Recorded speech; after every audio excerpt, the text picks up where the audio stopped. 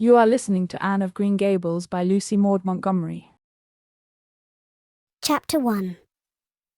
Mrs. Rachel Lynde is surprised. Mrs. Rachel Lynde lived just where the Avonlea main road dipped down into a little hollow, fringed with alders and ladies' eardrops, and traversed by a brook that had its source away back in the woods of the old Cuthbert place. It was reputed to be an intricate, headlong brook in its earlier course through those woods, with dark secrets of pool and cascade. But by the time it reached Lynde's Hollow, it was a quiet, well-conducted little stream, for not even a brook could run past Mrs. Rachel Lynde's door without due regard for decency and decorum. It probably was conscious that Mrs. Rachel was sitting at her window, keeping a sharp eye on everything that passed, from brooks and children up, and that if she noticed anything odd or out of place, she would never rest until she had ferreted out the whys and wherefores thereof. There are plenty of people, in Avonlea and out of it, who can attend closely to their neighbours' business by dint of neglecting their own. But Mrs. Rachel Lynde was one of those capable creatures who can manage their own concerns and those of other folks into the bargain. She was a notable housewife. Her work was always done and well done. She ran the sewing circle, helped run the Sunday school, and was the strongest prop of the Church Aid Society and Foreign Missions Auxiliary.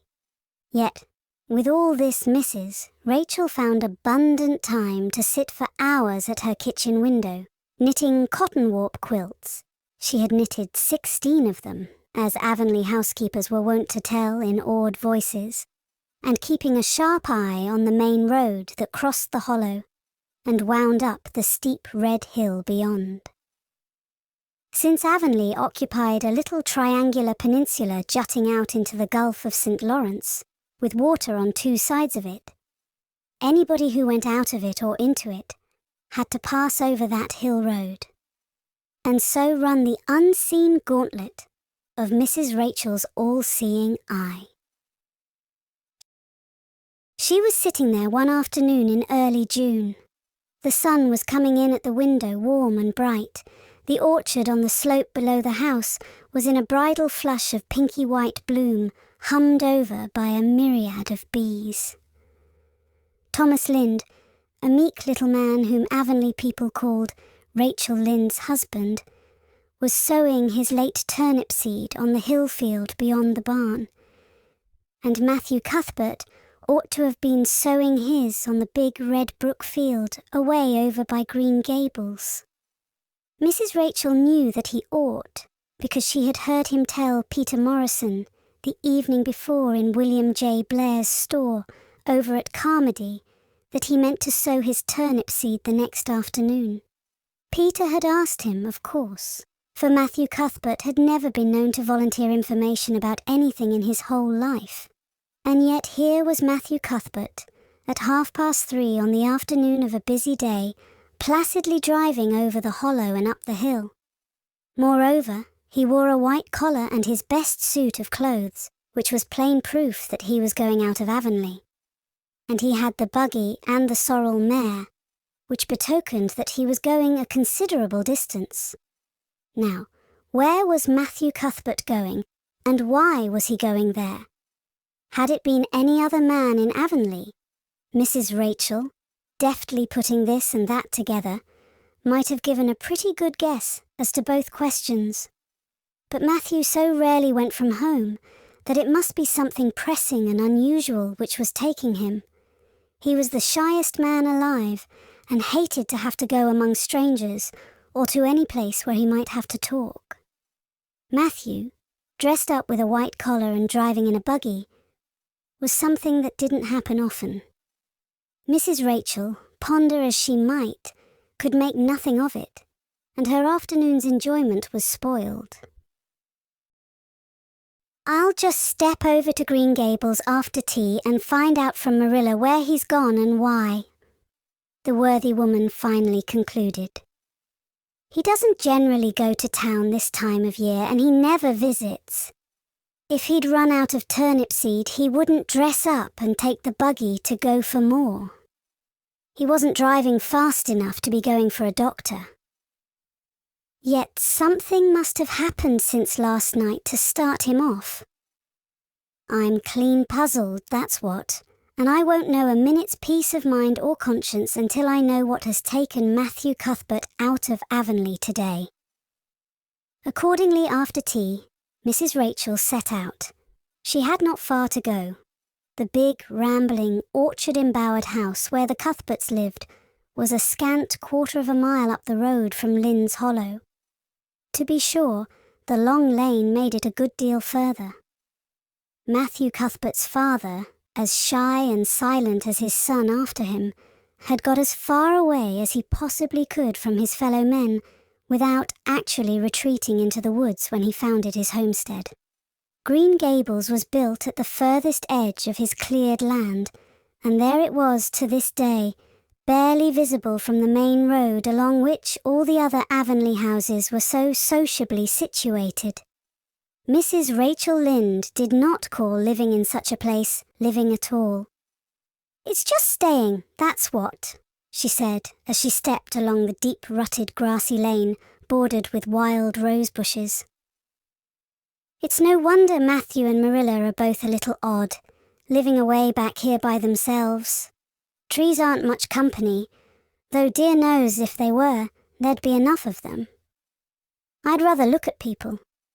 To be sure, they seem contented enough, but then I suppose they're used to it. A body can get used to anything, even to being hanged, as the Irishman said." With this missus, Rachel stepped out of the lane into the backyard of Green Gables. Very green and neat and precise was that yard, set about on one side with great patriarchal willows, and on the other with prim Lombardies. Not a stray stick nor stone was to be seen, for Mrs. Rachel would have seen it, if there had been. Privately, she was of the opinion that Marilla Cuthbert swept that yard over as often as she swept her house. One could have eaten a meal off the ground without over-brimming the proverbial peck of dirt. Mrs. Rachel rapped smartly at the kitchen door and stepped in when bidden to do so. The kitchen at Green Gables was a cheerful apartment, or would have been cheerful if it had not been so painfully clean as to give it something of the appearance of an unused parlour. Its windows looked east and west. Through the west one, looking out on the backyard, came a flood of mellow June sunlight, but the east one, whence you got a glimpse of the bloom-white cherry trees in the left orchard, and nodding slender birches down in the hollow by the brook, was greened over by a tangle of vines. Here sat Marilla Cuthbert, when she sat at all, always slightly distrustful of sunshine, which seemed to her too dancing and irresponsible a thing for a world which was meant to be taken seriously. And here she sat now, knitting, and the table behind her was laid for supper. Mrs. Rachel, before she had fairly closed the door, had taken a mental note of everything that was on that table. There were 3 plates laid, so that Marilla must be expecting someone home with Matthew to tea. But the dishes were everyday dishes, and there was only crab-apple preserves and one kind of cake, so that the expected company could not be any particular company. Yet what of Matthew's white collar and the sorrel mare? Mrs. Rachel was getting fairly dizzy with this unusual mystery about quiet, unmysterious Green Gables. "Good evening, Rachel," Marilla said briskly. "This is a real fine evening, isn't it? Won't you sit down? How are all your folks?" Something that for lack of any other name might be called friendship existed, and always had existed between Marilla Cuthbert and Mrs. Rachel, in spite of, or perhaps because of, their dissimilarity. Marilla was a tall, thin woman, with angles and without curves. Her dark hair showed some grey streaks, and was always twisted up in a hard little knot behind with 2 wire hairpins stuck aggressively through it. She looked like a woman of narrow experience and rigid conscience, which she was. but there was a saving something about her mouth, which, if it had been ever so slightly developed, might have been considered indicative of a sense of humour. "We're all pretty well," said Mrs. Rachel. "I was kind of afraid you weren't, though, when I saw Matthew starting off today. I thought maybe he was going to the doctor's." Marilla's lips twitched understandingly. She had expected Mrs. Rachel up. She had known that the sight of Matthew jaunting off so unaccountably would be too much for her neighbour's curiosity. "Oh no, I'm quite well, although I had a bad headache yesterday," she said. "Matthew went to Bright River. We're getting a little boy from an orphan asylum in Nova Scotia, and he's coming on the train tonight." If Marilla had said that Matthew had gone to Bright River to meet a kangaroo from Australia, Mrs. Rachel could not have been more astonished. She was actually stricken dumb for 5 seconds. It was unsupposable that Marilla was making fun of her, but Mrs. Rachel was almost forced to suppose it. "Are you in earnest, Marilla?" she demanded when voice returned to her.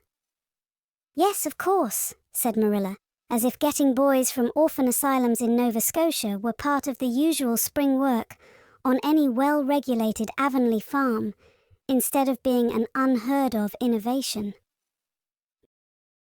Mrs. Rachel felt that she had received a severe mental jolt. She thought in exclamation points. A boy! Marilla and Matthew Cuthbert of all people adopting a boy. From an orphan asylum. Well, the world was certainly turning upside down. She would be surprised at nothing after this. Nothing. "What on earth put such a notion into your head?" she demanded disapprovingly. This had been done without her advice being asked, and must perforce be disapproved. "Well, we've been thinking about it for some time. All winter, in fact," returned Marilla. "Mrs. Alexander Spencer was up here one day before Christmas, and she said she was going to get a little girl from the asylum over in Hopeton in the spring. Her cousin lives there, and Mrs. Spencer has visited her and knows all about it. So Matthew and I have talked it over off and on ever since. We thought we'd get a boy. Matthew is getting up in years, you know. He's 60, and he isn't so spry as he once was. His heart troubles him a good deal, and you know how desperate hard it's got to be to get hired help. There's never anybody to be had but those stupid half-grown little French boys. And as soon as you do get one broke into your ways and taught something, he's up and off to the lobster canneries or the States. At first Matthew suggested getting a home boy, but I said no flat to that. They may be all right, I'm not saying they're not, but no London street Arabs for me, I said. Give me a native born at least. There'll be a risk, no matter who we get. But I'll feel easier in my mind and sleep sounder at nights if we get a born Canadian. So, in the end, we decided to ask Mrs. Spencer to pick us out one when she went over to get her little girl. We heard last week she was going, so we sent her word by Richard Spencer's folks at Carmody to bring us a smart, likely boy of about 10 or 11. We decided that would be the best age, old enough to be of some use in doing chores right off, and young enough to be trained up proper. We mean to give him a good home and schooling. We had a telegram from Mrs. Alexander Spencer today. The mailman brought it from the station, saying they were coming on the 5:30 train tonight. So Matthew went to Bright River to meet him. Mrs. Spencer will drop him off there. Of course she goes on to White Sands Station herself. Mrs. Rachel prided herself on always speaking her mind. She proceeded to speak it now, having adjusted her mental attitude to this amazing piece of news. "Well, Marilla, I'll just tell you plain that I think you're doing a mighty foolish thing, a risky thing, that's what. You don't know what you're getting. You're bringing a strange child into your house and home, and you don't know a single thing about him, nor what his disposition is like, nor what sort of parents he had, nor how he's likely to turn out. Why, it was only last week I read in the paper how a man and his wife up west of the island took a boy out of an orphan asylum, and he set fire to the house at night, set it on purpose, Marilla, and nearly burnt them to a crisp in their beds. And I know another case where an adopted boy used to suck the eggs. They couldn't break him of it. If you had asked my advice in the matter, which you didn't do, Marilla, I'd have said for mercy's sake not to think of such a thing. That's what. This, Job's comforting, seemed neither to offend nor to alarm Marilla. She knitted steadily on. I don't deny there's something in what you say, Rachel. I've had some qualms myself, but Matthew was terrible set on it. I could see that, so I gave in. It's so seldom Matthew sets his mind on anything that when he does, I always feel it's my duty to give in. And as for the risk, there's risks in pretty near everything a body does in this world. There's risks in people's having children of their own if it comes to that. They don't always turn out well. And then Nova Scotia is right close to the island. It isn't as if we were getting him from England or the States. He can't be much different from ourselves. Well, I hope it will turn out all right, said Mrs. Rachel, in a tone that plainly indicated her painful doubts. Only don't say I didn't warn you if he burns Green Gables down or puts strychnine in the well. I heard of a case over in New Brunswick where an orphan asylum child did that, and the whole family died in fearful agonies. Only it was a girl in that instance. Well, we're not getting a girl, said Marilla, as if poisoning wells were a purely feminine accomplishment, and not to be dreaded in the case of a boy. I'd never dream of taking a girl to bring up. I wonder at Mrs. Alexander Spencer for doing it. But there, she wouldn't shrink from adopting a whole orphan asylum if she took it into her head. Mrs. Rachel would have liked to stay until Matthew came home with his imported orphan. But reflecting that it would be a good 2 hours at least before his arrival, she concluded to go up the road to Robert Bell's and tell the news. It would certainly make a sensation second to none, and Mrs. Rachel dearly loved to make a sensation.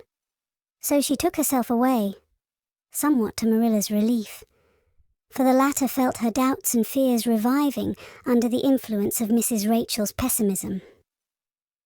Well, of all things that ever were or will be, ejaculated Mrs. Rachel, when she was safely out in the lane, it does really seem as if I must be dreaming. Well, I'm sorry for that poor young one, and no mistake. Matthew and Marilla don't know anything about children, and they'll expect him to be wiser and steadier than his own grandfather. If so be's he ever had a grandfather, which is doubtful. It seems uncanny to think of a child at Green Gables somehow. There's never been one there, for Matthew and Marilla were grown up when the new house was built. If they ever were children, which is hard to believe when one looks at them. I wouldn't be in that orphan's shoes for anything. My, but I pity him, that's what. So said Mrs. Rachel to the wild rose bushes out of the fullness of her heart. But if she could have seen the child who was waiting patiently at the Bright River station at that very moment, her pity would have been still deeper and more profound. Chapter 2. Matthew Cuthbert is surprised. Matthew Cuthbert and the sorrel mare jogged comfortably over the 8 miles to Bright River. It was a pretty road, running along between snug farmsteads, with now and again a bit of balsamy fir wood to drive through, or a hollow where wild plums hung out their filmy bloom. The air was sweet with the breath of many apple orchards, and the meadows sloped away in the distance to horizon mists of pearl and purple, while the little birds sang as if it were the one day of summer in all the year.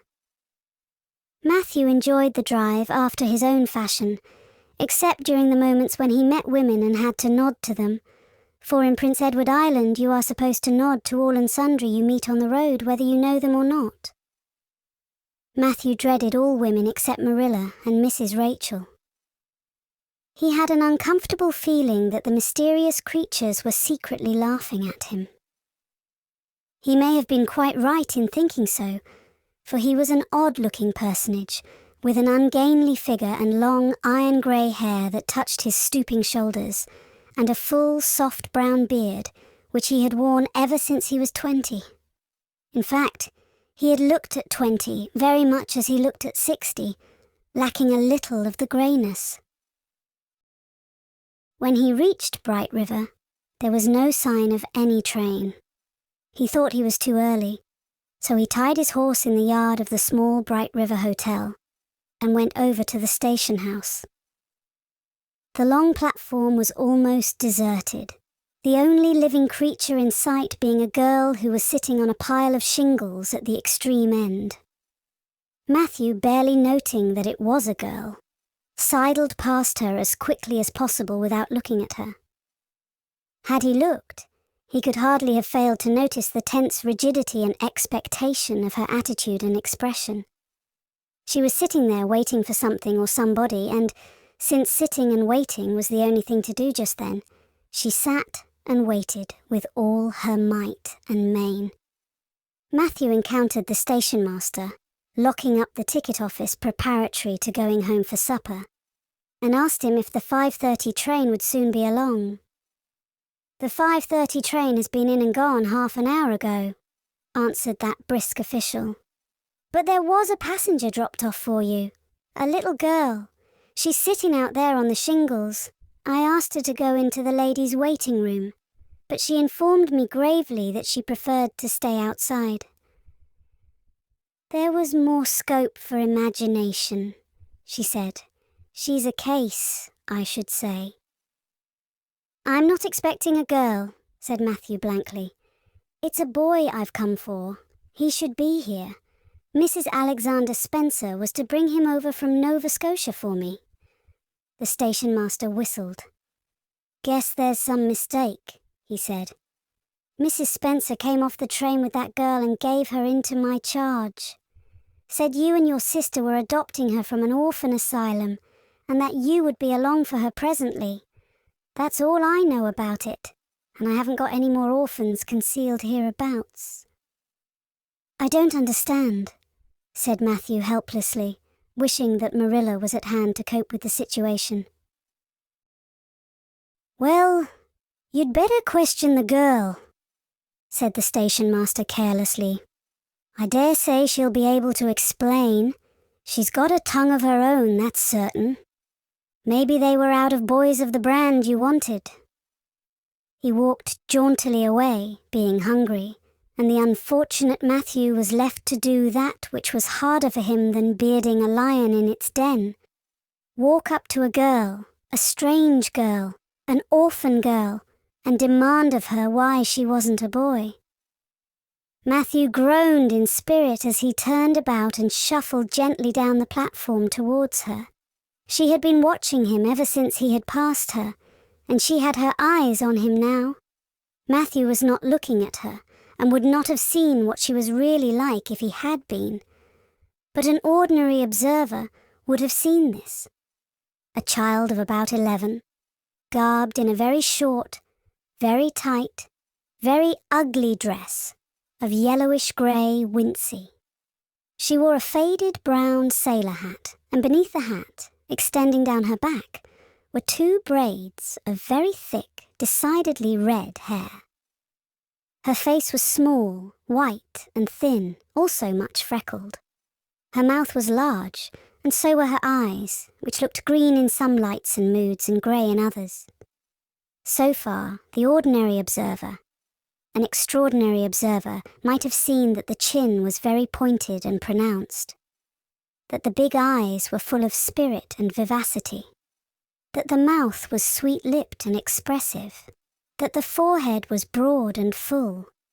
In short, our discerning, extraordinary observer might have concluded that no commonplace soul inhabited the body of this stray woman-child of whom shy Matthew Cuthbert was so ludicrously afraid.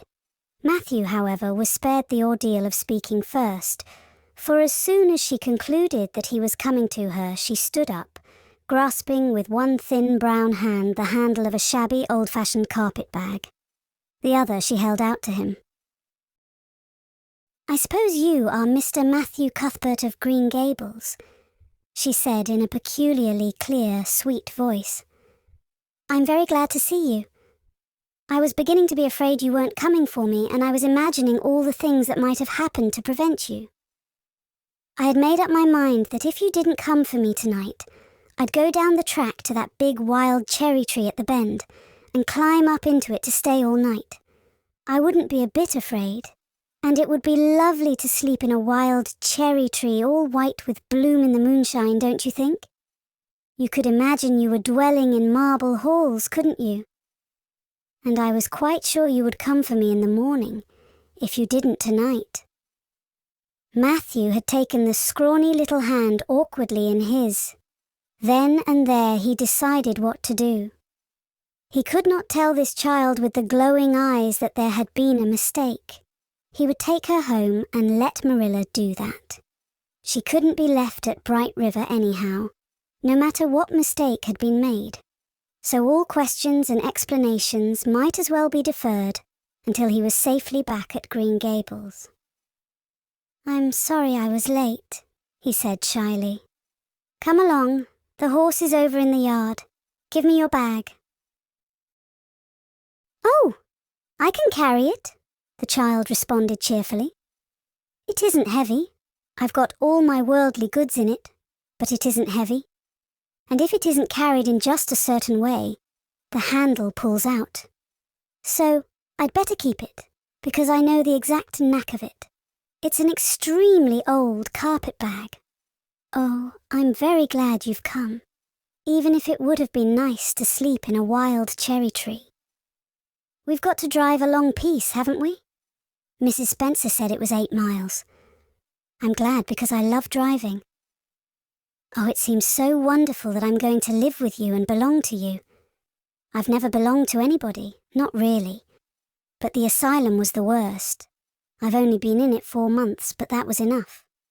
I don't suppose you ever were an orphan in an asylum, so you can't possibly understand what it is like. It's worse than anything you could imagine. Mrs. Spencer said it was wicked of me to talk like that, but I didn't mean to be wicked. It's so easy to be wicked without knowing it, isn't it? They were good, you know, the asylum people. But there is so little scope for the imagination in an asylum, only just in the other orphans. It was pretty interesting to imagine things about them. To imagine that perhaps the girl who sat next to you was really the daughter of a belted earl, who had been stolen away from her parents in her infancy by a cruel nurse who died before she could confess. I used to lie awake at nights and imagine things like that because I didn't have time in the day. I guess that's why I'm so thin. I am dreadful thin, ain't I? There isn't a pick on my bones. I do love to imagine I'm nice and plump, with dimples in my elbows. With this, Matthew's companion stopped talking, partly because she was out of breath, and partly because they had reached the buggy. Not another word did she say until they had left the village and were driving down a steep little hill, the road part of which had been cut so deeply into the soft soil that the banks, fringed with blooming wild cherry trees and slim white birches, were several feet above their heads. The child put out her hand and broke off a branch of wild plum that brushed against the side of the buggy. "Isn't that beautiful? What did that tree, leaning out from the bank, all white and lacy, make you think of?" she asked. "Well, now I don't know," said Matthew. "Why, a bride, of course. A bride all in white with a lovely misty veil. I've never seen one, but I can imagine what she would look like. I don't ever expect to be a bride myself. I'm so homely, nobody will ever want to marry me. Unless it might be a foreign missionary. I suppose a foreign missionary mightn't be very particular, but I do hope that someday I shall have a white dress. That is my highest ideal of earthly bliss. I just love pretty clothes, and I've never had a pretty dress in my life that I can remember. But of course it's all the more to look forward to, isn't it?" And then I can imagine that I'm dressed gorgeously. This morning when I left the asylum, I felt so ashamed because I had to wear this horrid old wincey dress. All the orphans had to wear them, you know. A merchant in Hopetoun last winter donated 300 yards of wincey to the asylum. Some people said it was because he couldn't sell it, but I'd rather believe that it was out of the kindness of his heart, wouldn't you? When we got on the train, I felt as if everybody must be looking at me and pitying me. But I just went to work and imagined that I had on the most beautiful pale blue silk dress, because when you are imagining, you might as well imagine something worthwhile.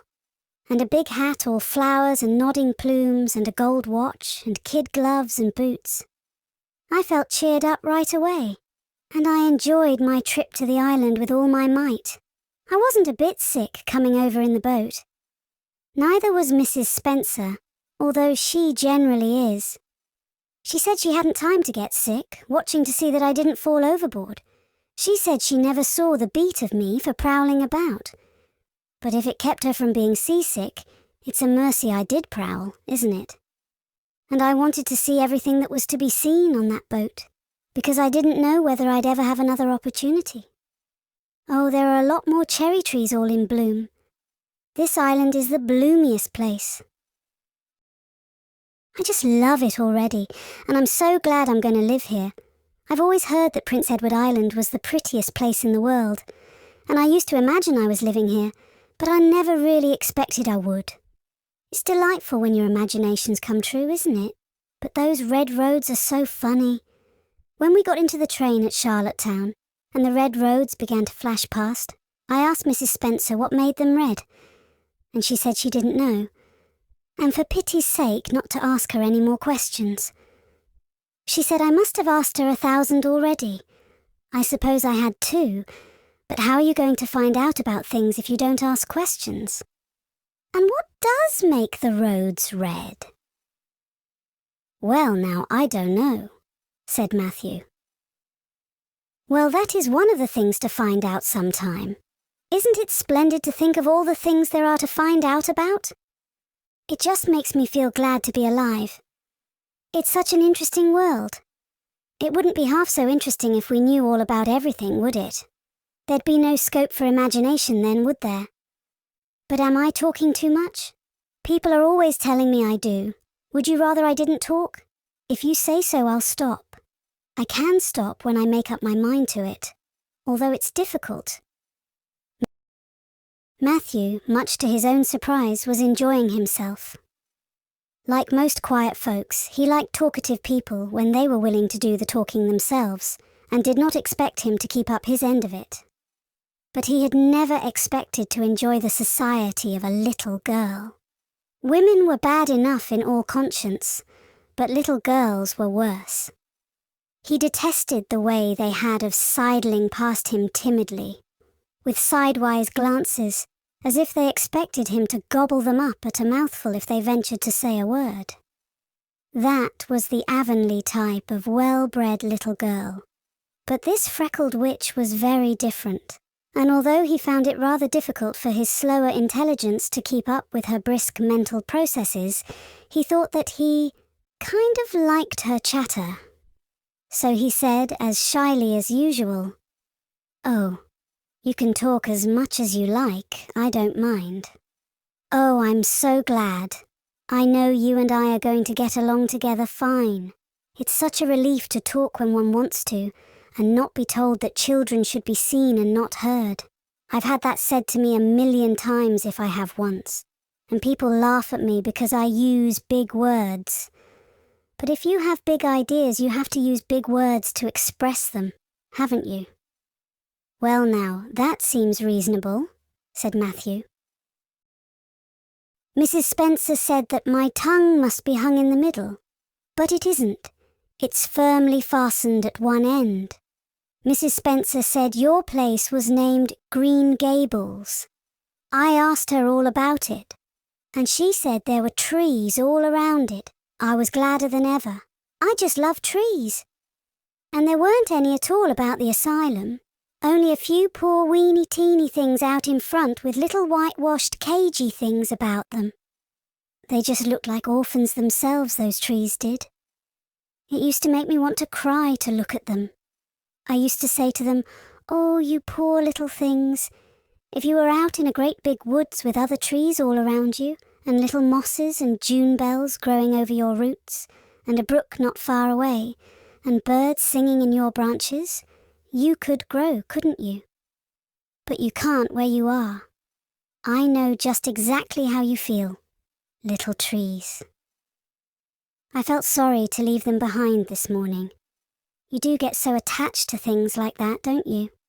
Is there a brook anywhere near Green Gables? I forgot to ask Mrs. Spencer that. Well now, yes, there's one right below the house. Fancy, it's always been one of my dreams to live near a brook. I never expected I would, though. Dreams don't often come true, do they? Wouldn't it be nice if they did? But just now I feel pretty nearly perfectly happy. I can't feel exactly perfectly happy because, well, what colour would you call this? She twitched one of her long glossy braids over her thin shoulder and held it up before Matthew's eyes. Matthew was not used to deciding on the tints of ladies' tresses, but in this case there couldn't be much doubt. "It's red, ain't it?" he said. The girl let the braid drop back with a sigh that seemed to come from her very toes, and to exhale forth all the sorrows of the ages. "Yes, it's red," she said resignedly. "Now you see why I can't be perfectly happy. Nobody could who has red hair. I don't mind the other things so much, the freckles and the green eyes and my skinniness. I can imagine them away. I can imagine that I have a beautiful rose-leaf complexion and lovely starry violet eyes. But I cannot imagine that red hair away. I do my best. I think to myself, now my hair is a glorious black, black as the raven's wing. But all the time I know it is just plain red, and it breaks my heart. It will be my lifelong sorrow.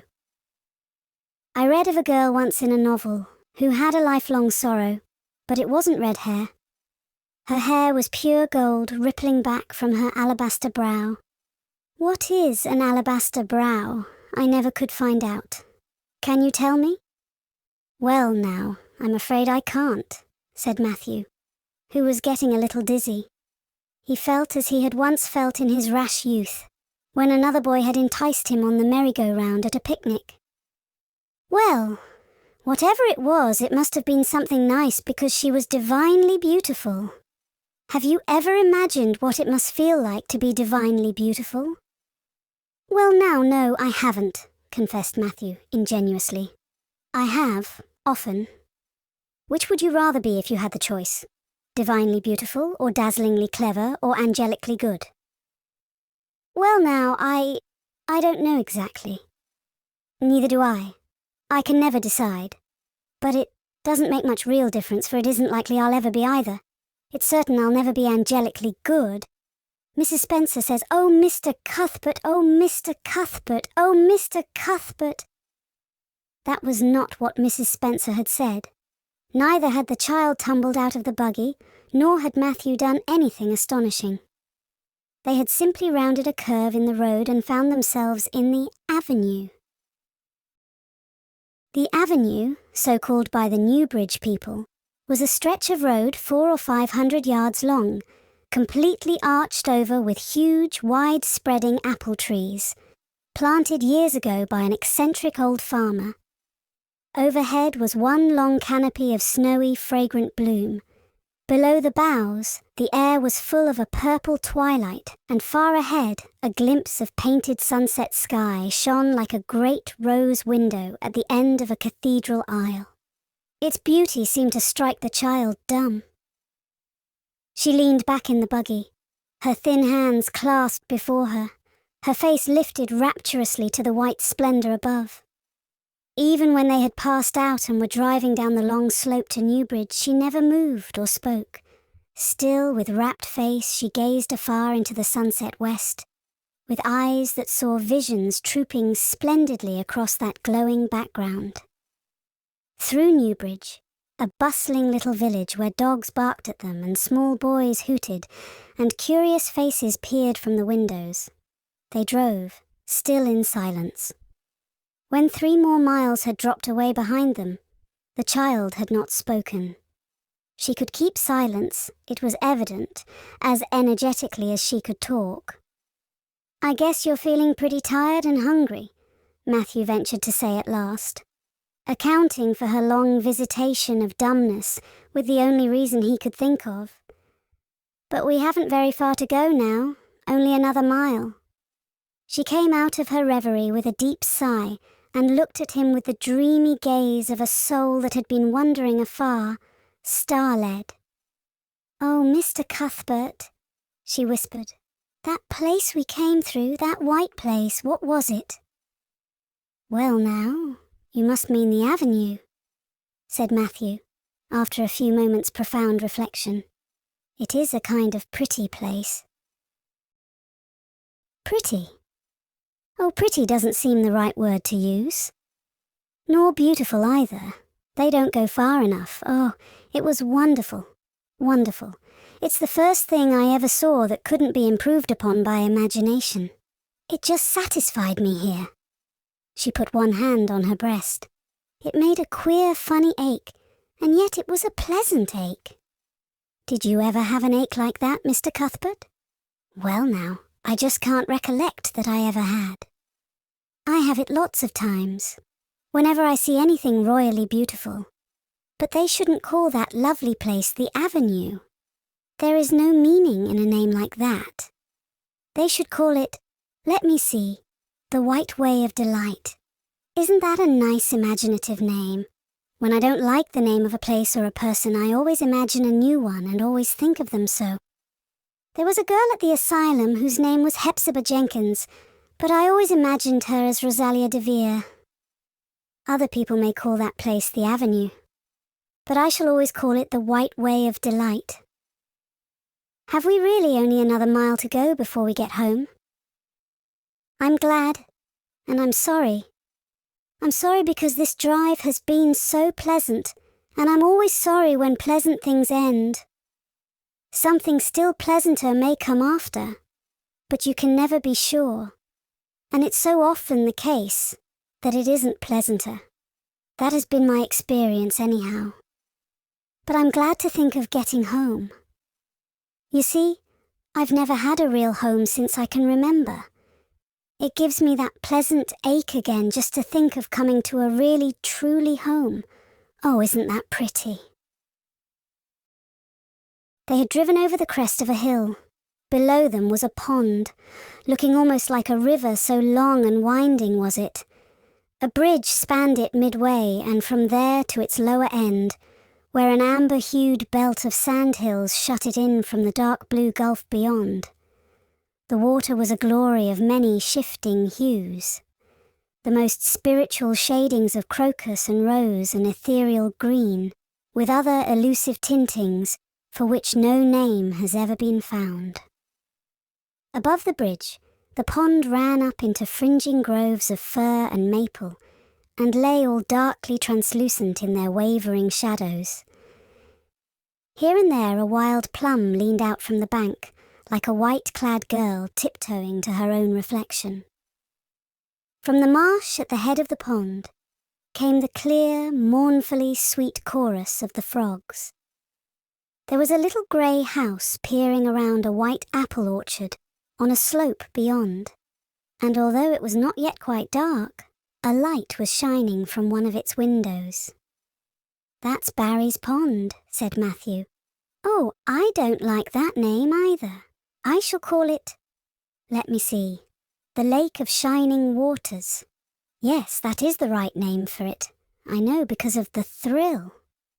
When I hit on a name that suits exactly, it gives me a thrill. Do things ever give you a thrill?" Matthew ruminated. "Well now, yes. It always kind of gives me a thrill to see them ugly white grubs that spade up in the cucumber beds. I hate the look of them." "Oh, I don't think that can be exactly the same kind of a thrill. Do you think it can?" There doesn't seem to be much connection between grubs and lakes of shining waters, does there?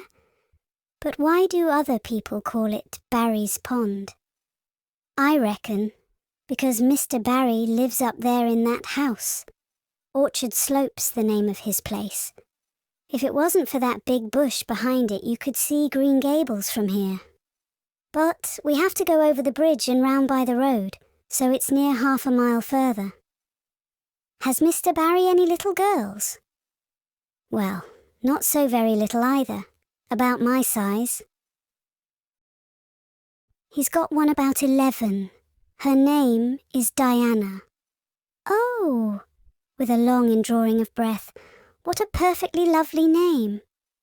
Well now, I don't know. There's something dreadful heathenish about it, seems to me. I'd rather Jane or Mary or some sensible name like that.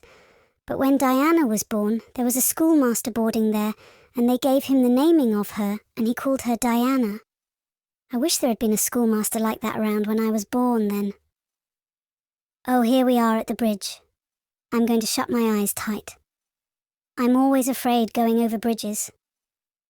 I can't help imagining that perhaps, just as we get to the middle, they'll crumple up like a jackknife and nip us.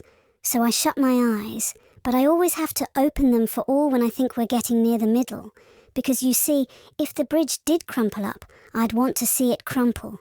What a jolly rumble it makes. I always like the rumble part of it. Isn't it splendid there are so many things to like in this world? There, we're over. Now I'll look back. Good night, dear Lake of Shining Waters. I always say good night to the things I love, just as I would to people. I think they like it. That water looks as if it was smiling at me. When they had driven up the further hill and around a corner, Matthew said, "We're pretty near home now.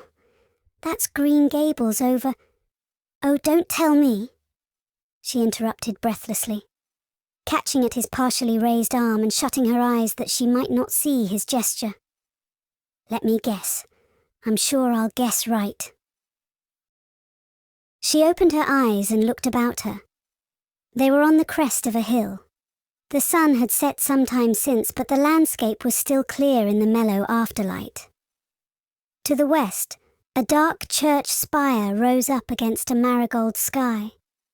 Below was a little valley, and beyond a long, gently rising slope with snug farmsteads scattered along it.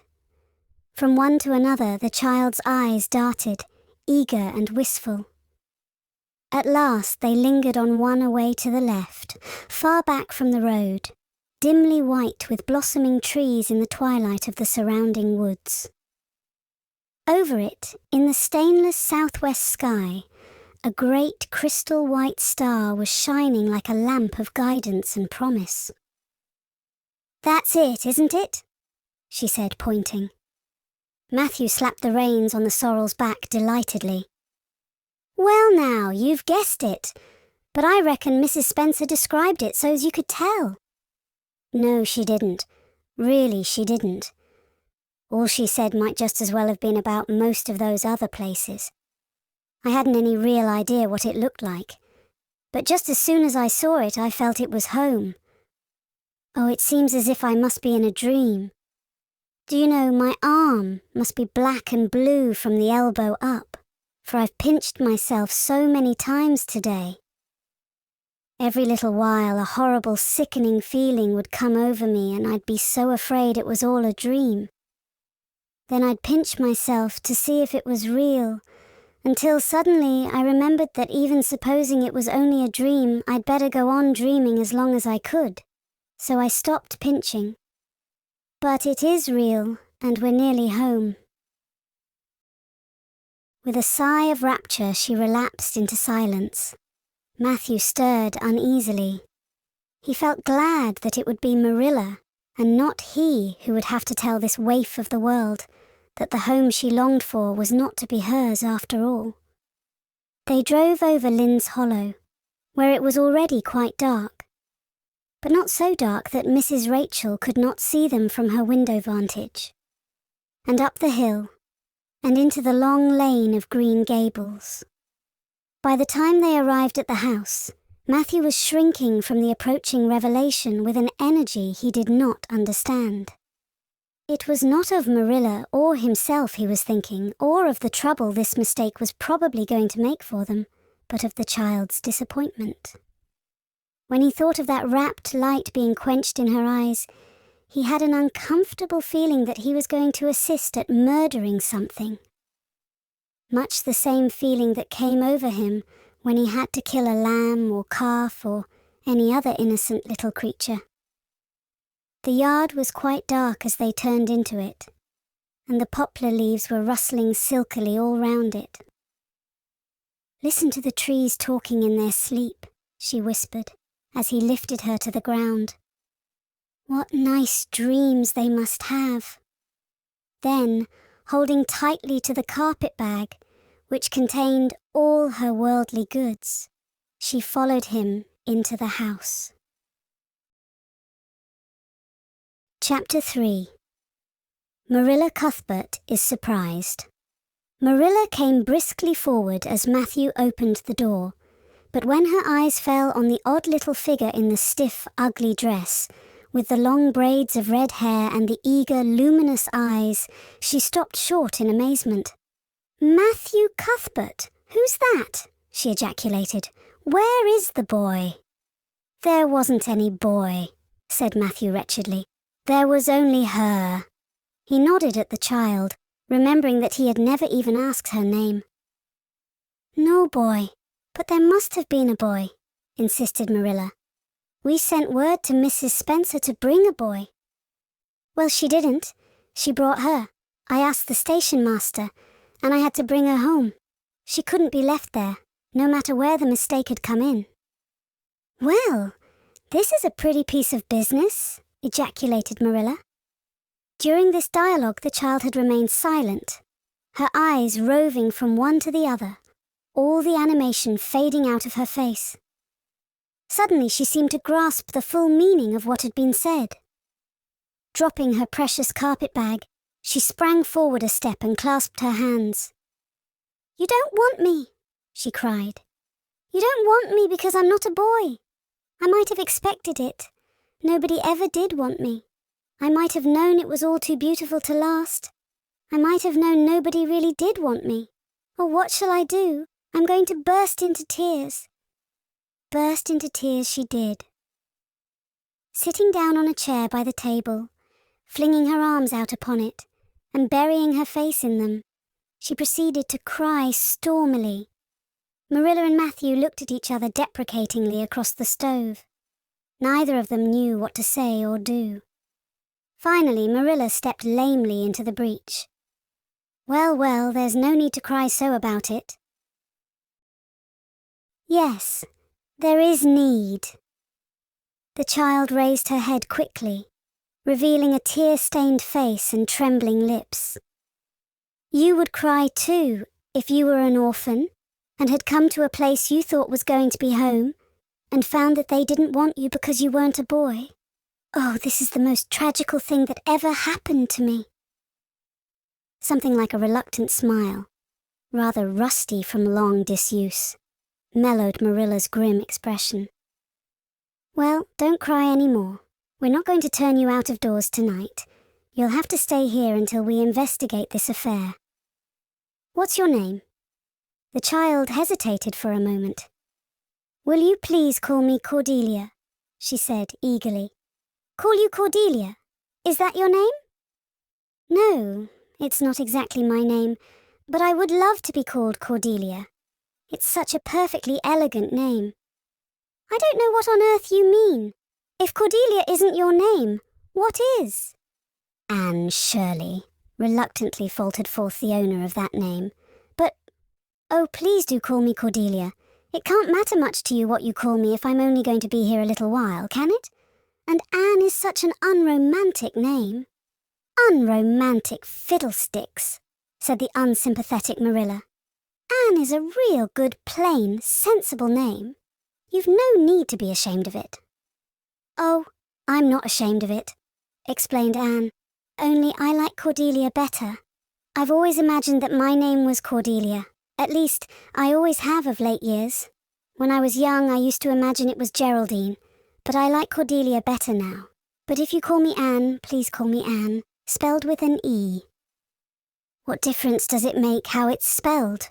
asked Marilla with another rusty smile as she picked up the teapot. "Oh, it makes such a difference. It looks so much nicer. When you hear a name pronounced, can't you always see it in your mind, just as if it was printed out? I can, and Anne looks dreadful, but Annie looks so much more distinguished. If you'll only call me Anne, spelled with an E, I shall try to reconcile myself to not being called Cordelia." "Very well then. Anne spelled with an E, can you tell us how this mistake came to be made?" "We sent word to Mrs. Spencer to bring us a boy. Were there no boys at the asylum?" "Oh yes, there was an abundance of them. But Mrs. Spencer said distinctly that you wanted a girl about 11 years old, and the matron said she thought I would do. You don't know how delighted I was. I couldn't sleep all last night for joy." "Oh," she added reproachfully, turning to Matthew. "Why didn't you tell me at the station that you didn't want me and leave me there? If I hadn't seen the White Way of Delight and the Lake of Shining Waters, it wouldn't be so hard." "What on earth does she mean?"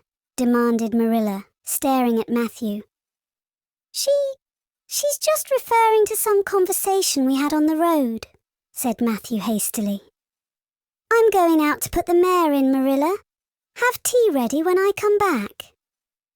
"Did Mrs. Spencer bring anybody over besides you?" continued Marilla, when Matthew had gone out. "She brought Lily Jones for herself. Lily is only 5 years old and she is very beautiful and had nut-brown hair. If I was very beautiful and had nut-brown hair, would you keep me?" "No. We want a boy to help Matthew on the farm. A girl would be of no use to us. Take off your hat. I'll lay it and your bag on the hall table." Anne took off her hat meekly. Matthew came back presently, and they sat down to supper. But Anne could not eat. In vain she nibbled at the bread and butter and pecked at the crab-apple preserve out of the little scalloped glass dish by her plate. She did not really make any headway at all.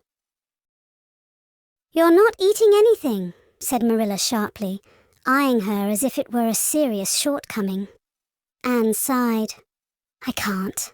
I'm in the depths of despair. Can you eat when you are in the depths of despair?" "I've never been in the depths of despair, so I can't say," responded Marilla. "Weren't you? Well, did you ever try to imagine you were in the depths of despair?" "No, I didn't." "Then I don't think you can understand what it's like. It's a very uncomfortable feeling indeed. When you try to eat, a lump comes right up in your throat and you can't swallow anything, not even if it was a chocolate caramel. I had one chocolate caramel once 2 years ago and it was simply delicious. I've often dreamed since then that I had a lot of chocolate caramels, but I always wake up just when I'm going to eat them. I do hope you won't be offended because I can't eat. Everything is extremely nice, but still, I cannot eat." "I guess she's tired," said Matthew, who hadn't spoken since his return from the barn. "Best put her to bed, Marilla." Marilla had been wondering where Anne should be put to bed. She had prepared a couch in the kitchen chamber for the desired and expected boy. But, although it was neat and clean, it did not seem quite the thing to put a girl there somehow. But the spare room was out of the question for such a stray waif. So there remained only the east gable room. Marilla lighted a candle and told Anne to follow her, which Anne spiritlessly did, taking her hat and carpet bag from the hall table as she passed. The hall was fearsomely clean. The little gable chamber in which she presently found herself seemed still cleaner. Marilla set the candle on a 3-legged, 3-cornered table and turned down the bedclothes. "I suppose you have a nightgown?" she questioned. Anne nodded. Yes, I have two. The matron of the asylum made them for me. They're fearfully skimpy. There is never enough to go around in an asylum, so things are always skimpy, at least in a poor asylum like ours. I hate skimpy night dresses. But one can dream just as well in them as in lovely trailing ones, with frills around the neck. That's one consolation. Well, undress as quick as you can and go to bed. I'll come back in a few minutes for the candle. I daren't trust you to put it out yourself. You'd likely set the place on fire. When Marilla had gone, Anne looked around her wistfully. The whitewashed walls were so painfully bare and staring that she thought they must ache over their own bareness. The floor was bare too, except for a round braided mat in the middle, such as Anne had never seen before. In one corner was the bed, a high, old-fashioned one, with 4 dark, low-turned posts. In the other corner was the aforesaid 3-cornered table, adorned with a fat, red velvet pincushion, hard enough to turn the point of the most adventurous pin. Above it hung a little 6x8 mirror. Midway between table and bed was the window, with an icy white muslin frill over it, and opposite it was the washstand. The whole apartment was of a rigidity not to be described in words, but which sent a shiver to the very marrow of Anne's bones. With a sob, she hastily discarded her garments, put on the skimpy nightgown, and sprang into bed, where she burrowed face downward into the pillow, and pulled the clothes over her head. When Marilla came up for the light, various skimpy articles of raiment scattered most untidily over the floor, and a certain tempestuous appearance of the bed were the only indications of any presence save her own. She deliberately picked up Anne's clothes, placed them neatly on a prim yellow chair, and then, taking up the candle, went over to the bed. "Good night," she said, a little awkwardly, but not unkindly. Anne's white face and big eyes appeared over the bedclothes with a startling suddenness. "How can you call it a good night when you know it must be the very worst night I've ever had?" she said reproachfully. Then she dived down into invisibility again. Marilla went slowly down to the kitchen and proceeded to wash the supper dishes. Matthew was smoking, a sure sign of perturbation of mind. He seldom smoked, for Marilla set her face against it as a filthy habit. But at certain times and seasons he felt driven to it, and then Marilla winked at the practice, realizing that a mere man must have some vent for his emotions. "Well, this is a pretty kettle of fish," she said wrathfully. "This is what comes of sending word instead of going ourselves. Richard Spencer's folks have twisted that message somehow. One of us will have to drive over and see Mrs. Spencer tomorrow, that's certain. This girl will have to be sent back to the asylum." "Yes, I suppose so," said Matthew reluctantly. "You suppose so, don't you know it? Well now, she's a real nice little thing, Marilla. It's kind of a pity to send her back when she's so set on staying here." "Matthew Cuthbert, you don't mean to say you think we ought to keep her?" Marilla's astonishment could not have been greater if Matthew had expressed a predilection for standing on his head. "Well now, no, I suppose not, not exactly," stammered Matthew, uncomfortably driven into a corner for his precise meaning. "I suppose we could hardly be expected to keep her." "I should say not. What good would she be to us?" "We might be some good to her," said Matthew suddenly and unexpectedly. "Matthew Cuthbert, I believe that child has bewitched you. I can see as plain that you want to keep her." "Well now, she's a real interesting little thing," persisted Matthew.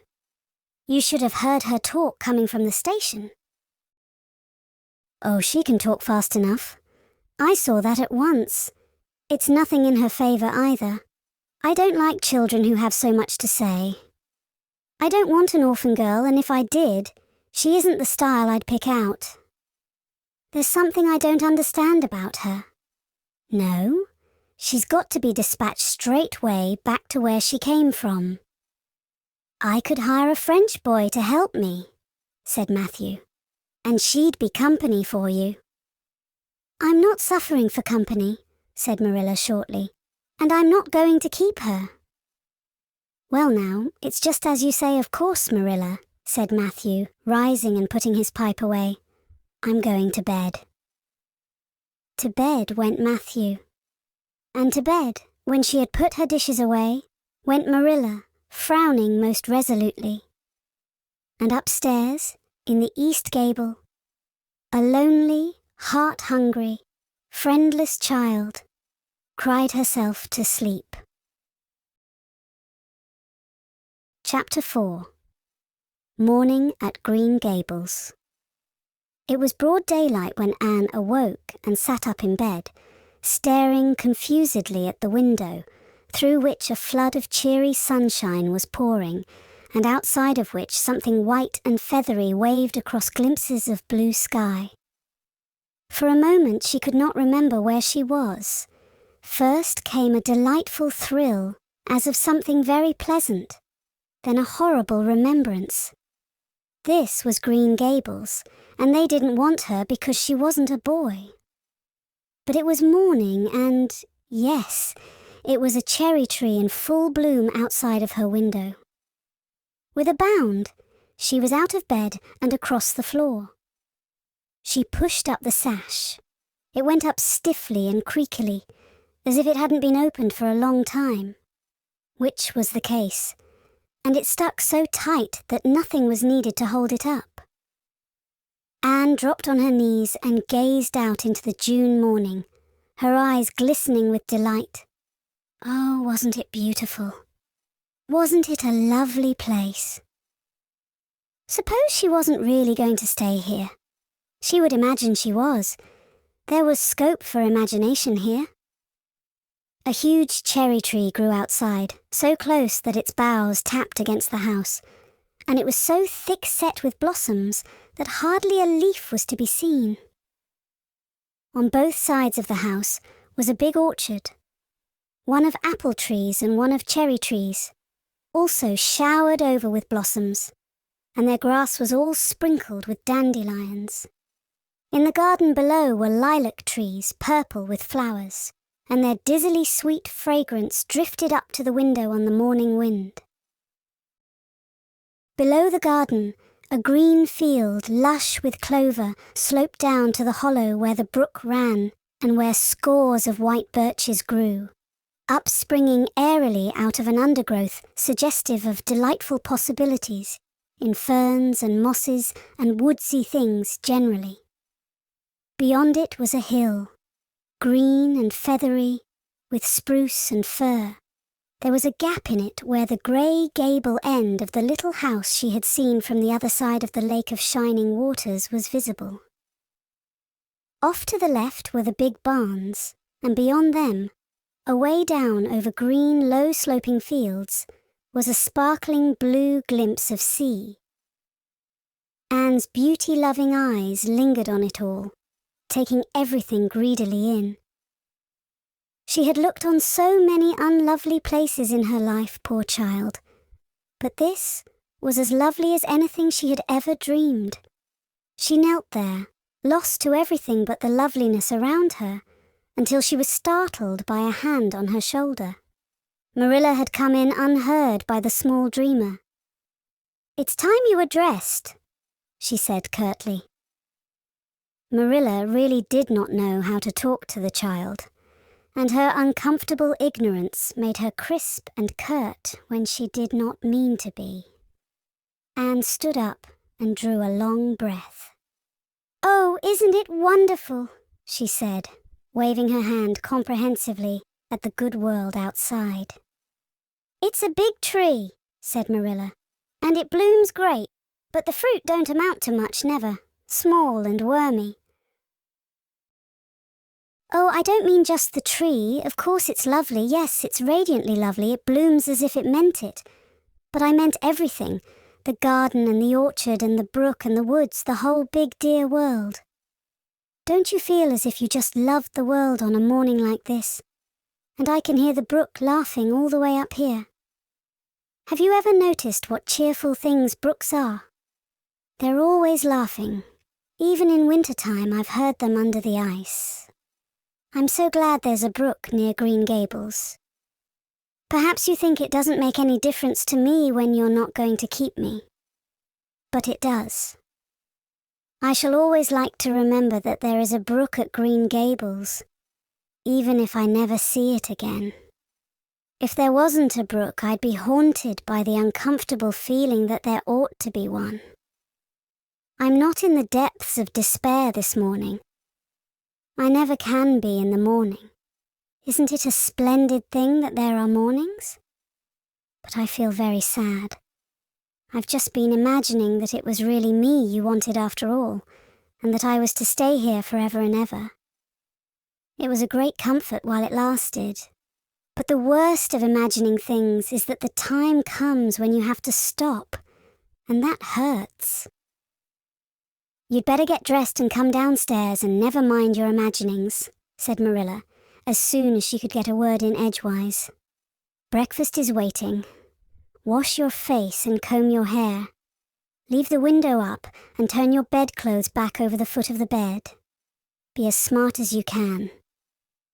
Anne could evidently be smart to some purpose, for she was downstairs in 10 minutes' time, with her clothes neatly on, her hair brushed and braided, her face washed, and a comfortable consciousness pervading her soul that she had fulfilled all Marilla's requirements.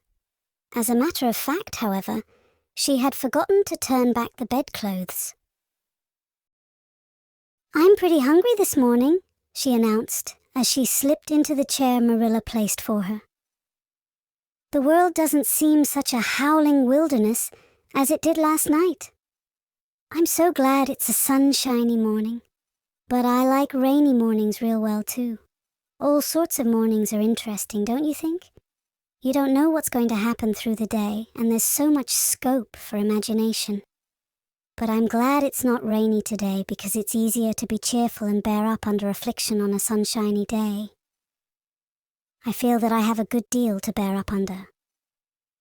It's all very well to read about sorrows and imagine yourself living through them heroically, but it's not so nice when you really come to have them, is it?"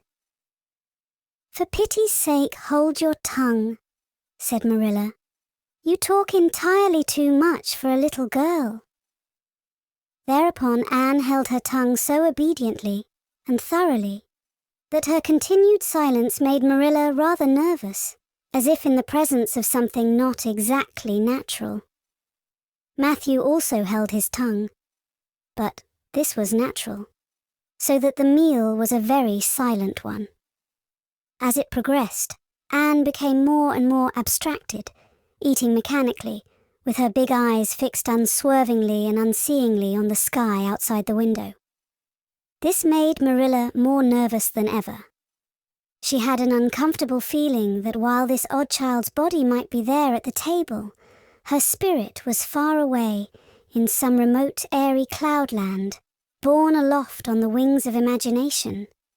Who would want such a child about the place? Yet Matthew wished to keep her, of all unaccountable things. Marilla felt that he wanted it just as much this morning as he had the night before, and that he would go on wanting it. That was Matthew's way. Take a whim into his head and cling to it with the most amazing silent persistency. A persistency 10 times more potent and effectual in its very silence than if he had talked it out. When the meal was ended, Anne came out of her reverie and offered to wash the dishes. "Can you wash dishes right?" asked Marilla distrustfully. "Pretty well. I'm better at looking after children, though. I've had so much experience at that. It's such a pity you haven't any here for me to look after. I don't feel as if I wanted any more children to look after than I've got at present. You're problem enough in all conscience. What's to be done with you, I don't know. Matthew is a most ridiculous man." "I think he's lovely," said Anne reproachfully. "He is so very sympathetic. He didn't mind how much I talked. He seemed to like it. I felt that he was a kindred spirit as soon as ever I saw him." "You're both queer enough, if that's what you mean by kindred spirits," said Marilla with a sniff. "Yes, you may wash the dishes. Take plenty of hot water, and be sure you dry them well. I've got enough to attend to this morning, for I'll have to drive over to White Sands in the afternoon and see Mrs. Spencer. You'll come with me, and we'll settle what's to be done with you. After you've finished the dishes, go upstairs and make your bed." Anne washed the dishes deftly enough, as Marilla, who kept a sharp eye on the process, discerned. Later on, she made her bed less successfully, for she had never learned the art of wrestling with a feather tick. But it was done somehow and smoothed down, and then Marilla, to get rid of her, told her she might go out of doors and amuse herself until dinner time. Anne flew to the door, face alight, eyes glowing. On the very threshold she stopped short, wheeled about, came back and sat down by the table, light and glow as effectually blotted out as if someone had clapped an extinguisher on her. "What's the matter now?" demanded Marilla. "I don't dare go out," said Anne, in the tone of a martyr relinquishing all earthly joys. "If I can't stay here, there is no use in my loving Green Gables. And if I go out there and get acquainted with all those trees and flowers and the orchard and the brook, I'll not be able to help loving it. It's hard enough now, so I won't make it any harder. I want to go out so much. Everything seems to be calling to me. Anne, Anne, come out to us. Anne, Anne, we want a playmate." But it's better not. There is no use in loving things if you have to be torn from them, is there? And it's so hard to keep from loving things, isn't it? That was why I was so glad when I thought I was going to live here. I thought I'd have so many things to love and nothing to hinder me. But that brief dream is over. I am resigned to my fate now, so I don't think I'll go out for fear I'll get unresigned again. What is the name of that geranium on the windowsill, please? That's the apple-scented geranium. Oh, I don't mean that sort of a name. I mean just a name you gave it yourself. Didn't you give it a name? May I give it one, then? May I call it... Let me see. Bonnie would do. May I call it Bonnie while I'm here? Oh, do let me. Goodness, I don't care. But where on earth is the sense of naming a geranium? Oh, I like things to have handles even if they are only geraniums. It makes them seem more like people. How do you know but that it hurts a geranium's feelings just to be called a geranium and nothing else? You wouldn't like to be called nothing but a woman all the time. Yes, I shall call it Bonnie. I named that cherry tree outside my bedroom window this morning. I called it Snow Queen because it was so white. Of course, it won't always be in blossom, but one can imagine that it is, can't one? I never in all my life saw or heard anything to equal her, muttered Marilla, beating a retreat down to the cellar after potatoes. She is kind of interesting, as Matthew says. I can feel already that I'm wondering what on earth she'll say next. She'll be casting a spell over me too. She's cast it over Matthew.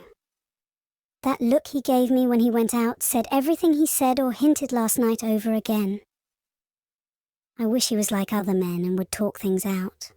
A body could answer back then and argue him into reason. But what's to be done with a man who just looks?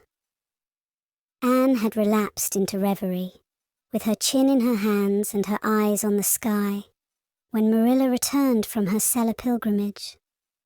There, Marilla left her until the early dinner was on the table. "I suppose I can have the mare and buggy this afternoon, Matthew?" said Marilla. Matthew nodded and looked wistfully at Anne. Marilla intercepted the look and said grimly, "I'm going to drive over to White Sands and settle this thing. I'll take Anne with me, and Mrs. Spencer will probably make arrangements to send her back to Nova Scotia at once. I'll set your tea out for you, and I'll be home in time to milk the cows." Still, Matthew said nothing, and Marilla had a sense of having wasted words and breath. There is nothing more aggravating than a man who won't talk back, unless it is a woman who won't. Matthew hitched the sorrel into the buggy in due time, and Marilla and Anne set off.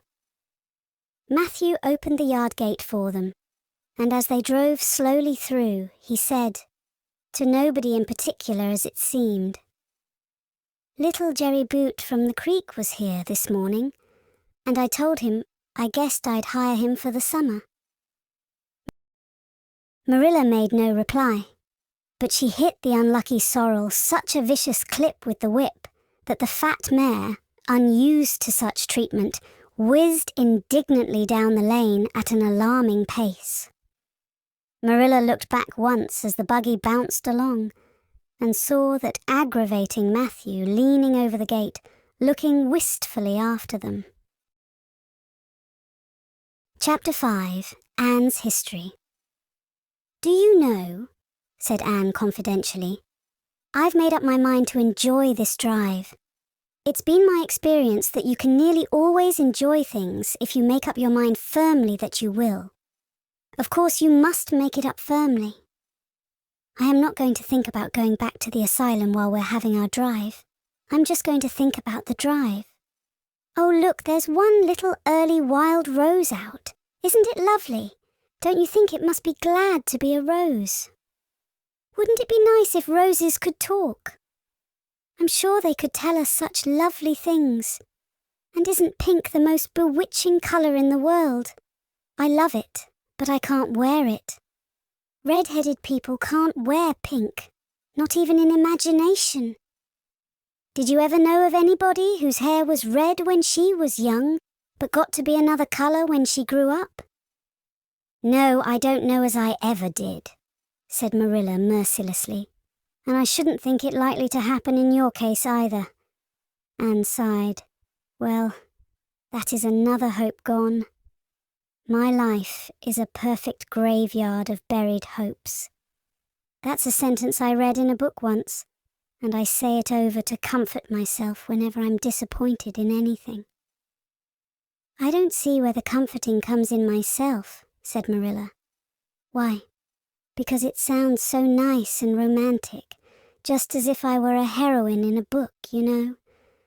I am so fond of romantic things, and a graveyard full of buried hopes is about as romantic a thing as one can imagine, isn't it? I'm rather glad I have one. Are we going across the Lake of Shining Waters today?" "We're not going over Barry's Pond, if that's what you mean by your Lake of Shining Waters. We're going by the Shore Road." "Shore Road sounds nice," said Anne dreamily. "Is it as nice as it sounds? Just when you said Shore Road, I saw it in a picture in my mind, as quick as that. And White Sands is a pretty name too. But I don't like it as well as Avonlea. Avonlea is a lovely name. It just sounds like music. How far is it to White Sands?" "It's 5 miles. And as you're evidently bent on talking, you might as well talk to some purpose by telling me what you know about yourself." "Oh, what I know about myself isn't really worth telling," said Anne eagerly. "If you'll only let me tell you what I imagine about myself, you'll think it ever so much more interesting." "No, I don't want any of your imaginings. Just you stick to bald facts. Begin at the beginning. Where were you born, and how old are you?" "I was 11 last March," said Anne, resigning herself to bald facts with a little sigh.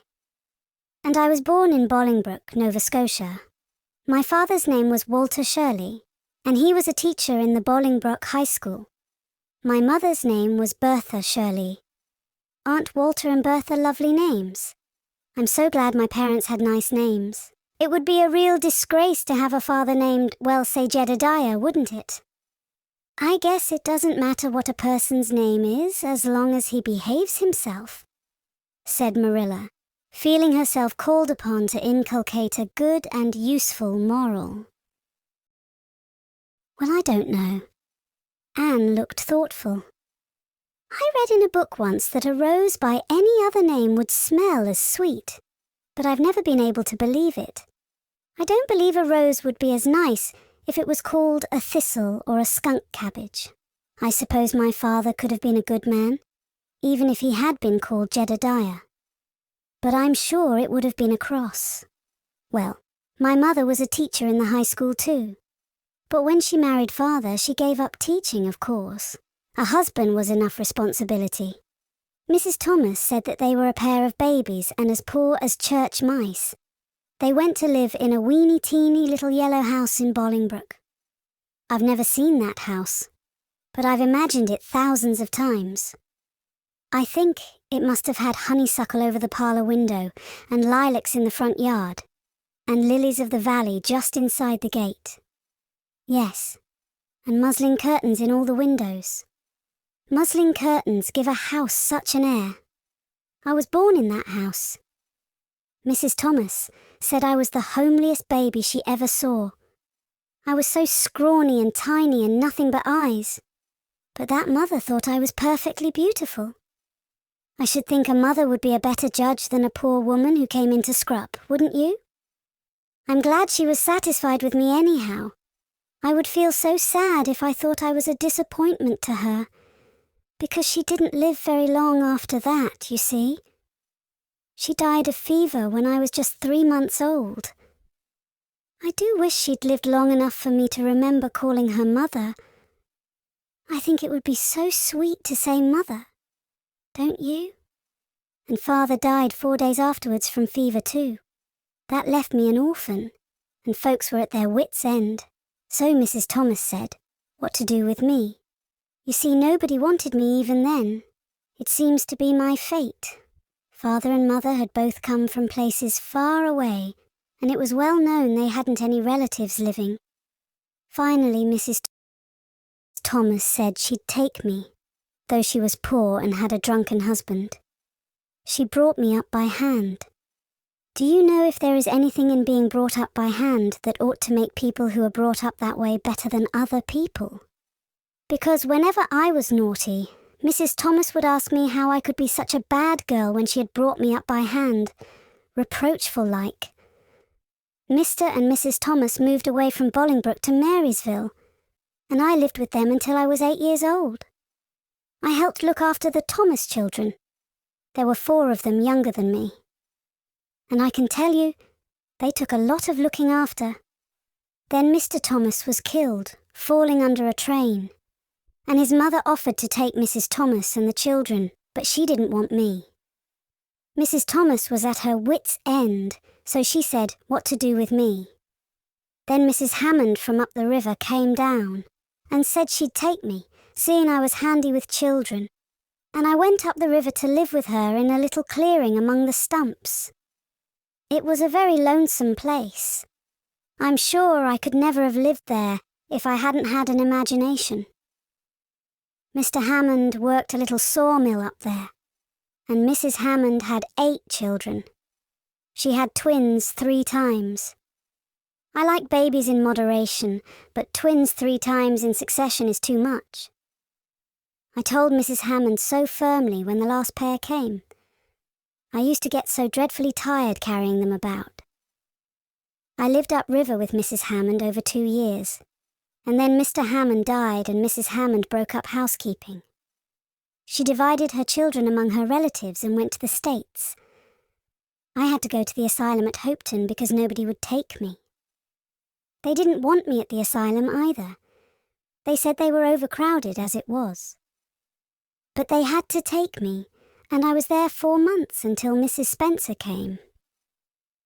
Anne finished up with another sigh, of relief this time.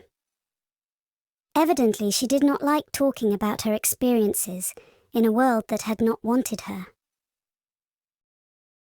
"Did you ever go to school?" demanded Marilla, turning the sorrel mare down the shore road. "Not a great deal. I went a little the last year I stayed with Mrs. Thomas. When I went upriver, we were so far from a school that I couldn't walk it in winter, and there was vacation in summer, so I could only go in the spring and fall. But of course I went while I was at the asylum. I can read pretty well, and I know ever so many pieces of poetry off by heart. The Battle of Hohenlinden and Edinburgh after Flodden, and Bingen on the Rhine, and lots of The Lady of the Lake and most of The Seasons by James Thompson. Don't you just love poetry that gives you a crinkly feeling up and down your back? There is a piece in the Fifth Reader, The Downfall of Poland, that is just full of thrills. Of course, I wasn't in the Fifth Reader, I was only in the Fourth, but the big girls used to lend me theirs to read." "Were those women, Mrs. Thomas and Mrs. Hammond, good to you?" asked Marilla, looking at Anne out of the corner of her eye. "Oh," faltered Anne. Her sensitive little face suddenly flushed scarlet, and embarrassment sat on her brow. "Oh, they meant to be. I know they meant to be just as good and kind as possible. And when people mean to be good to you, you don't mind very much when they're not quite. Always. They had a good deal to worry them, you know. It's very trying to have a drunken husband, you see, and it must be very trying to have twins 3 times in succession, don't you think? But I feel sure they meant to be good to me." Marilla asked no more questions. Anne gave herself up to a silent rapture over the shore road, and Marilla guided the sorrel abstractedly while she pondered deeply. Pity was suddenly stirring in her heart for the child. What a starved, unloved life she had had, a life of drudgery and poverty and neglect. For Marilla was shrewd enough to read between the lines of Anne's history and divine the truth. No wonder she had been so delighted at the prospect of a real home. It was a pity she had to be sent back. What if she, Marilla, should indulge Matthew's unaccountable whim and let her stay? He was set on it, and the child seemed a nice, teachable little thing. She's got too much to say, thought Marilla, but she might be trained out of that. And there's nothing rude or slangy in what she does say. She's ladylike. It's likely her people were nice folks. The shore road was woodsy and wild and lonesome.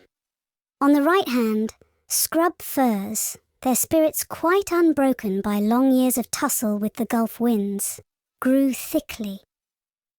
On the left were the steep red sandstone cliffs, so near the track in places that a mare of less steadiness than the sorrel might have tried the nerves of the people behind her.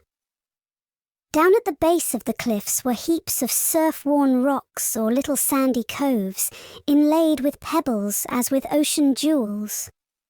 Beyond lay the sea, shimmering and blue, and over it soared the gulls, their pinions flashing silvery in the sunlight.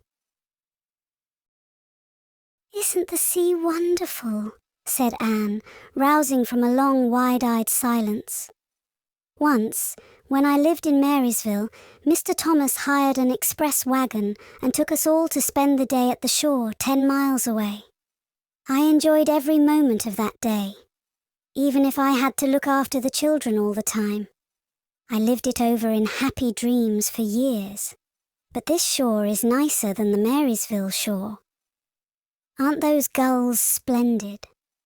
Would you like to be a gull? I think I would.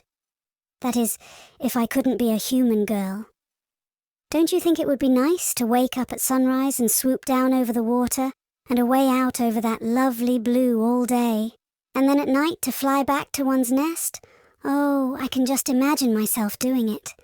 What big house is that just ahead, please?" "That's the White Sands Hotel. Mr. Kirk runs it, but the season hasn't begun yet. There are heaps of Americans come there for the summer. They think this shore is just about right." I was afraid it might be Mrs. Spencer's place, said Anne mournfully. I don't want to get there. Somehow, it will seem like the end of everything. Chapter 6. Marilla makes up her mind. Get there they did, however, in due season.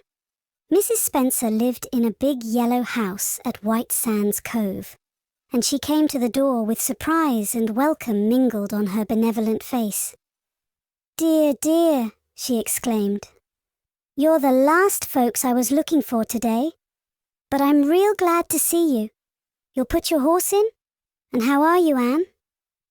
I'm as well as can be expected, thank you, said Anne smilelessly. A blight seemed to have descended on her. I suppose we'll stay a little while to rest the mare, said Marilla, but I promised Matthew I'd be home early. The fact is, Mrs. Spencer, there's been a queer mistake somewhere, and I've come over to see where it is. We sent word, Matthew and I, for you to bring us a boy from the asylum. We told your brother Robert to tell you we wanted a boy, 10 or 11 years old. Marilla Cuthbert, you don't say so, said Mrs. Spencer in distress. Why, Robert sent word down by his daughter Nancy, and she said you wanted a girl, didn't she, Flora Jane? Appealing to her daughter who had come out to the steps. She certainly did, Miss Cuthbert, corroborated Flora Jane earnestly. I'm dreadful sorry, said Mrs. Spencer. It's too bad, but it certainly wasn't my fault, you see, Miss Cuthbert. I did the best I could, and I thought I was following your instructions. Nancy is a terrible flighty thing. I've often had to scold her well for her heedlessness. It was our own fault, said Marilla resignedly. We should have come to you ourselves and not left an important message to be passed along by word of mouth in that fashion. Anyhow, the mistake has been made, and the only thing to do now is to set it right. Can we send the child back to the asylum? I suppose they'll take her back, won't they? I suppose so, said Mrs. Spencer thoughtfully. But I don't think it will be necessary to send her back. Mrs. Peter Blewett was up here yesterday, and she was saying to me how much she wished she'd sent by me for a little girl to help her. Mrs. Peter has a large family, you know, and she finds it hard to get help. Anne will be the very girl for her. I call it positively providential. Marilla did not look as if she thought Providence had much to do with the matter. Here was an unexpectedly good chance to get this unwelcome orphan off her hands, and she did not even feel grateful for it. She knew Mrs. Peter Blewett only by sight as a small, shrewish-faced woman without an ounce of superfluous flesh on her bones. But she had heard of her. A terrible worker and driver, Mrs. Peter was said to be, and discharged servant girls told fearsome tales of her temper and stinginess, and her family of pert, quarrelsome children. Marilla felt a qualm of conscience at the thought of handing Anne over to her tender mercies. Well, I'll go in, and we'll talk the matter over, she said. And if there isn't Mrs. Peter coming up the lane this blessed minute, exclaimed Mrs. Spencer, bustling her guests through the hall into the parlour, where a deadly chill struck on them, as if the air had been strained so long through dark green, closely drawn blinds that it had lost every particle of warmth it had ever possessed. That is real lucky, for we can settle the matter right away. Take the armchair, Miss Cuthbert. Anne, you sit here on the ottoman and don't wriggle. Let me take your hats. Flora Jane, go out and put the kettle on. Good afternoon, Mrs. Blewett. We were just saying how fortunate it was you happened along. Let me introduce you two ladies. Mrs. Blewett, Miss Cuthbert. Please excuse me for just a moment. I forgot to tell Flora Jane to take the buns out of the oven. Mrs. Spencer whisked away after pulling up the blinds, Anne, sitting mutely on the ottoman, with her hands clasped tightly in her lap, stared at Mrs. Blewett as one fascinated. Was she to be given into the keeping of this sharp-faced, sharp-eyed woman? She felt a lump coming up in her throat, and her eyes smarted painfully.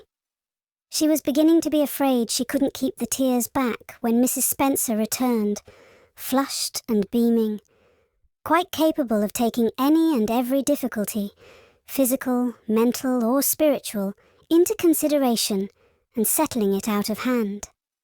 "It seems there's been a mistake about this little girl, Mrs. Blewett," she said.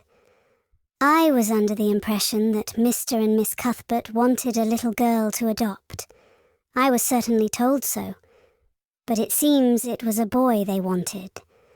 So, if you're still of the same mind you were yesterday, I think she'll be just the thing for you."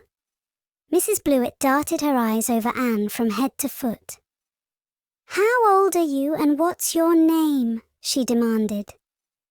"Anne Shirley," faltered the shrinking child, not daring to make any stipulations regarding the spelling thereof, "and I'm 11 years old." You don't look as if there was much to you. But you're wiry." "I don't know, but the wiry ones are the best after all." "Well, if I take you, you'll have to be a good girl, you know. Good and smart and respectful. I'll expect you to earn your keep, and no mistake about that." "Yes, I suppose I might as well take her off your hands, Miss Cuthbert. The baby's awful fractious, and I'm clean worn out attending to him. If you like, I can take her right home now." Marilla looked at Anne and softened at sight of the child's pale face with its look of mute misery. The misery of a helpless little creature who finds itself once more caught in the trap from which it had escaped. Marilla felt an uncomfortable conviction that, if she denied the appeal of that look, it would haunt her to her dying day. Moreover, she did not fancy Mrs. Blewett. To hand a sensitive, high-strung child over to such a woman, no, she could not take the responsibility of doing that. "Well, I don't know," she said slowly. "I didn't say that Matthew and I had absolutely decided that we wouldn't keep her.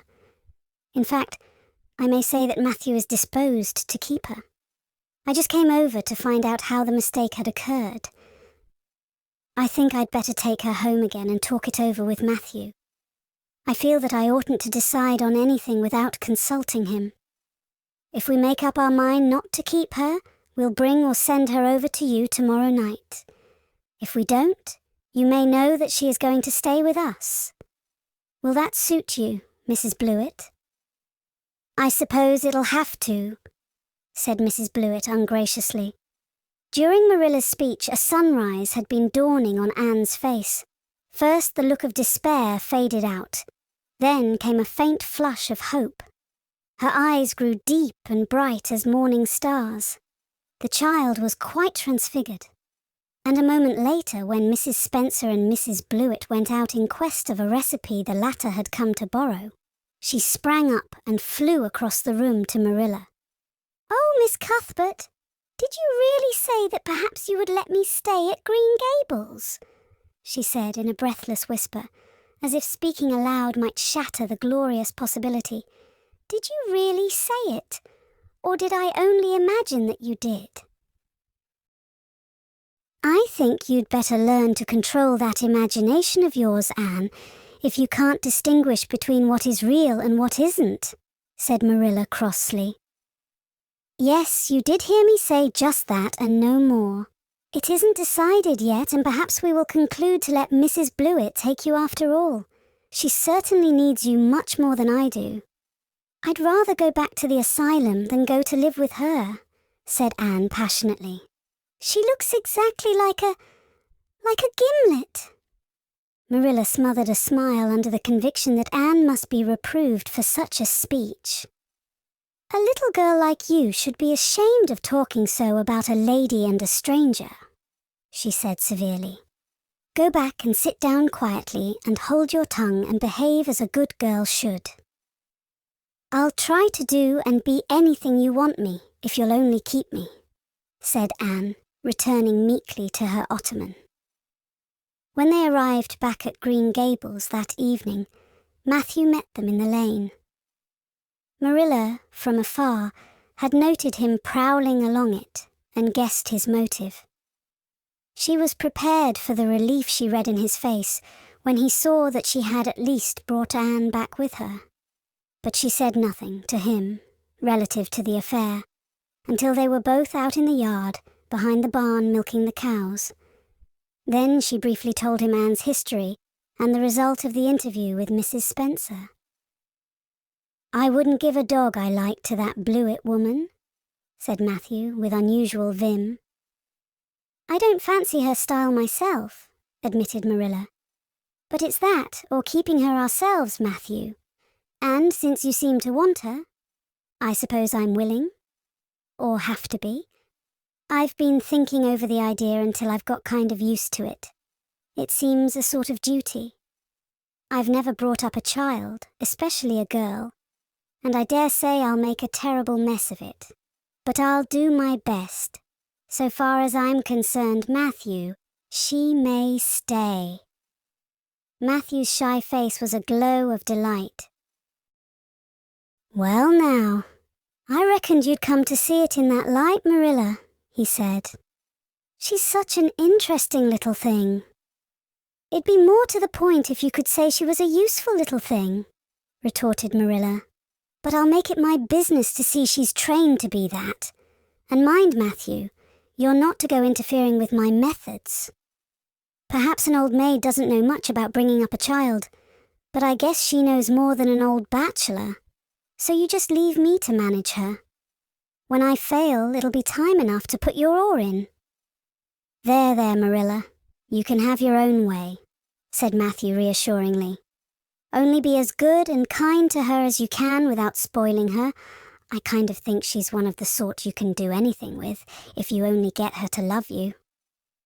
Marilla sniffed to express her contempt for Matthew's opinions concerning anything feminine, and walked off to the dairy with the pails. "I won't tell her tonight that she can stay," she reflected, as she strained the milk into the creamers. "She'd be so excited that she wouldn't sleep a wink. Marilla Cuthbert, you're fairly in for it. Did you ever suppose you'd see the day when you'd be adopting an orphan girl? It's surprising enough, but not so surprising as that Matthew should be at the bottom of it. Him that always seemed to have such a mortal dread of little girls. Anyhow, we've decided on the experiment and goodness only knows what will come of it." Chapter 7. Anne Says Her Prayers. When Marilla took Anne up to bed that night, she said stiffly, "Now, Anne, I noticed last night that you threw your clothes all about the floor when you took them off. That is a very untidy habit, and I can't allow it at all. As soon as you take off any article of clothing, fold it neatly and place it on the chair. I haven't any use at all for little girls who aren't neat." "I was so harrowed up in my mind last night that I didn't think about my clothes at all," said Anne. "I'll fold them nicely tonight. They always made us do that at the asylum. Half the time, though, I'd forget. I'd be in such a hurry to get into bed nice and quiet and imagine things." "You'll have to remember a little better if you stay here," admonished Marilla. "There, that looks something like. Say your prayers now and get into bed." "I never say any prayers," announced Anne. Marilla looked horrified astonishment. "Why, Anne, what do you mean? Were you never taught to say your prayers? God always wants little girls to say their prayers. Don't you know who God is, Anne? God is a spirit, infinite, eternal, and unchangeable in his being, wisdom, power, holiness, justice, goodness, and truth," responded Anne promptly and glibly. Marilla looked rather relieved. "So you do know something then, thank goodness. You're not quite a heathen. Where did you learn that?" "Oh, at the Asylum Sunday School," They made us learn the whole catechism. I liked it pretty well. There's something splendid about some of the words. Infinite, eternal, and unchangeable. Isn't that grand? It has such a roll to it, just like a big organ playing. You couldn't quite call it poetry, I suppose, but it sounds a lot like it, doesn't it? We're not talking about poetry, Anne. We are talking about saying your prayers. Don't you know it's a terrible, wicked thing not to say your prayers every night? I'm afraid you are a very bad little girl. You'd find it easier to be bad than good if you had red hair, said Anne reproachfully. People who haven't red hair don't know what trouble is. Mrs. Thomas told me that God made my hair red on purpose, and I've never cared about him since. And anyhow, I'd always be too tired at night to bother saying prayers. People who have to look after twins can't be expected to say their prayers. Now, do you honestly think they can? Marilla decided that Anne's religious training must be begun at once. Plainly, there was no time to be lost. You must say your prayers while you are under my roof, Anne. Why, of course, if you want me to, assented Anne cheerfully. I'd do anything to oblige you, but you'll have to tell me what to say for this once. After I get into bed, I'll imagine out a real nice prayer to say always. I believe that it will be quite interesting now that I come to think of it. You must kneel down, said Marilla in embarrassment. Anne knelt at Marilla's knee and looked up gravely. Why must people kneel down to pray? If I really wanted to pray, I'll tell you what I'd do. I'd go out into a great big field all alone, or into the deep, deep woods, and I'd look up into the sky, up, into that lovely blue sky that looks as if there was no end to its blueness. And then I'd just feel a prayer. Well, I'm ready. What am I to say? Marilla felt more embarrassed than ever. She had intended to teach Anne the childish classic, "Now I lay me down to sleep." But she had, as I have told you, the glimmerings of a sense of humor, which is simply another name for a sense of the fitness of things. And it suddenly occurred to her that that simple little prayer, sacred to white-robed childhood lisping at motherly knees, was entirely unsuited to this freckled witch of a girl who knew and cared nothing about God's love, since she had never had it translated to her through the medium of human love. "You're old enough to pray for yourself, Anne," she said finally. "Just thank God for your blessings and ask him humbly for the things you want." "Well, I'll do my best," promised Anne, burying her face in Marilla's lap. "Gracious Heavenly Father," that's the way the ministers say it in church, so I suppose it's all right in private prayer, isn't it? She interjected, lifting her head for a moment.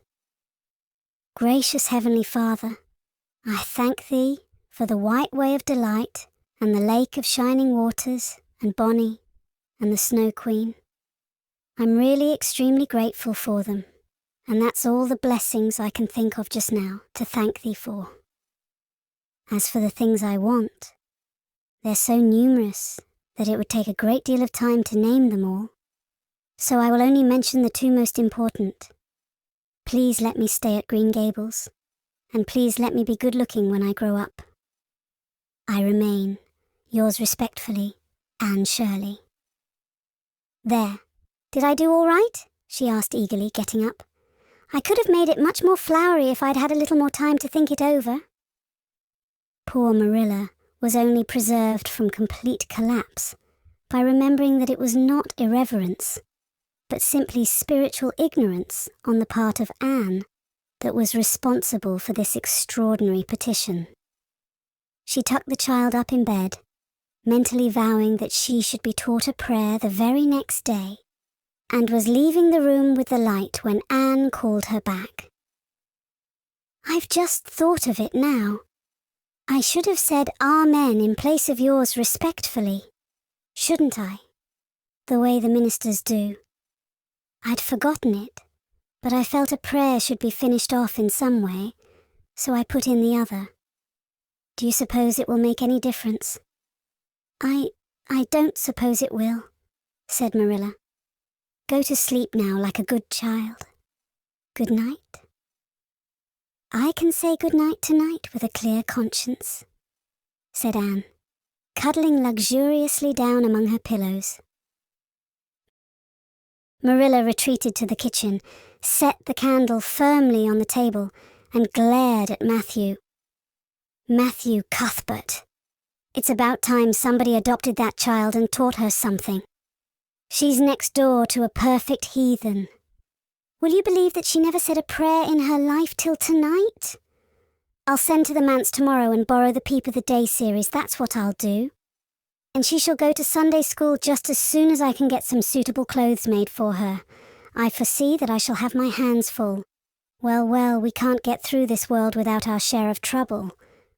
I've had a pretty easy life of it so far, but my time has come at last, and I suppose I'll just have to make the best of it. Chapter 8. Anne's bringing up is begun. For reasons best known to herself, Marilla did not tell Anne that she was to stay at Green Gables until the next afternoon.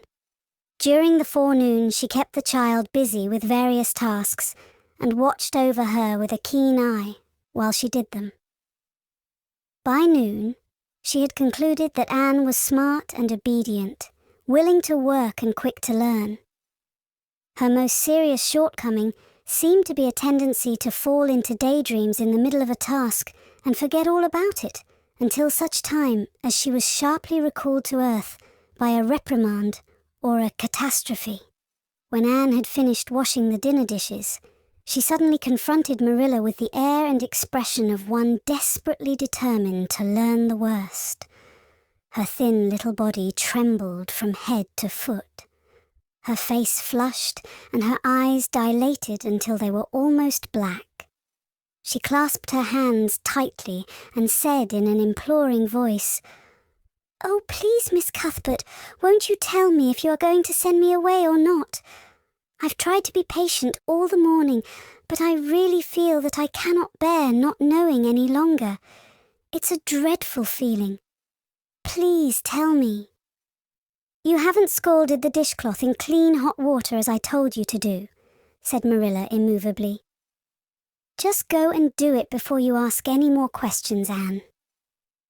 Anne went and attended to the dishcloth. Then she returned to Marilla and fastened imploring eyes of the latter's face. "Well," said Marilla, unable to find any excuse for deferring her explanation longer, "I suppose I might as well tell you. Matthew and I have decided to keep you. That is, if you will try to be a good little girl and show yourself grateful." "Why, child? Whatever is the matter?" "I'm crying," said Anne in a tone of bewilderment. "I can't think why. I'm glad as glad can be. Oh, glad doesn't seem the right word at all. I was glad about the white way and the cherry blossoms, but this, oh, it's something more than glad. I'm so happy. I'll try to be so good. It will be uphill work, I expect, for Mrs. Thomas often told me I was desperately wicked. However, I'll do my very best. But can you tell me why I'm crying?" "I suppose it's because you're all excited and worked up," said Marilla disapprovingly. "Sit down on that chair and try to calm yourself. I'm afraid you both cry and laugh far too easily. Yes, you can stay here and we will try to do right by you. You must go to school. But it's only a fortnight till vacation, so it isn't worthwhile for you to start before it opens again in September." "What am I to call you?" asked Anne. "Shall I always say Miss Cuthbert? Can I call you Aunt Marilla?" "No, you'll call me just plain Marilla. I'm not used to being called Miss Cuthbert, and it would make me nervous." "It sounds awfully disrespectful to just say Marilla," protested Anne. "I guess there'll be nothing disrespectful in it if you're careful to speak respectfully. Everybody, young and old in Avonlea, calls me Marilla except the minister. He says Miss Cuthbert, when he thinks of it. "I'd love to call you Aunt Marilla," said Anne wistfully. "I've never had an aunt or any relation at all, not even a grandmother. It would make me feel as if I really belonged to you. Can't I call you Aunt Marilla?" "No, I'm not your aunt, and I don't believe in calling people names that don't belong to them." "But we could imagine you were my aunt." "I couldn't," said Marilla grimly. "Do you never imagine things different from what they really are?" asked Anne, wide-eyed. "No." "Oh." Anne drew a long breath. "Oh, Miss Marilla, how much you miss." "I don't believe in imagining things different from what they really are," retorted Marilla. "When the Lord puts us in certain circumstances, he doesn't mean for us to imagine them away. And that reminds me, go into the sitting room, Anne. Be sure your feet are clean and don't let any flies in. And bring me out the illustrated card that's on the mantelpiece. The Lord's Prayer is on it, and you'll devote your spare time this afternoon to learning it off by heart. There's to be no more of such praying as I heard last night." "I suppose I was very awkward," said Anne apologetically. "But then, you see, I'd never had any practice. You couldn't really expect a person to pray very well the first time she tried, could you? I thought out a splendid prayer after I went to bed, just as I promised you I would. It was nearly as long as a minister's and so poetical. But would you believe it? I couldn't remember one word when I woke up this morning. And I'm afraid I'll never be able to think out another one as good. Somehow things never are so good when they're thought out a second time. Have you ever noticed that? Here is something for you to notice, Anne. When I tell you to do a thing, I want you to obey me at once and not stand stock still and discourse about it. Just you go and do as I bid you." Anne promptly departed for the sitting room across the hall. She failed to return. After waiting 10 minutes, Marilla laid down her knitting and marched after her with a grim expression. She found Anne standing motionless before a picture hanging on the wall between the two windows, with her eyes a star with dreams. The white and green light strained through apple trees and clustering vines outside fell over the rapt little figure with a half-unearthly radiance. "Anne, whatever are you thinking of?" demanded Marilla sharply. Anne came back to earth with a start. "That," she said, pointing to the picture, a rather vivid chromo entitled "Christ Blessing Little Children." And I was just imagining I was one of them. That I was the little girl in the blue dress, standing off by herself in the corner, as if she didn't belong to anybody like me. She looks lonely and sad, don't you think? I guess she hadn't any father or mother of her own. But she wanted to be blessed too, so she just crept shyly up on the outside of the crowd, hoping nobody would notice her. Except him. I'm sure I know just how she felt. Her heart must have beat and her hands must have got cold, like mine did when I asked you if I could stay. She was afraid he mightn't notice her. But it's likely he did, don't you think? I've been trying to imagine it all out. Her edging a little nearer all the time until she was quite close to him. And then he would look at her and put his hand on her hair, and oh, such a thrill of joy as would run over her. But I wish the artist hadn't painted him so sorrowful looking. All his pictures are like that, if you've noticed. But I don't believe he could really have looked so sad, or the children would have been afraid of him. "Anne," said Marilla, wondering why she had not broken into this speech long before, "you shouldn't talk that way. It's irreverent.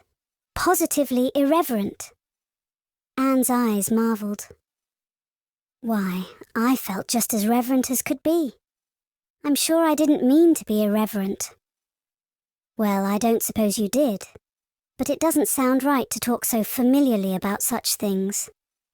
And another thing, Anne. When I send you after something, you're to bring it at once and not fall into mooning and imagining before pictures. Remember that.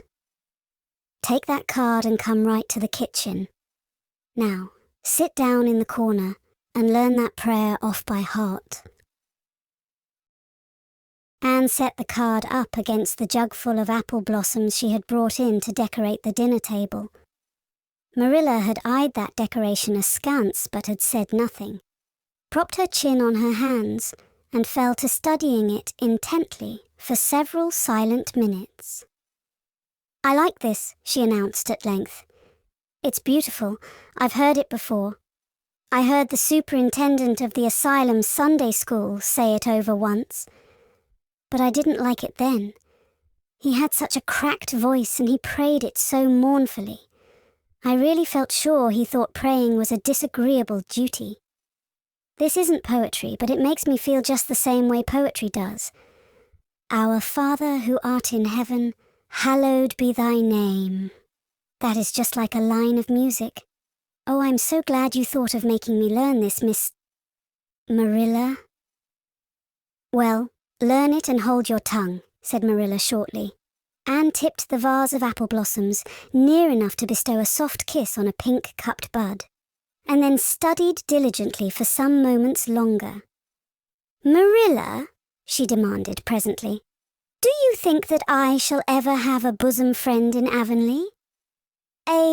What kind of friend?" "A bosom friend, an intimate friend, you know, a really kindred spirit to whom I can confide my inmost soul. I've dreamed of meeting her all my life. I never really supposed I would, but so many of my loveliest dreams have come true all at once that perhaps this one will too. Do you think it's possible?" "Diana Barry lives over at Orchard Slope and she's about your age. She's a very nice little girl, and perhaps she will be a playmate for you when she comes home. She's visiting her aunt over at Carmody just now. You'll have to be careful how you behave yourself, though. Mrs. Barry is a very particular woman. She won't let Diana play with any little girl who isn't nice and good." Anne looked at Marilla through the apple blossoms, her eyes aglow with interest. "What is Diana like? Her hair isn't red, is it? Oh, I hope not. It's bad enough to have red hair myself, but I positively couldn't endure it in a bosom friend. Diana is a very pretty little girl. She has black eyes and hair and rosy cheeks, and she is good and smart, which is better than being pretty."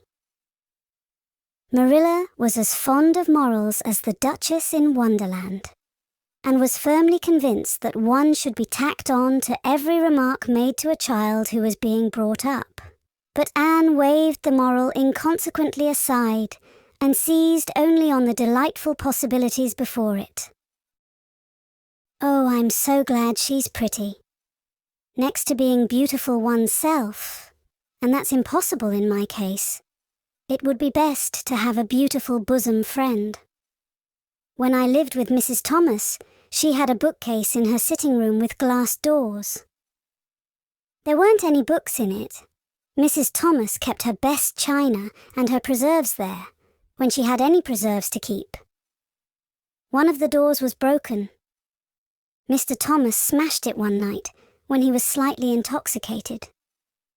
But the other was whole, and I used to pretend that my reflection in it was another little girl who lived in it. I called her Katie Maurice, and we were very intimate. I used to talk to her by the hour, especially on Sunday, and tell her everything. Katie was the comfort and consolation of my life.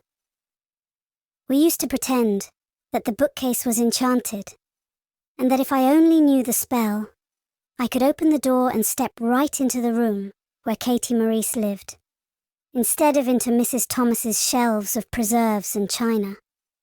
And then Katie Maurice would have taken me by the hand and led me out into a wonderful place, all flowers and sunshine and fairies, and we would have lived there happy forever after. When I went to live with Mrs. Hammond, it just broke my heart to leave Katie Maurice. She felt it dreadfully too. I know she did, for she was crying when she kissed me goodbye through the bookcase door. There was no bookcase at Mrs. Hammond's, but just up the river a little way from the house, there was a long green little valley, and the loveliest echo lived there. It echoed back every word you said, even if you didn't talk a bit loud. So I imagined that it was a little girl called Violetta, and we were great friends, and I loved her almost as well as I loved Katie Maurice. Not quite, but almost, you know. The night before I went to the asylum, I said goodbye to Violetta, and oh, her goodbye came back to me in such sad, sad tones. I had become so attached to her that I hadn't the heart to imagine a bosom friend at the asylum, even if there had been any scope for imagination there. I think it's just as well there wasn't, said Marilla dryly. I don't approve of such goings-on. You seem to half believe your own imaginations. It will be well for you to have a real live friend to put such nonsense out of your head. But don't let Mrs. Barry hear you talking about your Katie Maurices and your Violettas, or she'll think you tell stories. Oh, I won't. I couldn't talk of them to everybody. Their memories are too sacred for that. But I thought I'd like to have you know about them. Oh, look, here's a big bee just tumbled out of an apple blossom. Just think what a lovely place to live, in an apple blossom. Fancy going to sleep in it when the wind was rocking it. If I wasn't a human girl, I think I'd like to be a bee and live among the flowers. Yesterday you wanted to be a seagull, sniffed Marilla. I think you are very fickle-minded. I told you to learn that prayer and not talk. But it seems impossible for you to stop talking if you've got anybody that will listen to you. So go up to your room and learn it. Oh, I know it pretty nearly all now. All but just the last line. Well, never mind. Do as I tell you. Go to your room and finish learning it well, and stay there until I call you down to help me get tea. Can I take the apple blossoms with me for company? Pleaded Anne. No, you don't want your room cluttered up with flowers. You should have left them on the tree in the first place. I did feel a little that way too, said Anne. I kind of felt I shouldn't shorten their lovely lives by picking them. I wouldn't want to be picked if I were an apple blossom. But the temptation was irresistible. What do you do when you meet with an irresistible temptation? Anne, did you hear me tell you to go to your room? Anne sighed, retreated to the east gable, and sat down in a chair by the window. There, I know this prayer. I learned that last sentence coming upstairs. Now I'm going to imagine things into this room so that they'll always stay imagined. The floor is covered with a white velvet carpet with pink roses all over it, and there are pink silk curtains at the windows. The walls are hung with gold and silver brocade tapestry. The furniture is mahogany. I never saw any mahogany, but it does sound so luxurious. This is a couch all heaped with gorgeous silken cushions, pink and blue and crimson and gold, and I'm reclining gracefully on it. I can see my reflection in that splendid big mirror hanging on the wall. I am tall and regal, clad in a gown of trailing white lace, with a pearl cross on my breast and pearls in my hair. My hair is of midnight darkness, and my skin is a clear ivory pallor. My name is the Lady Cordelia Fitzgerald. No, it isn't. I can't make that seem real. She danced up to the little looking-glass and peered into it. Her pointed, freckled face and solemn grey eyes peered back at her. You're only Anne of Green Gables, she said earnestly. And I see you, just as you are looking now, whenever I try to imagine I'm the Lady Cordelia. but it's a million times nicer to be Anne of Green Gables than Anne of Nowhere in particular, isn't it? She bent forward, kissed her reflection affectionately, and betook herself to the open window. Dear Snow Queen, good afternoon. And good afternoon, dear birches down in the hollow. And good afternoon, dear grey house up on the hill. I wonder if Diana is to be my bosom friend. I hope she will, and I shall love her very much. But I must never quite forget Katie Morris and Violetta. They would feel so hurt if I did, and I'd hate to hurt anybody's feelings, even a little bookcase girl's or a little echo girl's.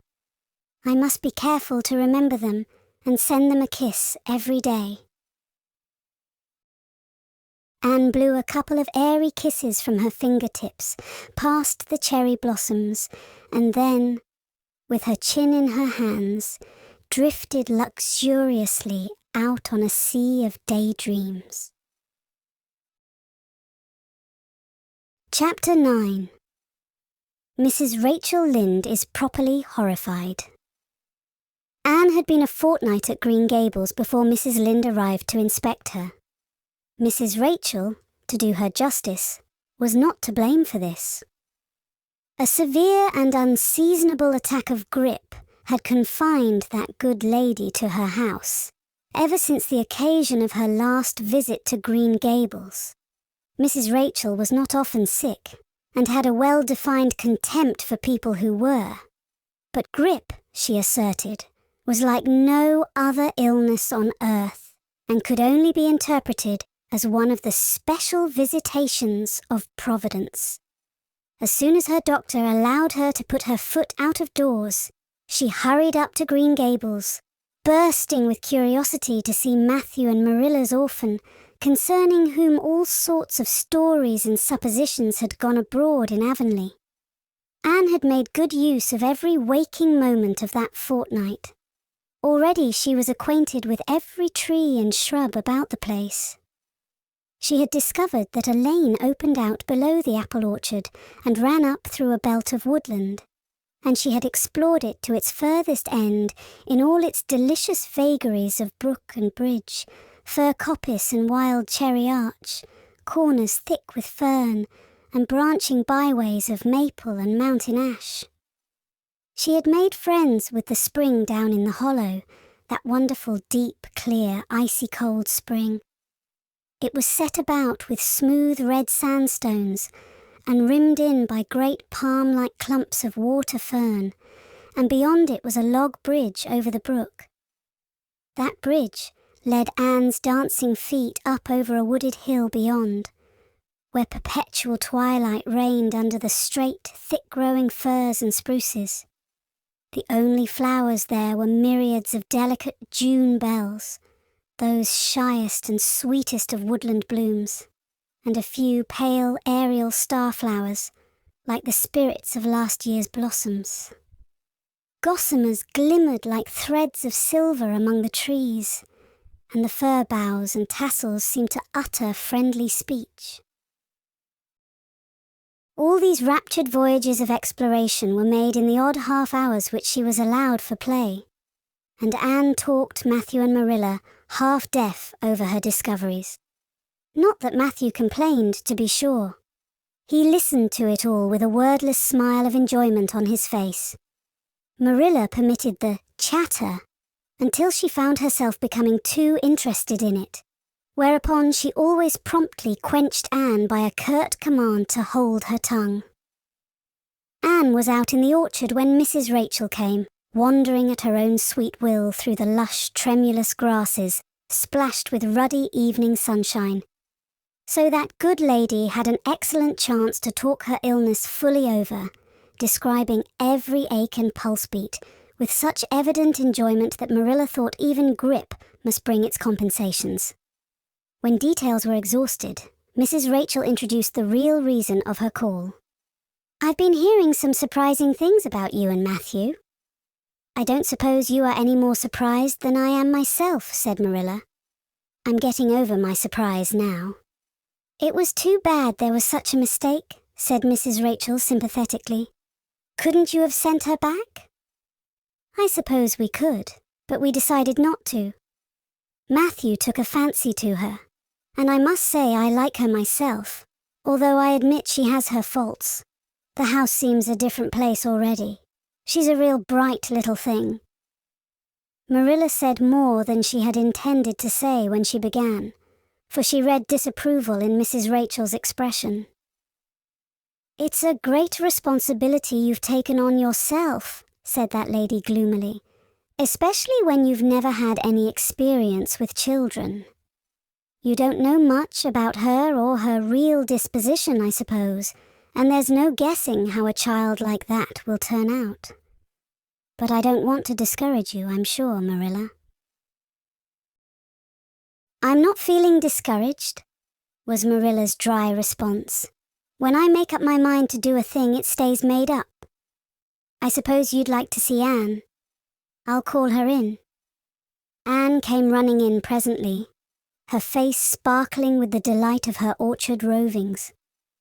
But, abashed at finding the delight herself in the unexpected presence of a stranger, she halted confusedly inside the door. She certainly was an odd-looking little creature in the short, tight, wincey dress she had worn from the asylum, below which her thin legs seemed ungracefully long. Her freckles were more numerous and obtrusive than ever. The wind had ruffled her hatless hair into over-brilliant disorder.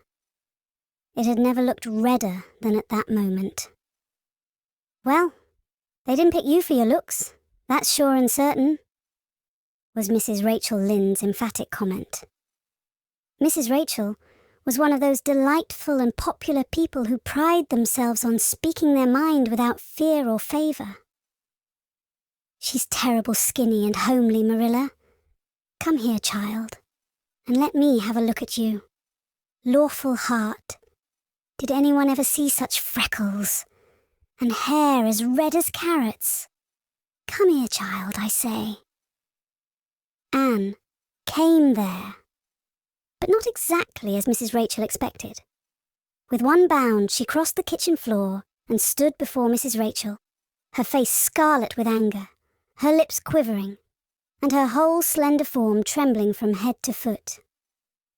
"I hate you!" she cried in a choked voice, stamping her foot on the floor. "I hate you!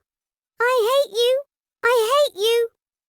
A louder stamp with each assertion of hatred. "How dare you call me skinny and ugly? How dare you say I'm freckled and red-headed? You are a rude, impolite, unfeeling woman." "Anne!" exclaimed Marilla in consternation. But Anne continued to face Mrs. Rachel undauntedly, head up, eyes blazing, hands clenched, passionate indignation exhaling from her like an atmosphere. "How dare you say such things about me?" she repeated vehemently. "How would you like to have such things said about you? How would you like to be told that you are fat and clumsy and probably hadn't a spark of imagination in you? I don't care if I do hurt your feelings by saying so. I hope I hurt them. You have hurt mine worse than they were ever hurt before, even by Mrs. Thomas's intoxicated husband. And I'll never forgive you for it. Never, never." Stamp, stamp. "Did anybody ever see such a temper?" exclaimed the horrified Mrs. Rachel. "Anne, go to your room and stay there until I come up," said Marilla, recovering her powers of speech with difficulty. Anne, bursting into tears, rushed to the hall door, slammed it until the tins on the porch wall outside rattled in sympathy, and fled through the hall and up the stairs like a whirlwind. A subdued slam above told that the door of the east gable had been shut with equal vehemence. "Well, I don't envy you your job bringing that up, Marilla," said Mrs. Rachel with unspeakable solemnity. Marilla opened her lips to say she knew not what of apology or deprecation. What she did say was a surprise to herself then and ever afterwards. "You shouldn't have twitted her about her looks, Rachel." "Marilla Cuthbert, you don't mean to say that you are upholding her in such a terrible display of temper as we've just seen? demanded Mrs. Rachel indignantly. "No," said Marilla slowly. "I'm not trying to excuse her. She's been very naughty, and I'll have to give her a talking to about it. But we must make allowances for her. She's never been taught what is right. And you were too hard on her, Rachel." Marilla could not help tacking on that last sentence, although she was again surprised at herself for doing it. Mrs. Rachel got up with an air of offended dignity. "Well, I see that I'll have to be very careful what I say after this, Marilla, since the fine feelings of orphans, brought from goodness knows where, have to be considered before anything else. Oh no, I'm not vexed. Don't worry yourself. I'm too sorry for you to leave any room for anger in my mind. You'll have your own troubles with that child. But if you'll take my advice, which I suppose you won't do, although I've brought up 10 children and buried 2, you'll do that talking to you mention with a fair-sized birch switch. I should think that would be the most effective language for that kind of a child. Her temper matches her hair, I guess. Well, good evening, Marilla. I hope you'll come down to see me often as usual, but you can't expect me to visit here again in a hurry if I'm liable to be flown at and insulted in such a fashion.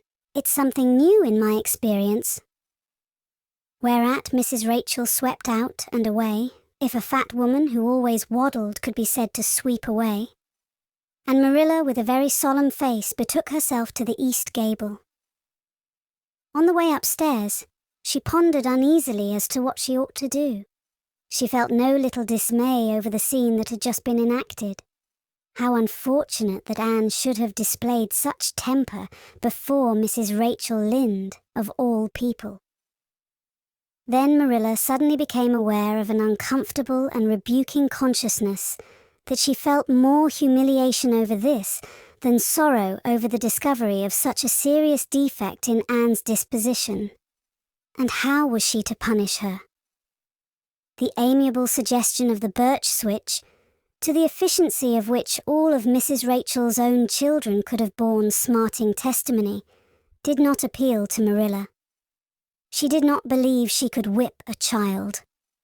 No, some other method of punishment must be found to bring Anne to a proper realization of the enormity of her offense. Marilla found Anne face downward on her bed, crying bitterly, quite oblivious of muddy boots on a clean counterpane. "Anne," she said, not ungently. No answer. "Anne," with greater severity, "get off that bed this minute and listen to what I have to say to you." Anne squirmed off the bed and sat rigidly on a chair beside it, her face swollen and tear-stained, and her eyes fixed stubbornly on the floor. "This is a nice way for you to behave. Anne, aren't you ashamed of yourself?" "She hadn't any right to call me ugly and red-headed," retorted Anne, evasive and defiant. "You hadn't any right to fly into such a fury and talk the way you did to her, Anne. I was ashamed of you, thoroughly ashamed of you. I wanted you to behave nicely to Mrs. Lynde, and instead of that, you have disgraced me. I'm sure I don't know why you should lose your temper like that just because Mrs. Lynde said you were red-haired and homely. You say it yourself often enough." "Oh, but there's such a difference between saying a thing yourself and hearing other people say it," wailed Anne. "You may know a thing is so, but you can't help hoping other people don't quite think it is. I suppose you think I have an awful temper, but I couldn't help it. When she said those things, something just rose right up in me and choked me. I had to fly out at her." "Well, you made a fine exhibition of yourself, I must say. Mrs. Lynde will have a nice story to tell about you everywhere, and she'll tell it too. It was a dreadful thing for you to lose your temper like that, Anne. Just imagine how you would feel if somebody told you to your face that you were skinny and ugly," pleaded Anne tearfully. An old remembrance suddenly rose up before Marilla. She had been a very small child when she had heard one aunt say of her to another, "What a pity she is such a dark, homely little thing." Marilla was every day of 50 before the sting had gone out of that memory. I don't say that I think Mrs. Lynde was exactly right in saying what she did to you, Anne. She admitted in a softer tone. Rachel is too outspoken, but that is no excuse for such behavior on your part. She was a stranger and an elderly person, and my visitor. All three very good reasons why you should have been respectful to her. You were rude and saucy, and Marilla had a saving inspiration of punishment. You must go to her and tell her you are very sorry for your bad temper and ask her to forgive you. I can never do that, said Anne determinedly and darkly. You can punish me in any way you like, Marilla. You can shut me up in a dark, damp dungeon inhabited by snakes and toads and feed me only on bread and water, and I shall not complain, but I cannot ask Mrs. Lynde to forgive me. We're not in the habit of shutting people up in dark, damp dungeons, said Marilla dryly, especially as they're rather scarce in Avonlea. But apologize to Mrs. Lynde you must and shall, and you'll stay here in your room until you can tell me you're willing to do it. I shall have to stay here forever then, said Anne mournfully, because I can't tell Mrs. Lynde I'm sorry I said those things to her. How can I? I'm not sorry. I'm sorry I've vexed you, but I'm glad I told her just what I did. It was a great satisfaction. I can't say I'm sorry when I'm not, can I? I can't even imagine I'm sorry. Perhaps your imagination will be in better working order by the morning, said Marilla, rising to depart. You'll have the night to think over your conduct in and come to a better frame of mind. You said you would try to be a very good girl if we kept you at Green Gables, but I must say it hasn't seemed very much like it this evening.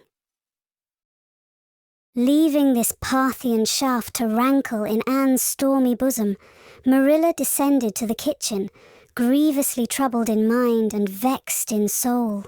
She was as angry with herself as with Anne, because, whenever she recalled Mrs. Rachel's dumbfounded countenance, her lips twitched with amusement, and she felt a most reprehensible desire to laugh. Chapter 10. Anne's Apology. Marilla said nothing to Matthew about the affair that evening, but when Anne proved still refractory the next morning, an explanation had to be made to account for her absence from the breakfast table. Marilla told Matthew the whole story, taking pains to impress him with a due sense of the enormity of Anne's behavior. It's a good thing Rachel Lynde got a calling down. She's a meddlesome old gossip, was Matthew's consolatory rejoinder. Matthew Cuthbert, I'm astonished at you. You know that Anne's behavior was dreadful, and yet you take her part. I suppose you'll be saying next thing that she oughtn't to be punished at all. Well, now, no, not exactly, said Matthew uneasily. I reckon she ought to be punished a little. But don't be too hard on her, Marilla.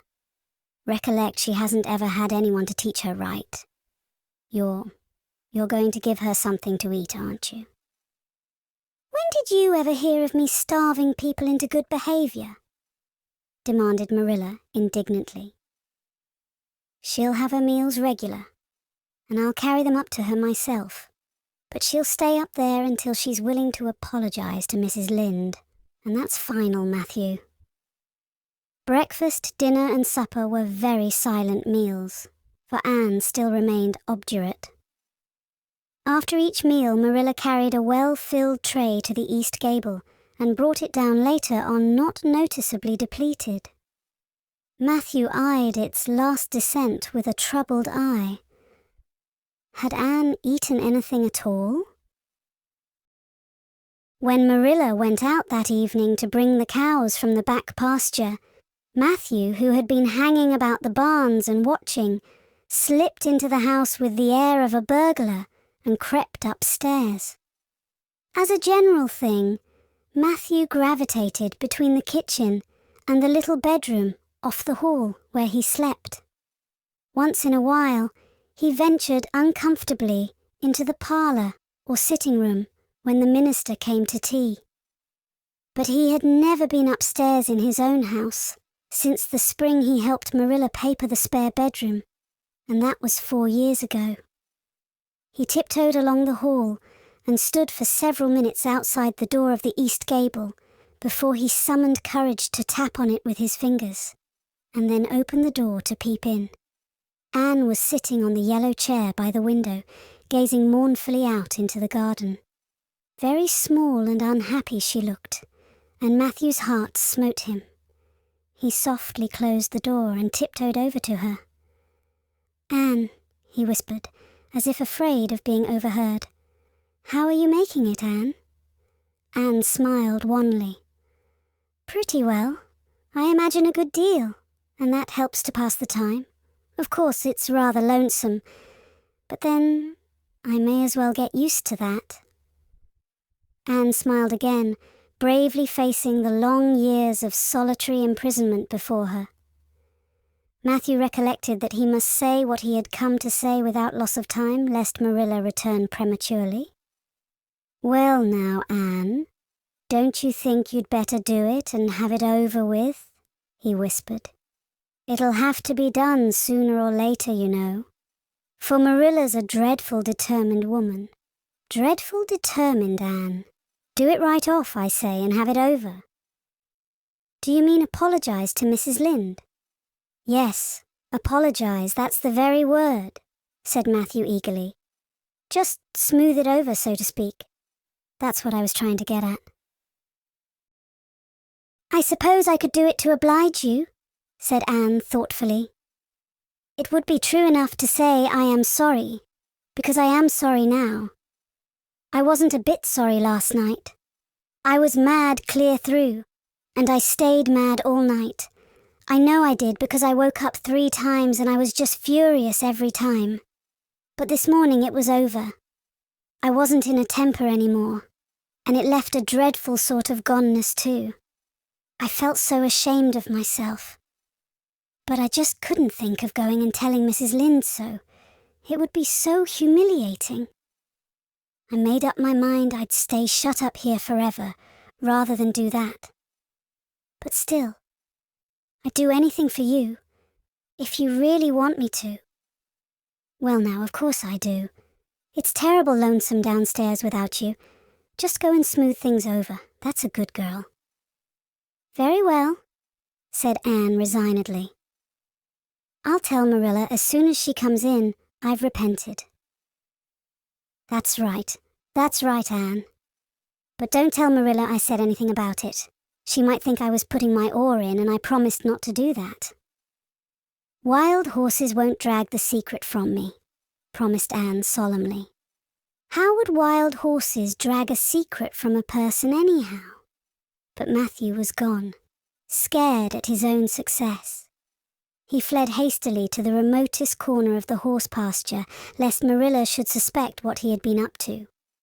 Marilla herself, upon her return to the house, was agreeably surprised to hear a plaintive voice calling, "Marilla," over the banisters. "Well?" she said, going into the hall. "I'm sorry I lost my temper and said rude things, and I'm willing to go and tell Mrs. Lynde so." "Very well." Marilla's crispness gave no sign of her relief. She had been wondering what under the canopy she should do if Anne did not give in. "I'll take you down after milking." Accordingly, after milking, behold Marilla and Anne walking down the lane, the former erect and triumphant, the latter drooping and dejected. But halfway down, Anne's dejection vanished, as if by enchantment. She lifted her head and stepped lightly along, her eyes fixed on the sunset sky, and an air of subdued exhilaration about her. Marilla beheld the change disapprovingly. This was no meek penitent, such as it behooved her to take into the presence of the offended Mrs. Lynde. "What are you thinking of, Anne?" she asked sharply. "I'm imagining out what I must say to Mrs. Lynde," answered Anne dreamily. This was satisfactory, or should have been so. But Marilla could not rid herself of the notion that something in her scheme of punishment was going askew.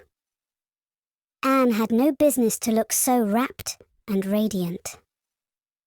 Rapt and radiant Anne continued until they were in the very presence of Mrs. Lynde, who was sitting knitting by her kitchen window. Then the radiance vanished. Mournful penitence appeared on every feature. Before a word was spoken, Anne suddenly went down on her knees before the astonished Mrs. Rachel and held out her hands beseechingly. "Oh, Mrs. Lynde, I am so extremely sorry," she said with a quiver in her voice. "I could never express all my sorrow, no, not if I used up a whole dictionary. You must just imagine it. I behaved terribly to you, and I've disgraced the dear friends Matthew and Marilla who have let me stay at Green Gables although I'm not a boy. I'm a dreadfully wicked and ungrateful girl, and I deserve to be punished and cast out by respectable people forever. It was very wicked of me to fly into a temper because you told me the truth. It was the truth. Every word you said was true. My hair is red and I'm freckled and skinny and ugly. What I said to you was true too, but I shouldn't have said it. Oh, Mrs. Lynde, please, please forgive me. If you refuse, it will be a lifelong sorrow on a poor little orphan girl, would you? Even if she had a dreadful temper. Oh, I am sure you wouldn't. Please say you forgive me, Mrs. Lynde." Anne clasped her hands together, bowed her head, and waited for the word of judgment. There was no mistaking her sincerity. It breathed in every tone of her voice. Both Marilla and Mrs. Lynde recognized its unmistakable ring. But the former understood in dismay that Anne was actually enjoying her valley of humiliation, was reveling in the thoroughness of her abasement. Where was the wholesome punishment upon which she, Marilla, had plumed herself? Anne had turned it into a species of positive pleasure. Good Mrs. Lynde, not being overburdened with perception, did not see this. She only perceived that Anne had made a very thorough apology, and all resentment vanished from her kindly, if somewhat officious, heart. "There, get up, child," she said heartily. "Of course I forgive you. I guess I was a little too hard on you anyway, but I'm such an outspoken person. You just mustn't mind me, that's what. It can't be denied your hair is terrible red, but I knew a girl once, went to school with her in fact, whose hair was every mite as red as yours when she was young, but when she grew up, it darkened to a real handsome auburn. I wouldn't be a mite surprised if yours did too. Not a mite." "Oh, Mrs. Lynde," Anne drew a long breath as she rose to her feet. "You have given me a hope. I shall always feel that you are a benefactor. Oh, I could endure anything if I only thought my hair would be a handsome auburn when I grew up. It would be so much easier to be good if one's hair was a handsome auburn, don't you think? And now may I go out into your garden and sit on that bench under the apple trees while you and Marilla are talking? There is so much more scope for imagination out there." "Laws, yes. Run along, child. And you can pick a bouquet of them white June lilies over in the corner if you like." As the door closed behind Anne, Mrs. Lynde got briskly up to light a lamp. "She's a real odd little thing. Take this chair, Marilla. It's easier than the one you've got. I just keep that for the hired boy to sit on." Yes, she certainly is an odd child. But there is something kind of taking about her after all. I don't feel so surprised at you and Matthew keeping her as I did. Nor so sorry for you, either. She may turn out all right. Of course, she has a queer way of expressing herself, a little too kind of forcible, you know. But she'll likely get over that now that she's come to live among civilized folks. And then her temper's pretty quick, I guess. But there's one comfort. A child that has a quick temper just blaze up and cool down, ain't never likely to be sly or deceitful. Preserve me from a sly child, that's what. On the whole, Marilla, I kind of like her." When Marilla went home, Anne came out of the fragrant twilight of the orchard with a sheaf of white narcissi in her hands. "I apologized pretty well, didn't I?" she said proudly as they went down the lane. "I thought since I had to do it, I might as well do it thoroughly." "You did it thoroughly, all right enough," was Marilla's comment. Marilla was dismayed at finding herself inclined to laugh over the recollection. She had also an uneasy feeling that she ought to scold Anne for apologizing so well. But then, that was ridiculous. She compromised with her conscience by saying severely, "I hope you won't have occasion to make many more such apologies. I hope you'll try to control your temper now, Anne. That wouldn't be so hard if people wouldn't twit me about my looks," said Anne with a sigh. "I don't get cross about other things, but I'm so tired of being twitted about my hair, and it just makes me boil right over. Do you suppose my hair will really be a handsome auburn when I grow up?" "You shouldn't think so much about your looks, Anne. I'm afraid you are a very vain little girl."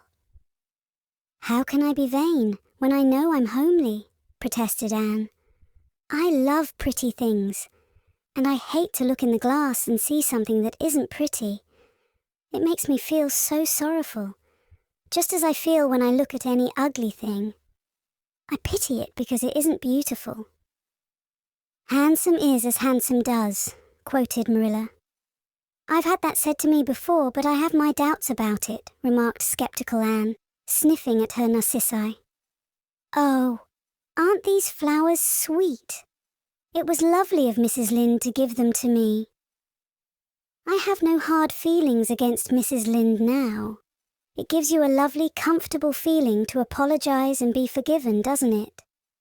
Aren't the stars bright tonight? If you could live in a star, which one would you pick? I'd like that lovely, clear, big one away over there above that dark hill." "Anne, do hold your tongue," said Marilla, thoroughly worn out trying to follow the gyrations of Anne's thoughts.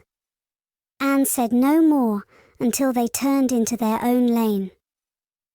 A little gypsy wind came down it to meet them, laden with the spicy perfume of young dew-wet ferns.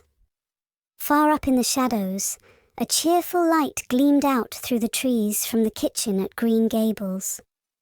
Anne suddenly came close to Marilla and slipped her hand into the older woman's hard palm. "It's lovely to be going home and know it's home," she said. "I love Green Gables already, and I never loved any place before. No place ever seemed like home.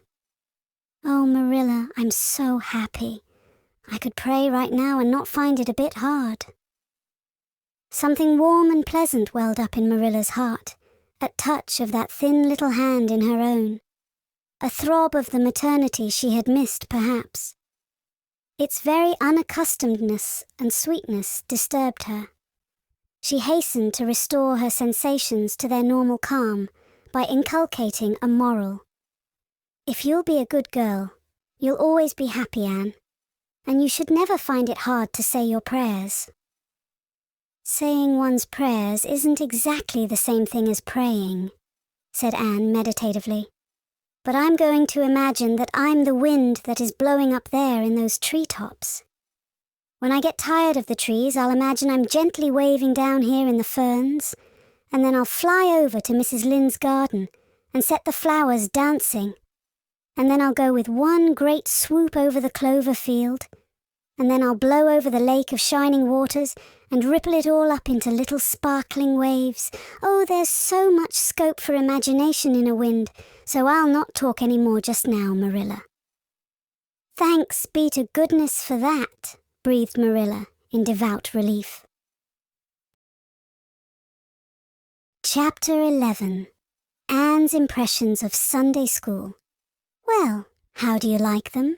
said Marilla. Anne was standing in the gable room, looking solemnly at 3 new dresses spread out on the bed. One was of snuffy-coloured gingham, which Marilla had been tempted to buy from a peddler the preceding summer because it looked so serviceable. One was of black and white checkered sateen, which she had picked up at a bargain counter in the winter. And one was a stiff print of an ugly blue shade which she had purchased that week at a Carmody store. She had made them up herself, and they were all made alike. Plain skirts fulled tightly to plain waists, with sleeves as plain as waist, and skirt and tight as sleeves could be. "I'll imagine that I like them," said Anne soberly. "I don't want you to imagine it," said Marilla, offended. "Oh, I can see you don't like the dresses. What is the matter with them? Aren't they neat and clean and new?" "Yes." "Then why don't you like them?" They're not pretty," said Anne reluctantly. "Pretty?" Marilla sniffed. "I didn't trouble my head about getting pretty dresses for you. I don't believe in pampering vanity, Anne, I'll tell you that right off. Those dresses are good, sensible, serviceable dresses, without any frills or furbelows about them, and they're all you'll get this summer. The brown gingham and the blue print will do you for school when you begin to go. The sateen is for church and Sunday school. I'll expect you to keep them neat and clean and not to tear them. I should think you'd be grateful to get most anything after those skimpy, wincy things you've been wearing." "Oh, I am grateful," protested Anne. "But I'd be ever so much gratefuler if you'd made just one of them with puffed sleeves. Puffed sleeves are so fashionable now. It would give me such a thrill, Marilla, just to wear a dress with puffed sleeves."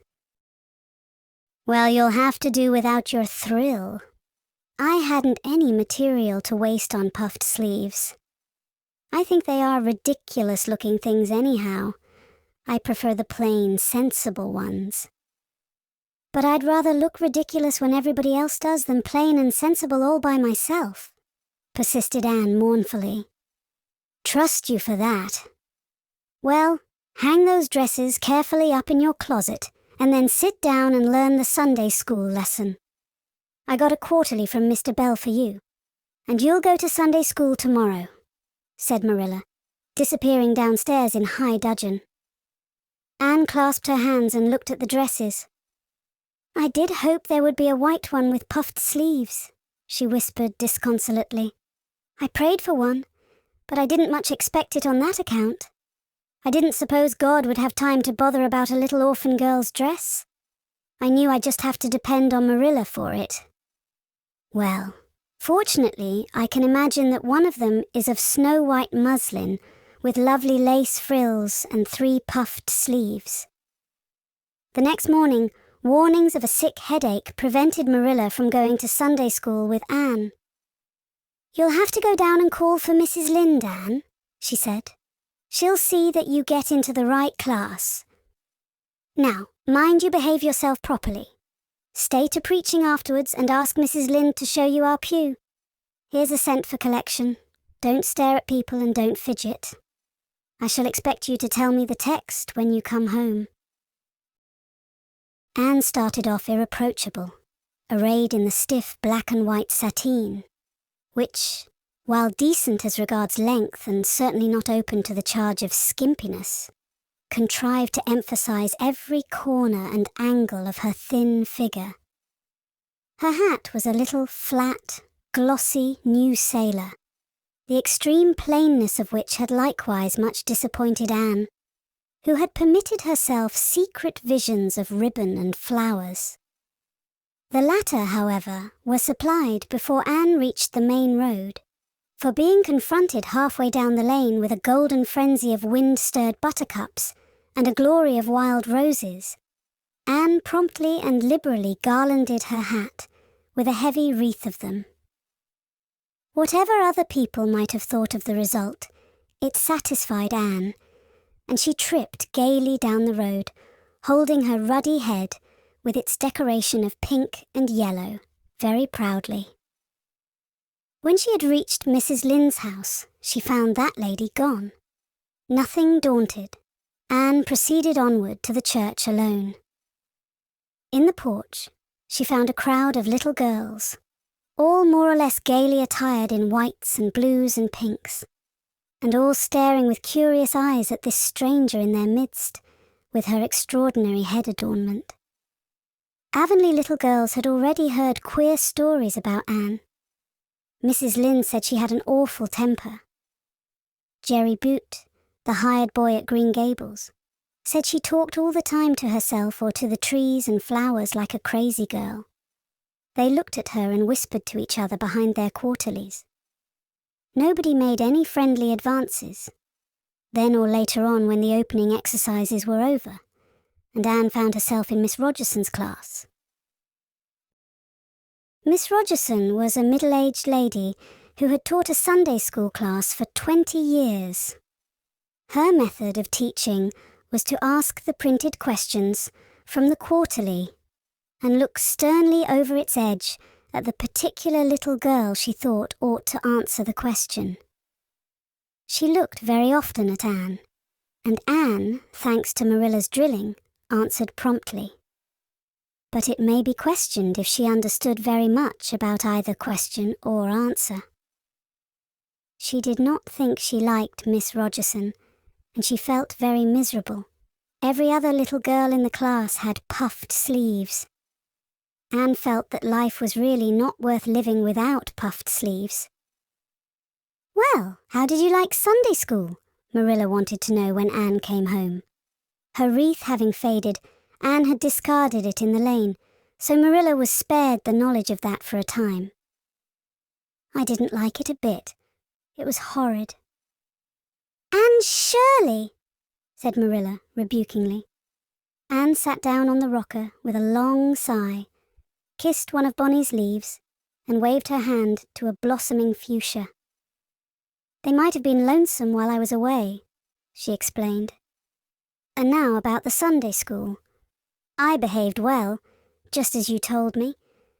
Mrs. Lynde was gone, but I went right on myself. I went into the church with a lot of other little girls, and I sat in the corner of a pew by the window while the opening exercises went on. Mr. Bell made an awfully long prayer.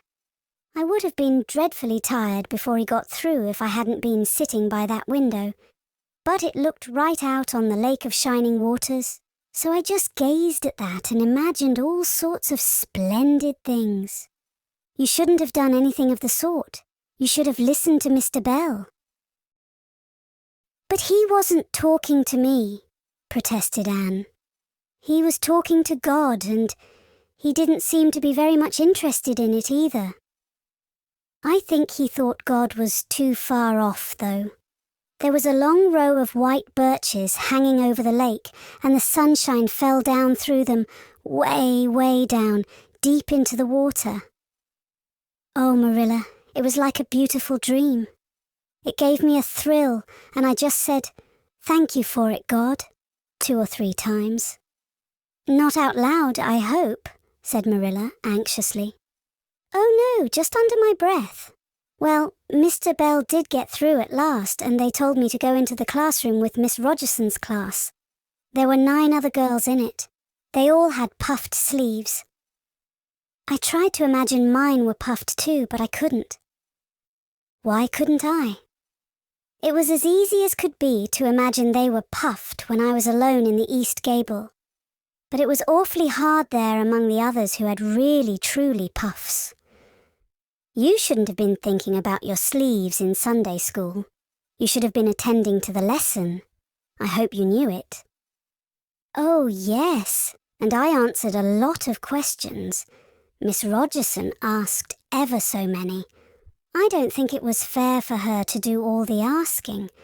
There were lots I wanted to ask her, but I didn't like to, because I didn't think she was a kindred spirit. Then all the other little girls recited a paraphrase. She asked me if I knew any. I told her I didn't, but I could recite, 'The dog at his master's grave,' if she liked. That's in the 3rd Royal Reader. It isn't a really truly religious piece of poetry, but it's so sad and melancholy that it might as well be. She said it wouldn't do, and she told me to learn the 19th paraphrase for next Sunday. I read it over in church afterwards, and it's splendid. There are 2 lines in particular that just thrill me. quick as the slaughtered squadrons fell in Midian's evil day. I don't know what squadrons means nor Midian either, but it sounds so tragical. I can hardly wait until next Sunday to recite it. I'll practice it all the week. After Sunday school, I asked Miss Rogerson, because Mrs. Lind was too far away, to show me your pew. I sat just as still as I could, and the text was Revelations, 3rd chapter, 2nd and 3rd verses. It was a very long text. If I was a minister, I'd pick the short, snappy ones. The sermon was awfully long too. I suppose the minister had to match it to the text. I didn't think he was a bit interesting. The trouble with him seems to be that he hasn't enough imagination. I didn't listen to him very much. I just let my thoughts run, and I thought of the most surprising things. Marilla felt helplessly that all this should be sternly reproved, but she was hampered by the undeniable fact that some of the things Anne had said, especially about the minister's sermons and Mr. Bell's prayers, were what she herself had really thought deep down in her heart for years, but had never given expression to. It almost seemed to her that those secret, unuttered critical thoughts had suddenly taken visible and accusing shape and form in the person of this outspoken morsel of neglected humanity. Chapter 12. A Solemn Vow and Promise. It was not until the next Friday that Marilla heard the story of the flower-wreathed hat. She came home from Mrs. Lynde's and called Anne to account. "Anne, Mrs. Rachel says you went to church last Sunday with your hat rigged out ridiculous with roses and buttercups. What on earth put you up to such a caper? A pretty-looking object you must have been." "Oh, I know pink and yellow aren't becoming to me," began Anne. "Becoming fiddlesticks! It was putting flowers on your hat at all, no matter what colour they were. That was ridiculous. You are the most aggravating child." "I don't see why it's any more ridiculous to wear flowers on your hat than on your dress," protested Anne. "Lots of little girls there had bouquets pinned on their dresses. What's the difference?" Marilla was not to be drawn from the safe concrete into dubious paths of the abstract. "Don't answer me back like that, Anne. It was very silly of you to do such a thing. Never let me catch you at such a trick again. Mrs. Rachel says she thought she would sink through the floor when she saw you come in all rigged out like that. She couldn't get near enough to tell you to take them off till it was too late. She says people talked about it something dreadful. Of course they would think I had no better sense than to let you go decked out like that." "Oh, I'm so sorry," said Anne, tears welling into her eyes. "I never thought you'd mind. The roses and buttercups were so sweet and pretty, I thought they'd look lovely on my hat. Lots of the little girls had artificial flowers on their hats. I'm afraid I'm going to be a dreadful trial to you. Maybe you'd better send me back to the asylum. That would be terrible. I don't think I could endure it. Most likely I would go into consumption. I'm so thin as it is, you see, but that would be better than being a trial to you." "Nonsense," said Marilla, vexed at herself for having made the child cry. "I don't want to send you back to the asylum, I'm sure.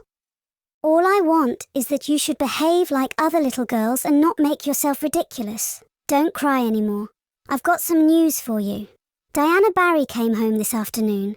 I'm going up to see if I can borrow a skirt pattern from Mrs. Barry, and if you like, you can come with me and get acquainted with Diana."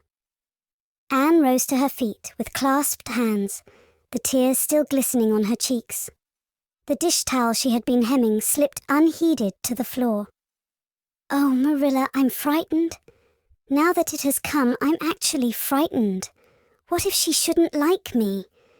It would be the most tragical disappointment of my life. Now don't get into a fluster, and I do wish you wouldn't use such long words. It sounds so funny in a little girl. I guess Diana'll like you well enough. It's her mother you've got to reckon with. If she doesn't like you, it won't matter how much Diana does. If she has heard about your outburst to Mrs. Lynde and going to church with buttercups round your hat, I don't know what she'll think of you. You must be polite and well-behaved, and don't make any of your startling speeches. For pity's sake, if the child isn't actually trembling. Anne was trembling. Her face was pale and tense. Oh, Marilla, you'd be excited too, if you were going to meet a little girl you hoped to be your bosom friend and whose mother mightn't like you, she said as she hastened to get her hat.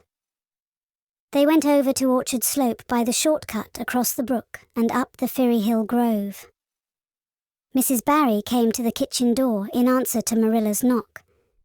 She was a tall, black-eyed, black-haired woman with a very resolute mouth. She had the reputation of being very strict with her children. "How do you do, Marilla?" she said cordially. "Come in. And this is the little girl you have adopted, I suppose?" "Yes, this is Anne Shirley," said Marilla. "Spelled with an E," gasped Anne, who, tremulous and excited as she was determined there should be no misunderstanding on that important point. Mrs. Barry, not hearing or not comprehending, merely shook hands and said kindly, "How are you?" "I am well in body, although considerable rumpled up in spirit, thank you, ma'am," said Anne gravely. Then aside to Marilla, in an audible whisper, "There wasn't anything startling in that, was there, Marilla?" Diana was sitting on the sofa, reading a book, which she dropped when the callers entered.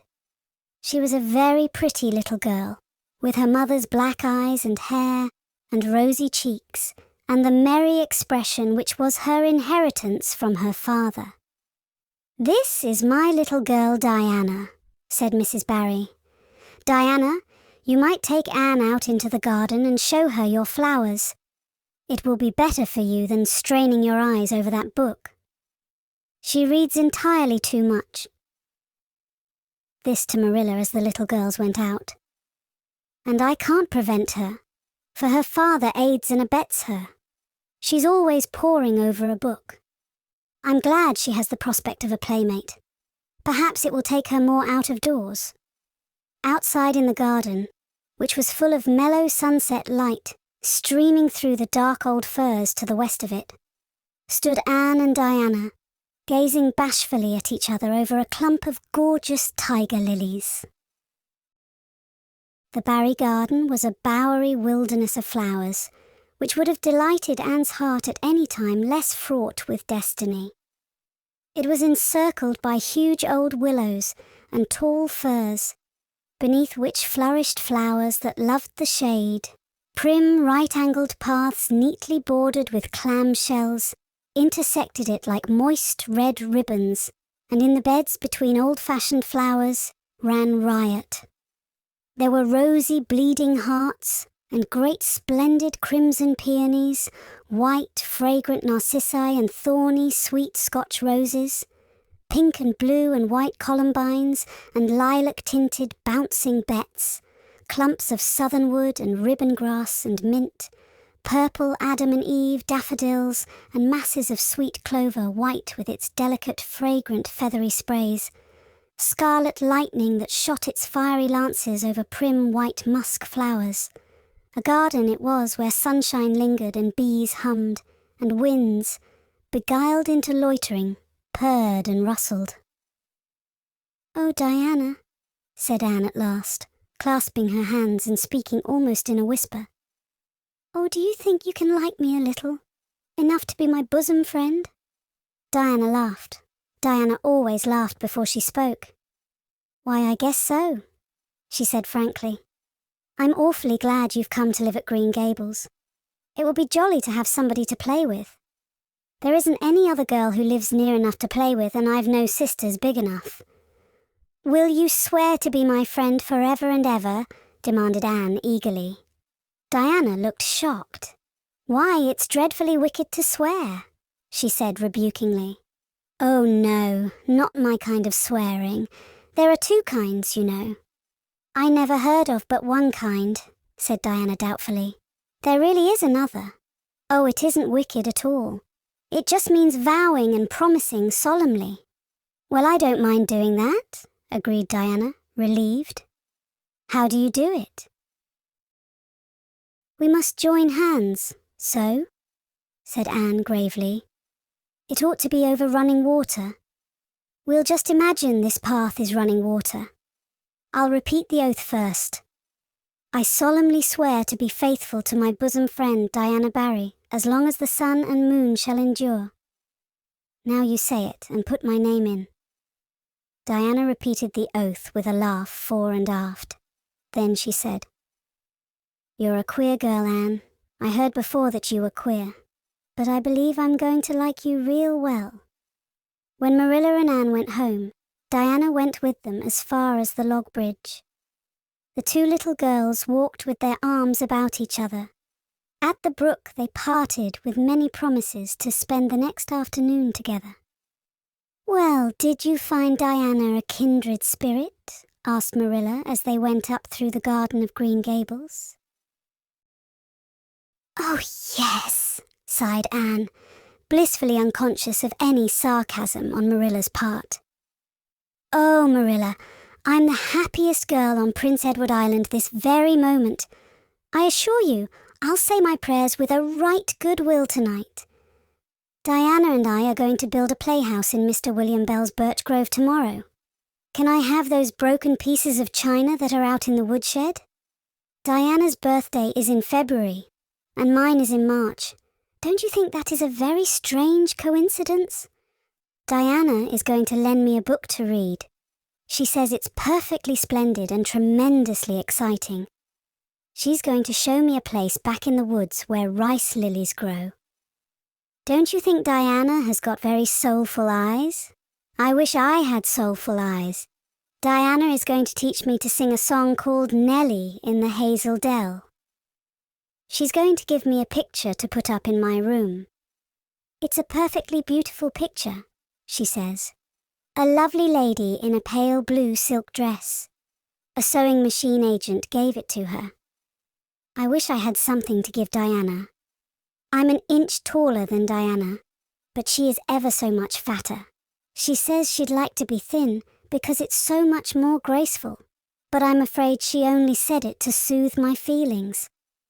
We're going to the shore someday to gather shells. We have agreed to call the spring down by the log bridge the Dryad's Bubble. Isn't that a perfectly elegant name? I read a story once about a spring called that. A dryad is sort of a grown-up fairy, I think. Well, all I hope is you won't talk Diana to death, said Marilla. But remember this, in all your planning, Anne.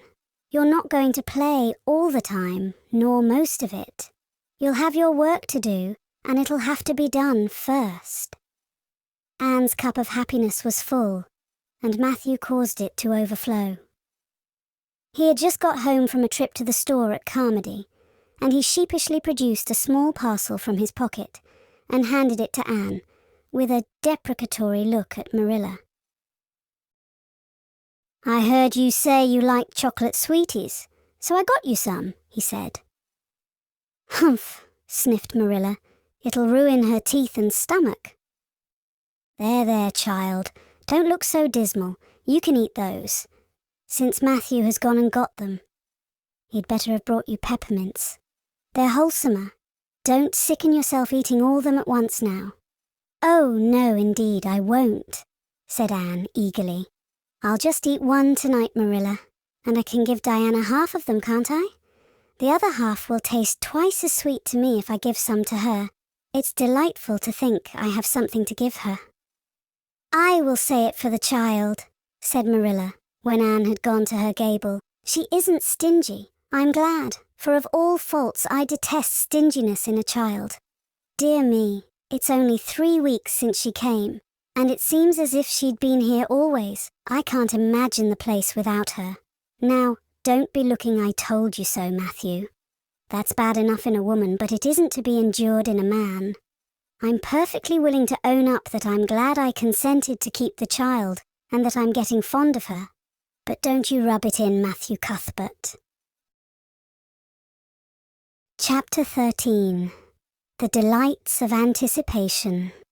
"It's time Anne was in to do her sewing," said Marilla, glancing at the clock and then out into the yellow August afternoon where everything drowsed in the heat. "She stayed playing with Diana more than half an hour more'n I gave her leave to. And now she's perched out there on the woodpile talking to Matthew, 19 to the dozen, when she knows perfectly well she ought to be at her work. And of course he's listening to her like a perfect ninny. I never saw such an infatuated man. The more she talks and the odder the things she says, the more he's delighted, evidently. Anne Shirley, you come right in here this minute, do you hear me?" A series of staccato taps on the west window brought Anne flying in from the yard, eyes shining, cheeks faintly flushed with pink, unbraided hair streaming behind her in a torrent of brightness. "Oh, Marilla!" she exclaimed breathlessly. "There's going to be a Sunday school picnic next week in Mr. Harmon Andrews's field, right near the Lake of Shining Waters. And Mrs. Superintendent Bell and Mrs. Rachel Lynde are going to make ice cream. Think of it, Marilla, ice cream. And oh, Marilla, can I go to it?" "Just look at the clock, if you please, Anne.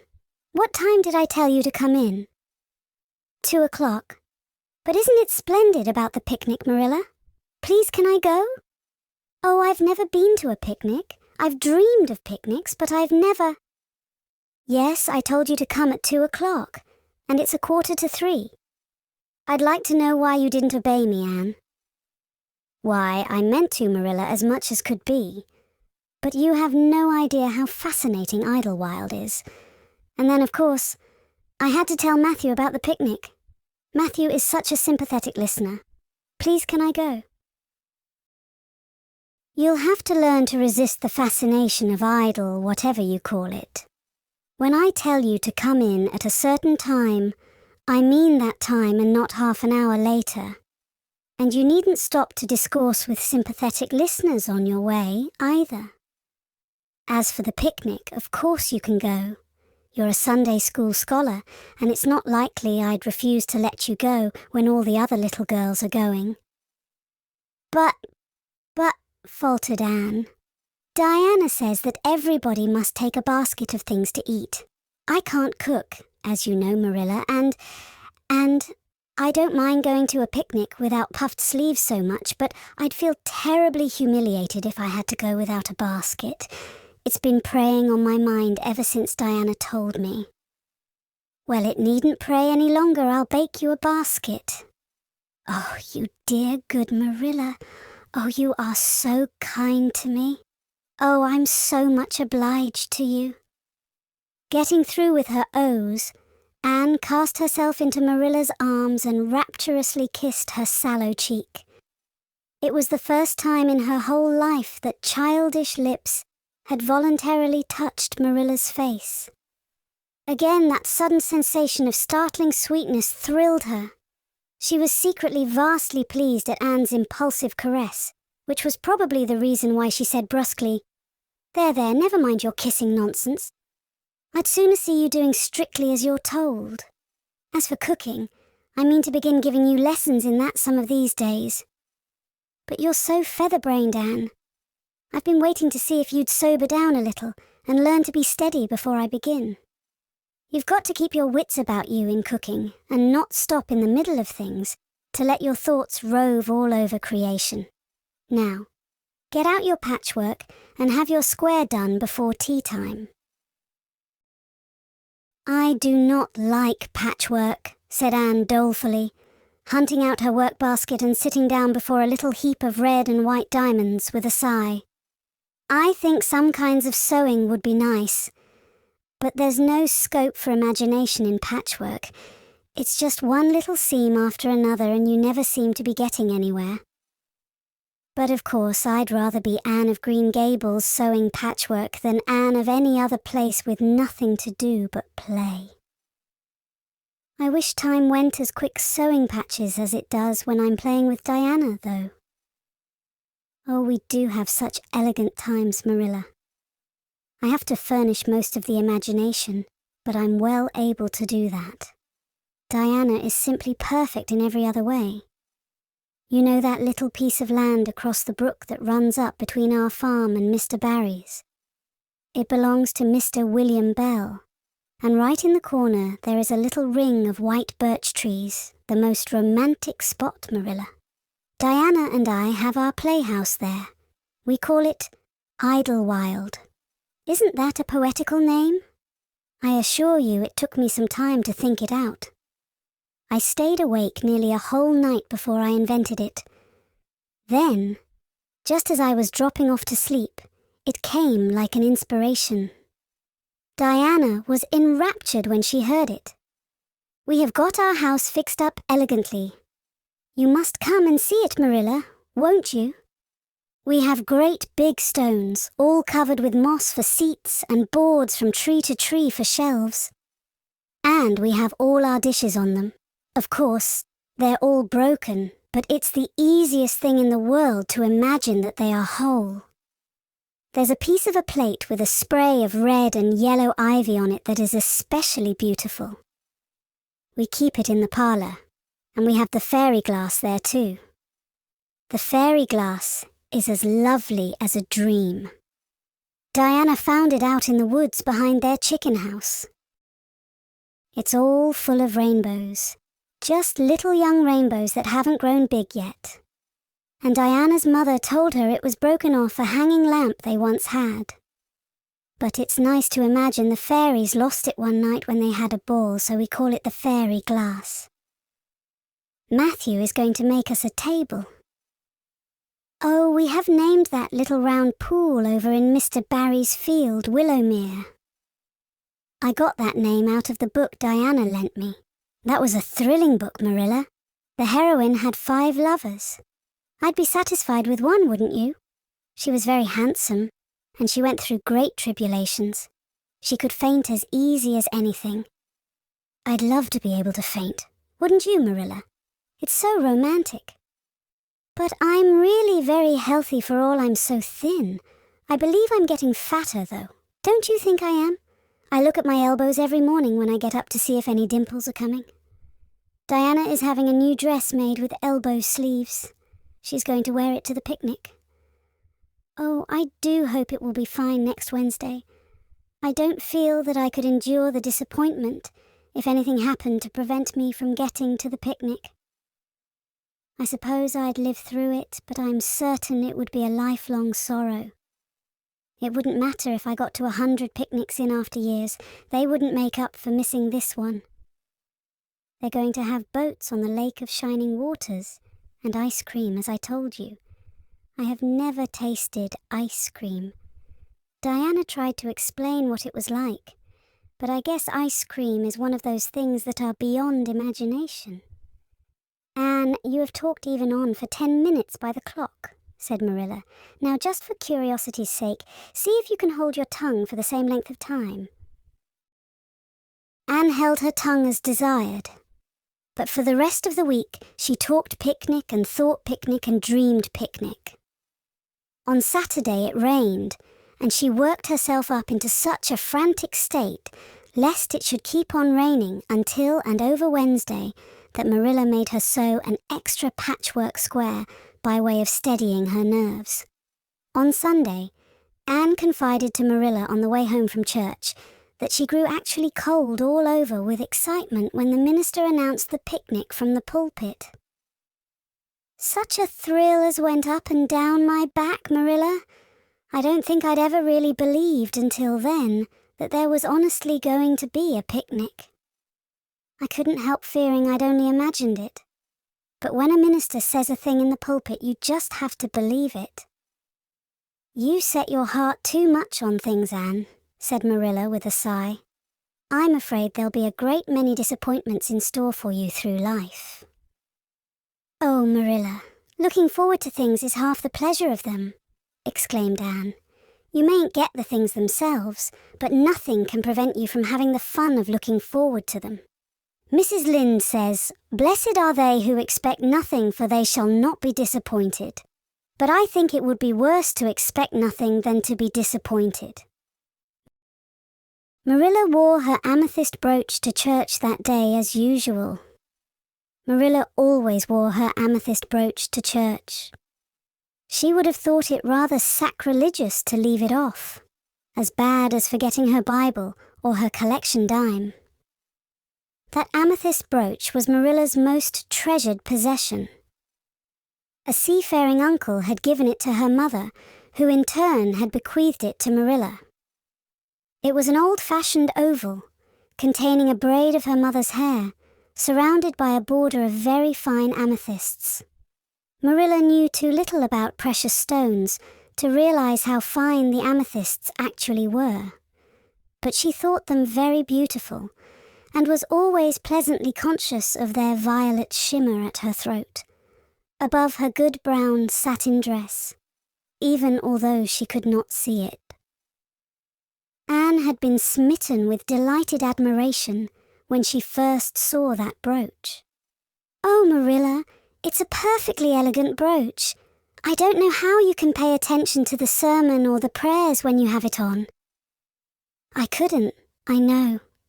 I think amethysts are just sweet. They are what I used to think diamonds were like. Long ago, before I had ever seen a diamond, I read about them and I tried to imagine what they would be like. I thought they would be lovely, glimmering purple stones. When I saw a real diamond in a lady's ring one day, I was so disappointed I cried. Of course, it was very lovely, but it wasn't my idea of a diamond. Will you let me hold the brooch for 1 minute, Marilla? Do you think amethysts can be the souls of good violets?" Chapter 14. Anne's Confession. On the Monday evening before the picnic, Marilla came down from her room with a troubled face. "Anne," she said to that small personage who was shelling peas by the spotless table and singing "Nellie of the Hazel Dell," with a vigor and expression that did credit to Diana's teaching. "Did you see anything of my amethyst brooch? I thought I stuck it in my pincushion when I came home from church yesterday evening, but I can't find it anywhere. I saw it this afternoon when you were away at the Aid Society," said Anne a little slowly. "I was passing your door when I saw it on the cushion, so I went in to look at it." "Did you touch it?" said Marilla sternly. "Yes," admitted Anne. "I took it up and I pinned it on my breast just to see how it would look." "You had no business to do anything of the sort. It's very wrong in a little girl to meddle. You shouldn't have gone into my room in the first place, and you shouldn't have touched a brooch that didn't belong to you in the second. Where did you put it?" "Oh, I put it back on the bureau. I hadn't it on a minute. Truly, I didn't mean to meddle, Marilla. I didn't think about its being wrong to go in and try on the brooch, but I see now that it was, and I'll never do it again. That's one good thing about me. I never do the same naughty thing twice." "You didn't put it back," said Marilla. "That brooch isn't anywhere on the bureau. You've taken it out or something, Anne." "I did put it back," said Anne quickly. Pertly, Marilla thought. "I don't just remember whether I stuck it on the pincushion or laid it in the china tray, but I'm perfectly certain I put it back." "I'll go and have another look," said Marilla, determining to be just. "If you put that brooch back, it's there still. If it isn't, I'll know you didn't, that's all." Marilla went to her room and made a thorough search not only over the bureau, but in every other place she thought the brooch might possibly be. It was not to be found, and she returned to the kitchen. "Anne, the brooch is gone. By your own admission, you were the last person to handle it. Now, what have you done with it? Tell me the truth at once. Did you take it out and lose it?" "No, I didn't," said Anne solemnly, meeting Marilla's angry gaze squarely. "I never took the brooch out of your room, and that is the truth, if I was to be led to the block for it. Although I'm not very certain what a block is. So there, Marilla." Anne's "so there" was only intended to emphasize her assertion, but Marilla took it as a display of defiance. I believe you are telling me a falsehood, Anne, she said sharply. I know you are. There now, don't say anything more unless you are prepared to tell the whole truth. Go to your room and stay there until you are ready to confess. Will I take the peas with me? Said Anne meekly. No, I'll finish shelling them myself. Do as I bid you. When Anne had gone, Marilla went about her evening tasks in a very disturbed state of mind. She was worried about her valuable brooch. What if Anne had lost it? And how wicked of the child to deny having taken it when anybody could see she must have, with such an innocent face too. I don't know what I wouldn't sooner have had happen, thought Marilla, as she nervously shelled the peas. Of course, I don't suppose she meant to steal it or anything like that. She's just taken it to play with or help along that imagination of hers. She must have taken it, that's clear, for there hasn't been a soul in that room since she was in it. By her own story until I went up tonight. And the brooch is gone. There's nothing surer. I suppose she has lost it and is afraid to own up for fear she'll be punished. It's a dreadful thing to think she tells falsehoods. It's a far worse thing than her fit of temper. It's a fearful responsibility to have a child in your house you can't trust. Slyness and untruthfulness, that's what she has displayed. I declare I feel worse about that than about the brooch. If she'd only have told the truth about it, I wouldn't mind so much. Marilla went to her room at intervals all through the evening and searched for the brooch without finding it. A bedtime visit to the east gable produced no result. Anne persisted in denying that she knew anything about the brooch, but Marilla was only the more firmly convinced that she did. She told Matthew the story the next morning. Matthew was confounded and puzzled. He could not so quickly lose faith in Anne, but he had to admit that circumstances were against her. "You're sure it hasn't fell down behind the bureau?" was the only suggestion he could offer. "I've moved the bureau, and I've taken out the drawers, and I've looked in every crack and cranny," was Marilla's positive answer. "The brooch is gone, and that child has taken it and lied about it. That's the plain, ugly truth, Matthew Cuthbert, and we might as well look it in the face." "Well now, what are you going to do about it?" Matthew asked forlornly, feeling secretly thankful that Marilla and not he had to deal with the situation. He felt no desire to put his oar in this time. "She'll stay in her room until she confesses," said Marilla grimly, remembering the success of this method in the former case. "Then we'll see. Perhaps we'll be able to find the brooch, if she'll only tell where she took it. But in any case, she'll have to be severely punished, Matthew." "Well now, you'll have to punish her," said Matthew, reaching for his hat. "I've nothing to do with it, remember. You warned me off yourself." Marilla felt deserted by everyone. She could not even go to Mrs. Lynde for advice. She went up to the east gable with a very serious face and left it with a face more serious still. Anne steadfastly refused to confess.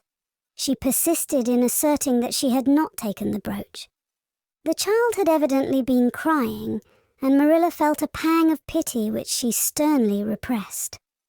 By night she was, as she expressed it, beat out. "You'll stay in this room until you confess, Anne. You can make up your mind to that," she said firmly. "But the picnic is tomorrow, Marilla," cried Anne.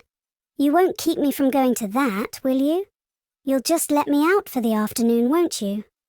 Then I'll stay here as long as you like afterwards, cheerfully. But I must go to the picnic." "You'll not go to picnics nor anywhere else until you've confessed, Anne." "Oh, Marilla!" gasped Anne. But Marilla had gone out and shut the door.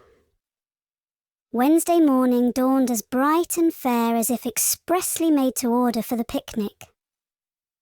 Birds sang around Green Gables. The Madonna lilies in the garden sent out whiffs of perfume that entered in on viewless winds at every door and window and wandered through halls and rooms like spirits of benediction. The birches in the hollow waved joyful hands as if watching for Anne's usual morning greeting from the east gable, but Anne was not at her window. When Marilla took her breakfast up to her, she found the child sitting primly on her bed, pale and resolute, with tight-shut lips and gleaming eyes. "Marilla, I'm ready to confess." "Ah!" Marilla laid down her tray. Once again her method had succeeded, but her success was very bitter to her. "Let me hear what you have to say then, Anne." "I took the amethyst brooch," said Anne, as if repeating a lesson she had learned. "I took it just as you said. I didn't mean to take it when I went in. But it did look so beautiful, Marilla, when I pinned it on my breast that I was overcome by an irresistible temptation. I imagined how perfectly thrilling it would be to take it to Idlewild and play I was the Lady Cordelia Fitzgerald. It would be so much easier to imagine I was the Lady Cordelia if I had a real amethyst brooch on. Diana and I make necklaces of roseberries, but what are roseberries compared to amethysts? So I took the brooch. I thought I could put it back before you came home. I went all the way around by the road to lengthen out the time. When I was going over the bridge across the Lake of Shining Waters, I took the brooch off to have another look at it. Oh, how it did shine in the sunlight. And then, when I was leaning over the bridge, it just slipped through my fingers and went down, down, down, all purply sparkling, and sank forevermore beneath the Lake of Shining Waters. And that's the best I can do at confessing, Marilla." Marilla felt hot anger surge up into her heart again. This child had taken and lost her treasured amethyst brooch, and now sat there calmly reciting the details thereof without the least apparent compunction or repentance. "Anne, this is terrible," she said, trying to speak calmly. "You are the very wickedest girl I ever heard of." "Yes, I suppose I am," agreed Anne tranquilly. "And I know I'll have to be punished. It'll be your duty to punish me, Marilla. Won't you please get it over right off, because I'd like to go to the picnic with nothing on my mind." "Picnic indeed. You'll go to no picnic today, Anne Shirley. That shall be your punishment. And it isn't half severe enough either for what you've done." "Not go to the picnic?" Anne sprang to her feet and clutched Marilla's hand. "But you promised me I might." "Oh, Marilla, I must go to the picnic. That was why I confessed. Punish me any way you like but that. Oh, Marilla, please, please let me go to the picnic. Think of the ice cream. For anything you know, I may never have a chance to taste ice cream again." Marilla disengaged Anne's clinging hands stonily. "You needn't plead, Anne. You are not going to the picnic, and that's final. No, not a word." Anne realized that Marilla was not to be moved. She clasped her hands together, gave a piercing shriek, and then flung herself face downward on the bed, crying and writhing in an utter abandonment of disappointment and despair. "For the land's sake," gasped Marilla, hastening from the room. "I believe the child is crazy. No child in her senses would behave as she does. If she isn't, she's utterly bad. Oh dear, I'm afraid Rachel was right from the first. But I've put my hand to the plough, and I won't look back." That was a dismal morning. Marilla worked fiercely and scrubbed the porch floor and the dairy shelves when she could find nothing else to do. Neither the shelves nor the porch needed it, but Marilla did. Then she went out and raked the yard. When dinner was ready, she went to the stairs and called Anne. A tear-stained face appeared, looking tragically over the banisters. "Come down to your dinner, Anne." "I don't want any dinner, Marilla," said Anne sobbingly. I couldn't eat anything. My heart is broken. You'll feel remorse of conscience someday, I expect, for breaking it, Marilla. But I forgive you. Remember when the time comes that I forgive you, but please don't ask me to eat anything, especially boiled pork and greens. Boiled pork and greens are so unromantic when one is in affliction. Exasperated, Marilla returned to the kitchen and poured out her tale of woe to Matthew, who, between his sense of justice and his unlawful sympathy with Anne, was a miserable man. Well now, she shouldn't have taken the brooch, Marilla, or told stories about it, he admitted, mournfully surveying his plateful of unromantic pork and greens, as if he, like Anne, thought it a food unsuited to crises of feeling. But she's such a little thing, such an interesting little thing. Don't you think it's pretty rough not to let her go to the picnic when she's so set on it? Matthew Cuthbert, I'm amazed at you. I think I've let her off entirely too easy, and she doesn't appear to realize how wicked she's been at all. That's what worries me most. If she'd really felt sorry, it wouldn't be so bad. And you don't seem to realize it neither. You're making excuses for her all the time to yourself, I can see that. Well now, she's such a little thing, feebly reiterated Matthew. And there should be allowances made, Marilla. You know she's never had any bringing up.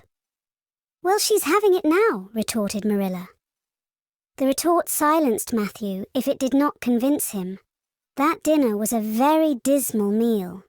The only cheerful thing about it was Jerry Boot, the hired boy, and Marilla resented his cheerfulness as a personal insult. When her dishes were washed and her bread sponge set and her hens fed, Marilla remembered that she had noticed a small rent in her best black lace shawl when she had taken it off on Monday afternoon on returning from the Ladies' Aid. She would go and mend it. The shawl was in a box in her trunk. As Marilla lifted it out, the sunlight, falling through the vines that clustered thickly about the window, struck upon something caught in the shawl. Something that glittered and sparkled in facets of violet light. Marilla snatched at it with a gasp. It was the amethyst brooch, hanging to a thread of the lace by its catch. "Dear life and heart," said Marilla blankly, "what does this mean? Here's my brooch safe and sound that I thought was at the bottom of Barry's pond. Whatever did that girl mean by saying she took it and lost it? I declare I believe Green Gables is bewitched.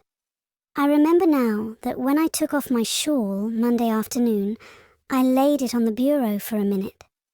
I suppose the brooch got caught in it somehow. Well," Marilla betook herself to the east gable, brooch in hand. Anne had cried herself out and was sitting dejectedly by the window. "Anne Shirley," said Marilla solemnly, "I've just found my brooch hanging to my black lace shawl. Now I want to know what that rigmarole you told me this morning meant." "Why, you said you'd keep me here until I confessed," returned Anne wearily. "And so I decided to confess because I was bound to get to the picnic. I thought out a confession last night after I went to bed and made it as interesting as I could, and I said it over and over so that I wouldn't forget it. But you wouldn't let me go to the picnic after all, so all my trouble was wasted." Marilla had to laugh in spite of herself, but her conscience pricked her. "Anne, you do beat all. But I was wrong. I see that now. I shouldn't have doubted your word when I'd never known you to tell a story. Of course, it wasn't right for you to confess to a thing you hadn't done. It was very wrong to do so. But I drove you to it. So if you'll forgive me, Anne, I'll forgive you, and we'll start square again. And now, get yourself ready for the picnic." Anne flew up like a rocket. "Oh, Marilla, isn't it too late?" "No, it's only 2:00. They won't be more than well gathered yet, and it'll be an hour before they have tea. Wash your face and comb your hair and put on your gingham. I'll fill a basket for you. There's plenty of stuff baked in the house, and I'll get Jerry to hitch up the sorrel and drive you down to the picnic ground."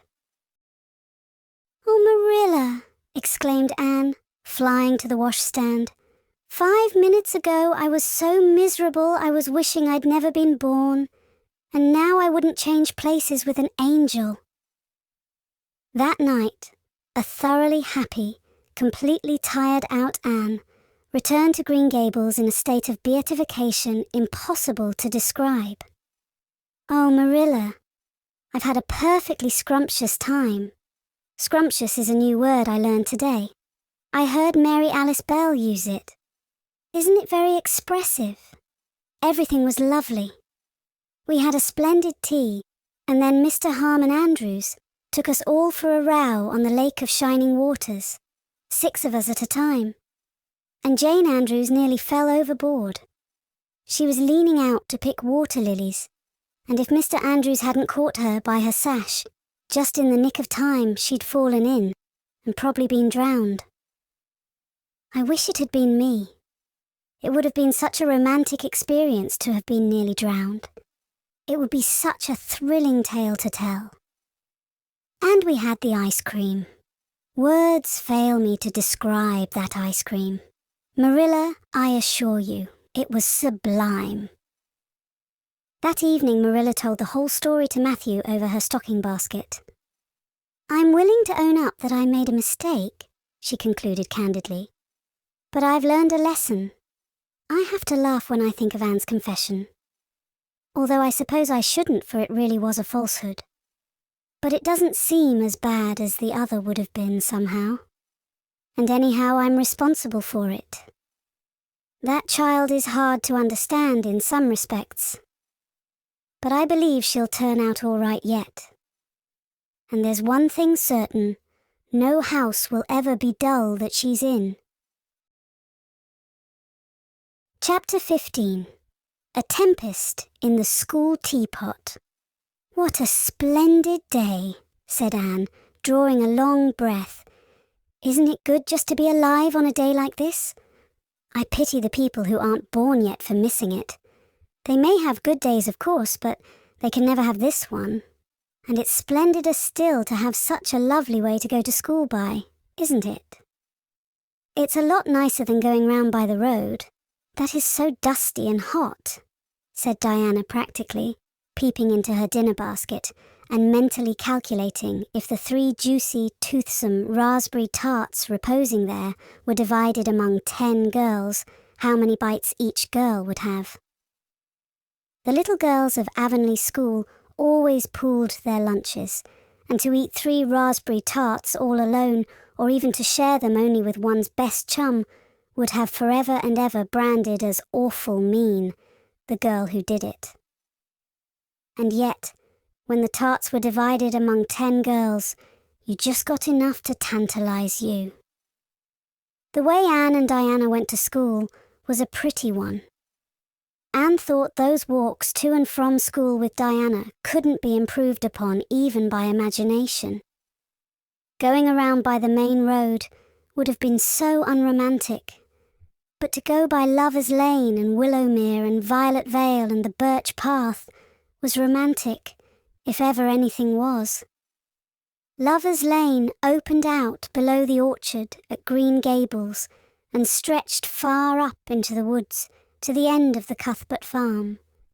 It was the way by which the cows were taken to the back pasture and the wood hauled home in winter. Anne had named it Lover's Lane before she had been a month at Green Gables. "Not that lovers ever really walk there," she explained to Marilla, "but Diana and I are reading a perfectly magnificent book, and there's a Lover's Lane in it. So we want to have one too. And it's a very pretty name, don't you think? So romantic. We can't imagine the lovers into it, you know. I like that lane because you can think out loud there without people calling you crazy." Anne, starting out alone in the morning, went down Lover's Lane as far as the brook. Here Diana met her, and the 2 little girls went on up the lane under the leafy arch of maples. "Maples are such sociable trees," said Anne. They're always rustling and whispering to you, until they came to a rustic bridge. Then they left the lane and walked through Mr. Barry's back field and past Willowmere. Beyond Willowmere came Violet Vale, a little green dimple in the shadow of Mr. Andrew Bell's big woods. Of course, there are no violets there now, Anne told Marilla, but Diana says there are millions of them in spring. Oh, Marilla, can't you just imagine you see them? It actually takes away my breath. I named it Violet Vale. Diana says she never saw the beat of me for hitting on fancy names for places. It's nice to be clever at something, isn't it? But Diana named the birch path. She wanted to, so I let her. But I'm sure I could have found something more poetical than plain birch path. Anybody can think of a name like that. But the birch path is one of the prettiest places in the world, Marilla. It was. Other people besides Anne thought so when they stumbled on it. It was a little narrow, twisting path, winding down over a long hill straight through Mr. Bell's woods, where the light came down sifted through so many emerald screens that it was as flawless as the heart of a diamond. It was fringed in all its length with slim young birches, white-stemmed and lissom-boughed. Ferns and starflowers and wild lilies of the valley and scarlet tufts of pigeonberries grew thickly along it. And always there was a delightful spiciness in the air and music of bird calls and the murmur and laugh of woodwinds in the trees overhead. Now and then you might see a rabbit skipping across the road, if you were quiet, which, with Anne and Diana, happened about once in a blue moon. Down in the valley, the path came out to the main road, and then it was just up the spruce hill to the school.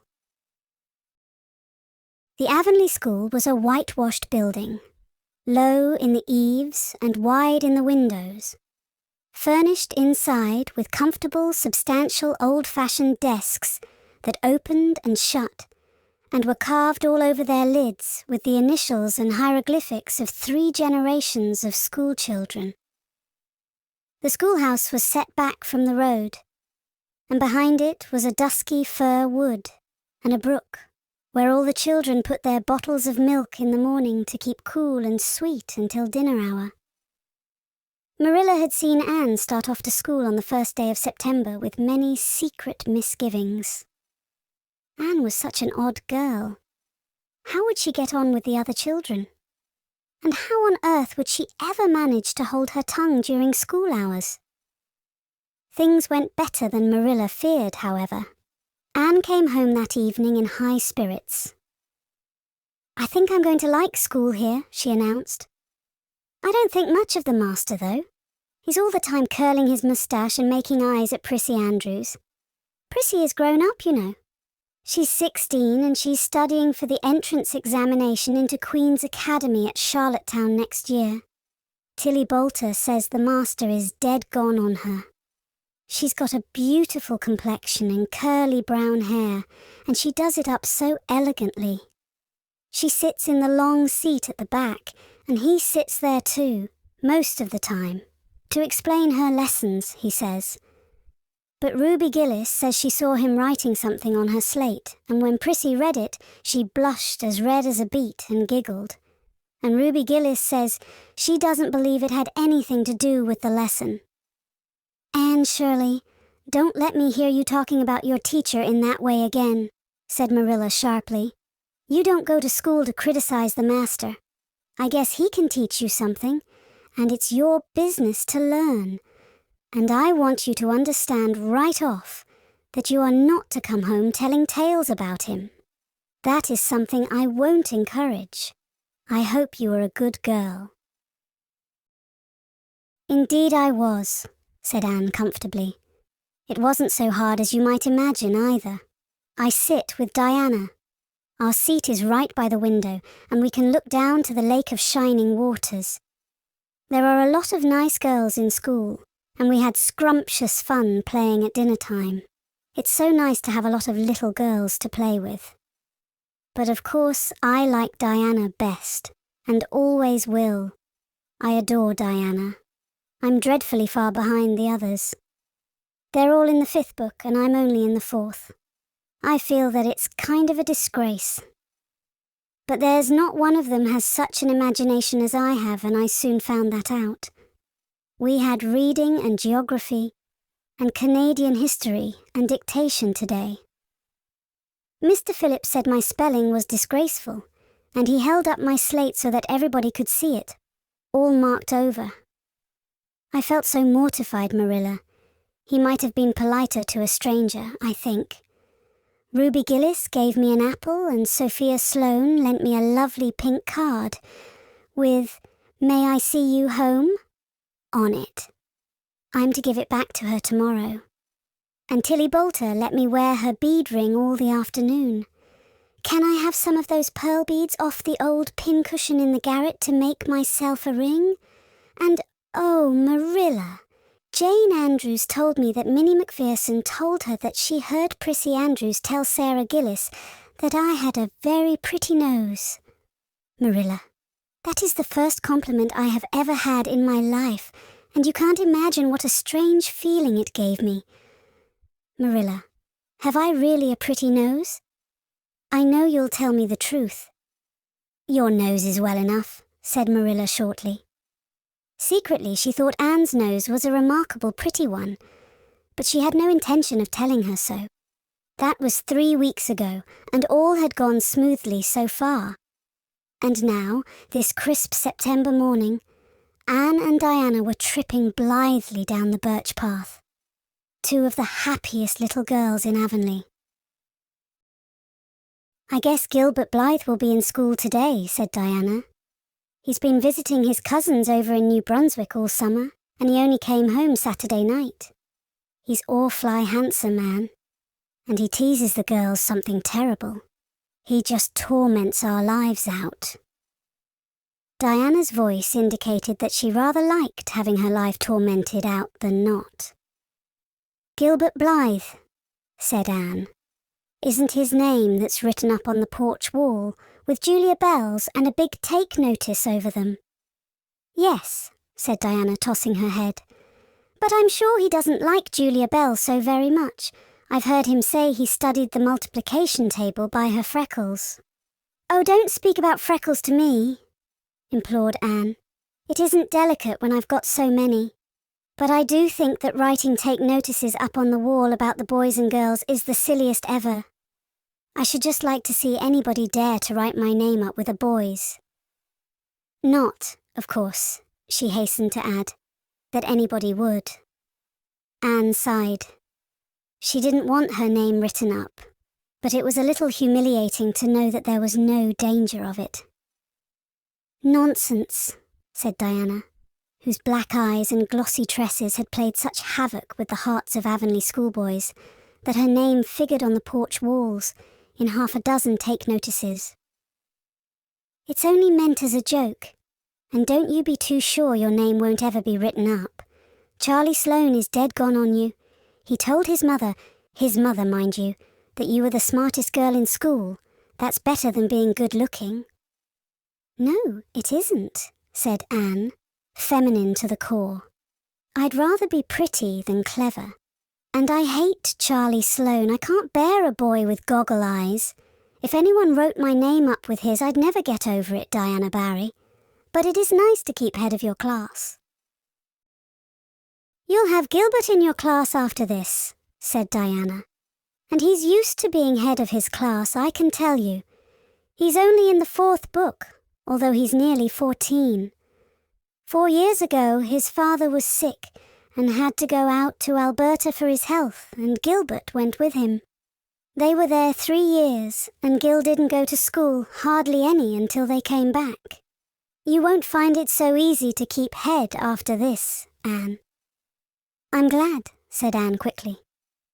I couldn't really feel proud of keeping head of little boys and girls of just 9 or 10. I got up yesterday spelling abolition. Josie Pye was head and, mind you, she peeped in her book. Mr. Phillips didn't see her. He was looking at Prissy Andrews. But I did. I just swept her a look of freezing scorn, and she got as red as a beet, and spelled it wrong after all. "Those Pye girls are cheats all round," said Diana indignantly, as they climbed the fence of the main road. "Gertie Pye actually went and put her milk bottle in my place in the brook yesterday. Did you ever? I don't speak to her now." When Mr. Phillips was in the back of the room hearing Prissy Andrews's Latin, Diana whispered to Anne, "That's Gilbert Blythe sitting right across the aisle from you, Anne. Just look at him and see if you don't think he's handsome." Anne looked accordingly. She had a good chance to do so, for the said Gilbert Blythe was absorbed in stealthily pinning the long yellow braid of Ruby Gillis, who sat in front of him, to the back of her seat. He was a tall boy with curly brown hair, roguish hazel eyes, and a mouth twisted into a teasing smile. Presently, Ruby Gillis started up to take a sum to the master. She fell back into her seat with a little shriek, believing that her hair was pulled out by the roots. Everybody looked at her, and Mr. Phillips glared so sternly that Ruby began to cry. Gilbert had whisked the pin out of sight and was studying his history with the soberest face in the world.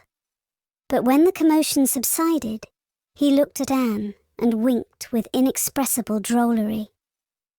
"I think your Gilbert Blythe is handsome," confided Anne to Diana, "but I think he's very bold. It isn't good manners to wink at a strange girl." But it was not until the afternoon that things really began to happen. Mr. Phillips was back in the corner explaining a problem in algebra to Prissy Andrews, and the rest of the scholars were doing pretty much as they pleased, eating green apples, whispering, drawing pictures on their slates, and driving crickets harnessed to strings up and down aisle. Gilbert Blythe was trying to make Anne Shirley look at him and failing utterly, because Anne was at that moment totally oblivious not only to the very existence of Gilbert Blythe, but of every other scholar in Avonlea School itself. With her chin propped on her hands and her eyes fixed on the blue glimpse of the lake of shining waters that the west window afforded, she was far away in a gorgeous dreamland, hearing and seeing nothing save her own wonderful visions. Gilbert Blythe wasn't used to putting himself out to make a girl look at him and meeting with failure. She should look at him, that red-haired Shirley girl with the little pointed chin and the big eyes that weren't like the eyes of any other girl in Avonlea School. Gilbert reached across the aisle, picked up the end of Anne's long red braid, held it out at arm's length and said in a piercing whisper, "Carrots, carrots." Then Anne looked at him with a vengeance. She did more than look. She sprang to her feet, her bright fancies fallen into cureless ruin. She flashed one indignant glance at Gilbert from eyes whose angry sparkle was swiftly quenched in equally angry tears. "You mean hateful boy!" she exclaimed passionately. "How dare you!" And then, thwack! Anne had brought her slate down on Gilbert's head and cracked it slate not head, clear across. Avonlea School always enjoyed a scene. This was an especially enjoyable one. Everybody said "oh" in horrified delight. Diana gasped. Ruby Gillis, who was inclined to be hysterical, began to cry. Tommy Sloane let his team of crickets escape him altogether, while he stared open-mouthed at the tableau. Mr. Phillips stalked down the aisle and laid his hand heavily on Anne's shoulder. "Anne Shirley, what does this mean?" he said angrily. Anne returned no answer. It was asking too much of flesh and blood to expect her to tell before the whole school that she had been called carrots. Gilbert it was who spoke up stoutly. "It was my fault, Mr. Phillips. I teased her." Mr. Phillips paid no heed to Gilbert. "I am sorry to see a pupil of mine displaying such a temper and such a vindictive spirit," he said in a solemn tone, as if the mere fact of being a pupil of his ought to root out all evil passions from the hearts of small, imperfect mortals. Anne, go and stand on the platform in front of the blackboard for the rest of the afternoon. Anne would have infinitely preferred a whipping to this punishment under which her sensitive spirit quivered as from a whiplash. With a white, set face, she obeyed. Mr. Phillips took a chalk crayon and wrote on the blackboard above her head. Anne Shirley has a very bad temper. Anne Shirley must learn to control her temper. And then read it out loud so that even the primer class, who couldn't read writing, should understand it. Anne stood there the rest of the afternoon with that legend above her. She did not cry or hang her head. Anger was still too hot in her heart for that, and it sustained her amid all her agony of humiliation. With resentful eyes and passion-red cheeks, she confronted alike Diana's sympathetic gaze, and Charlie Sloane's indignant nods, and Josie Pye's malicious smiles. As for Gilbert Blythe, she would not even look at him. She would never look at him again. She would never speak to him. When school was dismissed, Anne marched out with her red head held high. Gilbert Blythe tried to intercept her at the porch door. "I'm awfully sorry I made fun of your hair, Anne," he whispered contritely. "Honest I am. Don't be mad for keeps now." Anne swept by disdainfully, without look or sign of hearing. "Oh, how could you, Anne?" breathed Diana, as they went down the road half reproachfully, half admiringly. Diana felt that she could never have resisted Gilbert's plea. "I shall never forgive Gilbert Blythe," said Anne firmly. "And Mr. Phillips spelled my name without an E too.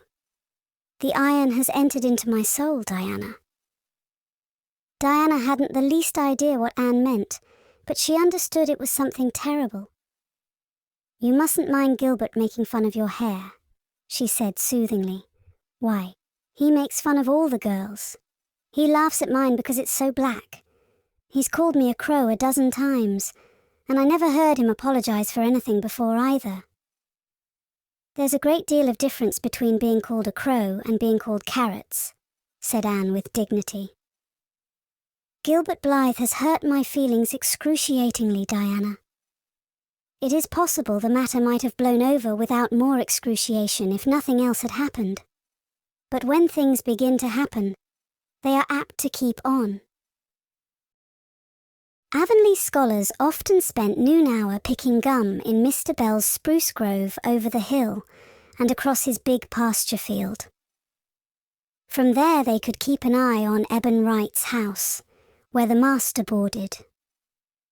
When they saw Mr. Phillips emerging therefrom, they ran for the schoolhouse, but the distance being about 3 times longer than Mr. Wright's lane, they were very apt to arrive there, breathless and gasping, some 3 minutes too late. On the following day, Mr. Phillips was seized with one of his spasmodic fits of reform and announced before going home to dinner that he should expect to find all the scholars in their seats when he returned. Anyone who came in late would be punished. All the boys and some of the girls went to Mr. Bell's spruce grove as usual, fully intending to stay only long enough to pick a chew. But spruce groves are seductive and yellow nuts of gum beguiling. They picked and loitered and strayed, and as usual the first thing that recalled them to a sense of the flight of time was Jimmy Glover shouting from the top of a patriarchal old spruce, "Master's coming." The girls who were on the ground started first and managed to reach the schoolhouse in time, but without a second to spare. The boys, who had to wriggle hastily down from the trees, were later, and Anne, who had not been picking gum at all, but was wandering happily in the far end of the grove, waist-deep among the bracken, singing softly to herself, with a wreath of rice lilies on her hair, as if she were some wild divinity of the shadowy places, was latest of all. Anne could run like a deer, however. Run she did with the impish result that she overtook the boys at the door and was swept into the schoolhouse among them just as Mr. Phillips was in the act of hanging up his hat. Mr. Phillips's brief, reforming energy was over. He didn't want the bother of punishing a dozen pupils, but it was necessary to do something to save his word. So he looked about for a scapegoat and found it in Anne, who had dropped into her seat, gasping for breath, with a forgotten lily wreath hanging askew over one ear and giving her a particularly rakish and dishevelled appearance. "Anne Shirley, since you seem to be so fond of the boys' company, we shall indulge your taste for it this afternoon," he said sarcastically. "Take those flowers out of your hair and sit with Gilbert Blythe." The other boys snickered. Diana, turning pale with pity, plucked the wreath from Anne's hair and squeezed her hand. Anne stared at the master as if turned to stone. "Did you hear what I said, Anne?" queried Mr. Phillips sternly.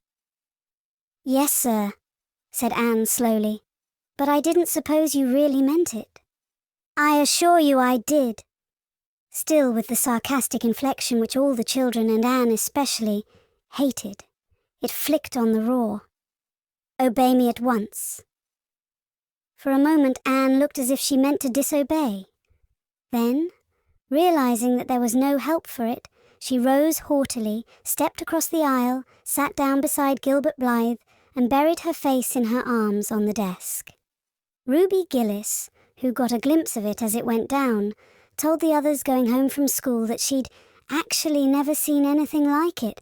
It was so white, with awful little red spots in it. To Anne, this was as the end of all things. It was bad enough to be singled out for punishment from among a dozen equally guilty ones.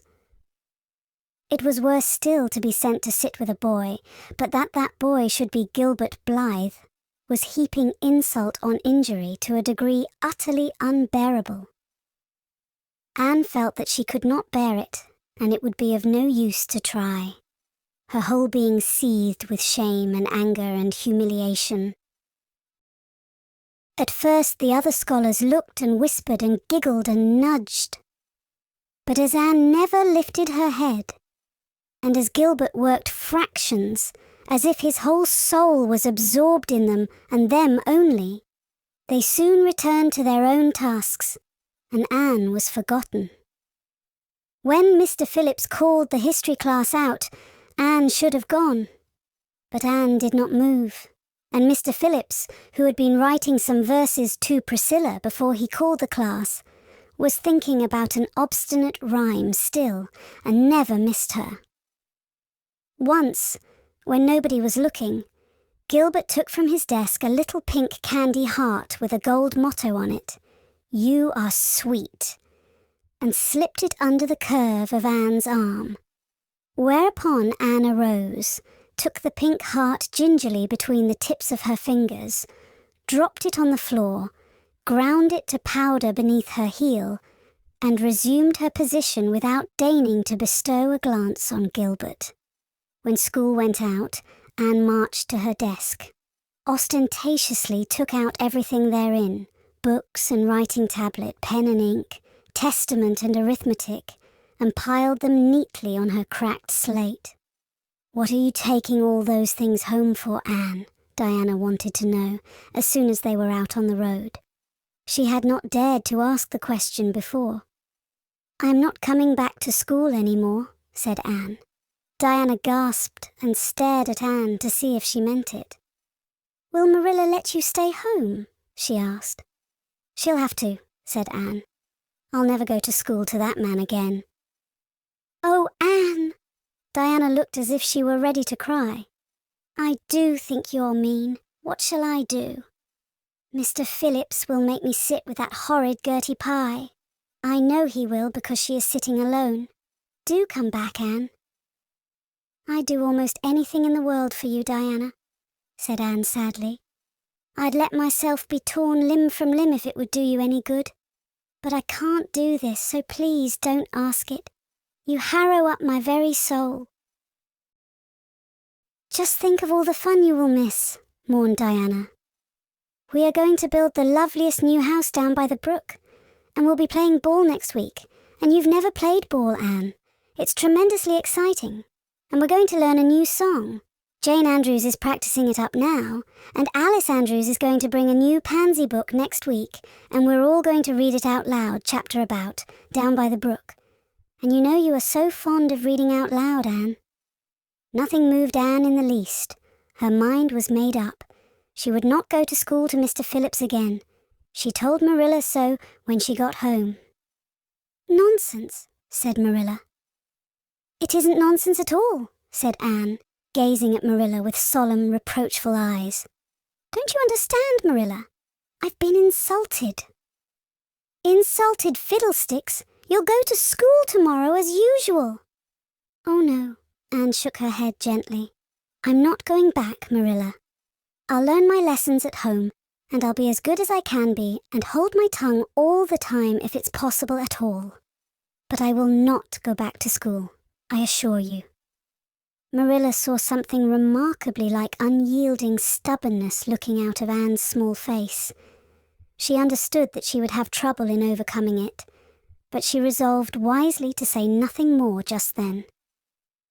"I'll run down and see Rachel about it this evening," she thought.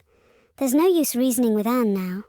She's too worked up, and I've an idea she can be awful stubborn if she takes the notion. Far as I can make out from her story, Mr. Phillips has been carrying matters with a rather high hand, but it would never do to say so to her. I'll just talk it over with Rachel.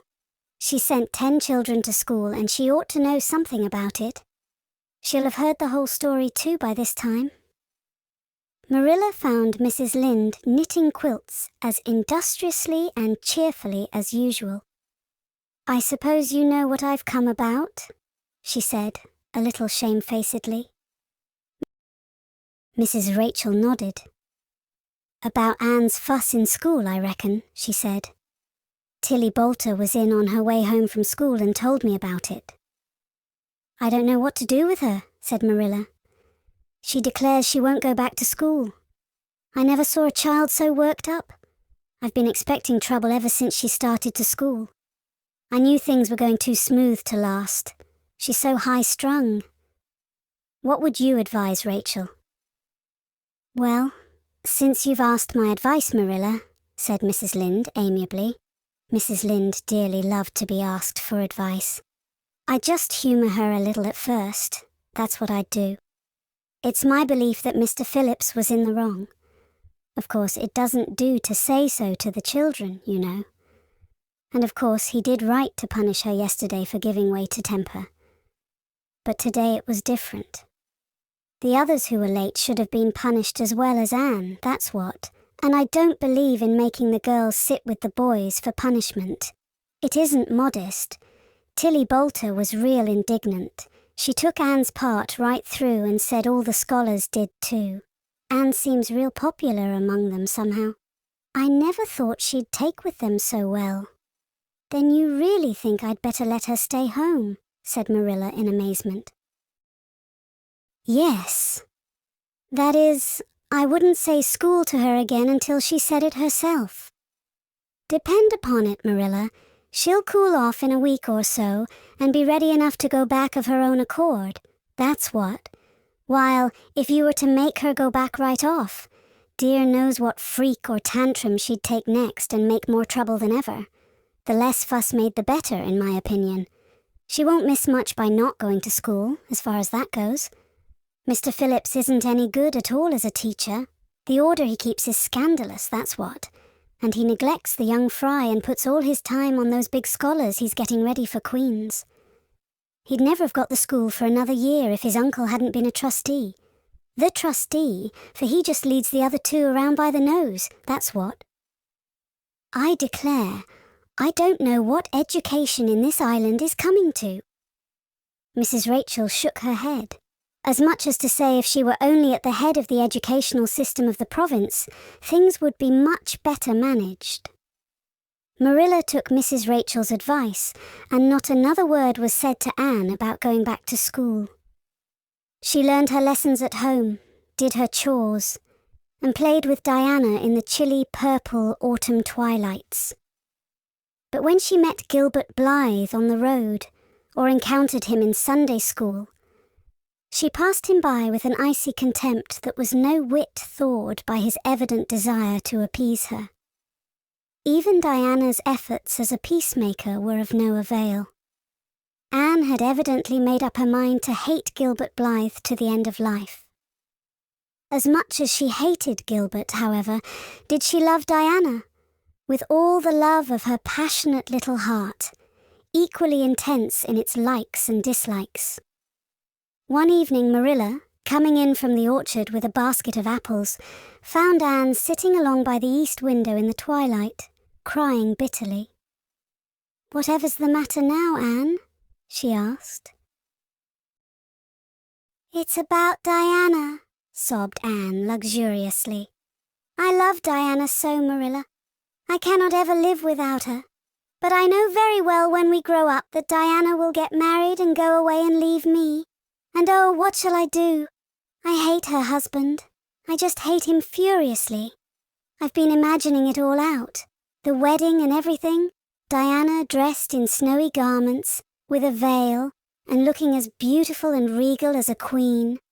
And me, the bridesmaid, with a lovely dress too and puffed sleeves, but with a breaking heart hid beneath my smiling face. And then, bidding Diana goodbye." Here Anne broke down entirely and wept with increasing bitterness. Marilla turned quickly away to hide her twitching face, but it was no use. She collapsed on the nearest chair and burst into such a hearty and unusual peal of laughter that Matthew, crossing the yard outside, halted in amazement. When had he heard Marilla laugh like that before? "Well, Anne Shirley," said Marilla as soon as she could speak, "if you must borrow trouble, for pity's sake borrow it handier home. I should think you had an imagination, sure enough." Chapter 16. Diana is invited to tea with tragic results. October was a beautiful month at Green Gables, when the birches in the hollow turned as golden as sunshine, and the maples behind the orchard were royal crimson, and the wild cherry trees along the lane put on the loveliest shades of dark red and bronzy green, while the fields sunned themselves in aftermaths. Anne revelled in the world of colour about her.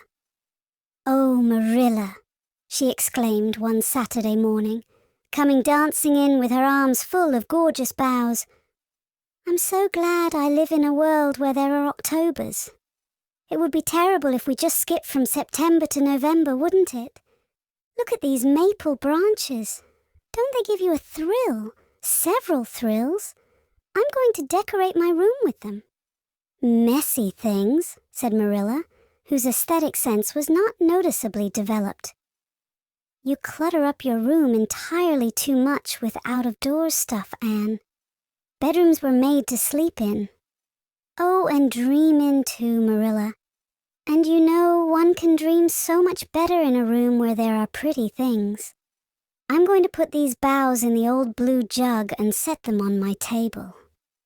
Mind you don't drop leaves all over the stairs then. I'm going on a meeting of the Aid Society at Carmody this afternoon, Anne, and I won't likely be home before dark. You'll have to get Matthew and Jerry their supper. So mind you don't forget to put the tea to draw until you sit down at the table, as you did last time." "It was dreadful of me to forget," said Anne apologetically. "But that was the afternoon I was trying to think of a name for Violet Vale, and it crowded other things out. Matthew was so good. He never scolded a bit. He put the tea down himself and said we could wait a while as well as not. And I told him a lovely fairy story while we were waiting, so he didn't find the time long at all. It was a beautiful fairy story, Marilla. I forgot the end of it, so I made up an end for it myself, and Matthew said he couldn't tell where the join came in." "Matthew would think it all right, Anne, if you took a notion to get up and have dinner in the middle of the night. But you keep your wits about you this time. And I don't really know if I'm doing right, It may make you more addlepated than ever. But you can ask Diana to come over and spend the afternoon with you and have tea here." "Oh, Marilla!" Anne clasped her hands. "How perfectly lovely! You are able to imagine things after all, or else you'd never have understood how I've longed for that very thing. It will seem so nice and grown-uppish. No fear of my forgetting to put the tea to draw when I have company. Oh, Marilla, can I use the rosebud spray tea set?" "No, indeed! The rosebud tea set. Well, what next? You know I never use that except for the minister or the aides. You'll put down the old brown tea set. But you can open the little yellow crock of cherry preserves. It's time it was being used anyhow. I believe it's beginning to work. And you can cut some fruit cake and have some of the cookies and snaps." "I can just imagine myself sitting down at the head of the table and pouring out the tea," said Anne, shutting her eyes ecstatically. "And asking Diana if she takes sugar. I know she doesn't, but of course I'll ask her just as if I didn't know. And then pressing her to take another piece of fruitcake and another helping of preserves. Oh, Marilla, it's a wonderful sensation just to think of it. Can I take her into the spare room to lay off her hat when she comes? And then into the parlour to sit? No. The sitting room will do for you and your company. But there's a bottle half full of raspberry cordial that was left over from the church social the other night. It's on the second shelf of the sitting room closet, and you and Diana can have it if you like, and a cookie to eat with it along in the afternoon. For I dare say Matthew will be late coming in to tea, since he's hauling potatoes to the vessel."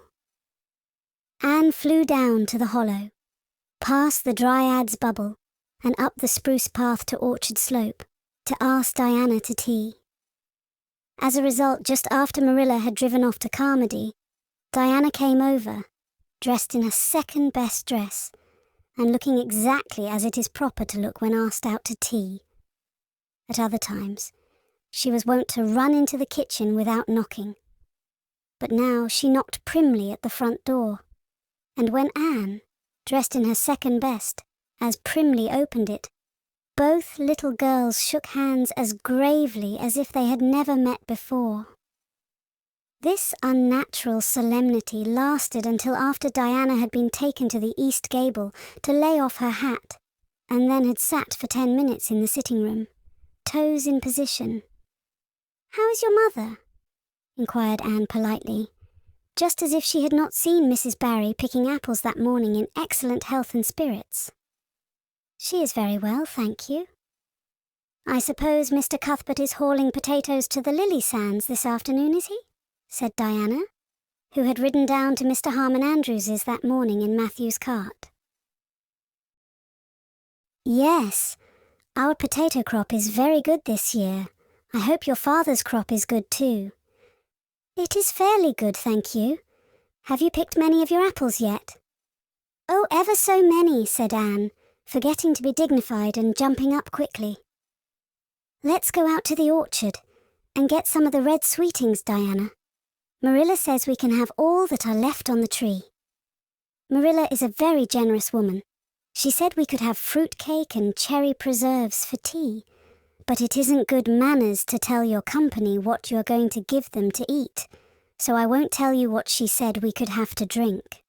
Only it begins with an R and a C, and it's bright red colour. I love bright red drinks, don't you?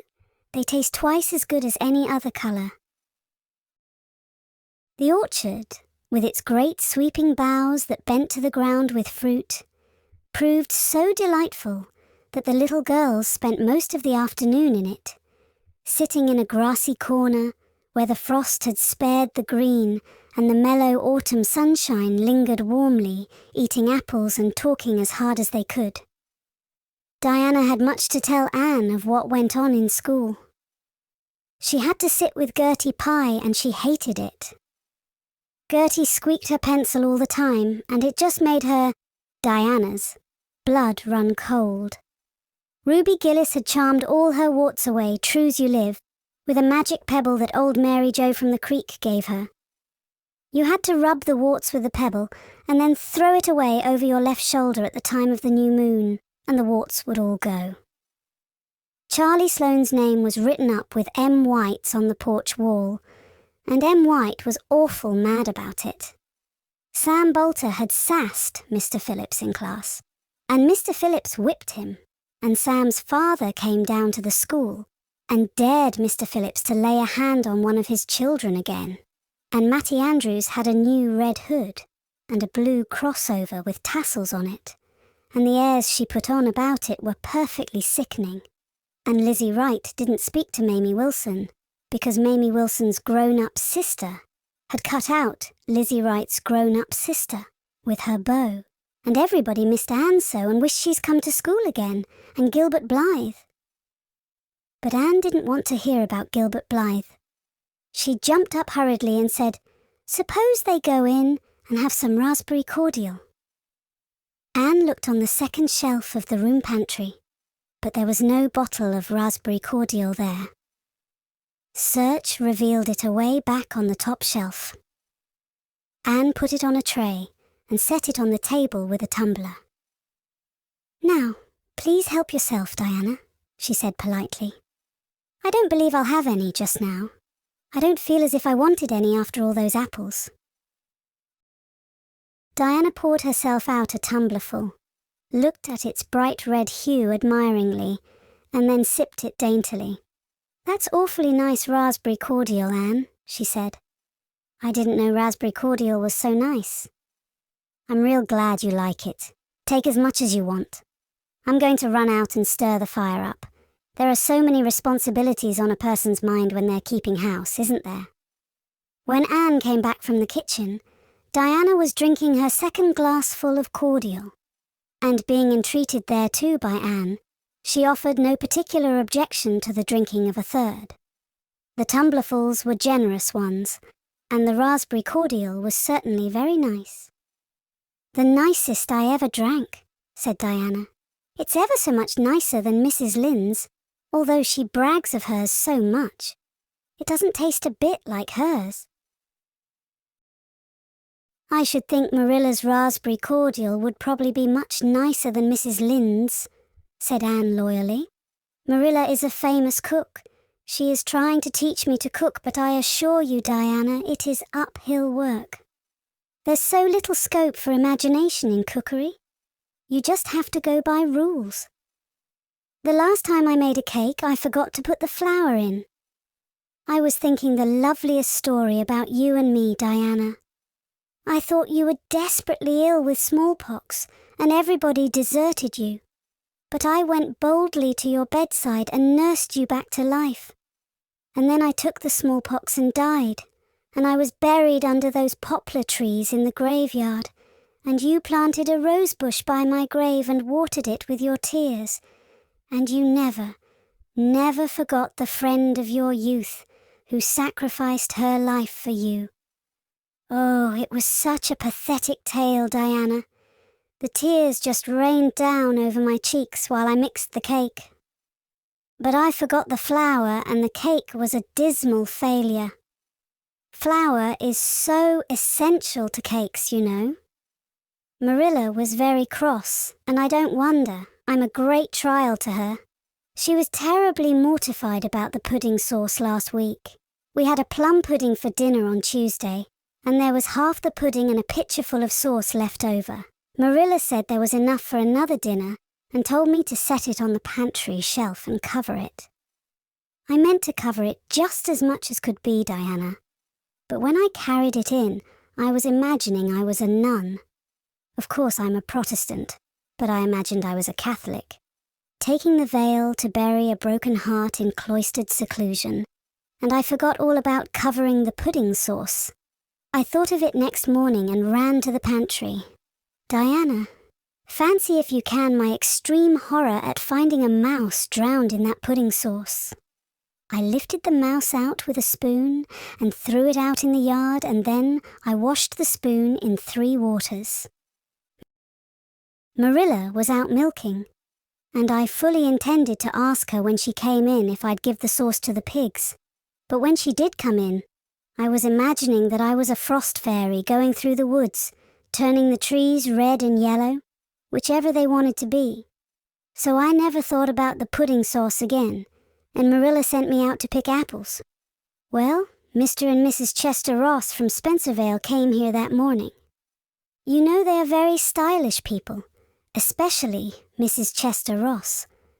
When Marilla called me and dinner was all ready, and everybody was at the table, I tried to be as polite and dignified as I could be, for I wanted Mrs. Chester Ross to think I was a ladylike little girl, even if I wasn't pretty. Everything went right, until I saw Marilla coming with the plum pudding in one hand, and the pitcher of pudding sauce warmed up in the other.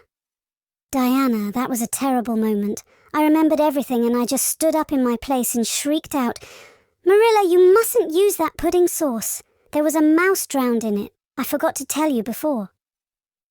Oh, Diana, I shall never forget that awful moment if I live to be 100. Mrs. Chester Ross just looked at me, and I thought I would sink through the floor with mortification. She is such a perfect housekeeper, and fancy what she must have thought of us. Marilla turned red as fire, but she never said a word then. She just carried that sauce and pudding out and brought in some strawberry preserves. She even offered me some, but I couldn't swallow a mouthful. It was like heaping coals of fire on my head. After Mrs. Chester Ross went away, Marilla gave me a dreadful scolding. "Why, Diana? What is the matter?" Diana had stood up very unsteadily. Then she sat down again, putting her hands to her head. I'm awful sick," she said a little thickly. I must go right home." "Oh, you mustn't dream of going home without your tea," cried Anne in distress. "I'll get it right off. I'll go and put the tea down this very minute." "I must go home," repeated Diana, stupidly but determinedly. "Let me get you a lunch anyhow," implored Anne. "Let me give you a bit of fruitcake and some of the cherry preserves. Lie down on the sofa for a little while and you'll be better. Where do you feel bad?" "I must go home," said Diana, and that was all she would say. In vain Anne pleaded. "I never heard of company going home without tea," she mourned. "Oh, Diana, do you suppose that it's possible you're really taking the smallpox? If you are, I'll go and nurse you. You can depend on that. I'll never forsake you. But I do wish you'd stay till after tea. Where do you feel bad?" "I'm awful dizzy," said Diana, and indeed, she walked very dizzily. Anne, with tears of disappointment in her eyes, got Diana's hat and went with her as far as the Barry Yard fence. Then she wept all the way back to Green Gables, where she sorrowfully put the remainder of the raspberry cordial back into the pantry and got tea ready for Matthew and Jerry, with all the zest gone out of the performance. The next day was Sunday, and as the rain poured down in torrents from dawn till dusk, Anne did not stir abroad from Green Gables. Monday afternoon, Marilla sent her down to Mrs. Lynde's on an errand. In a very short space of time, Anne came flying back up the lane with tears rolling down her cheeks. Into the kitchen, she dashed and flung herself face downward on the sofa in an agony. "Whatever has gone wrong now, Anne?" queried Marilla in doubt and dismay. "I do hope you haven't gone and been saucy to Mrs. Lynde again." No answer from Anne save more tears and stormier sobs. "Anne Shirley, when I ask you a question, I want to be answered. Sit right up this very minute and tell me what you are crying about." Anne sat up, tragedy personified. "Mrs. Lynde was up to see Mrs. Barry today, and Mrs. Barry was in an awful state," she wailed. "She says that I set Diana drunk Saturday and sent her home in a disgraceful condition. And she says I must be a thoroughly bad, wicked little girl, and she's never going to let Diana play with me again. Oh, Marilla, I'm just overcome with woe." Marilla stared in blank amazement. "Set Diana drunk?" she said when she found her voice. "Anne, are you or Mrs. Barry crazy? What on earth did you give her?" "Not a thing but raspberry cordial," sobbed Anne. "I never thought raspberry cordial would set people drunk, Marilla. Not even if they drank 3 big tumblerfuls as Diana did." "Oh, it sounds so like Mrs. Thomas's husband." "But I didn't mean to set her drunk." "Drunk fiddlesticks," said Marilla, marching to the sitting room pantry. There on the shelf was a bottle, which she at once recognized as one containing some of her 3-year-old homemade currant wine, for which she was celebrated in Avonlea, although certain of the stricter sort, Mrs. Barry among them, disapproved strongly of it. And at the same time, Marilla recollected that she had put the bottle of raspberry cordial down in the cellar instead of in the pantry as she had told Anne. She went back to the kitchen with the wine bottle in her hand. Her face was twitching in spite of herself. "Anne, you certainly have a genius for getting into trouble. You went and gave Diana currant wine instead of raspberry cordial. Didn't you know the difference yourself?" "I never tasted it," said Anne. "I thought it was the cordial. I meant to be so hospitable. Diana got awfully sick and had to go home. Mrs. Barry told Mrs. Lynde she was simply dead drunk. She just laughed silly-like when her mother asked her what was the matter and went to sleep and slept for hours. Her mother smelled her breath and knew she was drunk. She had a fearful headache all day yesterday. Mrs. Barry is so indignant. She will never believe but what I did it on purpose. I should think she would better punish Diana for being so greedy as to drink 3 glassfuls of anything," said Marilla shortly. "Why, 3 of those big glasses would have made her sick even if it had only been cordial. Well, this story will be a nice handle for those folks who are so down on me for making currant wine, although I haven't made any for 3 years ever since I found out that the minister didn't approve. I just kept that bottle for sickness.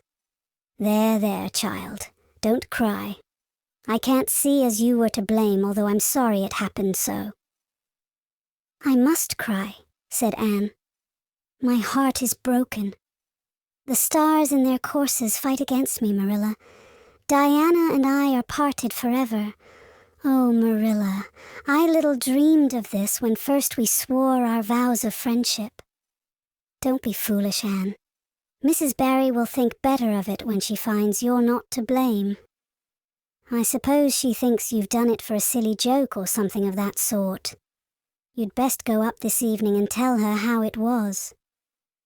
"My courage fails me at the thought of facing Diana's injured mother," sighed Anne. "I wish you'd go, Marilla.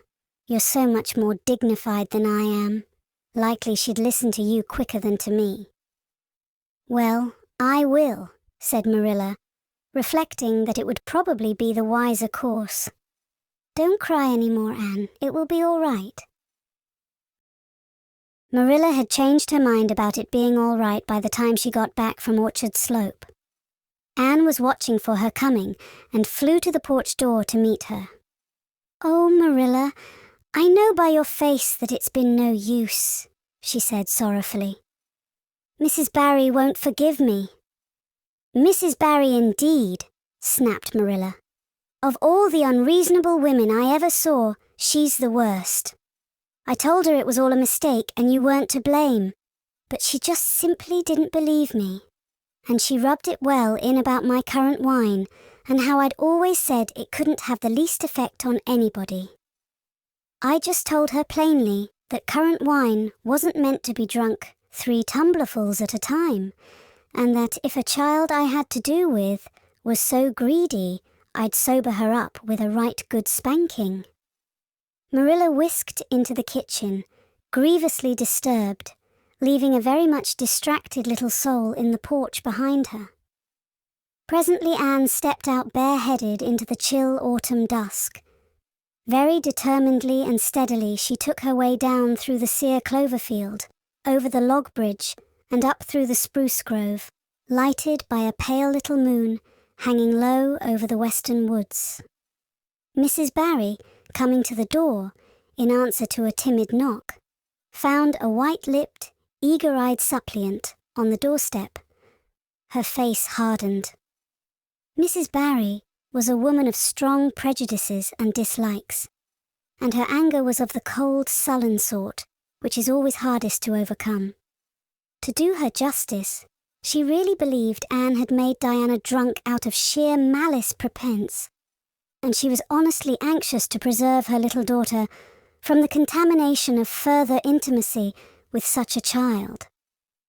"What do you want?" she said stiffly. Anne clasped her hands. "Oh, Mrs. Barry, please forgive me. I did not mean to intoxicate Diana. How could I?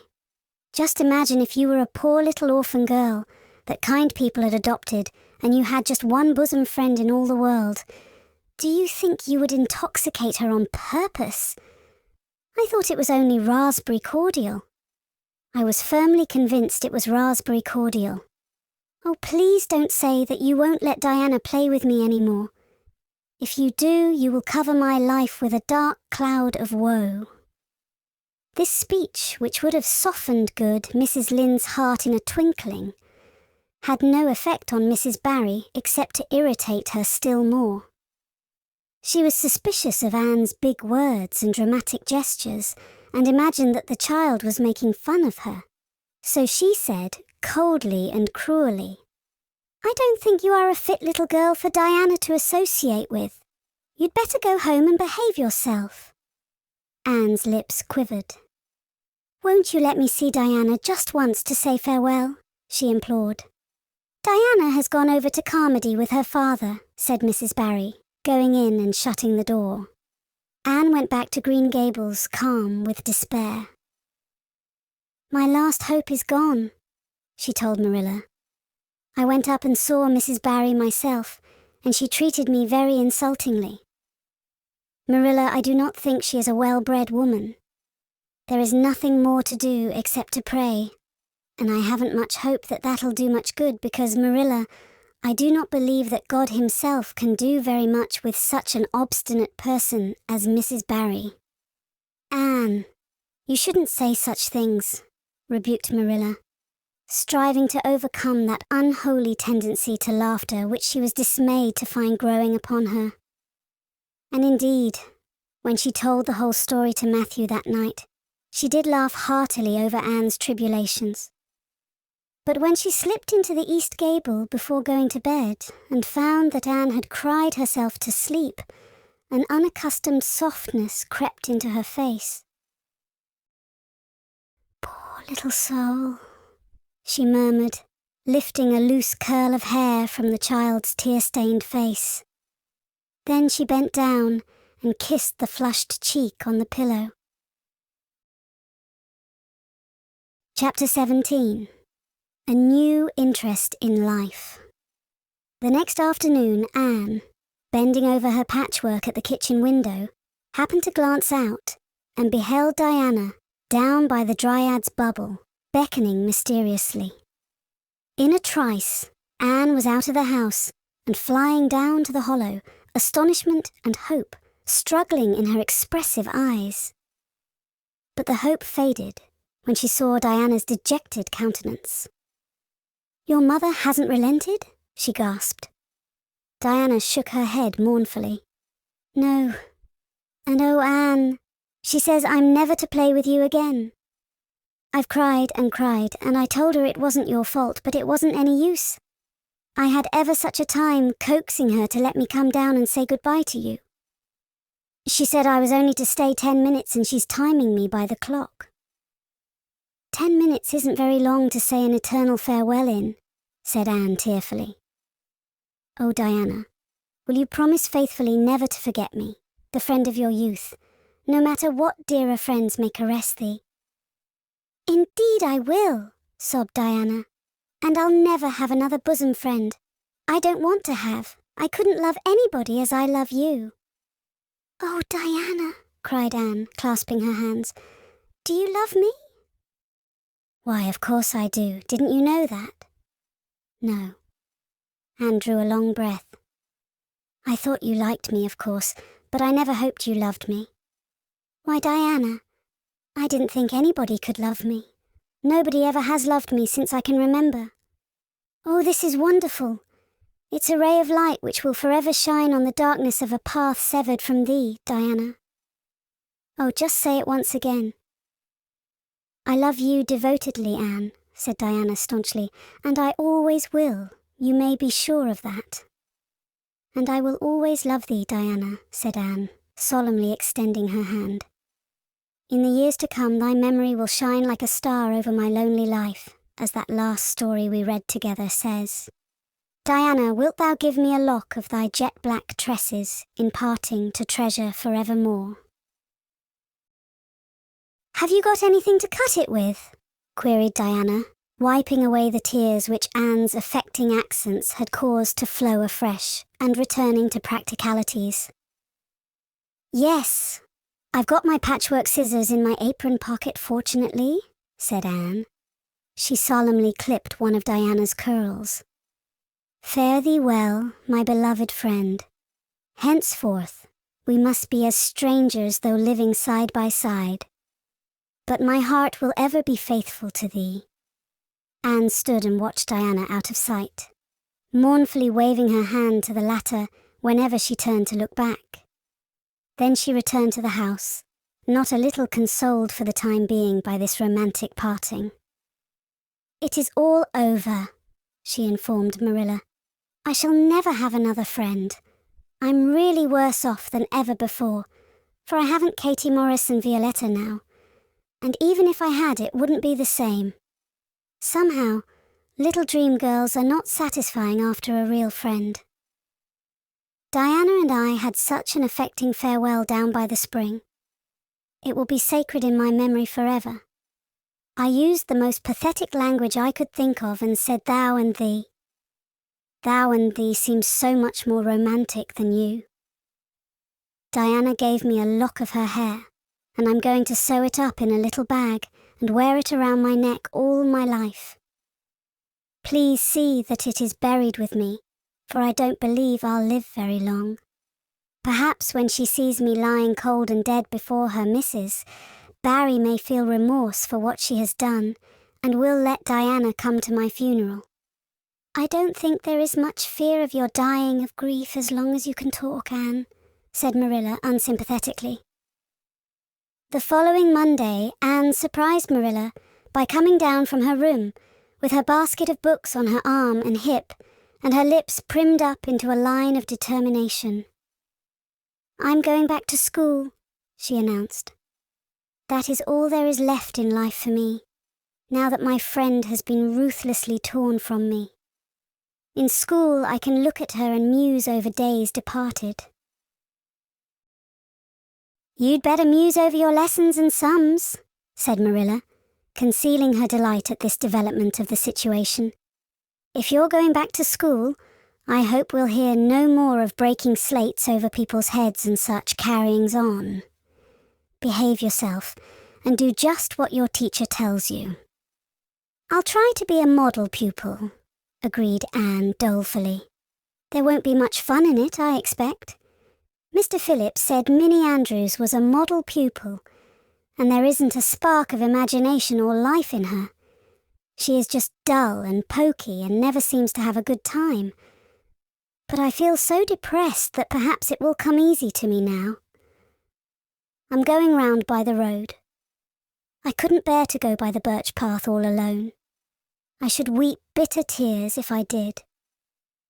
Anne was welcomed back to school with open arms. Her imagination had been sorely missed in games, her voice in the singing, and her dramatic ability in the perusal aloud of books at dinner hour. Ruby Gillis smuggled 3 blue plums over to her during Testament reading. Ella May Macpherson gave her an enormous yellow pansy cut from the covers of a floral catalogue, a species of desk decoration much prized in Avonlea School. Sophia Sloane offered to teach her a perfectly elegant new pattern of knit lace, so nice for trimming aprons. Katie Bolter gave her a perfume bottle to keep slate water in, and Julia Bell copied carefully on a piece of pale pink paper, scalloped on the edges, the following effusion.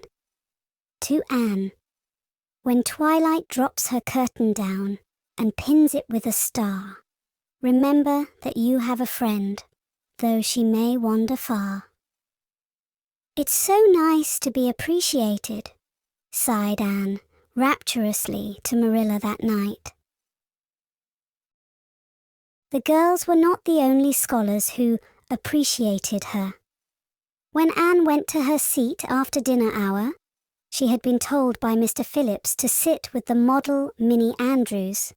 She found on her desk a big, luscious strawberry apple. Anne caught it up, all ready to take a bite, when she remembered that the only place in Avonlea where strawberry apples grew was in the old Blythe orchard on the other side of the Lake of Shining Waters. Anne dropped the apple as if it were a red-hot coal and ostentatiously wiped her fingers on her handkerchief. The apple lay untouched on her desk until the next morning, when little Timothy Andrews, who swept the school and kindled the fire, annexed it as one of his perquisites. Charlie Sloane's slate pencil, gorgeously bedizened with striped red and yellow paper, costing 2 cents where ordinary pencils cost only 1, which he sent up to her after dinner hour, met with a more favourable reception. Anne was graciously pleased to accept it, and rewarded the donor with a smile which exalted that infatuated youth straightway into the 7th heaven of delight, and caused him to make such fearful errors in his dictation that Mr. Phillips kept him in after school to rewrite it. But as the Caesar's pageant shorn of Brutus's bust did but of Rome's best son remind her more, so the marked absence of any tribute or recognition from Diana Barry, who was sitting with Gertie Pye, embittered Anne's little triumph. Diana might just have smiled at me once, I think, she mourned to Marilla that night. But the next morning, a note most fearfully and wonderfully twisted and folded, and a small parcel were passed across to Anne. Dear Anne, ran the former, Mother says I'm not to play with you or talk to you even in school. It isn't my fault, and don't be cross at me, because I love you as much as ever. I miss you awfully to tell all my secrets to, and I don't like Gertie Pye one bit. I made you one of the new bookmarkers out of red tissue paper. They are awfully fashionable now, and only 3 girls in school know how to make them. When you look at it, remember your true friend, Diana Barry. Anne read the note, kissed the bookmark, and dispatched a prompt reply back to the other side of the school. My own darling Diana. Of course I am not cross at you because you have to obey your mother. Our spirits can commune. I shall keep your lovely present forever. Minnie Andrews is a very nice little girl, although she has no imagination. But after having been Diana's bosom friend, I cannot be Minnie's. Please excuse mistakes because my spelling isn't very good yet, although much improved. Yours until death us do part, Anne or Cordelia Shirley. P.S. I shall sleep with your letter under my pillow tonight. A. or C.S. Marilla pessimistically expected more trouble since Anne had again begun to go to school, but none developed. Perhaps Anne caught something of the model spirit from Minnie Andrews. At least she got on very well with Mr. Phillips thenceforth. She flung herself into her studies heart and soul, determined not to be outdone in any class by Gilbert Blythe. The rivalry between them was soon apparent. It was entirely good-natured on Gilbert's side. But it is much to be feared that the same thing cannot be said of Anne, who had certainly an unpraiseworthy tenacity for holding grudges. She was as intense in her hatreds as in her loves. She would not stoop to admit that she meant to rival Gilbert in schoolwork, because that would have been to acknowledge his existence, which Anne persistently ignored. But the rivalry was there, and honours fluctuated between them. Now Gilbert was head of the spelling class. Now Anne, with a toss of her long red braids, spelled him down. One morning, Gilbert had all his sums done correctly and had his name written on the blackboard on the roll of honour. The next morning, Anne, having wrestled wildly with decimals the entire evening before, would be first. One awful day, they were ties, and their names were written up together. It was almost as bad as a take notice, and Anne's mortification was as evident as Gilbert's satisfaction. When the written examinations at the end of each month were held, the suspense was terrible. The first month, Gilbert came out 3 marks ahead. The second, Anne beat him by 5. But her triumph was marred by the fact that Gilbert congratulated her heartily before the whole school. It would have been ever so much sweeter to her if he had felt the sting of his defeat.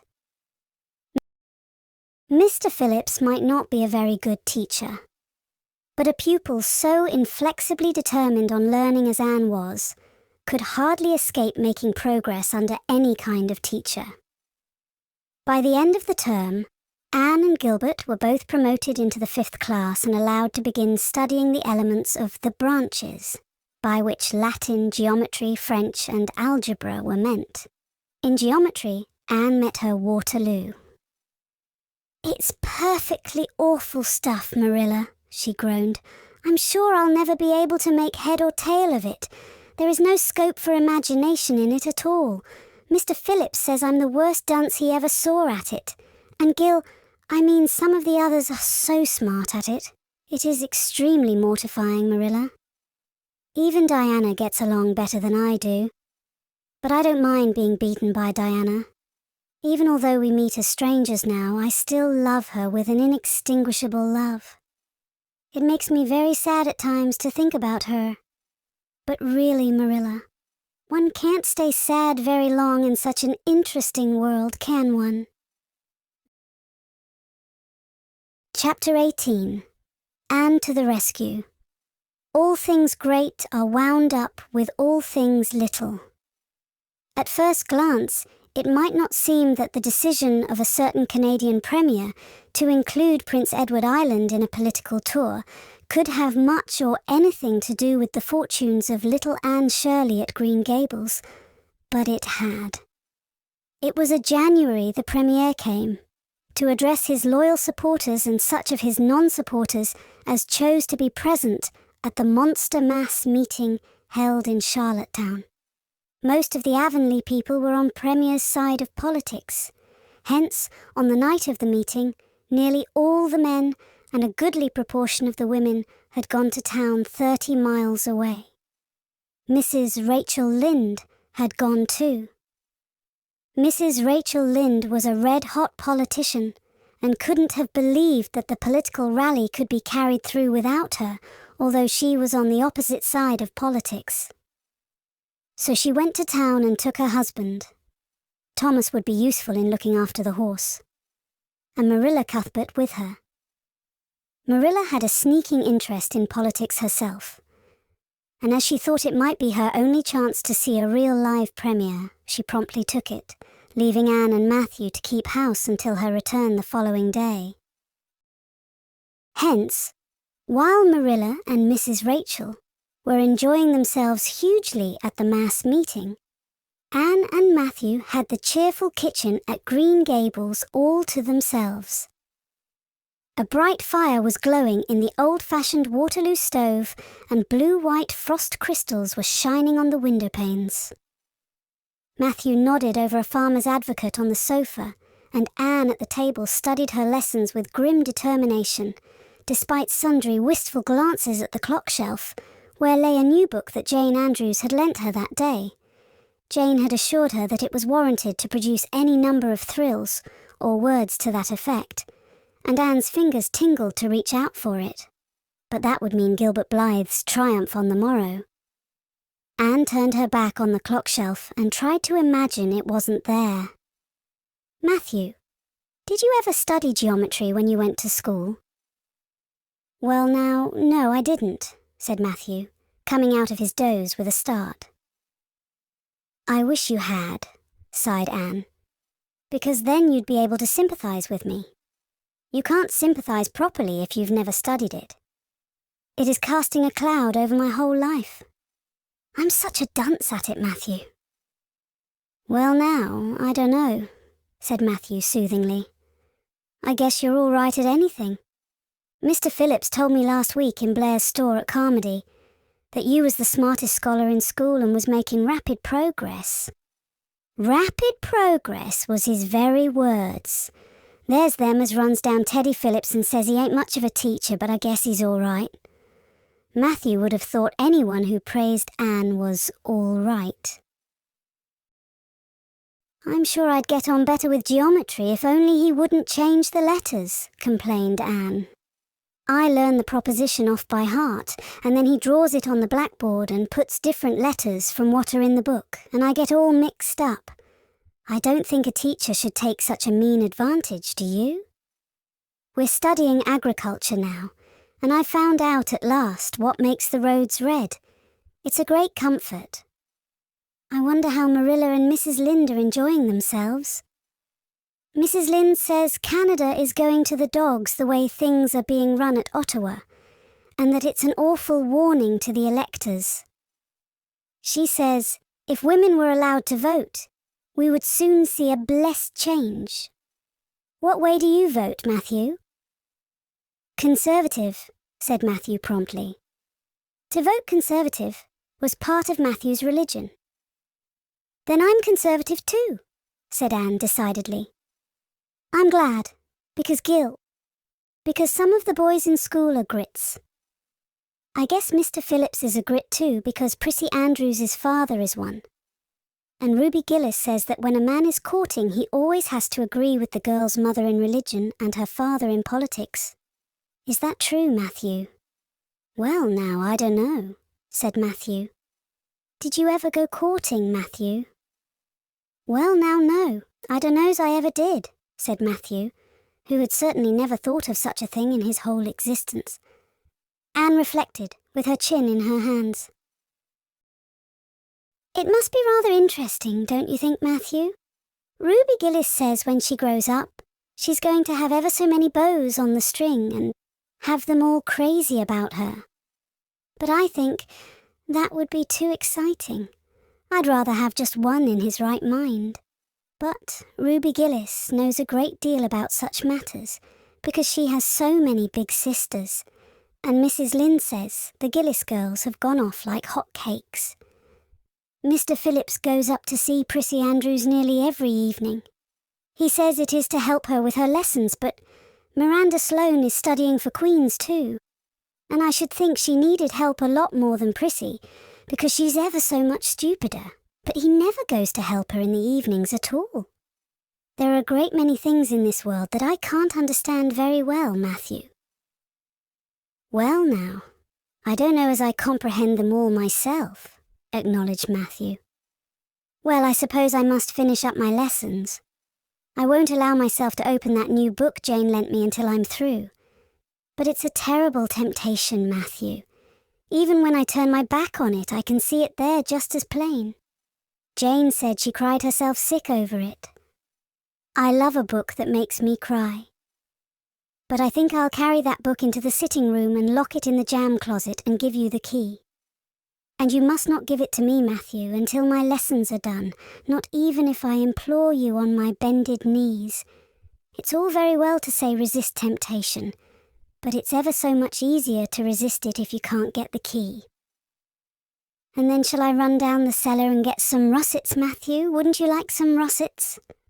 Well now, I don't know but what I would, said Matthew, who never ate russets but knew Anne's weakness for them. Just as Anne emerged triumphantly from the cellar with her plate full of russets, came the sound of flying footsteps on the icy boardwalk outside, and the next moment the kitchen door was flung open, and in rushed Diana Barry, white-faced and breathless, with a shawl wrapped hastily around her head. Anne promptly let go of her candle and plate in her surprise, and plate, candle and apples crashed together down the cellar ladder and were found at the bottom, embedded in melted grease the next day, by Marilla, who gathered them up and thanked mercy the house hadn't been set on fire. "Whatever is the matter, Diana?" cried Anne. "Has your mother relented at last?" "Oh, Anne, do come quick," implored Diana nervously. "Minnie May is awful sick. She's got croup. Young Mary Joe says. And Father and Mother are away to town and there's nobody to go for the doctor. Minnie May is awful bad and young Mary Joe doesn't know what to do. And oh, Anne, I'm so scared." Matthew, without a word, reached out for cap and coat, slipped past Diana and away into the darkness of the yard. "He's gone to harness the sorrel mare to go to Carmody for the doctor," said Anne, who was hurrying on hood and jacket. "I know it as well as if he'd said so. Matthew and I are such kindred spirits I can read his thoughts without words at all." "I don't believe he'll find the doctor at Carmody," sobbed Diana. "I know that Dr. Blair went to town and I guess Dr. Spencer would go too. Young Mary Joe never saw anybody with croup and Mrs. Lynde is away." "Oh, Anne." "Don't cry, Di," said Anne cheerily. "I know exactly what to do for croup. You forget that Mrs. Hammond had twins 3 times. When you look after 3 pairs of twins, you naturally get a lot of experience. They all had croup regularly. Just wait till I get the Ipecac bottle. You mayn't have any at your house. Come on now." The 2 little girls hastened out hand in hand and hurried through Lover's Lane and across the crusted field beyond, for the snow was too deep to go by the shorter woodway. Anne, although sincerely sorry for Minnie May, was far from being insensible to the romance of the situation, and to the sweetness of once more sharing that romance with a kindred spirit. The night was clear and frosty, all ebony of shadow and silver of snowy slope. Big stars were shining over the silent fields. Here and there the dark pointed firs stood up with snow powdering their branches and the wind whistling through them. Anne thought it was truly delightful to go skimming through all this mystery and loveliness with your bosom friend who had been so long estranged. Minnie May, aged 3, was really very sick. She lay on the kitchen sofa feverish and restless, while her hoarse breathing could be heard all over the house. Young Mary Joe, a buxom, broad-faced French girl from the creek, whom Mrs. Barry had engaged to stay with the children during her absence, was helpless and bewildered, quite incapable of thinking what to do or doing it if she thought of it. Anne went to work with skill and promptness. "Minnie May has croup all right. She's pretty bad, but I've seen them worse. First we must have lots of hot water. I declare, Diana, there isn't more than a cupful in the kettle. There, I've filled it up. And, Mary Joe, you may put some wood in the stove.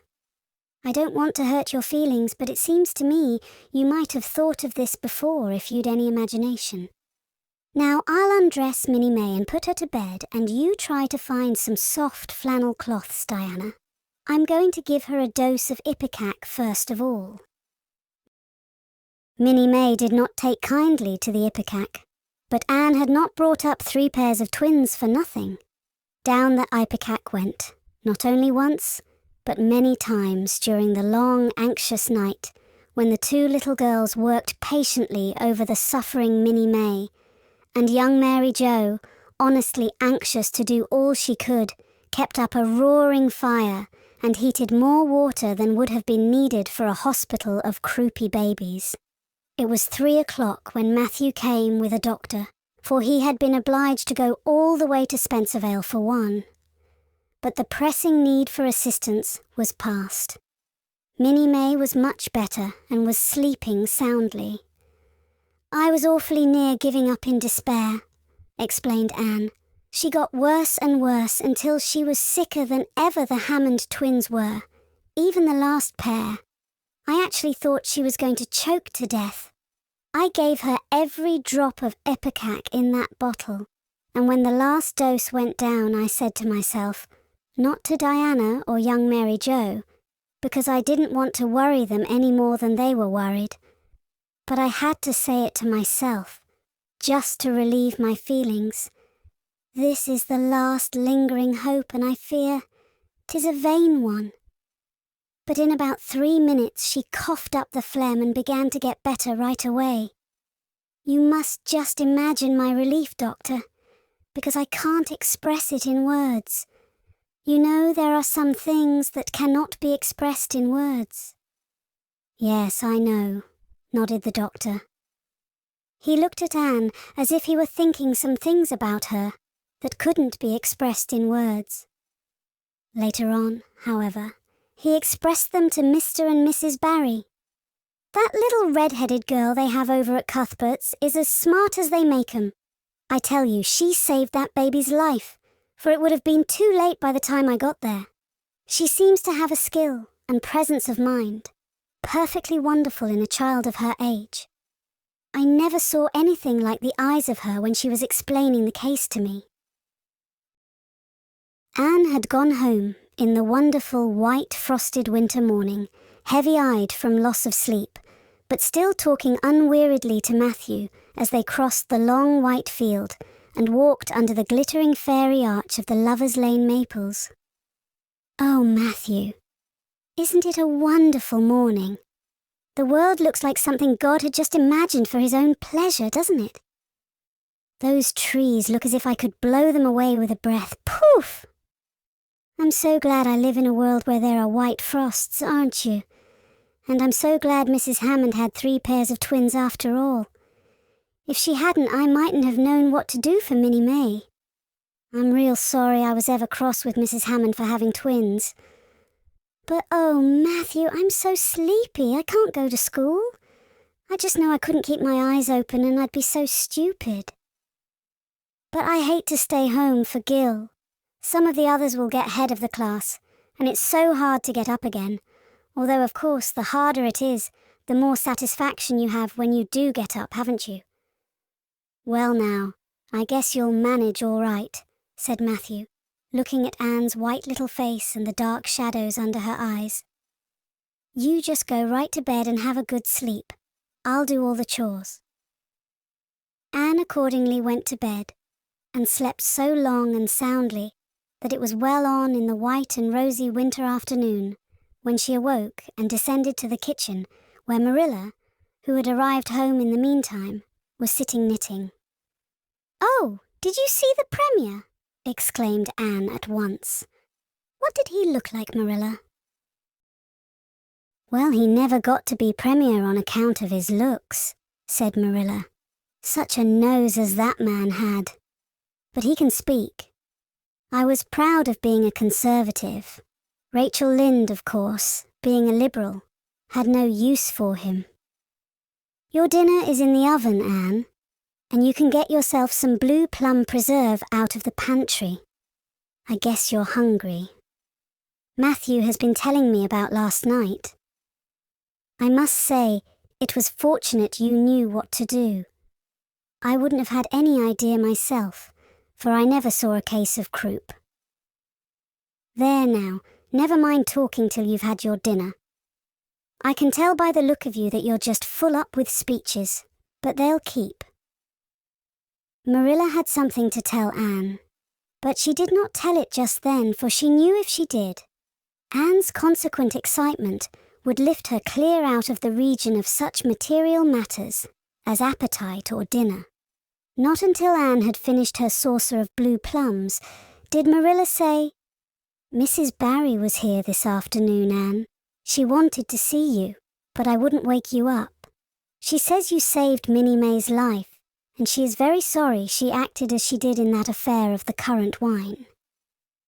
She says she knows now you didn't mean to set Diana drunk, and she hopes you'll forgive her and be good friends with Diana again.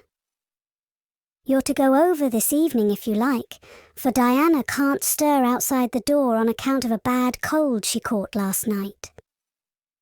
Now, "Anne Shirley, for pity's sake, don't fly up into the air." The warning seemed not unnecessary, so uplifted and aerial was Anne's expression and attitude as she sprang to her feet, her face irradiated with the flame of her spirit. "Oh, Marilla, can I go right now without washing my dishes? I'll wash them when I come back. But I cannot tie myself down to anything so unromantic as dishwashing at this thrilling moment." "Yes, yes, run along," said Marilla indulgently. "Anne Shirley, are you crazy? Come back this instant and put something on you. I might as well call to the wind. She's gone without a cap or wrap.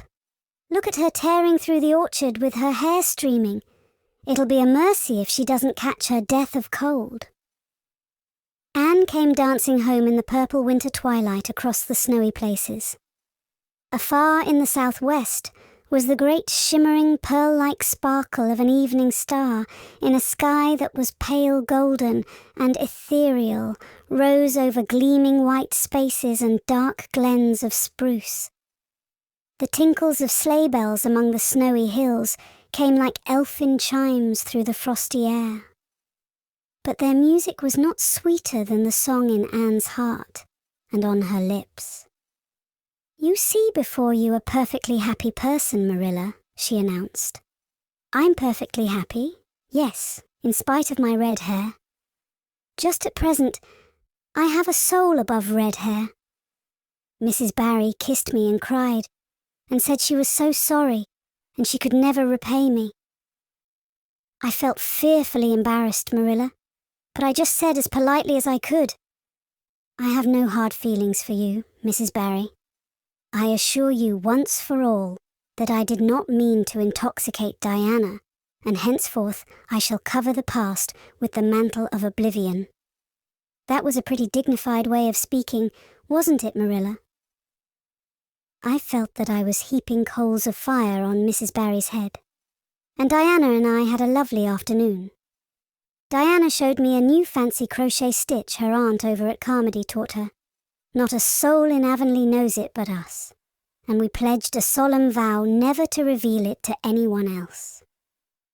Diana gave me a beautiful card with a wreath of roses on it and a verse of poetry. "If you love me as I love you, nothing but death can part us two." And that is true, Marilla. We're going to ask Mr. Phillips to let us sit together in school again, and Gertie Pye can go with Minnie Andrews. We had an elegant tea. Mrs. Barry had the very best china set out, Marilla, just as if I was real company. I can't tell you what a thrill it gave me. Nobody ever used their very best china on my account before, and we had fruit cake and pound cake and doughnuts and 2 kinds of preserves, Marilla. And Mrs. Barry asked me if I took tea and said, "Pa, why don't you pass the biscuits to Anne?" It must be lovely to be grown up, Marilla, when just being treated as if you were is so nice. "I don't know about that," said Marilla with a brief sigh. "Well, anyway, when I am grown up," said Anne decidedly, "I'm always going to talk to little girls as if they were too. And I'll never laugh when they use big words. I know from sorrowful experience how that hurts one's feelings." After tea, Diana and I made taffy. The taffy wasn't very good, I suppose because neither Diana nor I had ever made any before. Diana left me to stir it while she buttered the plates, and I forgot and let it burn. And then when we set it out on the platform to cool, the cat walked over one plate and that had to be thrown away. But the making of it was splendid fun. Then when I came home, Mrs. Barry asked me to come over as often as I could, and Diana stood at the window and threw kisses to me all the way down to Lover's Lane. I assure you, Marilla, that I feel like praying tonight, and I'm going to think out a special brand new prayer in honor of the occasion. Chapter 19. A concert, a catastrophe, and a confession. "Marilla, can I go over to see Diana just for a minute? asked Anne, running breathlessly down from the east gable one February evening. "I don't see what you want to be traipsing about after dark for," said Marilla shortly. "You and Diana walked home from school together and then stood down there in the snow for half an hour more, your tongues going the whole blessed time, clickety-clack. So I don't think you're very badly off to see her again." "But she wants to see me," pleaded Anne. "She has something very important to tell me." "How do you know she has?" "Because she just signaled to me from her window. We have arranged a way to signal with our candles and cardboard. We set the candle on the windowsill and make flashes by passing the cardboard back and forth. So many flashes mean a certain thing. It was my idea, Marilla." "I'll warrant you it was," said Marilla emphatically. "And the next thing you'll be setting fire to the curtains with your signaling nonsense." "Oh, we're very careful, Marilla, and it's so interesting. 2 flashes mean... Are you there? 3 mean yes, and 4 no. 5 mean... Come over as soon as possible because I have something important to reveal. Diana has just signaled 5 flashes, and I'm really suffering to know what it is." "Well, you needn't suffer any longer," said Marilla sarcastically. "You can go, but you're to be back here in just 10 minutes. Remember that." Anne did remember it, and was back in the stipulated time, although probably no mortal will ever know just what it cost her to confine the discussion of Diana's important communication within the limits of 10 minutes. But at least she had made good use of them. "Oh, Marilla, what do you think? You know tomorrow is Diana's birthday. Well, her mother told her she could ask me to go home with her from school and stay all night with her. And her cousins are coming over from Newbridge in a big pung sleigh to go to the debating club concert at the hall tomorrow night. And they are going to take Diana and me to the concert. If you'll let me go, that is. You will, won't you, Marilla? Ah, I feel so excited." "You can calm down then, because you're not going. You're better at home in your own bed. And as for that club concert, it's all nonsense, and little girls should not be allowed to go out to such places at all." "I'm sure the debating club is a most respectable affair," pleaded Anne. "I'm not saying it isn't. But you're not going to begin gadding about to concerts and staying out all hours of the night. Pretty doings for children. I'm surprised at Mrs. Barry's letting Diana go."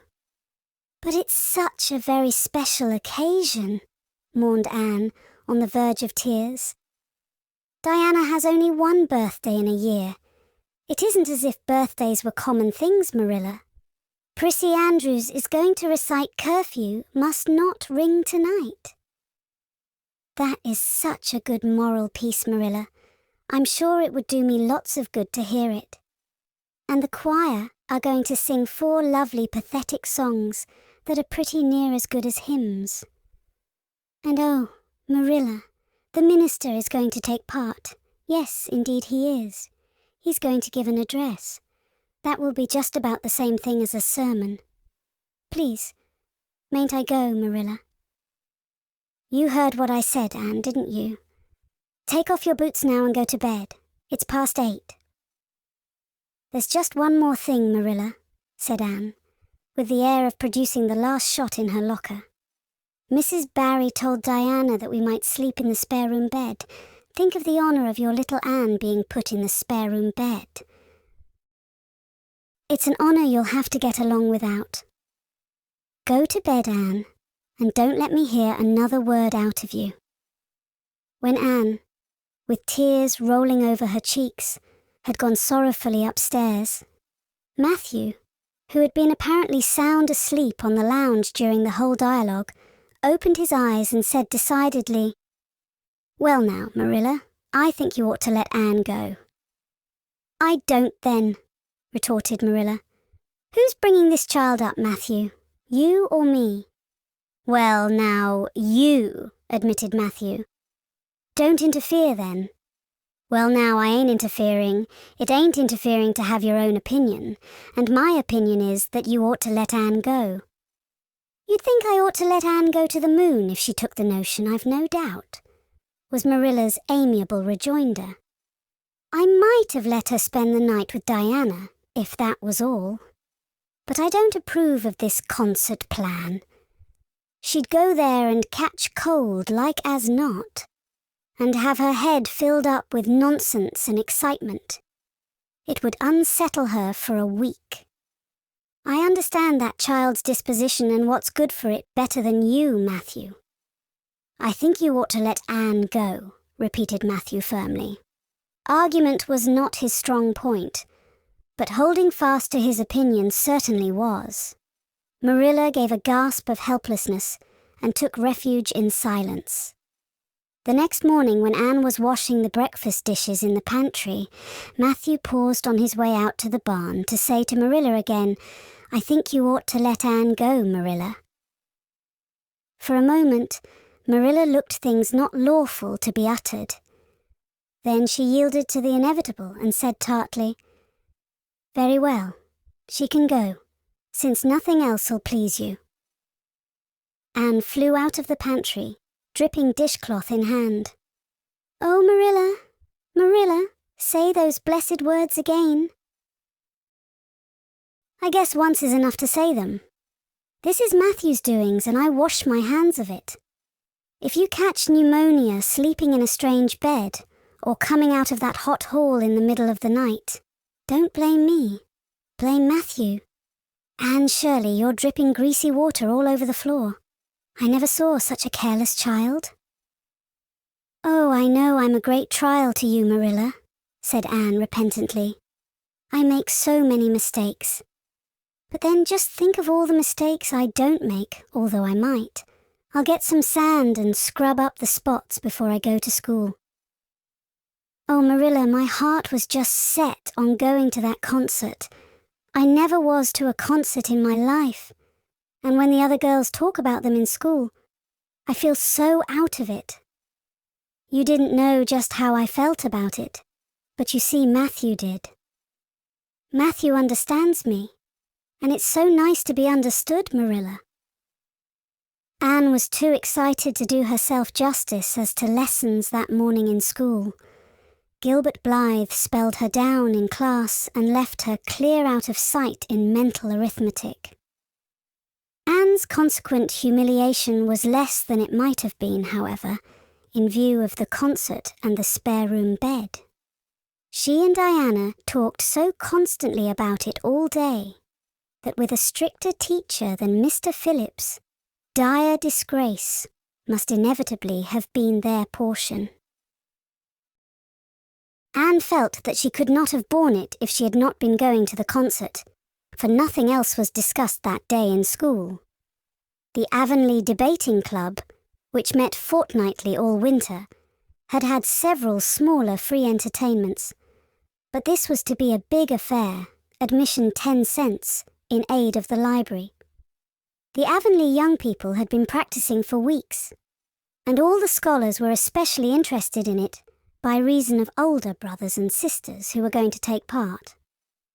Everybody in school over 9 years of age expected to go, except Carrie Sloane, whose father shared Marilla's opinions about small girls going out to night concerts. Carrie Sloane cried into her grammar all the afternoon and felt that life was not worth living. For Anne, the real excitement began with the dismissal of school and increased therefrom in crescendo until it reached to a crash of positive ecstasy in the concert itself. They had a perfectly elegant tea, and then came the delicious occupation of dressing in Diana's little room upstairs. Diana did Anne's front hair in the new pompadour style, and Anne tied Diana's bows with the especial knack she possessed, and they experimented with at least half a dozen different ways of arranging their back hair. At last they were ready, cheeks scarlet and eyes glowing with excitement. True, Anne could not help a little pang when she contrasted her plain black tam and shapeless, tight-sleeved, homemade grey cloth coat with Diana's jaunty fur cap and smart little jacket. But she remembered in time that she had an imagination and could use it. Then Diana's cousins, the Murrays from Newbridge, came. They all crowded into the big pung sleigh among straw and furry robes. Anne revelled in the drive to the hall, slipping along over the satin-smooth roads with the snow crisping under the runners.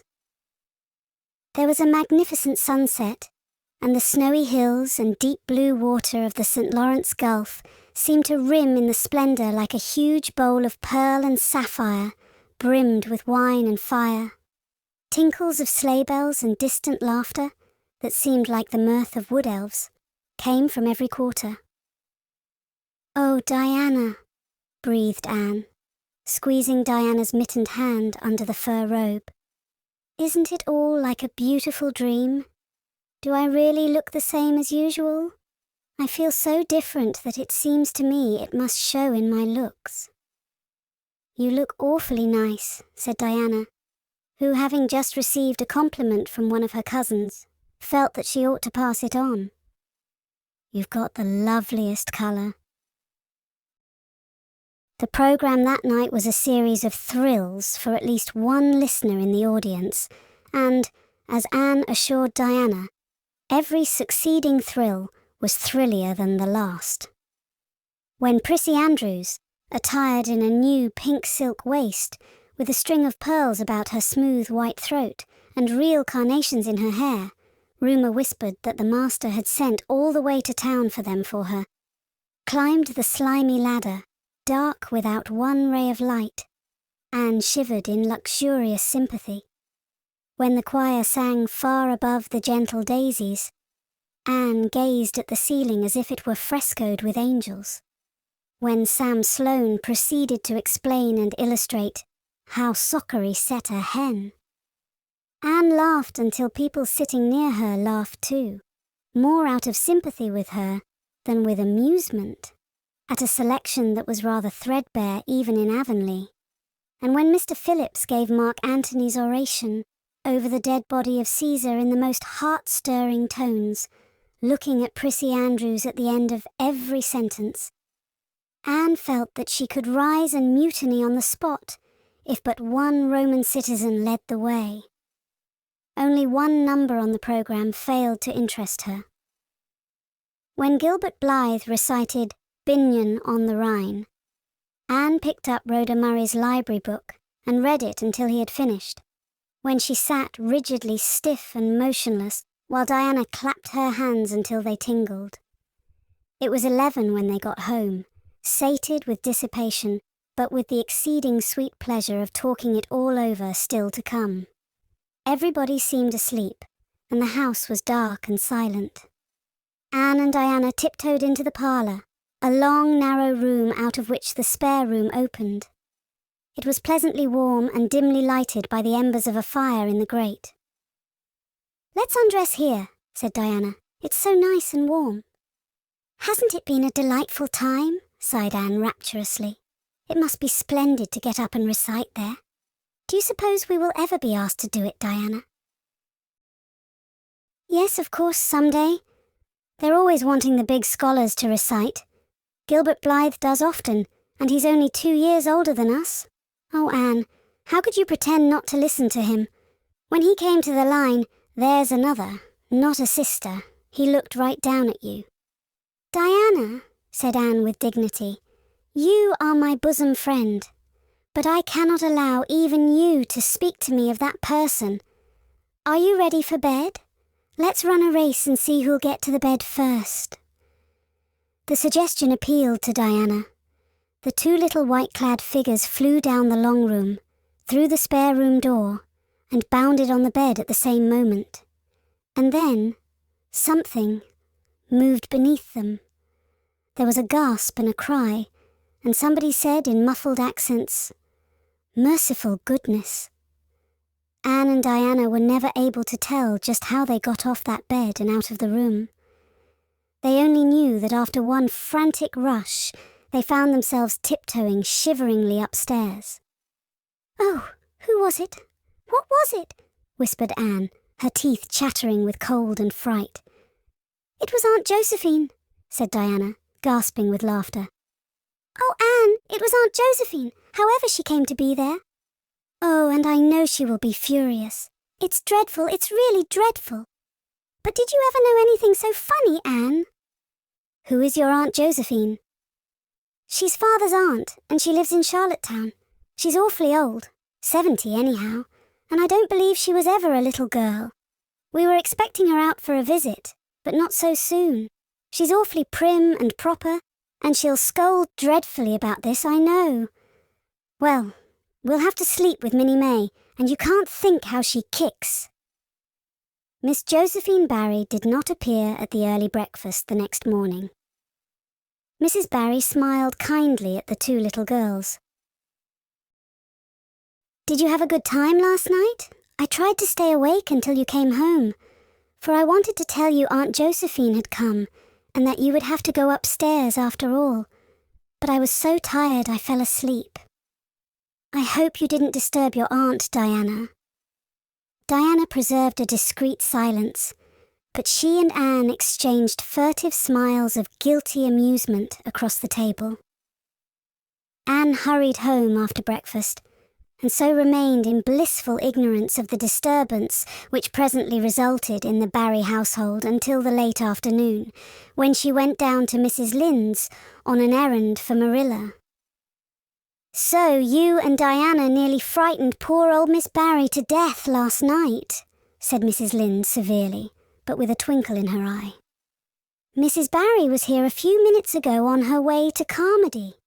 She's feeling real worried over it. Old Miss Barry was in a terrible temper when she got up this morning. And Josephine Barry's temper is no joke, I can tell you that. She wouldn't speak to Diana at all. It wasn't Diana's fault, said Anne contritely. It was mine. I suggested racing to see who would get into bed first. I knew it, said Mrs. Lynde, with the exultation of a correct guesser. I knew that idea came out of your head. Well, it's made a nice lot of trouble, that's what. Old Miss Barry came out to stay for a month, but she declares she won't stay another day and is going right back to town tomorrow, Sunday and all as it is. She'd have gone today if they could have taken her. She had promised to pay for a quarter's music lessons for Diana, but now she is determined to do nothing at all for such a tomboy. Oh, I guess they had a lively time of it there this morning. The Barrys must feel cut up. Old Miss Barry is rich and they'd like to keep on the good side of her. Of course, Mrs. Barry didn't say just that to me. But I'm a pretty good judge of human nature. That's what. I'm such an unlucky girl, mourned Anne. I'm always getting into scrapes myself and getting my best friends, people I'd shed my heart's blood for, into them too. Can you tell me why it is so, Mrs. Lynde? It's because you're too heedless and impulsive, child, that's what. You never stop to think. Whatever comes into your head to say or do, you say or do it, without a moment's reflection. Oh, but that's the best of it, protested Anne. Something just flashes into your mind so exciting, and you must out with it. If you stop to think it over, you spoil it all. Haven't you never felt that yourself, Mrs. Lynde? No, Mrs. Lynde had not. She shook her head sagely. You must learn to think a little, Anne. That's what. The proverb you need to go by is, look before you leap, especially into spare room beds. Mrs. Lynde laughed comfortably over her mild joke, but Anne remained pensive. She saw nothing to laugh at in the situation, which to her eyes appeared very serious. When she left Mrs. Lynde's, she took her way across the crusted fields to Orchard Slope. Diana met her at the kitchen door. Your Aunt Josephine was very cross about it, wasn't she? Whispered Anne. Yes, answered Diana, stifling a giggle with an apprehensive glance over her shoulder at the closed sitting-room door. She was fairly dancing with rage, Anne. Oh, how she scolded. She said I was the worst behaved girl she ever saw, and that my parents ought to be ashamed of the way they had brought me up. She says she won't stay, and I'm sure I don't care. But Father and Mother do. "Why didn't you tell them it was my fault?" demanded Anne. "It's likely I'd do such a thing, isn't it?" said Diana with just scorn. "I'm no telltale, Anne Shirley, and anyhow I was just as much to blame as you." "Well, I'm going in to tell her myself," said Anne resolutely. Diana stared. "Anne Shirley, you'd never!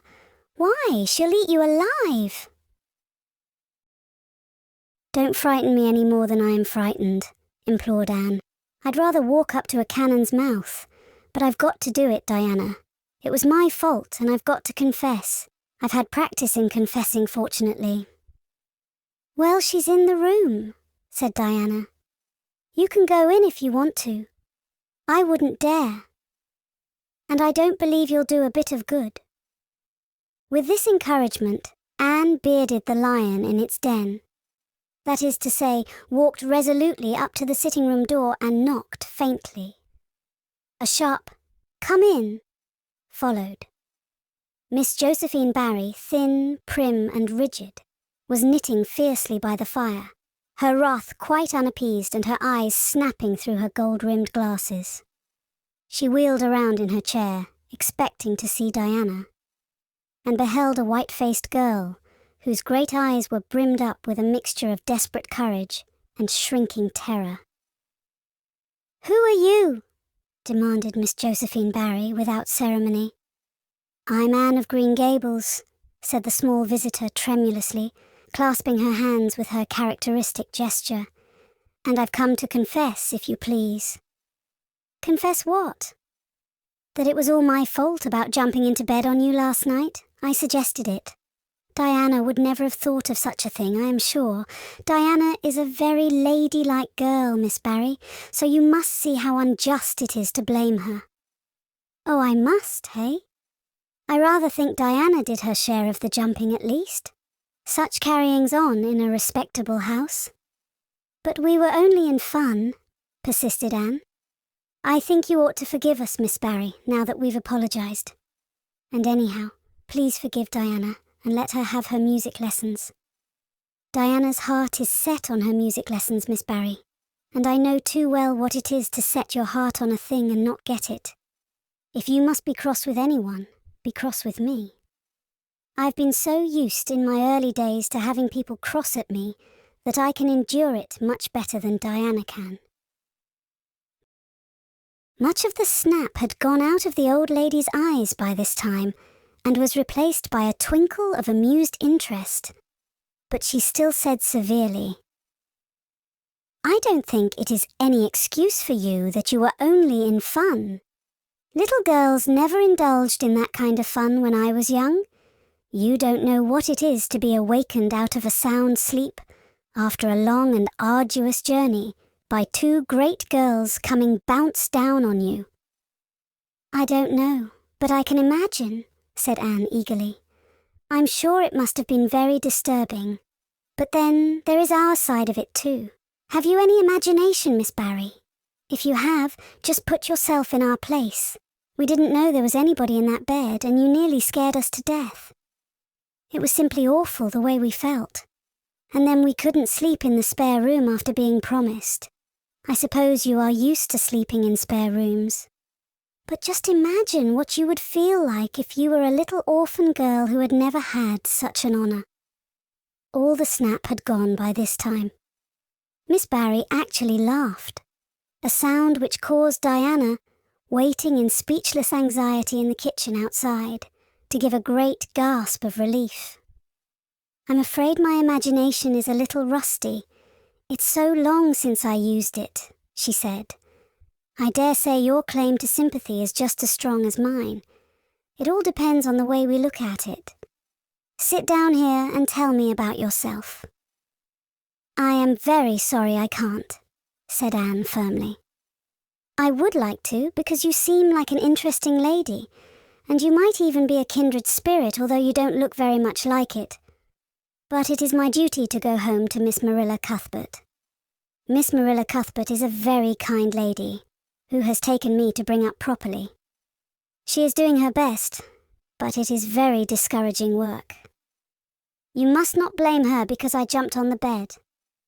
But before I go, I do wish you would tell me if you will forgive Diana and stay just as long as you meant to in Avonlea. I think perhaps I will if you will come over and talk to me occasionally, said Miss Barry. That evening, Miss Barry gave Diana a silver bangle bracelet and told the senior members of the household that she had unpacked her valise. I've made up my mind to stay simply for the sake of getting better acquainted with that Anne girl, she said frankly. She amuses me, and at my time of life, an amusing person is a rarity. Marilla's only comment when she heard the story was, "I told you so." This was for Matthew's benefit. Miss Barry stayed her month out and over. She was a more agreeable guest than usual, for Anne kept her in good humour. They became firm friends. When Miss Barry went away, she said, "Remember you, Anne girl. When you come to town, you're to visit me and I'll put you in my very sparest spare-room bed to sleep." Miss Barry was a kindred spirit after all, Anne confided to Marilla. You wouldn't think so to look at her, but she is. You don't find it right out at first, as in Matthew's case, but after a while you come to see it. Kindred spirits are not so scarce as I used to think. It's splendid to find out there are so many of them in the world. Chapter 20. A Good Imagination Gone Wrong. Spring had come once more to Green Gables, the beautiful, capricious, reluctant Canadian spring, lingering along through April and May in a succession of sweet, fresh, chilly days, with pink sunsets and miracles of resurrection and growth. The maples in Lover's Lane were red-budded and little curly ferns pushed up around the Dryad's bubble. Away up in the barrens, behind Mr. Silas Sloane's place, the mayflowers blossomed out, pink and white stars of sweetness under their brown leaves. All the schoolgirls and boys had one golden afternoon gathering them, coming home in the clear, echoing twilight with arms and baskets full of flowery spoil.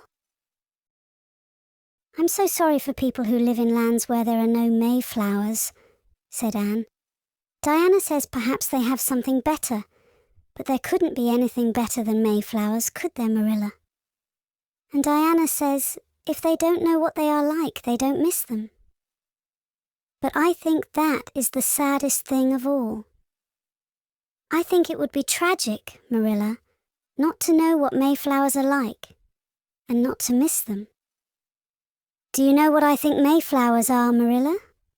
I think they must be the souls of the flowers that died last summer, and this is their heaven. But we had a splendid time today, Marilla. We had our lunch down in a big, mossy hollow by an old well, such a romantic spot. Charlie Sloane dared Artie Gillis to jump over it, and Artie did because he wouldn't take a dare. Nobody would in school. It is very fashionable to dare. Mr. Phillips gave all the mayflowers he found to Prissy Andrews, and I heard him to say sweets to the sweet. He got that out of a book, I know, but it shows he has some imagination. I was offered some mayflowers too, but I rejected them with scorn. I can't tell you the person's name, because I have vowed never to let it cross my lips. We made wreaths of the mayflowers and put them on our hats. And when the time came to go home, we marched in procession down the road, 2 by 2, with our bouquets and wreaths, singing My Home on the Hill. Oh, it was so thrilling, Marilla. All Mr. Silas Sloane's folks rushed out to see us, and everybody we met on the road stopped and stared after us. We made a real sensation. Not much wonder, such silly doings, was Marilla's response. After the Mayflowers came the violets, and Violet Vale was empurpled with them. Anne walked through it on her way to school with reverent steps and worshipping eyes, as if she trod on holy ground. "Somehow," she told Diana, "when I'm going through here, I don't really care whether anybody gets ahead of me in class or not. But when I'm up in school, it's all different and I care as much as ever. There's such a lot of different Annes in me. I sometimes think that is why I'm such a troublesome person. If I was just the one Anne, it would be ever so much more comfortable. But then, it wouldn't be half so interesting."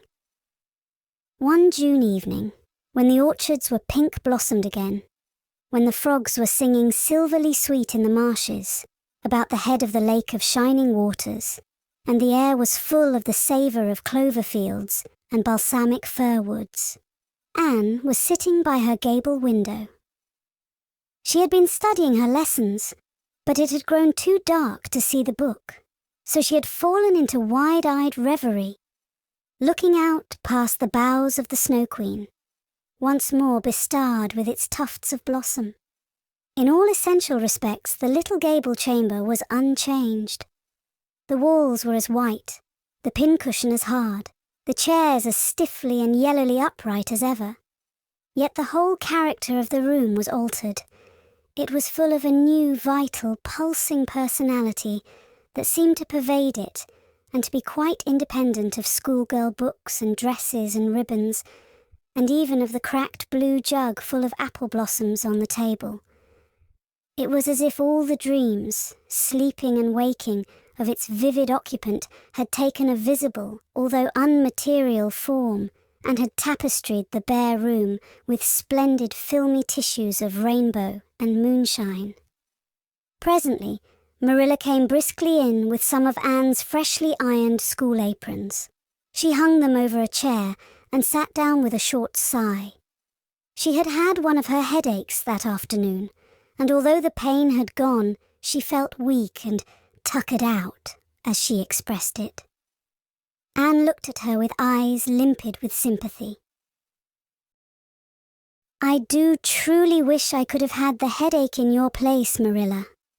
I would have endured it joyfully for your sake. I guess you did your part in attending to the work and letting me rest," said Marilla. "You seem to have got on fairly well, and made fewer mistakes than usual. Of course, it wasn't exactly necessary to starch Matthew's handkerchiefs. And most people, when they put a pie in the oven to warm up for dinner, take it out and eat it when it gets hot, instead of leaving it to be burned to a crisp. But that doesn't seem to be your way, evidently." Headaches always left Marilla somewhat sarcastic.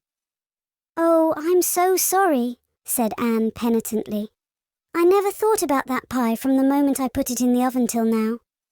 Although I felt instinctively that there was something missing on the dinner table, I was firmly resolved, when you left me in charge this morning, not to imagine anything, but keep my thoughts on facts.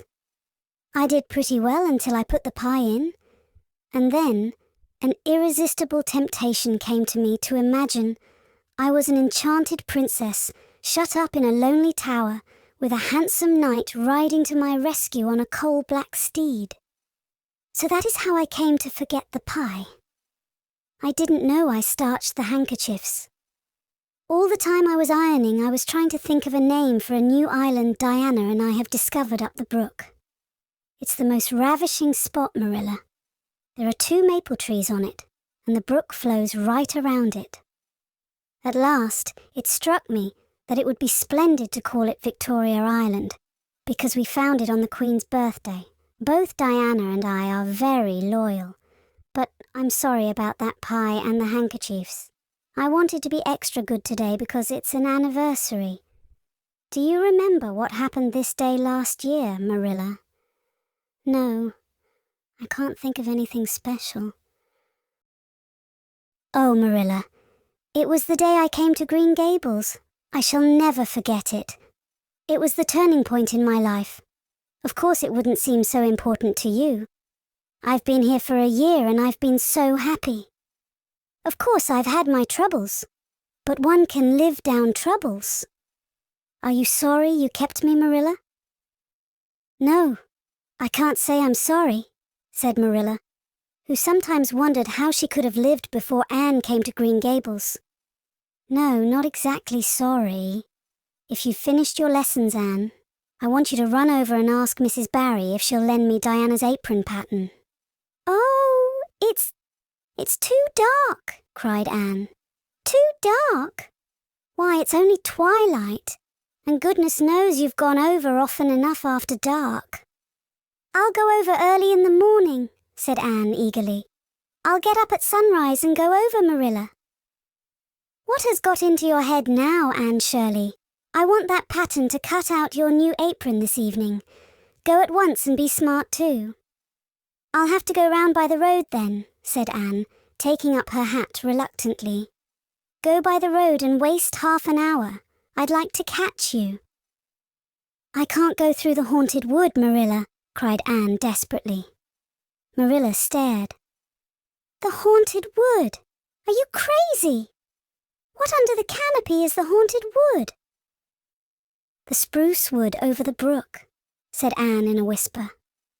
Fiddlesticks! There is no such thing as a haunted wood anywhere. Who has been telling you such stuff? Nobody, confessed Anne. Diana and I just imagined the wood was haunted. All the places around here are so commonplace. We just got this up for our own amusement. We began it in April. A haunted wood is so very romantic, Marilla. We chose the spruce grove because it's so gloomy. Oh, we have imagined the most harrowing things. There's a white lady walks along the brook just about this time of the night and wrings her hands and utters wailing cries. She appears when there is to be a death in the family. And the ghost of a little murdered child haunts the corner up by Idlewild. It creeps up behind you and lays its cold fingers on your hand, so. Oh, Marilla, it gives me a shudder to think of it. And there's a headless man stalks up and down the path, and skeletons glower at you between the boughs. Oh, Marilla, I wouldn't go through the haunted wood after dark now for anything. I'd be sure that white things would reach out from behind the trees and grab me. Did ever anyone hear the like? Ejaculated Marilla, who had listened in dumb amazement. Anne Shirley, do you mean to tell me you believe all that wicked nonsense of your own imagination? Not believe exactly, faltered Anne. At least, I don't believe it in daylight. But after dark, Marilla, it's different. That is when ghosts walk. There are no such things as ghosts, Anne. Oh, but there are, Marilla, cried Anne eagerly. I know people who have seen them, and they are respectable people. Charlie Sloane says that his grandmother saw his grandfather driving home the cows one night, after he'd been buried for a year. You know, Charlie Sloane's grandmother wouldn't tell a story for anything. She's a very religious woman. And Mrs. Thomas's father was pursued home one night by a lamb of fire with its head cut off, hanging by a strip of skin. He said he knew it was the spirit of his brother and that it was a warning he would die within 9 days. He didn't, but he died 2 years after, so you see it was really true. And Ruby Gillis says, Anne Shirley, interrupted Marilla firmly, I never want to hear you talking in this fashion again.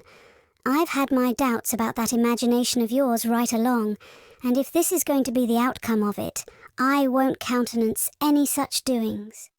You'll go right over to Barry's and you'll go through that spruce grove just for a lesson and a warning to you. And never let me hear a word out of your head about haunted woods again. Anne might plead and cry as she liked, and did, for her terror was very real. Her imagination had run away with her, and she held the spruce grove in mortal dread after nightfall. But Marilla was inexorable. She marched the shrinking ghost-seer down to the spring, and ordered her to proceed straightway over the bridge and into the dusky retreats of wailing ladies and headless spectres beyond. "Oh, Marilla, how can you be so cruel?" sobbed Anne. "What would you feel like if a white thing did snatch me up and carry me off?" "I'll risk it," said Marilla unfeelingly. "You know I always mean what I say. I'll cure you of imagining ghosts into places. March now." Anne marched. That is, she stumbled over the bridge and went shuddering up the horrible dim path beyond. Anne never forgot that walk. Bitterly did she repent the license she had given to her imagination. The goblins of her fancy lurked in every shadow about her, reaching out their cold, fleshless hands to grasp the terrified small girl who had called them into being. A white strip of birch bark blowing up from the hollow over the brown floor of the grove made her heart stand still. The long-drawn wail of two old boughs rubbing against each other brought out the perspiration in beads on her forehead. The swoop of bats in the darkness over her was as the wings of unearthly creatures. When she reached Mr. William Bell's field, she fled across it as if pursued by an army of white things, and arrived at the Barry kitchen door so out of breath that she could hardly gasp out her request for the apron pattern. Diana was away, so that she had no excuse to linger. The dreadful return journey had to be faced. Anne went back over it with shut eyes, preferring to take the risk of dashing her brains out among the boughs to that of seeing a white thing. When she finally stumbled over the log bridge, she drew one long, shivering breath of relief. "Well, so nothing caught you?" said Marilla unsympathetically. "Oh, Marilla," chattered Anne, "I'll be contented with commonplace places after this." Chapter 21. A New Departure in Flavorings. "Dear me, there is nothing but meetings and partings in this world, as Mrs. Lynde says," remarked Anne plaintively, putting her slate and books down on the kitchen table on the last day of June, and wiping her red eyes with a very damp handkerchief. "Wasn't it fortunate, Marilla, that I took an extra handkerchief to school today? I had a presentiment that it would be needed." "I never thought you were so fond of Mr. Phillips that you'd require 2 handkerchiefs to dry your tears just because he was going away," said Marilla. "I don't think I was crying because I was really so very fond of him," reflected Anne. "I just cried because all the others did. It was Ruby Gillis started it. Ruby Gillis has always declared she hated Mr. Phillips, but just as soon as he got up to make his farewell speech, she burst into tears. Then all the girls began to cry, one after the other. I tried to hold out, Marilla. I tried to remember the time Mr. Phillips made me sit with Gil, with a boy, and the time he spelled my name without any on the blackboard, and how he said I was the worst dunce he ever saw at geometry and laughed at my spelling, and all the times he had been so horrid and sarcastic. But somehow I couldn't, Marilla, and I just had to cry too. Jane Andrews has been talking for a month about how glad she'd be when Mr. Phillips went away, and she declared she'd never shed a tear. Well, she was worse than any of us, and had to borrow a handkerchief from her brother. Of course the boys didn't cry, because she hadn't brought one of her own, not expecting to need it. Oh, Marilla, it was heartrending. Mr. Phillips made such a beautiful farewell speech beginning, "The time has come for us to part." It was very affecting. And he had tears in his eyes too, Marilla. Oh, I felt dreadfully sorry and remorseful for all the times I'd talked in school and drawn pictures of him on my slate and made fun of him and Prissy. I can tell you I wished I'd been a model pupil like Minnie Andrews. She hadn't anything on her conscience. The girls cried all the way home from school. Carrie Sloane kept saying every few minutes, "The time has come for us to part." and that would start us off again whenever we were in any danger of cheering up. I do feel dreadfully sad, Marilla, but one can't feel quite in the depths of despair with 2 months' vacation before them, can they, Marilla? And besides, we met the new minister and his wife coming from the station. For all I was feeling so bad about Mr. Phillips going away, I couldn't help taking a little interest in a new minister, could I? His wife is very pretty. Not exactly regally lovely, of course. It wouldn't do, I suppose, for a minister to have a regally lovely wife, because it might set a bad example.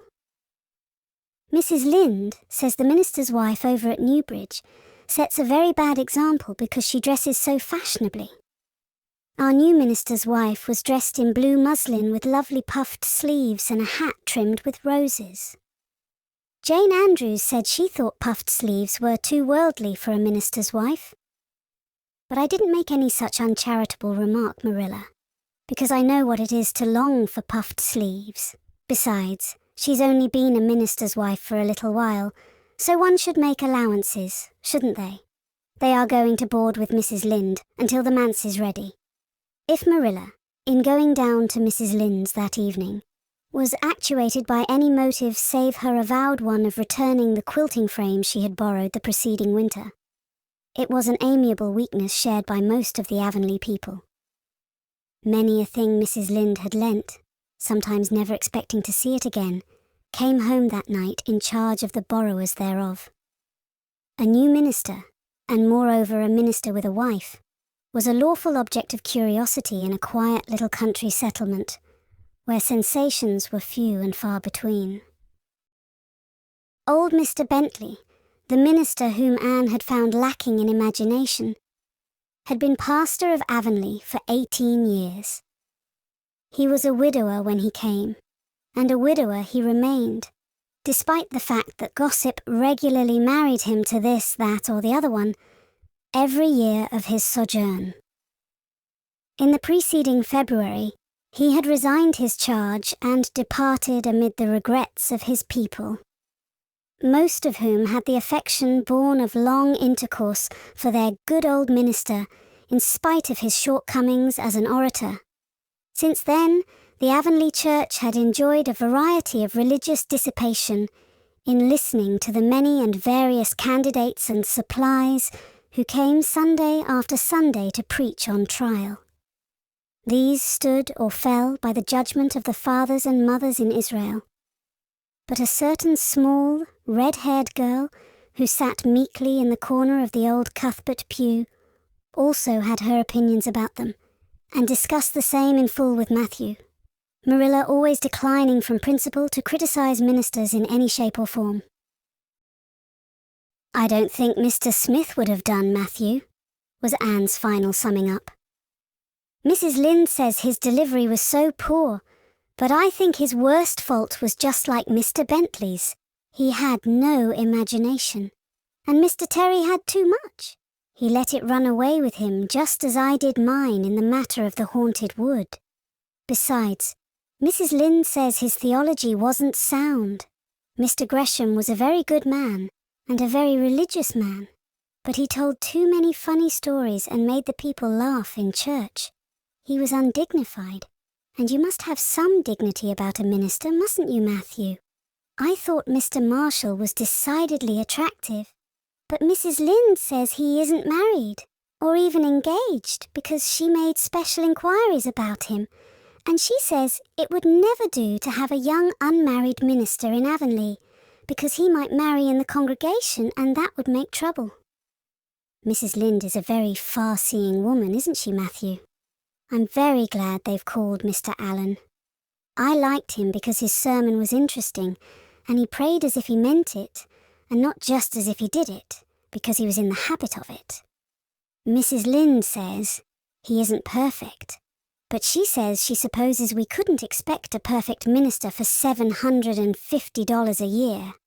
And anyhow, his theology is sound because she questioned him thoroughly on all the points of doctrine. And she knows his wife's people, and they are most respectable, and the women are all good housekeepers. Mrs. Lynde says that sound doctrine in the man and good housekeeping in the woman make an ideal combination for a minister's family. The new minister and his wife were a young, pleasant-faced couple, still on their honeymoon, and full of all good and beautiful enthusiasms for their chosen life work. Avonlea opened its heart to them from the start.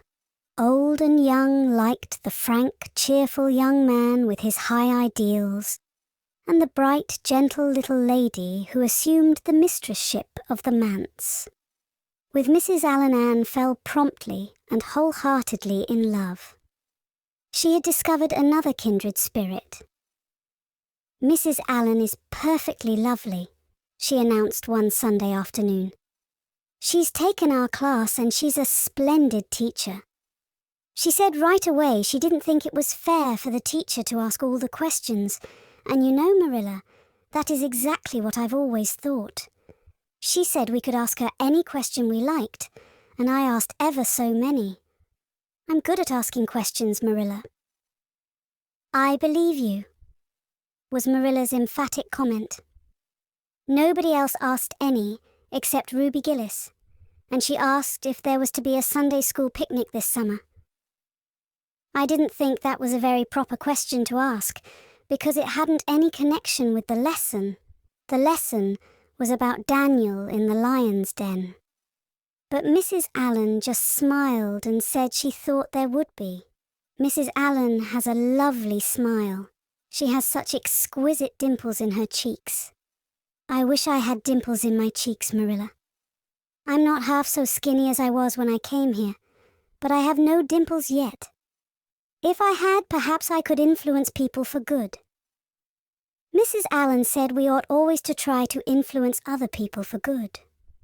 She talked so nice about everything. I never knew before that religion was such a cheerful thing. I always thought it was kind of melancholy. But Mrs. Allen's isn't, and I'd like to be a Christian if I could be one like her. I wouldn't want to be one like Mr. Superintendent Bell. "It's very naughty of you to speak so about Mr. Bell," said Marilla severely. "Mr. Bell is a real good man." "Oh, of course he's good," agreed Anne, "but he doesn't seem to get any comfort out of it. If I could be good, I'd dance and sing all day because I was glad of it. I suppose Mrs. Allen is too old to dance and sing, and of course it wouldn't be dignified in a minister's wife. But I can just feel she's glad she's a Christian, and that she'd be one, even if she could get to heaven without it." "I suppose we must have Mr. and Mrs. Allen up to tea some day soon," said Marilla reflectively. "They've been most everywhere but here. Let me see. Next Wednesday would be a good time to have them. But don't say a word to Matthew about it, for if he knew they were coming, he'd find some excuse to be away that day. He'd got so used to Mr. Bentley he didn't mind him, but he's going to find it hard to get acquainted with a new minister, and a new minister's wife will frighten him to death." "I'll be as secret as the dead," assured Anne. "But oh, Marilla, will you let me make a cake for the occasion? I'd love to do something for Mrs. Allen, and you know I can make a pretty good cake by this time." "You can make a layer cake," promised Marilla. Monday and Tuesday great preparations went on at Green Gables. Having the minister and his wife to tea was a serious and important undertaking, and Marilla was determined not to be eclipsed by any of the Avonlea housekeepers. Anne was wild with excitement and delight. She talked it all over with Diana Tuesday night in the twilight, as they sat on the big red stones by the Dryad's bubble and made rainbows in the water with little twigs dipped in fir balsam. "Everything is ready, Diana, except my cake, which I'm to make in the morning, and the baking powder biscuits which Marilla will make just before tea time. I assure you, Diana, that Marilla and I have had a busy 2 days of it. It's such a responsibility having a minister's family to tea. I never went through such an experience before. You should just see our pantry. It's a sight to behold. We're going to have jellied chicken and cold tongue. We're to have 2 kinds of jelly, red and yellow, and whipped cream and lemon pie, and cherry pie, and 3 kinds of cookies, and fruit cake, and Marilla's famous yellow plum preserves that she keeps especially for ministers, and pound cake and layer cake, and biscuits, as aforesaid, and new bread and old both, in case the minister is dyspeptic and can't eat new. Mrs. Lynde says ministers are dyspeptic, but I don't think Mr. Allen has been a minister long enough for it to have had a bad effect on him. I just grow cold when I think of my layer cake. Oh, Diana, what if it shouldn't be good? I dreamed last night that I was chased all around by a fearful goblin with a big layer cake for a head. It'll be good, all right, assured Diana, who was a very comfortable sort of friend. I'm sure that piece of the one you made that we had for lunch in Idlewild 2 weeks ago was perfectly elegant. Yes, but cakes have such a terrible habit of turning out bad just when you especially want them to be good, sighed Anne, setting a particularly well-balsamed twig afloat. However, I suppose I shall just have to trust to Providence and be careful to put in the flour. Oh, look, Diana, what a lovely rainbow!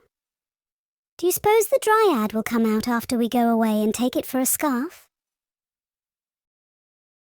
You know there is no such thing as a dryad, said Diana. Diana's mother had found out about the haunted wood and had been decidedly angry over it. As a result, Diana had abstained from any further imitative flights of imagination, and did not think it prudent to cultivate a spirit of belief even in harmless dryads. But it's so easy to imagine there is, said Anne. Every night before I go to bed, I look out of my window and wonder if the dryad is really sitting here, combing her locks with the spring for a mirror. Sometimes I look for her footprints in the dew in the morning. Oh, Diana, don't give up your faith in the dryad. Wednesday morning came. Anne got up at sunrise because she was too excited to sleep. She had caught a severe cold in the head by reason of her dabbling in the spring on the preceding evening. But nothing short of absolute pneumonia could have quenched her interest in culinary matters that morning. After breakfast, she proceeded to make her cake. When she finally shut the oven door upon it, she drew a long breath. I'm sure I haven't forgotten anything this time, Marilla. But do you think it will rise? Just suppose perhaps the baking powder isn't good. I used it out of the new can, and Mrs. Lynde says you can never be sure of getting good baking powder nowadays when everything is so adulterated. Mrs. Lynde says the government ought to take the matter up, but she says we'll never see the day when a Tory government will do it. Marilla, what if that cake doesn't rise? We'll have plenty without it, was Marilla's unimpassioned way of looking at the subject. The cake did rise, however, and came out of the oven as light and feathery as golden foam. Anne, flushed with delight, clapped it together with layers of ruby jelly, and in imagination saw Mrs. Allen eating it and possibly asking for another piece. You'll be using the best tea set, of course, Marilla, she said. Can I fix the table with ferns and wild roses? I think that's all nonsense, sniffed Marilla. In my opinion, it's the eatables that matter and not flummery decorations. Mrs. Barry had her table decorated, said Anne, who was not entirely guiltless of the wisdom of the serpent, and the minister paid her an elegant compliment. He said it was a feast for the eye as well as the palate. Well, do as you like, said Marilla, who was quite determined not to be surpassed by Mrs. Barry or anybody else. Only mind you leave enough room for the dishes and the food. Anne laid herself out to decorate, in a manner and after a fashion that should leave Mrs. Barry's nowhere. Having abundance of roses and ferns and a very artistic taste of her own, She made that tea table such a thing of beauty that when the minister and his wife sat down to it, they exclaimed in chorus over it, "Loveliness." "It's Anne's doings," said Marilla, grimly just. And Anne felt that Mrs. Allen's approving smile was almost too much happiness for this world. Matthew was there, having been inveigled into the party only goodness and Anne knew how. He had been in such a state of shyness and nervousness that Marilla had given him up in despair. But Anne took him in hand so successfully that he now sat at the table in his best clothes and white collar, and talked to the minister not uninterestingly. He never said a word to Mrs. Allen, but that perhaps was not to be expected.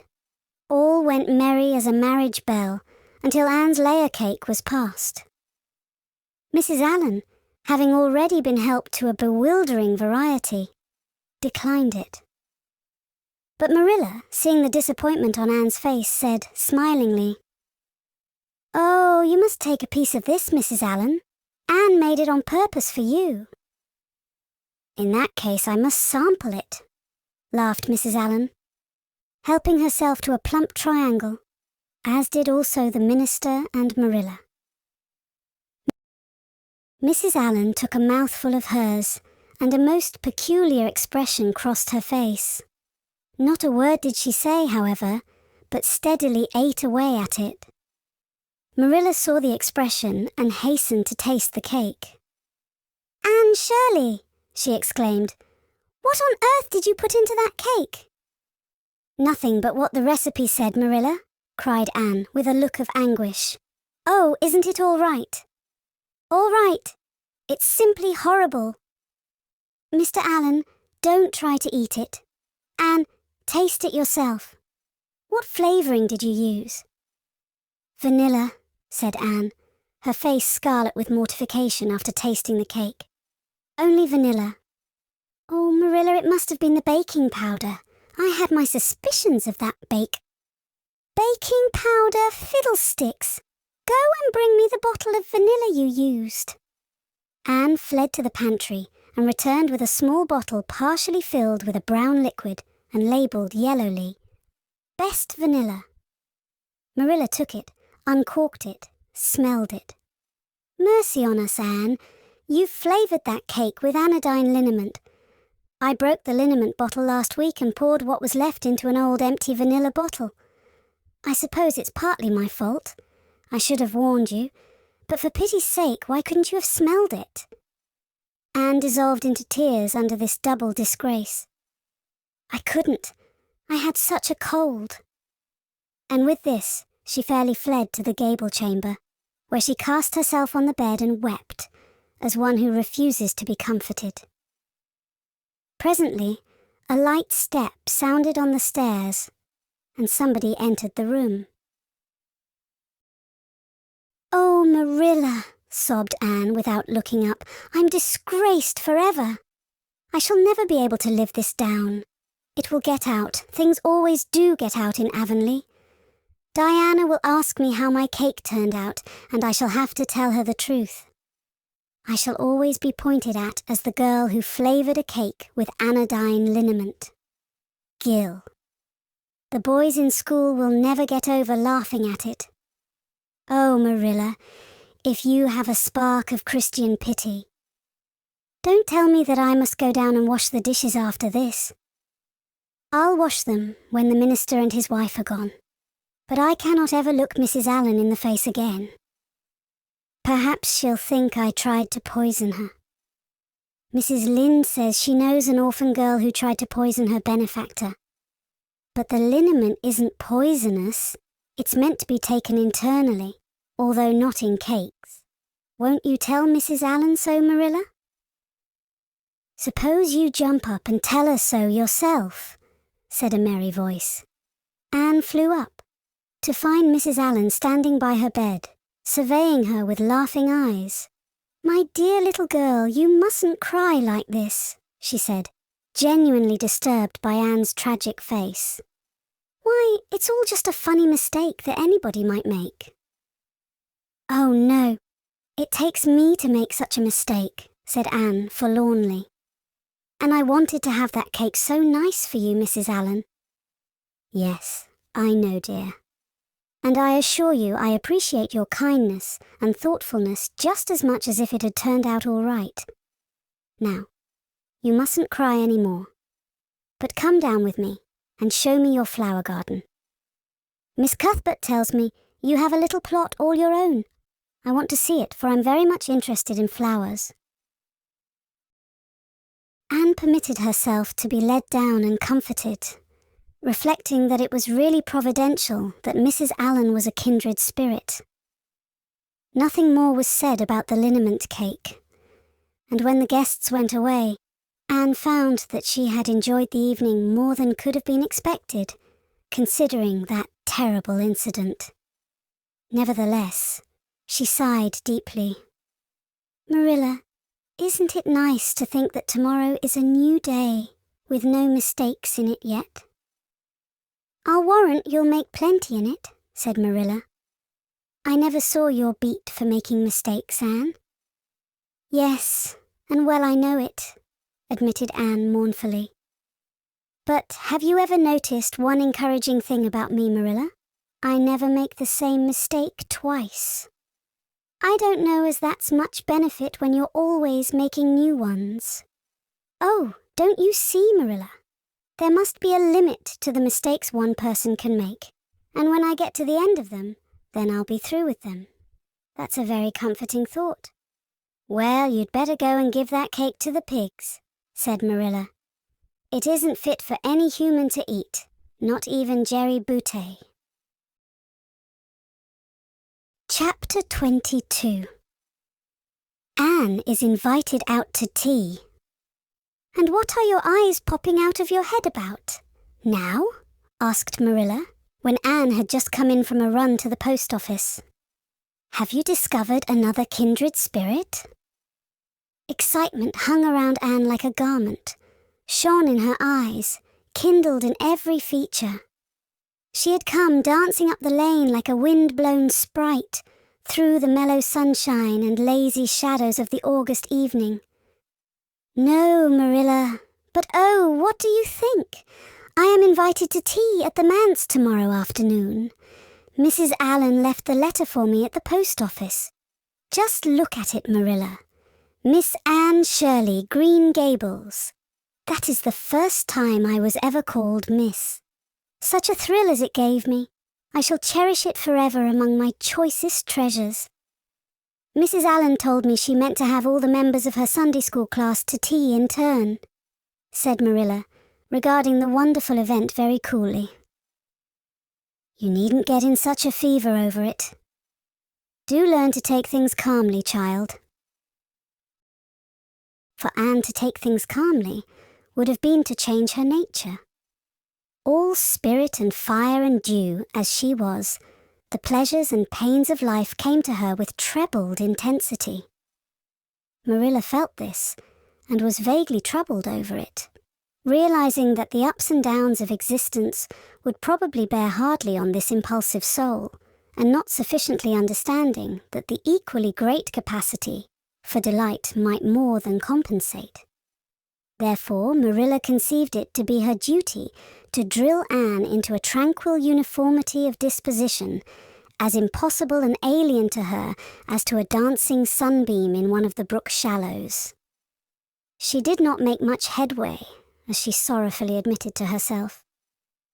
The downfall of some dear hope or plan plunged Anne into deeps of affliction. The fulfillment thereof exalted her to dizzy realms of delight. Marilla had almost begun to despair of ever fashioning this waif of the world into her model little girl of demure manners and prim deportment. Neither would she have believed that she really liked Anne much better as she was. Anne went to bed that night speechless with misery, because Matthew had said the wind was round northeast, and he feared it would be a rainy day tomorrow. The rustle of the poplar leaves about the house worried her.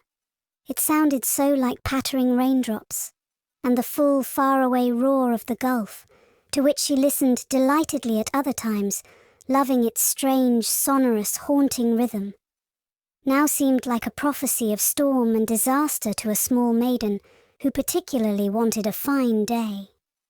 Anne thought that the morning would never come. But all things have an end, even nights before the day on which you are invited to take tea at the manse.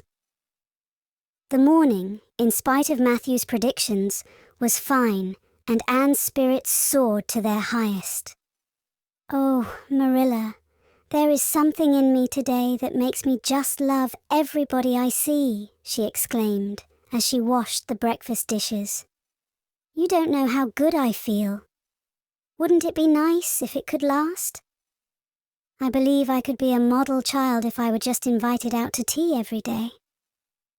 But oh, Marilla, it's a solemn occasion too. I feel so anxious. What if I shouldn't behave properly? You know I never had tea at a manse before, and I'm not sure that I know all the rules of etiquette, although I've been studying the rules given in the etiquette department of the Family Herald ever since I came here. I'm so afraid I'll do something silly, or forget to do something I should do. Would it be good manners to take a second helping of anything if you wanted to very much? The trouble with you, Anne, is that you're thinking too much about yourself. You should just think of Mrs. Allen and what would be nicest and most agreeable to her," said Marilla, hitting for once in her life on a very sound and pithy piece of advice. Anne instantly realized this. "You are right, Marilla. I'll try not to think about myself at all." Anne evidently got through her visit without any serious breach of etiquette, for she came home through the twilight, under a great, high-sprung sky gloried over with trails of saffron and rosy cloud, in a beatified state of mind, and told Marilla all about it happily, sitting on the big red sandstone slab at the kitchen door with her tired curly head in Marilla's gingham lap.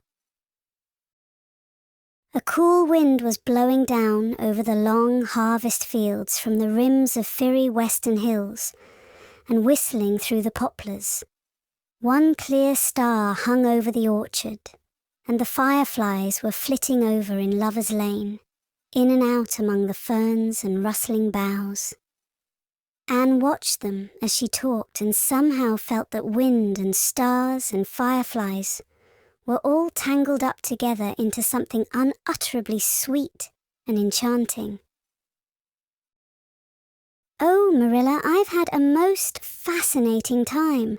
I feel that I have not lived in vain, and I shall always feel like that, even if I should never be invited to tea at a manse again." When I got there, Mrs. Allen met me at the door. She was dressed in the sweetest dress of pale pink organdy, with dozens of frills and elbow sleeves, and she looked just like a seraph.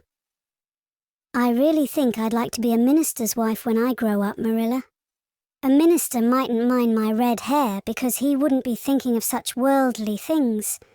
But then, of course, one would have to be naturally good, and I'll never be that, so I suppose there's no use in thinking about it. Some people are naturally good, you know, and others are not. I'm one of the others. Mrs. Lynde says, I'm full of original sin. No matter how hard I try to be good, I can never make such a success of it as those who are naturally good. It's a good deal like geometry, I expect.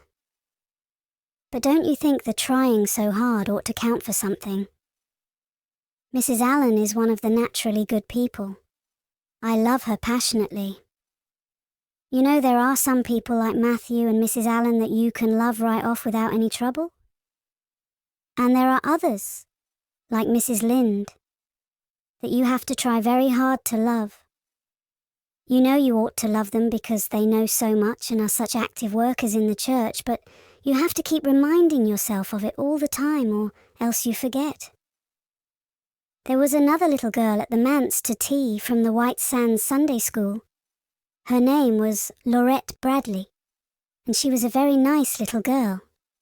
Not exactly a kindred spirit, you know, but still very nice. We had an elegant tea, and I think I kept all the rules of etiquette pretty well. After tea, Mrs. Allen played and sang, and she got Loretta and me to sing too.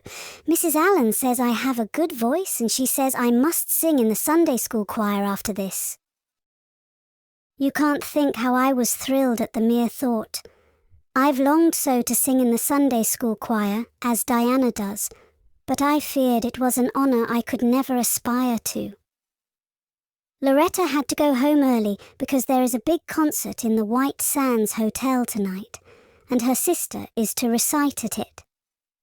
Loretta says that the Americans at the hotel give a concert every fortnight in aid of the Charlottetown Hospital, and they ask lots of the White Sands people to recite. Loretta said she expected to be asked herself someday. I just gazed at her in awe. After she had gone, Mrs. Allen and I had a heart-to-heart talk. I told her everything. About Mrs. Thomas and the twins, and Katie Maurice and Violetta, and coming to Green Gables, and my troubles over geometry. And would you believe it, Marilla? Mrs. Allen told me she was a dunce at geometry too. You don't know how that encouraged me. Mrs. Lynde came to the manse just before I left. And what do you think, Marilla? The trustees have hired a new teacher, and it's a lady. Her name is Miss Muriel Stacy. Isn't that a romantic name? Mrs. Lynde says they've never had a female teacher in Avonlea before, and she thinks it is a dangerous innovation. But I think it will be splendid to have a lady teacher, and I really don't see how I'm going to live through the 2 weeks before school begins. I'm so impatient to see her. Chapter 23. Anne comes to grief in an affair of honour. Anne had to live through more than 2 weeks, as it happened. Almost a month having elapsed since the liniment cake episode. It was high time for her to get into fresh trouble of some sort. Little mistakes, such as absent-mindedly emptying a pan of skim milk into a basket of yarn balls in the pantry instead of into the pig's bucket, and walking clean over the edge of the log bridge into the brook, while wrapped in imaginative reverie, not really being worth counting. A week after the tea at the manse, Diana Barry gave a party. Small and select, Anne assured Marilla. Just the girls in our class. They had a very good time, and nothing untoward happened until after tea, when they found themselves in the Barry garden, a little tired of all their games, and ripe for any enticing form of mischief which might present itself. This presently took the form of daring. Daring was the fashionable amusement among the Avonlea small fry just then. It had begun among the boys, but soon spread to the girls, and all the silly things that were done in Avonlea that summer, because the doers thereof were dared to do them, would fill a book by themselves. First of all, Carrie Sloane dared Ruby Gillis to climb to a certain point in the huge old willow tree before the front door, which Ruby Gillis, albeit in mortal dread of the fat green caterpillars with which said tree was infested, and with the fear of her mother before her eyes if she should tear her new muslin dress, nimbly did, to the discomfiture of the aforesaid Carrie Sloane. Then Josie Pye dared Jane Andrews to hop on her left leg around the garden without stopping once or putting her right foot to the ground, which Jane Andrews gamely tried to do, but gave out at the third corner and had to confess herself defeated. Josie's triumph being rather more pronounced than good taste permitted, Anne Shirley dared her to walk along the top of the board fence which bounded the garden to the east. Now, to walk board fences requires more skill and steadiness of head and heel than one might suppose who has never tried it. But Josie Pye, if deficient in some qualities that make for popularity, had at least a natural and inborn gift, duly cultivated, for walking board fences. Josie walked the Barry fence with an airy unconcern, which seemed to imply that a little thing like that wasn't worth a dare. Reluctant admiration greeted her exploit, for most of the other girls could appreciate it, having suffered many things themselves in their efforts to walk fences. Josie descended from her perch, flushed with victory, and darted a defiant glance at Anne. Anne tossed her red braids. "I don't think it's such a very wonderful thing to walk a little low board fence," she said. "I knew a girl in Marysville who could walk the ridgepole of a roof." "I don't believe it," said Josie flatly. "I don't believe anybody could walk a ridgepole. You couldn't anyhow." "Couldn't I?" cried Anne rashly. "Then I dare you to do it," said Josie defiantly.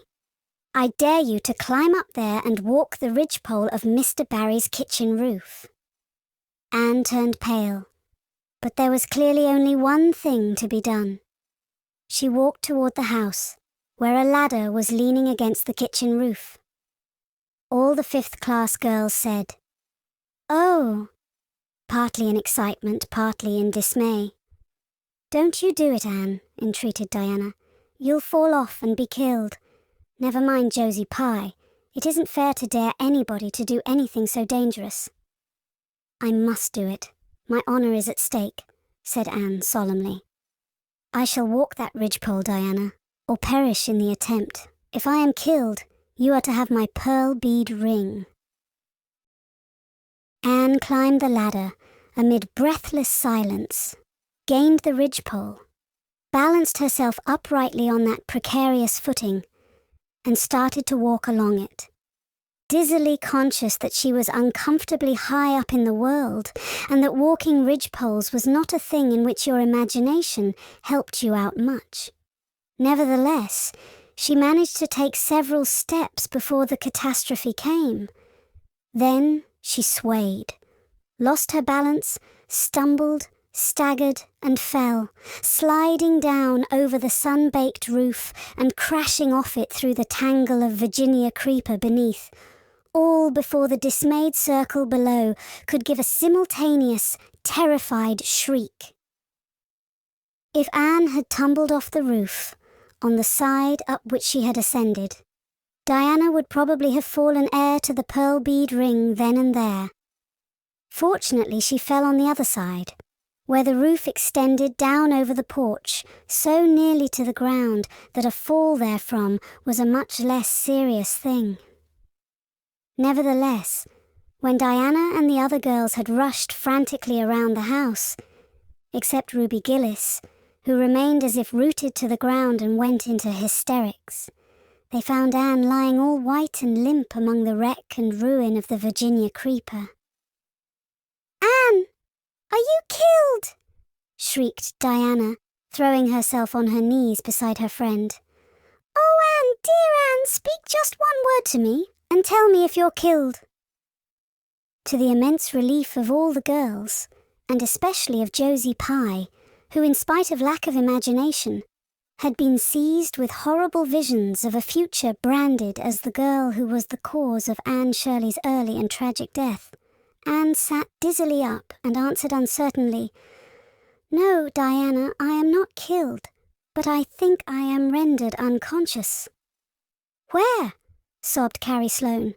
"Oh, where, Anne?" Before Anne could answer, Mrs. Barry appeared on the scene. At sight of her, Anne tried to scramble to her feet, but sank back again with a sharp little cry of pain. "What's the matter? Where have you hurt yourself?" demanded Mrs. Barry. "My ankle," gasped Anne. "Oh, Diana, please find your father and ask him to take me home. I know I can never walk there. And I'm sure I couldn't hop so far on one foot when Jane couldn't even hop around the garden." Marilla was out in the orchard picking a pan full of summer apples when she saw Mr. Barry coming over the log bridge and up the slope, with Mrs. Barry beside him, and a whole procession of little girls trailing after him. In his arms he carried Anne, whose head lay limply against his shoulder. At that moment, Marilla had a revelation. In the sudden stab of fear that pierced her very heart, she realized what Anne had come to mean to her. She would have admitted that she liked Anne, nay, that she was very fond of Anne. But now she knew as she hurried wildly down the slope that Anne was dearer to her than anything else on earth. "Mr. Barry, what has happened to her?" she gasped, more white and shaken than the self-contained, sensible Marilla had been for many years. Anne herself answered, lifting her head. "Don't be very frightened, Marilla. I was walking the ridgepole and I fell off. I expect I have sprained my ankle, but Marilla, I might have broken my neck. Let us look on the bright side of things. I might have known you'd go and do something of the sort when I let you go to that party," said Marilla, sharp and shrewish in her very relief. "Bring her in here, Mr. Barry, and lay her on the sofa. Mercy me, the child has gone and fainted." It was quite true. Overcome by the pain of her injury, Anne had one more of her wishes granted to her. She had fainted, dead away. Matthew, hastily summoned from the harvest field, was straightway dispatched for the doctor, who in due time came to discover that the injury was more serious than they had supposed. Anne's ankle was broken. That night, when Marilla went up to the east gable, where a white-faced girl was lying, a plaintive voice greeted her from the bed. "Aren't you very sorry for me, Marilla?" "It was your own fault," said Marilla, twitching down the blind and lighting a lamp. "And that is just why you should be sorry for me," said Anne, "because the thought that it is all my own fault is what makes it so hard. If I could blame it on anybody, I would feel so much better. But what would you have done, Marilla, if you had been dared to walk a ridgepole?" "I'd have stayed on good firm ground and let them dare away. Such absurdity," said Marilla. Anne sighed.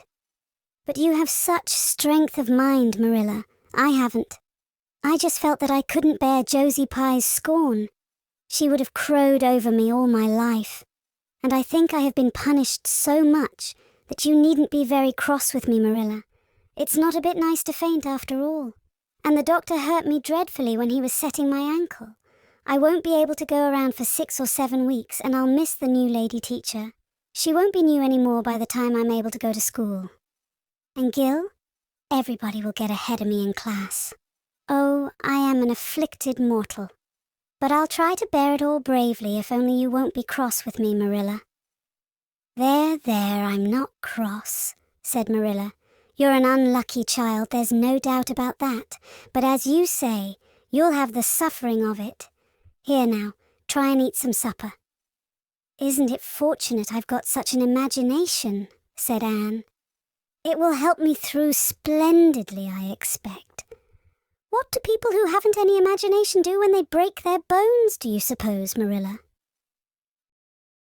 Anne had good reason to bless her imagination many a time and oft during the tedious 7 weeks that followed. But she was not solely dependent on it. She had many visitors, and not a day passed without one or more of the schoolgirls dropping in to bring her flowers and books, and tell her all the happenings in the juvenile world of Avonlea. "Everybody has been so good and kind, Marilla," sighed Anne happily, on the day when she could first limp across the floor. "It isn't very pleasant to be laid up, but there is a bright side to it, Marilla. You find out how many friends you have. Why, even Superintendent Bell came to see me, and he's really a very fine man. Not a kindred spirit, of course, but still, I like him, and I'm awfully sorry I ever criticized his prayers. I believe now he really does mean them, only he has got into the habit of saying them as if he didn't. He could get over that if he'd take a little trouble. I gave him a good broad hint. I told him how hard I tried to make my own little private prayers interesting. He told me all about the time he broke his ankle when he was a boy. It does seem so strange to think of Superintendent Bell ever being a boy. Even my imagination has its limits, for I can't imagine that. When I try to imagine him as a boy, I see him with grey whiskers and spectacles. just as he looks in Sunday school, only small. Now it's so easy to imagine Mrs. Allen as a little girl. Mrs. Allen has been to see me 14 times. Isn't that something to be proud of, Marilla? When a minister's wife has so many claims on her time. She is such a cheerful person to have visit you too. She never tells you it's your own fault, and she hopes you'll be a better girl on account of it. Mrs. Lynde always told me that when she came to see me, and she said it in a kind of way that made me feel she might hope I'd be a better girl, but didn't really believe I would. Even Josie Pye came to see me. I received her as politely as I could, because I think she was sorry she dared me to walk a ridgepole. If I had been killed, she would have had to carry a dark burden of remorse all her life. Diana has been a faithful friend. She's been over every day to cheer my lonely pillow. But oh, I shall be so glad when I can go to school, for I've heard such exciting things about the new teacher. The girls all think she is perfectly sweet. Diana says she has the loveliest fair curly hair and such fascinating eyes.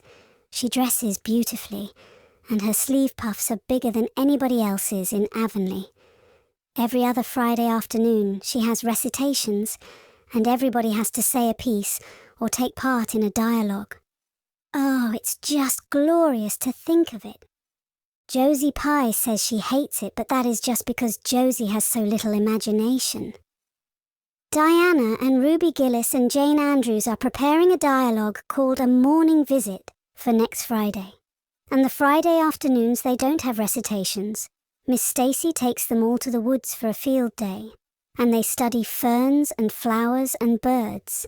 And they have physical culture exercises every morning and evening. Mrs. Lynde says she never heard of such goings-on, and it all comes of having a lady teacher. But I think it must be splendid, and I believe I shall find that Miss Stacy is a kindred spirit. There's one thing plain to be seen, Anne, said Marilla, and that is that your fall off the Barry roof hasn't injured your tongue at all. Chapter 24. Miss Stacy and her pupils get up a concert. It was October again when Anne was ready to go back to school. A glorious October, all red and gold, with mellow mornings when the valleys were filled with delicate mists, as if the spirit of autumn had poured them in for the sun to drain, amethyst, pearl, silver, rose, and smoke blue. The dews were so heavy that the fields glistened like cloth of silver, and there were such heaps of rustling leaves in the hollows of many-stemmed woods to run crisply through. The birch path was a canopy of yellow, and the ferns were sere and brown all along it. There was a tang in the very air that inspired the hearts of small maidens tripping, unlike snails, swiftly and willingly to school. And it was jolly to be back again at the little brown desk beside Diana, with Ruby Gillis nodding across the aisle, and Carrie Sloane sending up notes, and Julia Bell passing a chew of gum down from the back seat. Anne drew a long breath of happiness as she sharpened her pencil and arranged her picture cards in her desk. Life was certainly very interesting. In the new teacher, she found another true and helpful friend.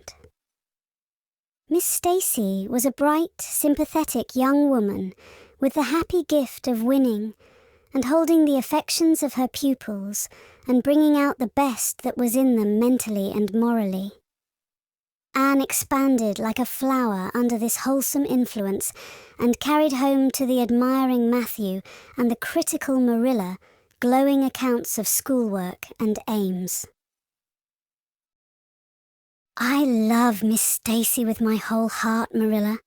She is so ladylike and she has such a sweet voice. When she pronounces my name, I feel instinctively that she's spelling it with an E. We had recitations this afternoon. I just wish you could have been there to hear me recite Mary, Queen of Scots. I just put my whole soul into it. Ruby Gillis told me coming home that the way I said the line, "Now for my father's arm," she said, My woman's heart farewell just made her blood run cold. Well now, you might recite it for me some of these days out in the barn, suggested Matthew. Of course I will, said Anne meditatively. But I won't be able to do it so well, I know. It won't be so exciting as it is when you have a whole schoolful before you hanging breathlessly on your words. I know I won't be able to make your blood run cold. Mrs. Lynde says it made her blood run cold to see the boys climbing to the very tops of those big trees on Bell's Hill after crow's nests last Friday, said Marilla. I wonder at Miss Stacy for encouraging it. But we wanted a crow's nest for nature study, explained Anne. That was on our field afternoon. Field afternoons are splendid, Marilla. And Miss Stacy explains everything so beautifully. We have to write compositions on our field afternoons, and I write the best ones. It's very vain of you to say so then. You better let your teacher say it. But she did say it, Marilla. And indeed, I'm not vain about it. How can I be when I'm such a dunce at geometry? Although I'm really beginning to see through it a little too. Miss Stacy makes it so clear. Still, I'll never be good at it, and I assure you it is a humbling reflection. But I love writing compositions. Mostly Miss Stacy lets us choose our own subjects. But next week we are to write a composition on some remarkable person. It's hard to choose among so many remarkable people who have lived. Mustn't it be splendid to be remarkable and have compositions written about you after you're dead? Oh, I would dearly love to be remarkable. I think when I grow up I'll be a trained nurse and go with the Red Crosses to the field of battle as a messenger of mercy. That is, if I don't go out as a foreign missionary. That would be very romantic, but one would have to be very good to be a missionary, and that would be a stumbling block. We have physical culture exercises every day too. They make you graceful and promote digestion. Promote fiddlesticks, said Marilla, who honestly thought it was all nonsense. But all the field afternoons and recitation Fridays and physical culture contortions paled before a project which Miss Stacy brought forward in November. This was that the scholars of Avonlea School should get up a concert and hold it in the hall on Christmas night, for the laudable purpose of helping to pay for a schoolhouse flag. The pupils one and all taking graciously to this plan, the preparations for a program were begun at once. And of all the excited performers-elect, none was so excited as Anne Shirley, who threw herself into the undertaking heart and soul, hampered as she was by Marilla's disapproval. Marilla thought it all rank foolishness. It's just filling your heads up with nonsense and taking time that ought to be put on your lessons, she grumbled. I don't approve of children's getting up concerts and racing about to practices. It makes them vain and forward and fond of gadding. But think of the worthy object, pleaded Anne. A flag will cultivate a spirit of patriotism, Marilla. Fudge! There's precious little patriotism in the thoughts of any of you. All you want is a good time. Well, when you can combine patriotism and fun, isn't it all right? Of course it's real nice to be getting up a concert. We're going to have 6 choruses, and Diana is to sing a solo. I'm in 2 dialogues, The Society for the Suppression of Gossip and The Fairy Queen. The boys are going to have a dialogue too. And I'm to have 2 recitations, Marilla. I just tremble when I think of it. But it's a nice, thrilly kind of tremble. And we're to have a tableau at the last, faith, hope, and charity. Diana and Ruby and I are to be in it, all draped in white with flowing hair. I'm to be Hope with my hands clasped so and my eyes uplifted. I'm going to practice my recitations in the garret. Don't be alarmed if you hear me groaning. I have to groan heart-rendingly in one of them, and it's really hard to get up a good artistic groan, Marilla. Josie Pye is sulky because she didn't get the part she wanted in the dialogue. She wanted to be the Fairy Queen. That would have been ridiculous. For who ever heard of a fairy queen as fat as Josie? Fairy queens must be slender. Jane Andrews is to be the queen and I am to be one of her maids of honor. Josie says she thinks a red-haired fairy is just as ridiculous as a fat one. But I do not let myself mind what Josie says. I'm to have a wreath of white roses on my hair and Ruby Gillis is going to lend me her slippers because I haven't any of my own. It's necessary for fairies to have slippers, you know. You couldn't imagine a fairy wearing boots, could you? Especially with copper toes. We are going to decorate the hall with creeping spruce and fir mottos with pink tissue paper roses in them. And we are all to march in 2 by 2 after the audience is seated, while Emma White plays a march on the organ. Oh, Marilla, I know you are not so enthusiastic about it as I am, but don't you hope your little Anne will distinguish herself? All I hope is that you'll behave yourself. I'll be heartily glad when all this fuss is over, and you'll be able to settle down. You are simply good for nothing just now with your head stuffed full of dialogues and groans and tableaus. As for your tongue, it's a marvel it's not clean worn out. Anne sighed and betook herself to the backyard, over which a young new moon was shining through the leafless poplar boughs from an apple-green western sky, and where Matthew was splitting wood. Anne perched herself on a block and talked the concert over with him, sure of an appreciative and sympathetic listener in this instance at least. Well now, I reckon it's going to be a pretty good concert, and I expect you'll do your part fine, he said, smiling down into her eager, vivacious little face. Anne smiled back at him. Those two were the best of friends, and Matthew thanked his stars many a time, and oft, that he had nothing to do with bringing her up.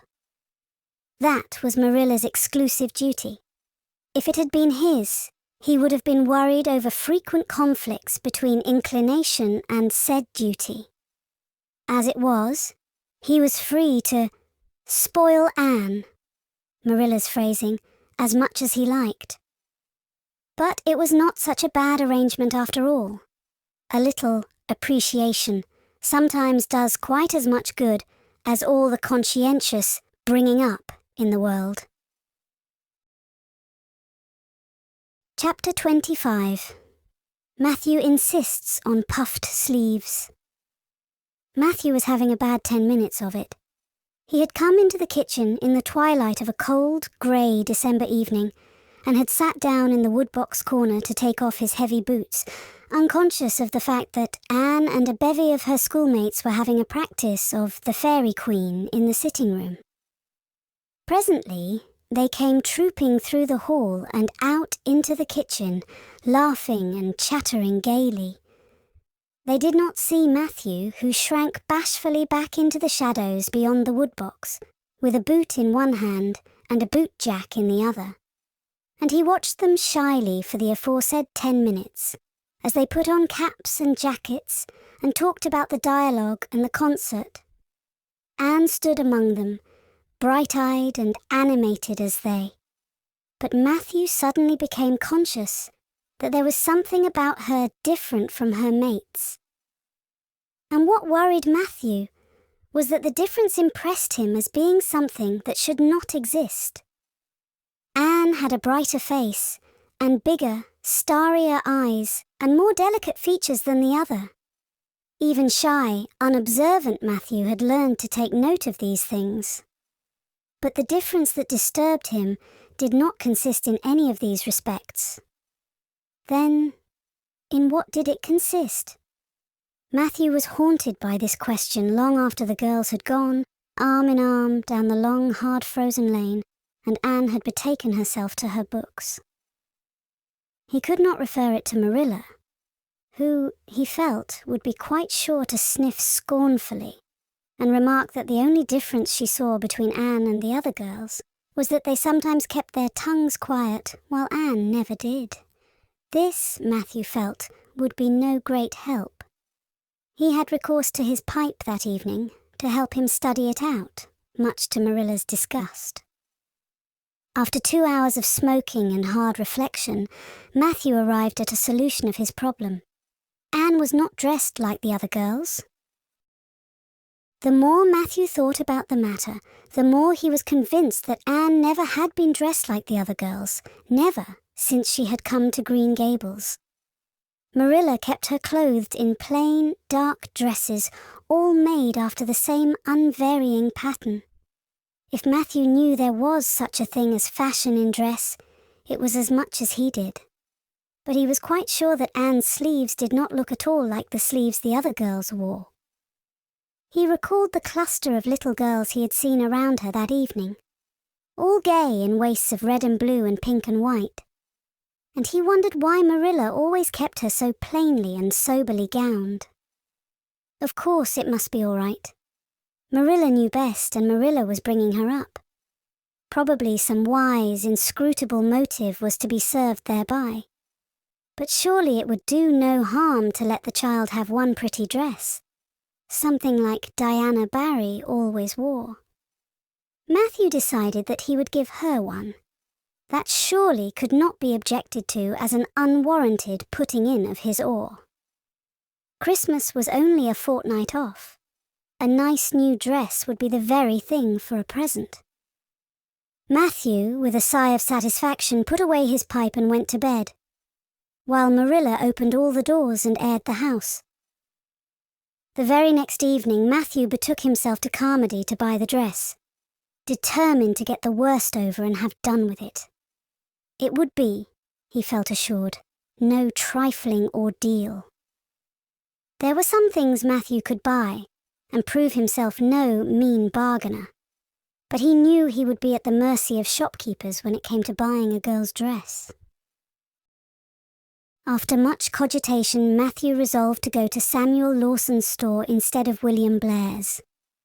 To be sure, the Cuthberts always had gone to William Blair's. It was almost as much a matter of conscience with them as to attend the Presbyterian church and vote Conservative. But William Blair's 2 daughters frequently waited on customers there, and Matthew held them in absolute dread. He could contrive to deal with them when he knew exactly what he wanted and could point it out. But in such a matter as this, requiring explanation and consultation, Matthew felt that he must be sure of a man behind the counter. So he would go to Lawson's, where Samuel or his son would wait on him. Alas, Matthew did not know that Samuel, in the recent expansion of his business, had set up a lady clerk also. She was a niece of his wife's, and a very dashing young person indeed, with a huge drooping pompadour, big rolling brown eyes, and a most extensive and bewildering smile. She was dressed with exceeding smartness, and wore several bangle bracelets that glittered and rattled and tinkled with every movement of her hands. Matthew was covered with confusion at finding her there at all, and those bangles completely wrecked his wits at one fell swoop. "What can I do for you this evening, Mr. Cuthbert?" Miss Lucilla Harris inquired, briskly and ingratiatingly, tapping the counter with both hands. "Have you any, well now, say any garden rakes?" stammered Matthew. Miss Harris looked somewhat surprised, as well she might, to hear a man inquiring for garden rakes in the middle of December. "I believe we have 1 or 2 left over," she said, "but they're upstairs in the lumber room. I'll go and see." During her absence, Matthew collected his scattered senses for another effort. When Miss Harris returned with the rake and cheerfully inquired, "Anything else tonight, Mr. Cuthbert?" Matthew took his courage in both hands and replied, "Well now, since you suggest it, I might as well buy some hayseed." Miss Harris had heard Matthew Cuthbert called odd. She now concluded that he was entirely crazy. "We only keep hayseed in the spring," she explained loftily. "We've none on hand just now." "Oh, certainly, just as you say," stammered unhappy Matthew, seizing the rake and making for the door. At the threshold, he recollected that he had not paid for it, and he turned miserably back. While Miss Harris was counting out his change, he rallied his powers for a final desperate attempt. "Well now, if it isn't too much trouble, I might as well, that is, I'd like to look at some sugar." "White or brown?" queried Miss Harris patiently. "Oh, well now, brown," said Matthew feebly. "There's a barrel of it over there," said Miss Harris, shaking her bangles at it. "It's the only kind we have." I'll take 20 pounds of it," said Matthew, with beads of perspiration standing on his forehead. Matthew had driven halfway home before he was his own man again. It had been a gruesome experience, but it served him right, he thought, for committing the heresy of going to a strange store.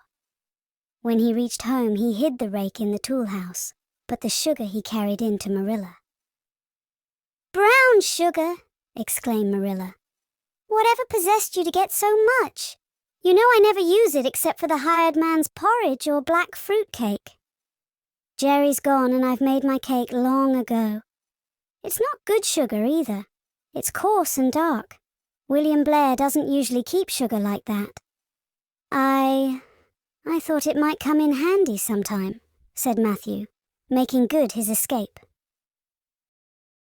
When Matthew came to think the matter over, he decided that a woman was required to cope with the situation. Marilla was out of the question. Matthew felt sure she would throw cold water on his project at once. Remained only Mrs. Lynde, for of no other woman in Avonlea would Matthew have dared to ask advice. To Mrs. Lynde he went accordingly, and that good lady promptly took the matter out of the harassed man's hands. "Pick out a dress for you to give Anne. To be sure I will. I'm going to Carmody tomorrow and I'll attend to it. Have you something particular in mind? No? Well, I'll just go by my own judgment then. I believe a nice rich brown would just suit Anne, and William Blair has some new Gloria in that's real pretty. Perhaps you'd like me to make it up for her too, seeing that if Marilla was to make it, Anne would probably get wind of it before the time and spoil the surprise." "Well, I'll do it. No, it isn't a mite of trouble. I like sewing. I'll make it to fit my niece, Jenny Gillis, for she and Anne are as like as two peas as far as figure goes." "Well now, I'm much obliged," said Matthew. And, I don't know, but I think they make the sleeves different nowadays to what they used to be. If it wouldn't be asking too much, I'd like them made in the new way." "Puffs, of course. You needn't worry a speck more about it, Matthew." "I'll make it up in the very latest fashion," said Mrs. Lynde. To herself she added when Matthew had gone, "It'll be a real satisfaction to see that poor child wearing something decent for once. The way Marilla dresses her is positively ridiculous, that's what, and I've ached to tell her so plainly a dozen times. I've held my tongue, though, for I can see Marilla doesn't want advice, and she thinks she knows more about bringing children up than I do for all she's an old maid. But that's always the way. Folks that has brought up children know that there's no hard and fast method in the world that'll suit every child. But them as never have think it's all as plain and easy as rule of 3. Just set your 3 terms down so fashion, and the sum'll work out correct. But flesh and blood don't come under the head of arithmetic, and that's where Marilla Cuthbert makes her mistake.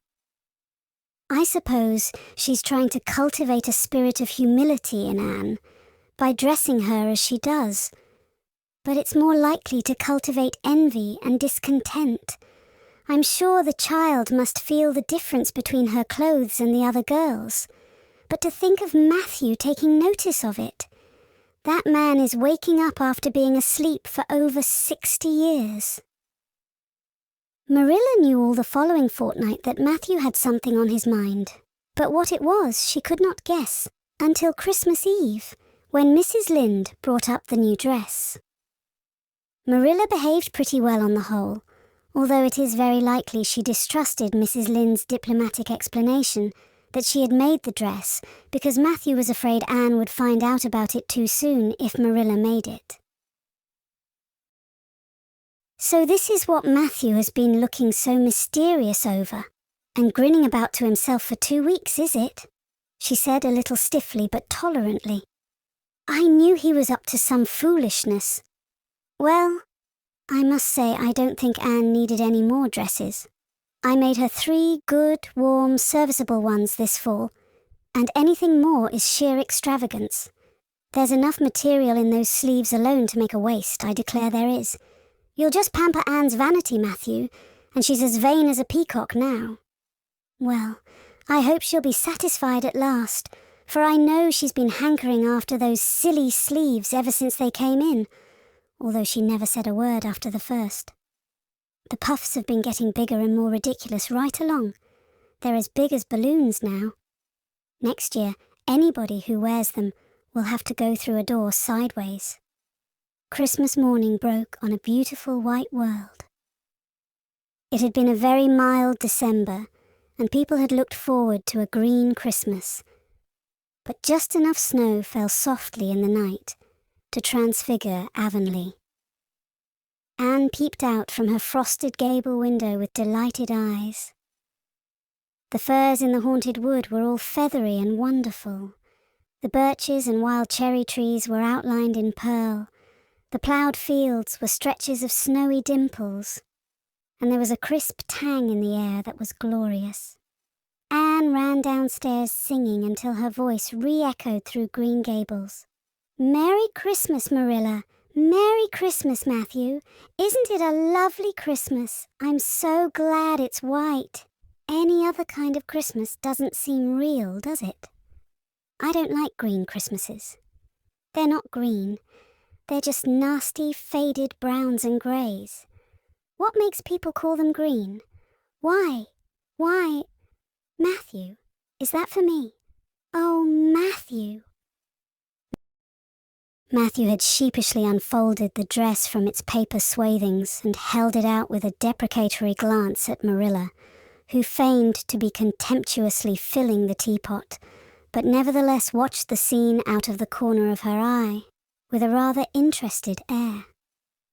Anne took the dress and looked at it in reverent silence. Oh, how pretty it was! A lovely soft brown gloria with all the gloss of silk, a skirt with dainty frills and shirrings, a waist elaborately pin-tucked in the most fashionable way with a little ruffle of filmy lace at the neck. But the sleeves, they were the crowning glory. Long elbow cuffs, and above them 2 beautiful puffs, divided by rows of shirring and bows of brown silk ribbon. "That's a Christmas present for you, Anne," said Matthew shyly. Why, Anne, don't you like it?" Well now. For Anne's eyes had suddenly filled with tears. "Like it? Oh, Matthew." Anne laid the dress over a chair and clasped her hands. "Matthew, it's perfectly exquisite. Oh, I can never thank you enough. Look at those sleeves. Oh, it seems to me this must be a happy dream." Well, let us have breakfast," interrupted Marilla. "I must say, Anne, I don't think you needed the dress, but since Matthew has got it for you, see that you take good care of it. There's a hair ribbon Mrs. Lynde left for you. It's brown, to match the dress. Come now, sit in." "I don't see how I'm going to eat breakfast," said Anne rapturously. "Breakfast seems so commonplace at such an exciting moment. I'd rather feast my eyes on that dress. I'm so glad that puffed sleeves are still fashionable. It did seem to me that I'd never get over it if they went out before I had a dress with them. I'd never have felt quite satisfied, you see. It was lovely of Mrs. Lynde to give me the ribbon too. I feel that I ought to be a very good girl indeed. It's at times like this I'm sorry I'm not a model little girl, and I always resolve that I will be in future. But somehow it's hard to carry out your resolutions when irresistible temptations come, still. I really will make an extra effort after this. When the commonplace breakfast was over, Diana appeared, crossing the white log bridge in the hollow, a gay little figure in her crimson ulster. Anne flew down the slope to meet her. "Merry Christmas, Diana. And oh, it's a wonderful Christmas. I've something splendid to show you. Matthew has given me the loveliest dress, with such sleeves. I couldn't even imagine any nicer." "I've got something more for you," said Diana breathlessly. "Here, this box. Aunt Josephine sent us out a big box with ever so many things in it. And this is for you. I'd have brought it over last night, but it didn't come until after dark. And I never feel very comfortable coming through the haunted wood in the dark now." Anne opened the box and peeped in. First, a card with "For the Anne Girl and Merry Christmas" written on it. And then, a pair of the daintiest little kid slippers with beaded toes and satin bows and glistening buckles. "Oh," said Anne. "Diana, this is too much. I must be dreaming." "I call it providential," said Diana. "You won't have to borrow Ruby's slippers now. And that's a blessing, for they're 2 sizes too big for you, and it would be awful to hear a fairy shuffling. Josie Pye would be delighted. Mind you, Rob Wright went home with Gertie Pye from the practice night before last. Did you ever hear anything equal to that?" All the Avonlea scholars were in a fever of excitement that day, for the hall had to be decorated and a last grand rehearsal held. The concert came off in the evening and was a pronounced success. The little hall was crowded. All the performers did excellently well, but Anne was the bright particular star of the occasion, as even envy in the shape of Josie Pye dared not deny. "Oh, hasn't it been a brilliant evening?" sighed Anne, when it was all over and she and Diana were walking home together under a dark, starry sky. "Everything went off very well," said Diana practically. "I guess we must have made as much as $10. Mind you, Mr. Allen is going to send an account of it to the Charlotte Town papers." "Oh, Diana, will we really see our names in print? It makes me thrill to think of it. Your solo was perfectly elegant, Diana. I felt prouder than you did when it was encored. I just said to myself, it is my dear bosom friend who is so honoured." "Well, your recitations just brought down the house, Anne. That sad one was simply splendid." "Oh, I was so nervous, Diana. When Mr. Allen called out my name, I really cannot tell how I ever got up on that platform. I felt as if a million eyes were looking at me and through me, and for one dreadful moment I was sure I couldn't begin at all. Then I thought of my lovely puffed sleeves and took courage. I knew that I must live up to those sleeves, Diana, so I started in, and my voice seemed to be coming from ever so far away. I just felt like a parrot. It's providential that I practiced those recitations so often up in the garret, or I'd never have been able to get through. Did I groan all right?" "Yes, indeed, you groaned lovely," assured Diana. "I saw old Mrs. Sloane wiping away tears when I sat down. It was splendid to think I had touched somebody's heart. It's so romantic to take part in a concert, isn't it? Oh, it's been a very memorable occasion indeed." "Wasn't the boys' dialogue fine?" said Diana. "Gilbert Blythe was just splendid." "Anne, I do think it's awful mean the way you treat Gil. Wait till I tell you. When you ran off the platform after the fairy dialogue, one of your roses fell out of your hair. I saw Gil pick it up and put it in his breast pocket. There now. You're so romantic that I'm sure you ought to be pleased at that." "It's nothing to me what that person does," said Anne loftily. "I simply never waste a thought on him, Diana." That night, Marilla and Matthew, who had been out to a concert for the first time in 20 years, sat for a while by the kitchen fire after Anne had gone to bed. "Well now, I guess our Anne did as well as any of them," said Matthew proudly. "Yes, she did," admitted Marilla. "She's a bright child, Matthew, and she looked real nice too. I've been kind of opposed to this concert scheme, but I suppose there's no real harm in it after all. Anyhow, I was proud of Anne tonight, although I'm not going to tell her so." "Well, now, I was proud of her, and I did tell her so before she went upstairs," said Matthew. "We must see what we can do for her some of these days, Marilla. I guess she'll need something more than Avonlea School by and by." "There's time enough to think of that," said Marilla. "She's only 13 in March. Though tonight it struck me she was growing quite a big girl. Mrs. Lynde made that dress a mite too long, and it makes Anne look so tall. She's quick to learn, and I guess the best thing we can do for her will be to send her to Queen's after a spell. But nothing need be said about that for a year or two yet." "Well now, it'll do no harm to be thinking it over off and on," said Matthew.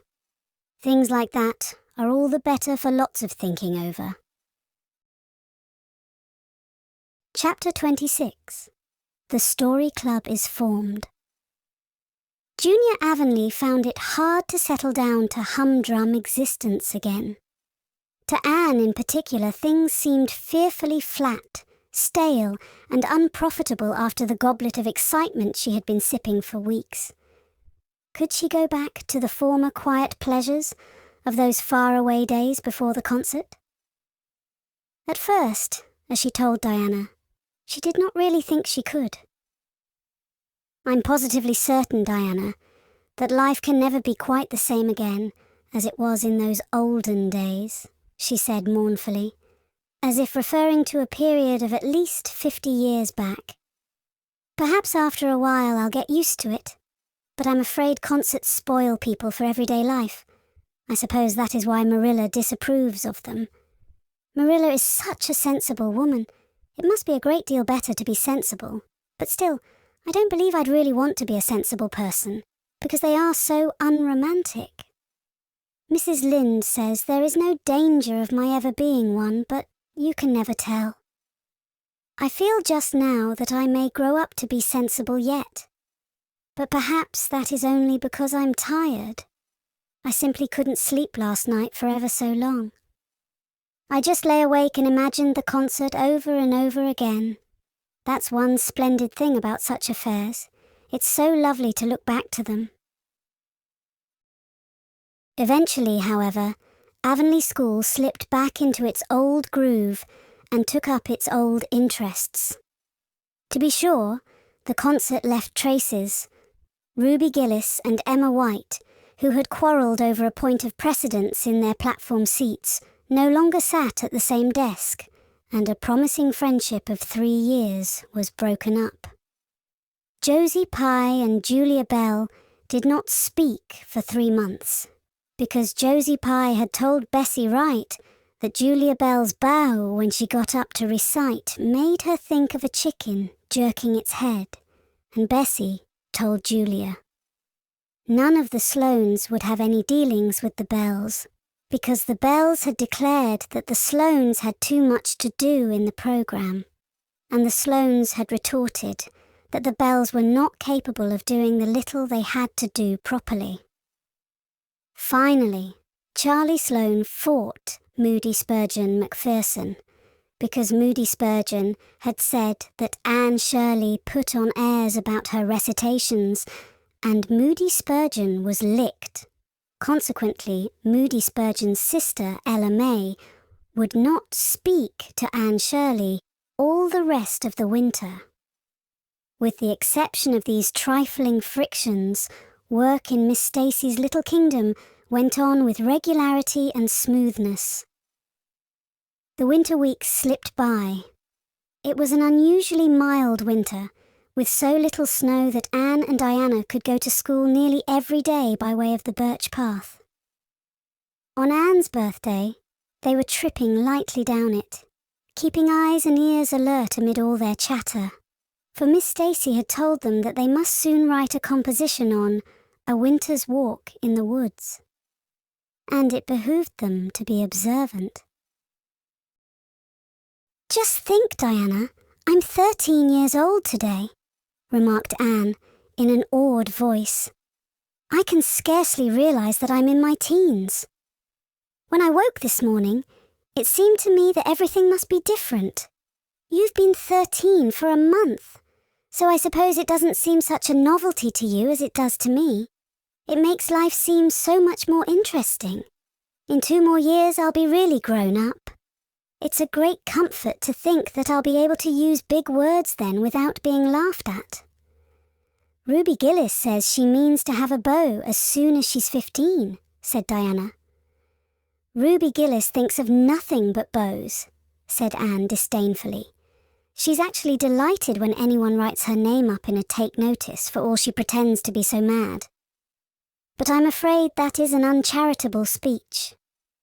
Mrs. Allen says we should never make uncharitable speeches, but they do slip out so often before you think, don't they? I simply can't talk about Josie Pye without making an uncharitable speech, so I never mention her at all. You may have noticed that. I'm trying to be as much like Mrs. Allen as I possibly can, for I think she's perfect. Mr. Allen thinks so too. Mrs. Lynde says he just worships the ground she treads on, and she doesn't really think it right for a minister to set his affections so much on a mortal being. But then, Diana, even ministers are human and have their besetting sins just like everybody else. I had such an interesting talk with Mrs. Allen about besetting sins last Sunday afternoon. There are just a few things it's proper to talk about on Sundays, and that is one of them. My besetting sin is imagining too much and forgetting my duties. I'm striving very hard to overcome it, and now that I'm really 13, perhaps I'll get on better. In 4 more years, we'll be able to put our hair up, said Diana. Alice Bell is only 16 and she is wearing hers up, but I think that's ridiculous. I shall wait until I'm 17. If I had Alice Bell's crooked nose, said Anne decidedly, I wouldn't... But there. I won't say what I was going to because it was extremely uncharitable. Besides, I was comparing it with my own nose, and that's vanity. I'm afraid I think too much about my nose, ever since I heard that compliment about it long ago. It really is a great comfort to me. Oh, Diana, look. There's a rabbit. That's something to remember for our woods composition. I really think the woods are just as lovely in winter as in summer. They're so white and still, as if they were asleep and dreaming pretty dreams. I won't mind writing that composition when its time comes, sighed Diana. I can manage to write about the woods, but the one we're to hand in Monday is terrible. The idea of Miss Stacy telling us to write a story out of our own heads. Why, it's as easy as wink, said Anne. It's easy for you because you have an imagination, retorted Diana. But what would you do if you had been born without one? I suppose you have your composition all done? Anne nodded, trying hard not to look virtuously complacent, and failing miserably. I wrote it last Monday evening. It's called The Jealous Rival, or In Death Not Divided. I read it to Marilla and she said it was stuff and nonsense. Then I read it to Matthew and he said it was fine. That is the kind of critic I like. It's a sad, sweet story. I just cried like a child while I was writing it. It's about 2 beautiful maidens called Cordelia Montmorency and Geraldine Seymour, who lived in the same village and were devotedly attached to each other. Cordelia was a regal brunette with a coronet of midnight hair and duskly flashing eyes. Geraldine was a queenly blonde with hair like spun gold and velvety purple eyes. I never saw anybody with purple eyes, said Diana dubiously. Neither did I. I just imagined them. I wanted something out of the common. Geraldine had an alabaster brow, too. I found out what an alabaster brow is. That is one of the advantages of being 13. You know so much more than you did when you were only 12. Well, what became of Cordelia and Geraldine? Asked Diana, who was beginning to feel rather interested in their fate. They grew in beauty side by side until they were 16. Then Bertram de Vere came to their native village and fell in love with the fair Geraldine. He saved her life when her horse ran away with her in a carriage, and she fainted in his arms, and he carried her home 3 miles, because, you understand, the carriage was all smashed up. I found it rather hard to imagine the proposal because I had no experience to go by. I asked Ruby Gillis if she knew anything about how men proposed, because I thought she'd likely be an authority on the subject, having so many sisters married. Ruby told me she was hid in the hall pantry when Malcolm Andres proposed to her sister Susan. She said Malcolm told Susan that his dad had given him the farm in his own name, and then said, "What do you say, darling pet, if we get hitched this fall?" And Susan said, "Yes, no, I don't know, let me see." And there they were, engaged as quick as that.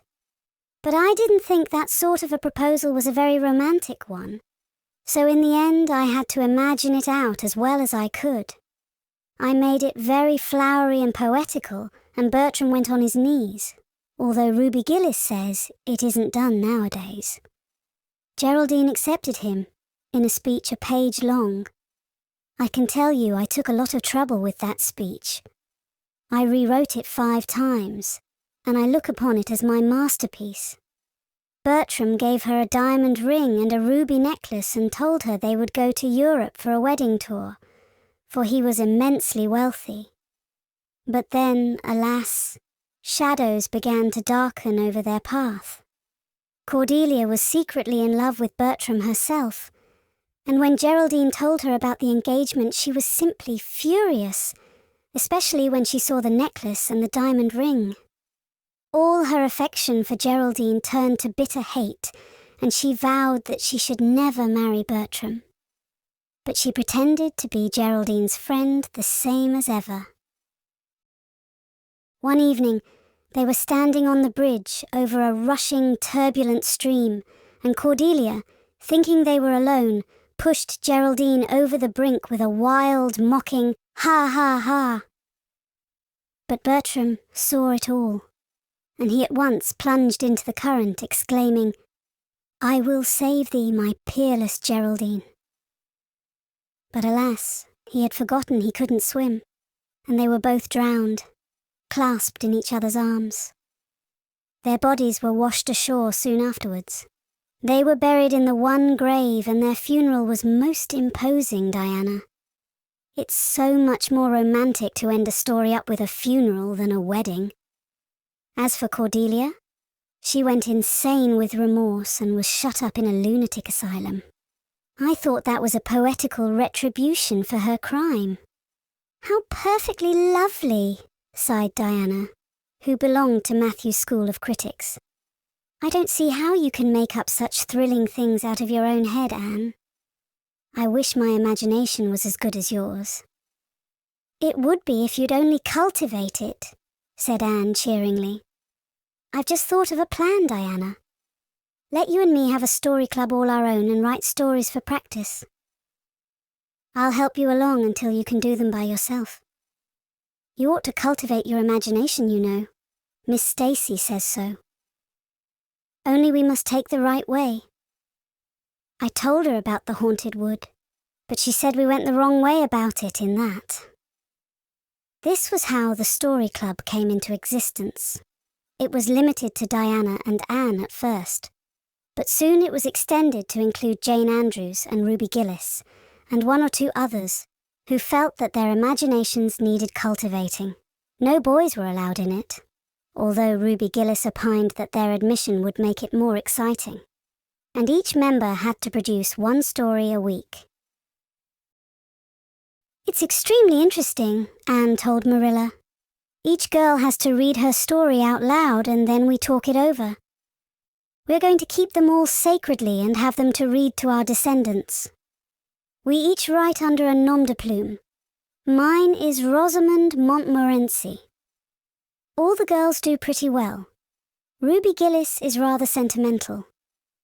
She puts too much lovemaking into her stories, and you know too much is worse than too little.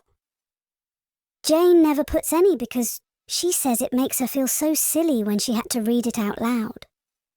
Jane's stories are extremely sensible. Then Diana puts too many murders into hers. She says most of the time she doesn't know what to do with the people, so she kills them off to get rid of them. I mostly always have to tell them what to write about, but that isn't hard, for I've millions of ideas. I think this story-writing business is the foolishest yet, scoffed Marilla. You'll get a pack of nonsense into your heads and waste time that should be put on your lessons. Reading stories is bad enough, but writing them is worse. But we're so careful to put a moral into them all, Marilla, explained Anne. I insist upon that. All the good people are rewarded, and all the bad ones are suitably punished. I'm sure that must have a wholesome effect. The moral is the great thing. Mr. Allen says so.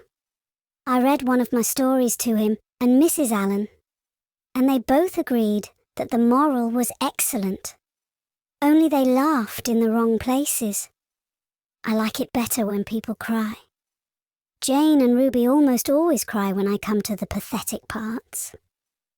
Diana wrote her Aunt Josephine about our club, and her Aunt Josephine wrote back that we were to send her some of our stories. So we copied out 4 of our very best and sent them.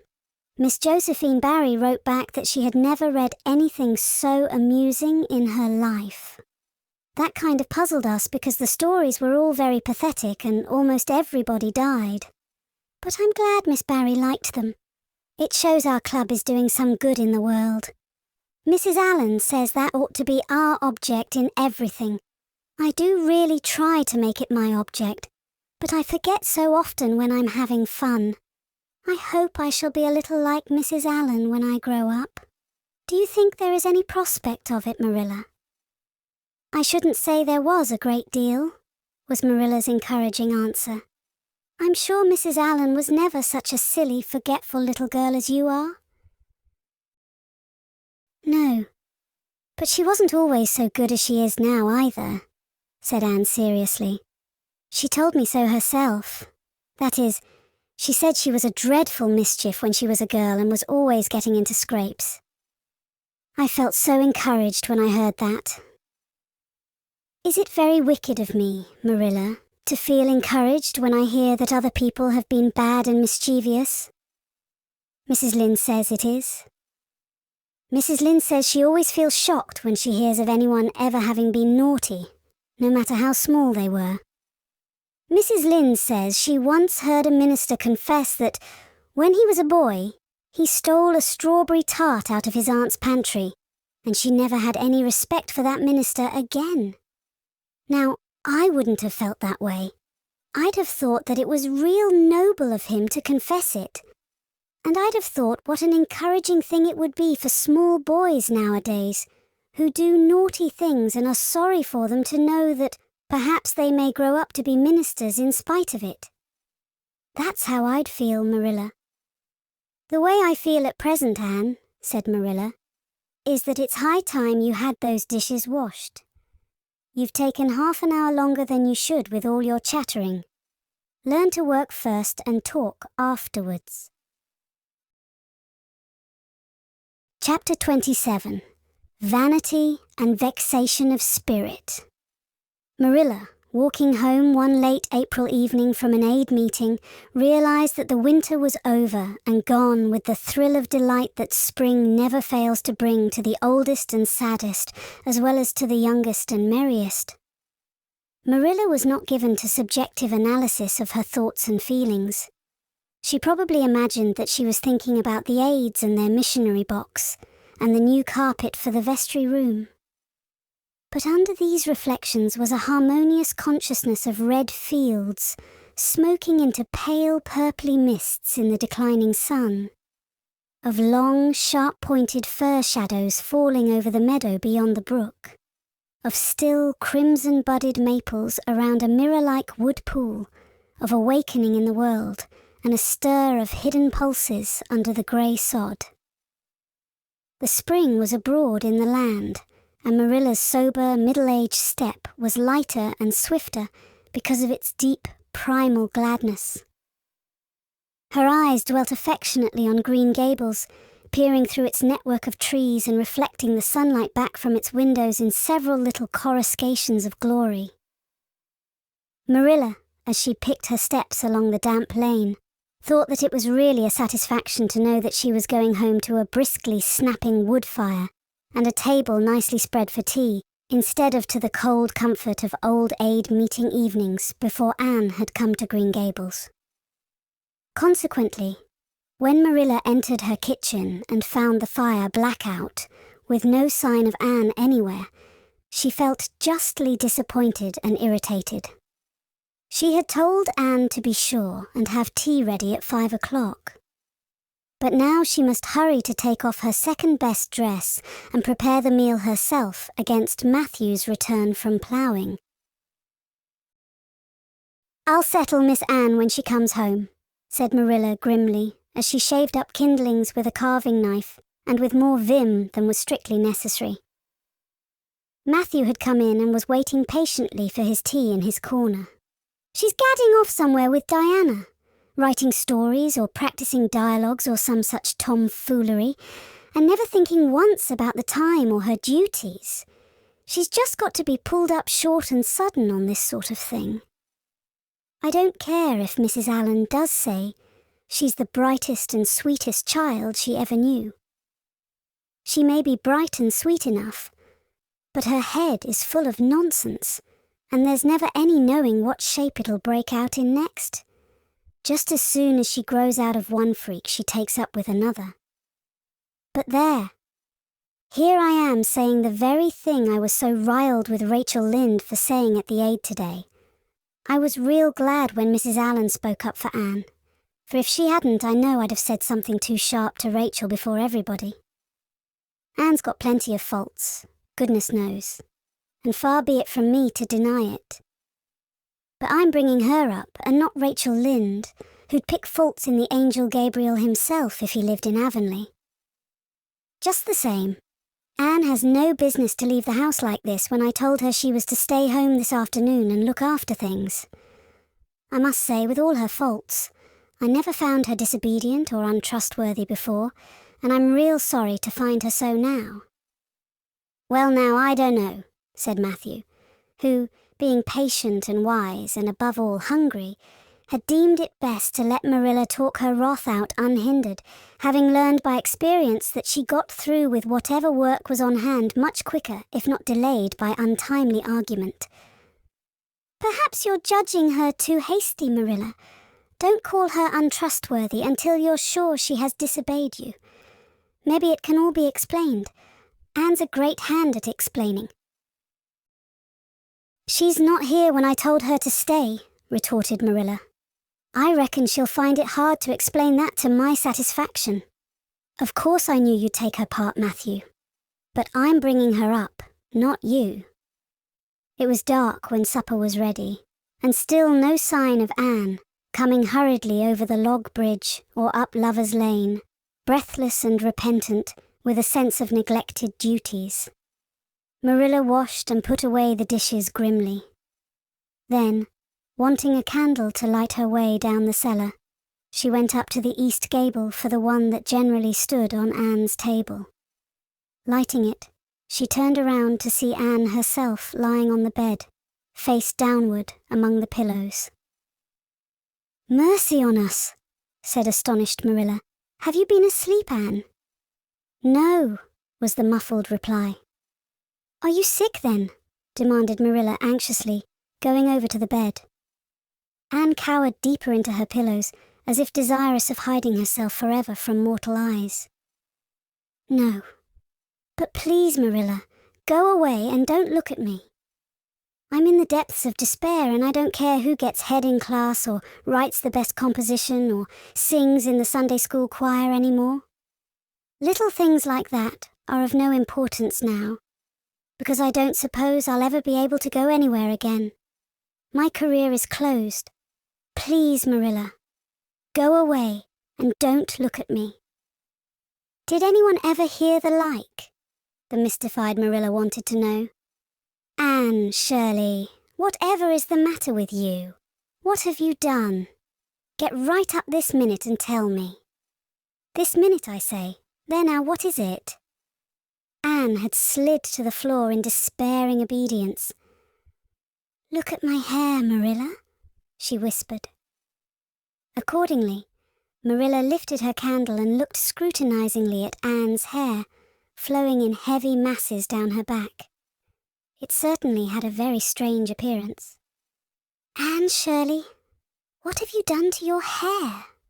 Why, it's green. Green it might be called if it were any earthly colour, a queer, dull, bronzy green, with streaks here and there of the original red to heighten the ghastly effect. Never in all her life had Marilla seen anything so grotesque as Anne's hair at that moment. Yes, it's green, moaned Anne. I thought nothing could be as bad as red hair, but now I know it's 10 times worse to have green hair. Oh, Marilla, you little know how utterly wretched I am. I little know how you got into this fix, but I mean to find out, said Marilla. Come right down to the kitchen. It's too cold up here, and tell me just what you've done. I've been expecting something queer for some time. You haven't got into any scrape for over 2 months, and I was sure another one was due. Now then, what did you do to your hair? I dyed it. Dyed it? Dyed your hair? Anne Shirley, didn't you know it was a wicked thing to do? Yes, I knew it was a little wicked, admitted Anne. But I thought it was worthwhile to be a little wicked to get rid of red hair. I counted the cost, Marilla. Besides, I meant to be extra good in other ways to make up for it. Well, said Marilla sarcastically, if I'd decided it was worthwhile to dye my hair, I'd have dyed it a decent color at least. I wouldn't have dyed it green. But I didn't mean to dye it green, Marilla, protested Anne dejectedly. If I was wicked, I meant to be wicked to some purpose. He said it would turn my hair a beautiful raven black. He positively assured me that it would. How could I doubt his word, Marilla? I know what it feels like to have your word doubted, and Mrs. Allen says we should never suspect anyone of not telling us the truth unless we have proof that they're not. I have proof now. Green hair is proof enough for anybody. But I hadn't then, and I believed every word he said implicitly. Who said? Who are you talking about? The peddler that was here this afternoon. I bought the dye from him. Anne Shirley, how often have I told you never to let one of those Italians in the house? I don't believe in encouraging them to come around at all. Oh, I didn't let him in the house. I remembered what you told me, and I went out, carefully shut the door, and looked at his things on the step. Besides, he wasn't an Italian. He was a German Jew. He had a big box full of very interesting things, and he told me he was working hard to make enough money to bring his wife and children out from Germany. He spoke so feelingly about them that it touched my heart. I wanted to buy something from him to help him in such a worthy object. Then all at once I saw the bottle of hair dye. The peddler said it was warranted to dye any hair a beautiful raven black and wouldn't wash off. In a trice I saw myself with beautiful raven black hair, and the temptation was irresistible. But the price of the bottle was 75 cents, and I had only 50 cents left out of my chicken money. I think the peddler had a very kind heart, for he said that, seeing it was me, he'd sell it for 50 cents, and that was just giving it away. So I bought it, and as soon as he had gone, I came up here and applied it with an old hairbrush as the directions said. I used up the whole bottle, and oh, Marilla, when I saw the dreadful colour it turned my hair, I repented of being wicked, I can tell you, and I've been repenting ever since. Well, I hope you'll repent to good purpose, said Marilla severely, and that you've got your eyes open to where your vanity has led you, Anne. Goodness knows what's to be done. I suppose the first thing is to give your hair a good washing, and see if that will do any good. Accordingly, Anne washed her hair, scrubbing it vigorously with soap and water. But for all the difference it made, she might as well have been scouring its original red. The peddler had certainly spoken the truth when he declared that the dye wouldn't wash off, however his veracity might be impeached in other respects. "Oh, Marilla, what shall I do?" questioned Anne in tears. "I can never live this down. People have pretty well forgotten my other mistakes.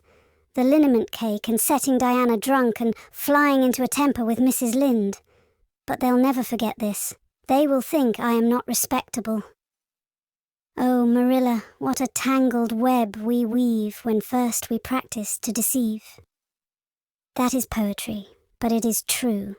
And oh, how Josie Pye will laugh.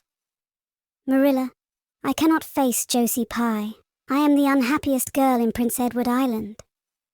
Anne's unhappiness continued for a week.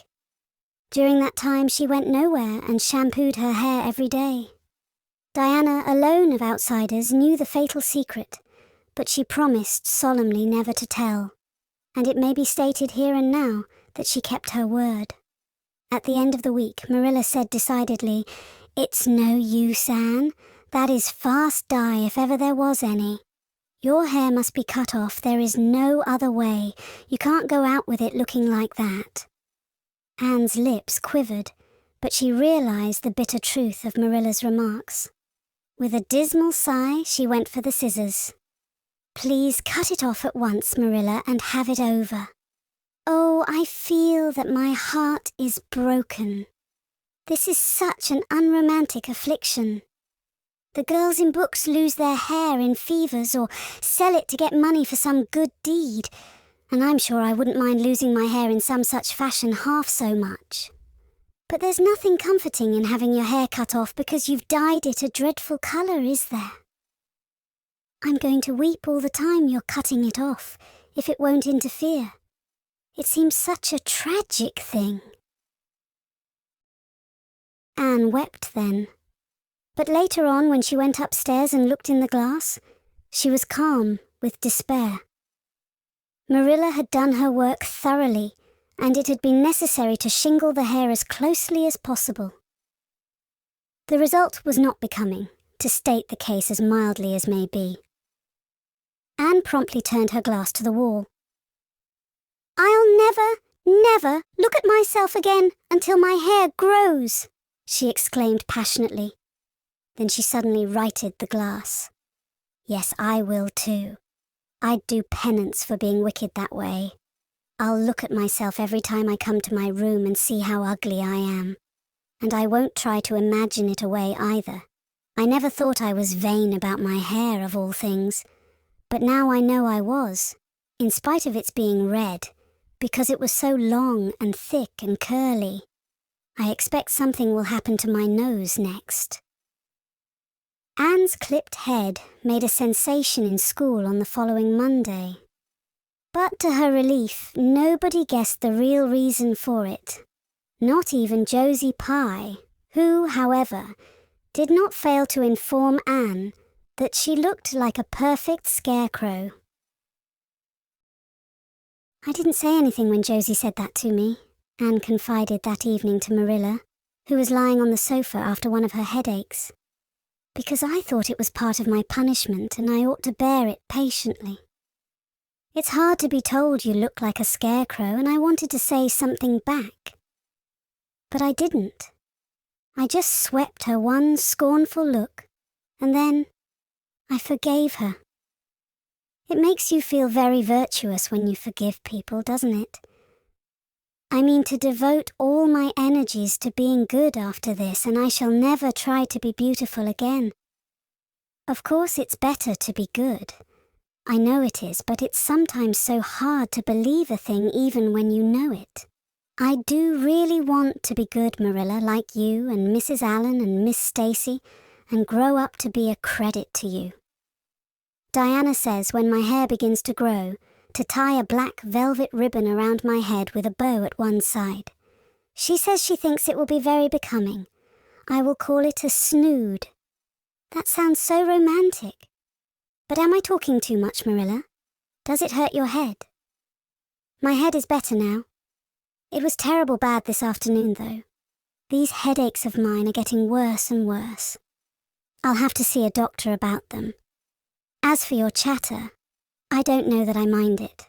I've got so used to it. Which was Marilla's way of saying that she liked to hear it. Chapter 28. An Unfortunate Lily Maid. Of course you must be Elaine, Anne, said Diana.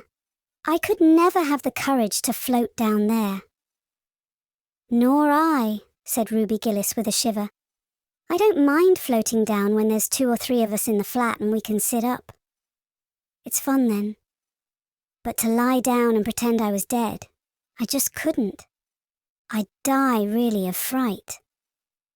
Of course it would be romantic, conceded Jane Andrews. But I know I couldn't keep still. I'd be popping up every minute or so to see where I was and if I wasn't drifting too far out. And you know, Anne, that would spoil the effect. But it's so ridiculous to have a red-headed Elaine, mourned Anne. I'm not afraid to float down and I'd love to be Elaine. But it's ridiculous just the same. Ruby ought to be Elaine because she is so fair and has such lovely long golden hair. Elaine had all her bright hair streaming down, you know. And Elaine was the lily maid. Now, a red-haired person cannot be a lily maid. Your complexion is just as fair as Ruby's, said Diana earnestly.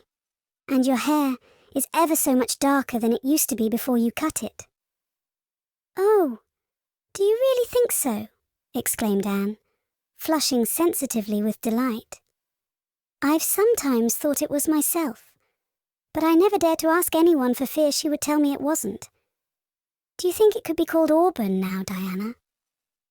Yes, and I think it is real pretty, said Diana, looking admiringly at the short, silky curls that clustered over Anne's head and were held in place by a very jaunty black velvet ribbon and bow. They were standing on the bank of the pond, below Orchard Slope, where a little headland fringed with birches ran out from the bank. At its tip was a small wooden platform built out into the water for the convenience of fishermen and duck hunters. Ruby and Jane were spending the midsummer afternoon with Diana, and Anne had come over to play with them. Anne and Diana had spent most of their playtime that summer on and about the pond. Idlewild was a thing of the past, Mr. Bell having ruthlessly cut down the little circle of trees in his back pasture in the spring. Anne had sat among the stumps and wept, not without an eye to the romance of it.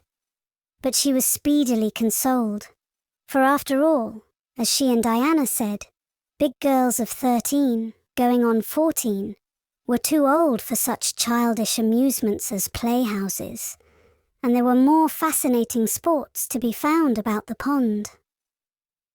It was splendid to fish for trout over the bridge, and the 2 girls learned to row themselves about in the little flat-bottomed dory Mr. Barry kept for duck shooting. It was Anne's idea that they dramatize Elaine. They had studied Tennyson's poem in school the preceding winter, the superintendent of education having prescribed it in the English course for the Prince Edward Island schools. They had analysed and passed it and torn it to pieces in general until it was a wonder there was any meaning at all left in it for them, but at least the fair Lily Maid and Lancelot and Guinevere and King Arthur had become very real people to them, and Anne was devoured by secret regret that she had not been born in Camelot. Those days, she said, were so much more romantic than the present. Anne's plan was hailed with enthusiasm. The girls had discovered that if the flat were pushed off from the landing place, it would drift down with the current under the bridge and finally strand itself on another headland lower down, which ran out at a curve in the pond. They had often gone down like this, and nothing could be more convenient for playing Elaine. "Well, I'll be Elaine," said Anne, yielding reluctantly, for, although she would have been delighted to play the principal character, yet her artistic sense demanded fitness for it, and this, she felt, her limitations made impossible. "Ruby, you must be King Arthur, and Jane will be Guinevere, and Diana must be Lancelot. But first, you must be the brothers and the father. We can't have the old dumb servitor, because there isn't room for two in the flat when one is lying down. We must pull the barge all its length in blackest samite. That old black shawl of your mother's will be just the thing, Diana." The black shawl having been procured, Anne spread it over the flat, and then lay down on the bottom with closed eyes and hands folded over her breast. "Oh, she does look really dead," whispered Ruby Gillis nervously, watching the still white little face under the flickering shadows of the birches.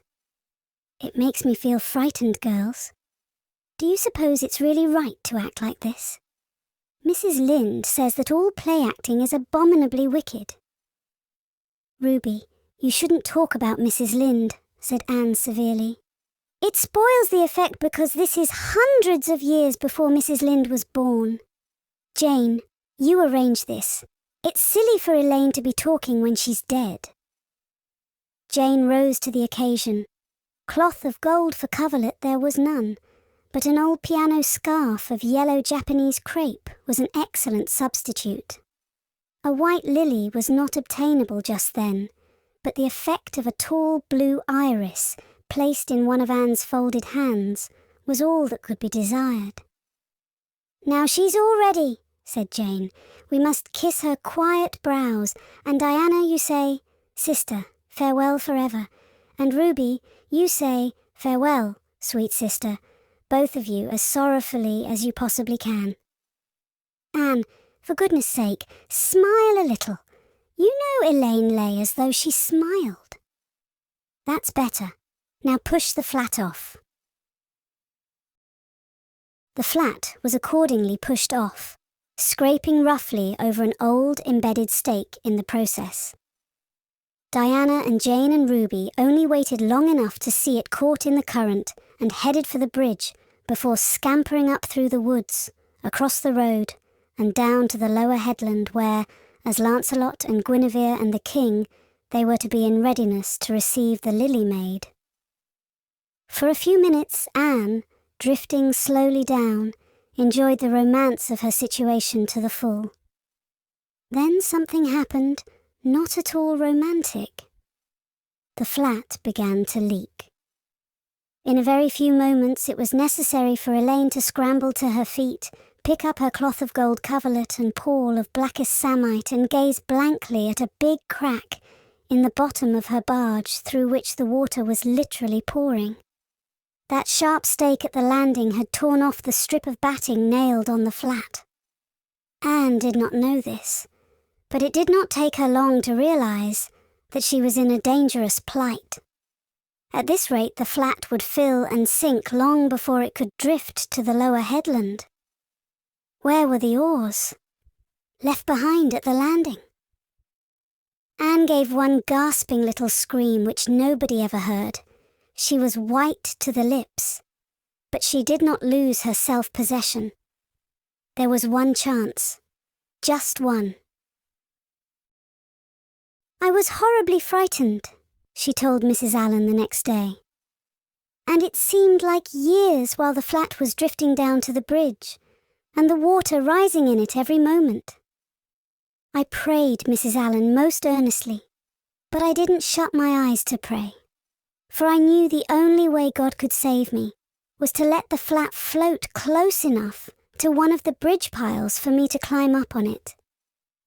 You know the piles are just old tree trunks, and there are lots of knots and old branch stubs on them. It was proper to pray, but I had to do my part by watching out, and right well I knew it. I just said, "Dear God, please take the flat close to a pile and I'll do the rest," over and over again. Under such circumstances, you don't think much about making a flowery prayer.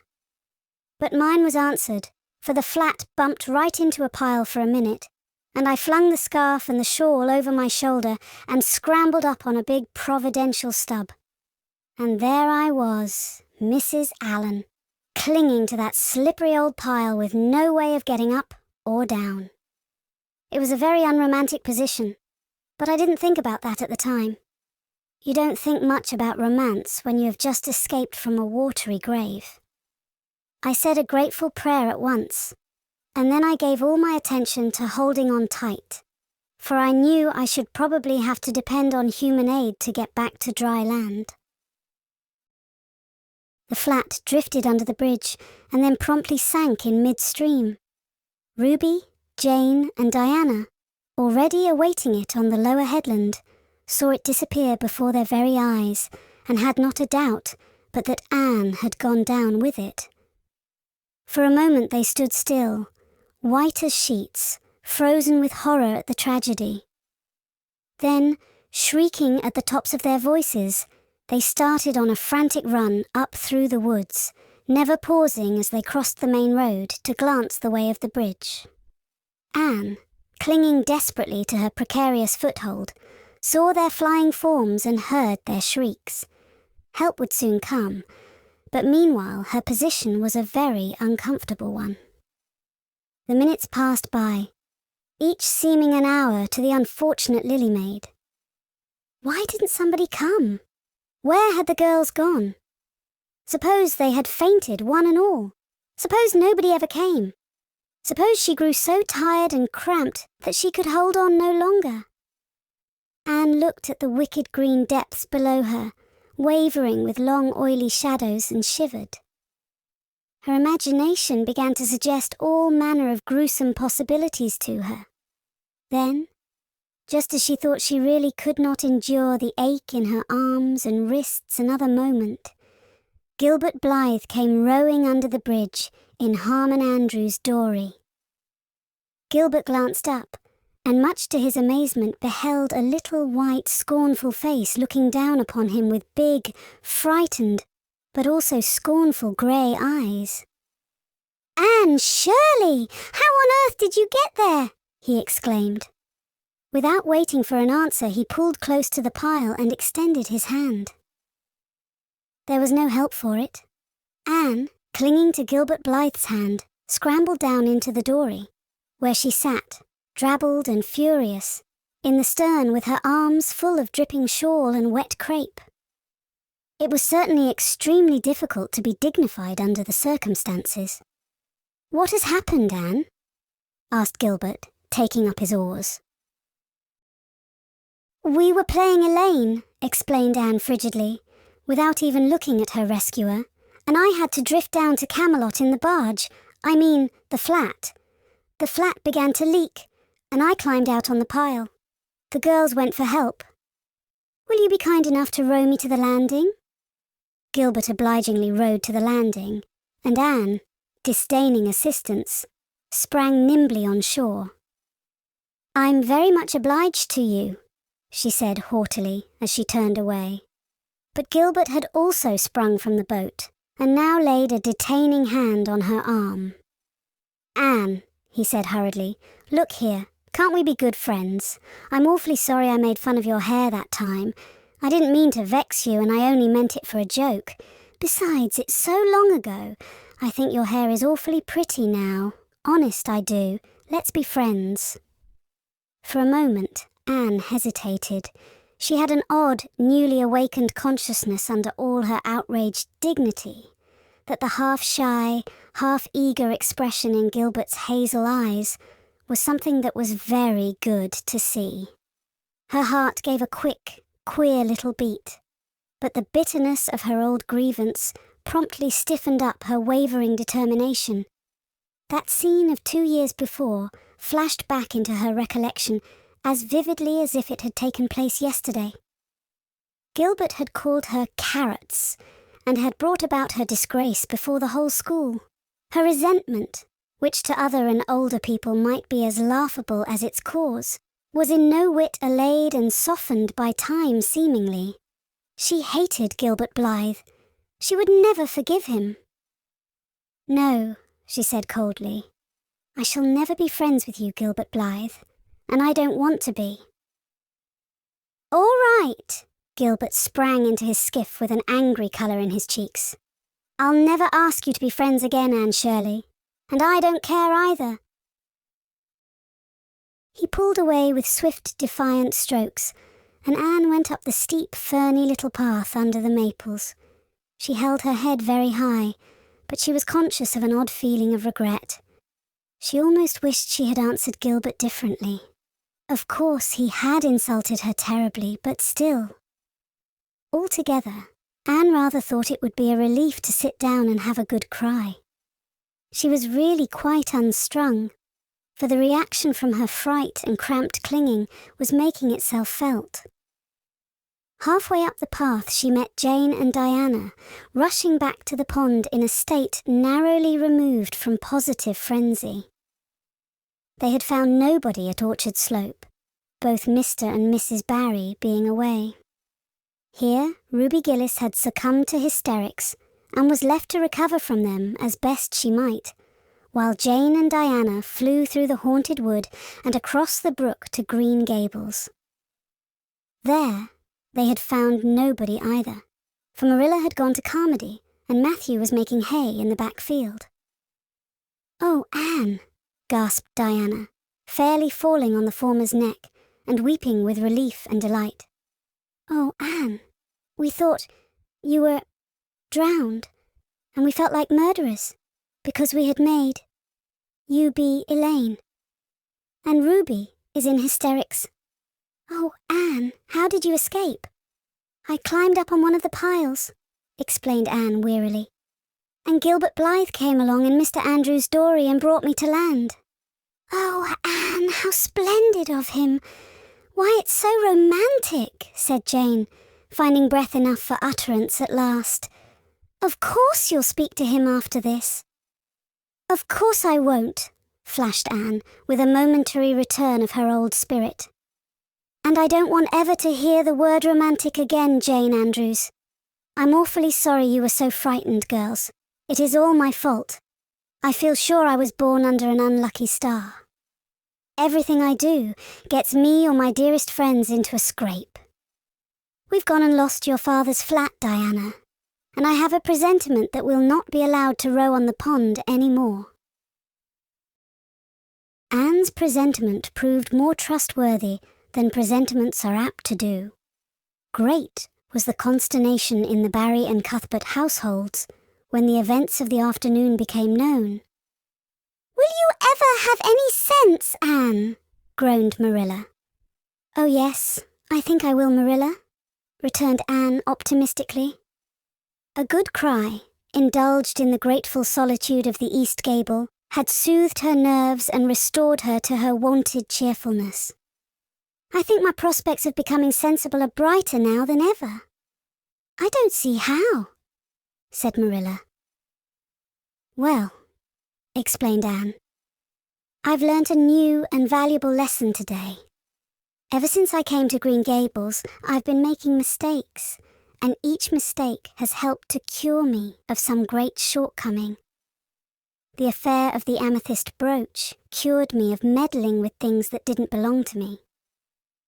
The haunted wood mistake cured me of letting my imagination run away with me. The liniment cake mistake cured me of carelessness in cooking. Dyeing my hair cured me of vanity. I never think about my hair and nose now, at least very seldom. And today's mistake is going to cure me of being too romantic. I have come to the conclusion that it is no use trying to be romantic in Avonlea. It was probably easy enough in towered Camelot hundreds of years ago, but romance is not appreciated now. I feel quite sure that you will soon see a great improvement in me in this respect, Marilla. I'm sure I hope so, said Marilla skeptically. But Matthew, who had been sitting mutely in his corner, laid a hand on Anne's shoulder when Marilla had gone out. Don't give up all your romance, Anne, he whispered shyly. A little of it is a good thing. Not too much, of course. But keep a little of it, Anne. Keep a little of it. Chapter 29. An epoch in Anne's life. Anne was bringing the cows home from the back pasture by way of Lover's Lane. It was a September evening, and all the gaps and clearings in the woods were brimmed up with ruby sunset light. Here and there the lane was splashed with it, but for the most part it was already quite shadowy beneath the maples, and the spaces under the firs were filled with a clear violet dusk, like airy wine. The winds were out in their tops, and there is no sweeter music on earth than that which the wind makes in the fir trees at evening. The cows swung placidly down the lane, and Anne followed them dreamily, repeating aloud the battle canto from Marmion, which had also been part of their English course the preceding winter, and which Miss Stacy had made them learn off by heart, and exulting in its rushing lines and the clash of spears in its imagery. When she came to the lines, the stubborn spearsmen still made good. Their dark, impenetrable wood she stopped in ecstasy to shut her eyes that she might the better fancy herself one of that heroic ring. When she opened them again, it was to behold Diana coming through the gate that led into the Barry field, and looking so important that Anne instantly divined there was news to be told. But betray too eager curiosity she would not. Isn't this evening just like a purple dream, Diana? It makes me so glad to be alive. In the mornings I always think the mornings are best, but when evening comes, I think it's lovelier still. It's a very fine evening, said Diana. But oh, I have such news, Anne. Guess. You can have 3 guesses. Charlotte Gillis is going to be married in the church after all, and Mrs. Allen wants us to decorate it, cried Anne. No, Charlotte's beau won't agree to that, because nobody ever has been married in the church yet, and he thinks it would seem too much like a funeral. It's too mean because it would be such fun. Guess again. Jane's mother is going to let her have a birthday party? Diana shook her head, her black eyes dancing with merriment. I can't think what it can be, said Anne in despair, unless it's that moody Spurgeon Macpherson saw you home from prayer meeting last night. Did he? I should think not, exclaimed Diana indignantly. I wouldn't be likely to boast of it if he did, the horrid creature. I knew you couldn't guess it. Mother had a letter from Aunt Josephine today, and Aunt Josephine wants you and me to go to town next Tuesday and stop with her for the exhibition. There. Oh, Diana, whispered Anne, finding it necessary to lean up against a maple tree for support. Do you really mean it? But I'm afraid Marilla won't let me go. She will say that she can't encourage gadding about. That was what she said last week when Jane invited me to go with them in their double-seated buggy to the American concert at the White Sands Hotel. I wanted to go, but Marilla said I'd be better at home learning my lessons, and so would Jane.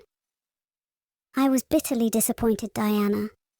I felt so heartbroken that I wouldn't say my prayers when I went to bed, but I repented of that and got up in the middle of the night and said them. I'll tell you, said Diana. We'll get Mother to ask Marilla. She'll be more likely to let you go then, and if she does, we'll have the time of our lives, Anne. I've never been to an exhibition, and it's so aggravating to hear the other girls talking about their trips. Jane and Ruby have been twice, and they're going this year again. I'm not going to think about it at all until I know whether I can go or not, said Anne resolutely. If I did, and then was disappointed, it would be more than I could bear. But in case I do go, I'm very glad my new coat will be ready by that time. Marilla didn't think I needed a new coat. She said my old one would do very well for another winter, and that I ought to be satisfied with having a new dress. The dress is very pretty, Diana. Navy blue and made so fashionably. Marilla always makes my dresses fashionably now, because she says she doesn't intend to have Matthew going to Mrs. Lynde to make them. I'm so glad. It is ever so much easier to be good if your clothes are fashionable. At least it is easier for me. I suppose it doesn't make such a difference to naturally good people. But Matthew said I must have a new coat, so Marilla bought a lovely piece of blue broadcloth. And it's being made by a real dressmaker over at Carmody. It's to be done Saturday night, and I'm trying not to imagine myself walking up the church aisle on Sunday in my new suit and cap, because I'm afraid it isn't right to imagine such things. But it just slips into my mind in spite of me. My cap is so pretty. Matthew bought it for me the day we were over at Carmody. It is one of those little blue velvet ones that are all the rage, with gold cord and tassels. Your new hat is elegant, Diana, and so becoming. When I saw you come into church last Sunday, my heart swelled with pride to think you were my dearest friend. Do you suppose it's wrong for us to think so much about our clothes? Marilla says it is very sinful, but it is such an interesting subject, isn't it? Marilla agreed to let Anne go to town, and it was arranged that Mr. Barry should take the girls in on the following Tuesday. As Charlottetown was 30 miles away, and Mr. Barry wished to go and return the same day, it was necessary to make a very early start. But Anne counted it all joy, and was up before sunrise on Tuesday morning. A glance from her window assured her that the day would be fine, for the eastern sky behind the firs of the haunted wood was all silvery and cloudless. Through the gap in the trees, a light was shining in the western gable of Orchard Slope, a token that Diana was also up. Anne was dressed by the time Matthew had the fire on, and had the breakfast ready when Marilla came down, but for her own part was much too excited to eat. After breakfast, the jaunty new cap and jacket were donned, and Anne hastened over the brook and up through the firs to Orchard Slope. Mr. Barry and Diana were waiting for her, and they were soon on the road. It was a long drive, but Anne and Diana enjoyed every minute of it. It was delightful to rattle along over the moist roads in the early red sunlight that was creeping across the shorn harvest fields. The air was fresh and crisp, and little smoke-blue mists curled through the valleys and floated off from the hills. Sometimes the road went through woods where maples were beginning to hang out scarlet banners. Sometimes it crossed rivers on bridges that made Anne's flesh cringe with the old, half-delightful fear. Sometimes it wound along a harbour shore and passed by a little cluster of weather-grey fishing huts. Again it mounted to hills whence a far sweep of curving upland or misty blue sky could be seen. But wherever it went, there was much of interest to discuss. It was almost noon when they reached town and found their way to Beechwood. It was quite a fine old mansion, set back from the street in a seclusion of green elms and branching beeches. Miss Barry met them at the door, with a twinkle in her sharp black eyes. "So you've come to see me at last, you Anne girl," she said. "Mercy, child, how you have grown. You're taller than I am, I declare, and you're ever so much better looking than you used to be, too, but I dare say you know that without being told." "Indeed, I didn't," said Anne radiantly. "I know I'm not so freckled as I used to be, so I've much to be thankful for. But I really hadn't dared to hope there was any other improvement." "I'm so glad you think there is, Miss Barry." Miss Barry's house was furnished with great magnificence, as Anne told Marilla afterward. The two little country girls were rather abashed by the splendour of the parlour where Miss Barry left them when she went to see about dinner. "Isn't it just like a palace?" whispered Diana. "I never was in Aunt Josephine's house before, and I'd no idea it was so grand. I just wish Julia Bell could see this. She puts on such airs about her mother's parlour." "Velvet carpet," sighed Anne luxuriously, "and silk curtains. I've dreamed of such things, Diana. But do you know, I don't believe I feel very comfortable with them after all. There are so many things in this room, and all so splendid that there is no scope for imagination. That is one consolation when you are poor. There are so many more things you can imagine about." Their sojourn in town was something that Anne and Diana dated from for years. From first to last it was crowded with delights. On Wednesday, Miss Barry took them to the exhibition grounds and kept them there all day. "It was splendid," Anne related to Marilla later on. "I never imagined anything so interesting. I don't really know which department was the most interesting. I think I liked the horses and the flowers and the fancy work best. Josie Pye took first prize for knitted lace. I was real glad she did. And I was glad that I felt glad, for it shows I'm improving, don't you think, Marilla, when I can rejoice in Josie's success? Mr. Harmon Andrews took second prize for Gravenstein apples, and Mr. Bell took first prize for a pig. Diana said she thought it was ridiculous for a Sunday school superintendent to take a prize in pigs, but I don't see why. Do you? She said she would always think of it after this, when he was praying so solemnly. Clara Louise Macpherson took a prize for painting, and Mrs. Lynde got first prize for homemade butter and cheese. So Avonlea was pretty well represented, wasn't it? Mrs. Lynde was there that day, and I never knew how much I really liked her until I saw her familiar face among all those strangers. There were thousands of people there, Marilla. It made me feel dreadfully insignificant. And Miss Barry took us up to the grandstand to see the horse races. Mrs. Lynde wouldn't go.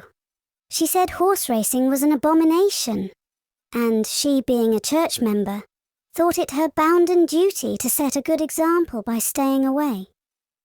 But there were so many there, I don't believe Mrs. Lynde's absence would ever be noticed. I don't think, though, that I ought to go very often to horse races, because they are awfully fascinating. Diana got so excited that she offered to bet me 10 cents that the red horse would win. I didn't believe he would, but I refused to bet, because I wanted to tell Mrs. Allen all about everything, and I felt sure it wouldn't do to tell her that. It's always wrong to do anything you can't tell the minister's wife.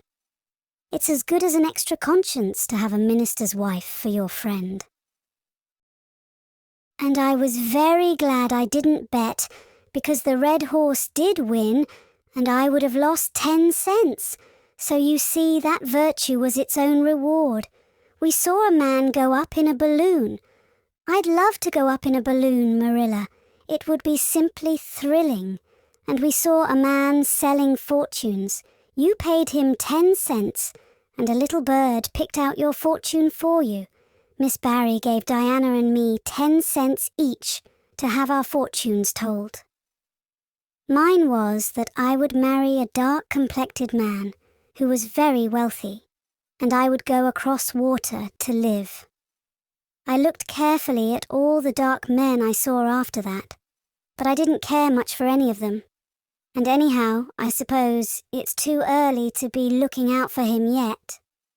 Oh, it was a never-to-be-forgotten day, Marilla. I was so tired I couldn't sleep at night. Miss Barry put us in the spare room according to promise. It was an elegant room, Marilla. But somehow sleeping in a spare room isn't what I used to think it was. That's the worst of growing up, and I'm beginning to realize it. The things you wanted so much when you were a child don't seem half so wonderful to you when you get them.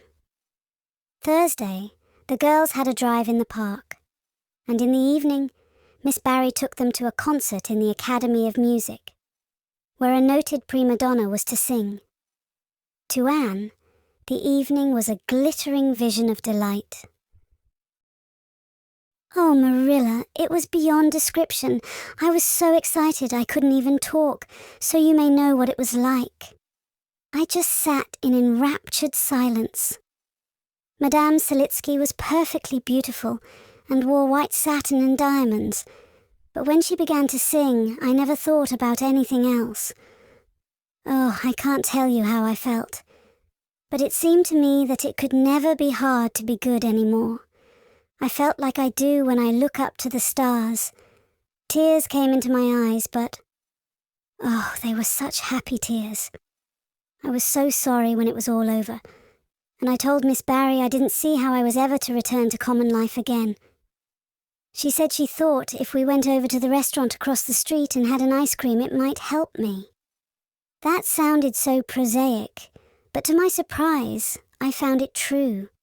The ice cream was delicious, Marilla, and it was so lovely and dissipated to be sitting there eating it at 11 o'clock at night. Diana said she believed she was born for city life. Miss Barry asked me what my opinion was, but I said I would have to think it over very seriously before I could tell her what I really thought. So I thought it over after I went to bed. That is the best time to think things out. And I came to the conclusion, Marilla, that I wasn't born for city life, and that I was glad of it. It's nice to be eating ice cream at brilliant restaurants at 11 o'clock at night once in a while. But as a regular thing, I'd rather be in the East Gable at 11, sound asleep, but kind of knowing even in my sleep that the stars were shining outside, and that the wind was blowing in the firs across the brook. I told Miss Barry so at breakfast the next morning, and she laughed. Miss Barry generally laughed at anything I said, even when I said the most solemn things. I don't think I liked it, Marilla, because I wasn't trying to be funny. But she is a most hospitable lady, and treated us royally. Friday brought going home time, and Mr. Barry drove in for the girls. "Well, I hope you've enjoyed yourselves," said Miss Barry as she bade them goodbye. "Indeed we have," said Diana. "And you, Anne girl?" "I've enjoyed every minute of the time," said Anne, throwing her arms impulsively about the old woman's neck and kissing her wrinkled cheek. Diana would never have dared to do such a thing, and felt rather aghast at Anne's freedom. But Miss Barry was pleased, and she stood on her veranda and watched the buggy out of sight. Then she went back into her big house with a sigh. It seemed very lonely, lacking those fresh young lives. Miss Barry was a rather selfish old lady, if the truth must be told, and had never cared much for anybody but herself. She valued people only as they were of service to her or amused her. Anne had amused her, and consequently stood high in the old lady's good graces. But Miss Barry found herself thinking less about Anne's quaint speeches than of her fresh enthusiasms, her transparent emotions, her little winning ways, and the sweetness of her eyes and lips. "I thought Marilla Cuthbert was an old fool when I heard she'd adopted a girl out of an orphan asylum," she said to herself. "But I guess she didn't make much of a mistake after all. If I'd a child like Anne in the house all the time, I'd be a better and happier woman." Anne and Diana found the drive home as pleasant as the drive in.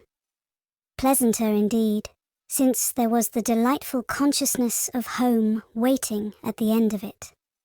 It was sunset when they passed through White Sands and turned into the shore road. Beyond, the Avonlea hills came out darkly against the saffron sky. Behind them, the moon was rising out of the sea that grew all radiant and transfigured in her light. Every little cove along the curving road was a marvel of dancing ripples. The waves broke with a soft swish on the rocks below them, and the tang of the sea was in the strong, fresh air. "Oh, but it's good to be alive and to be going home," breathed Anne. When she crossed the log bridge over the brook, the kitchen light of Green Gables winked her a friendly welcome back, and through the open door shone the hearth fire, sending out its warm red glow athwart the chilly autumn night. Anne ran blithely up the hill and into the kitchen, where a hot supper was waiting on the table. "So you've got back?" said Marilla, folding up her knitting. "Yes, and oh, it's so good to be back," said Anne joyously. "I could kiss everything, even to the clock." "Marilla, a broiled chicken. You don't mean to say you cooked that for me?" "Yes, I did," said Marilla. "I thought you'd be hungry after such a drive and need something real appetizing. Hurry and take off your things, and we'll have supper as soon as Matthew comes in. I'm glad you've got back, I must say. It's been fearful lonesome here without you, and I never put in 4 longer days."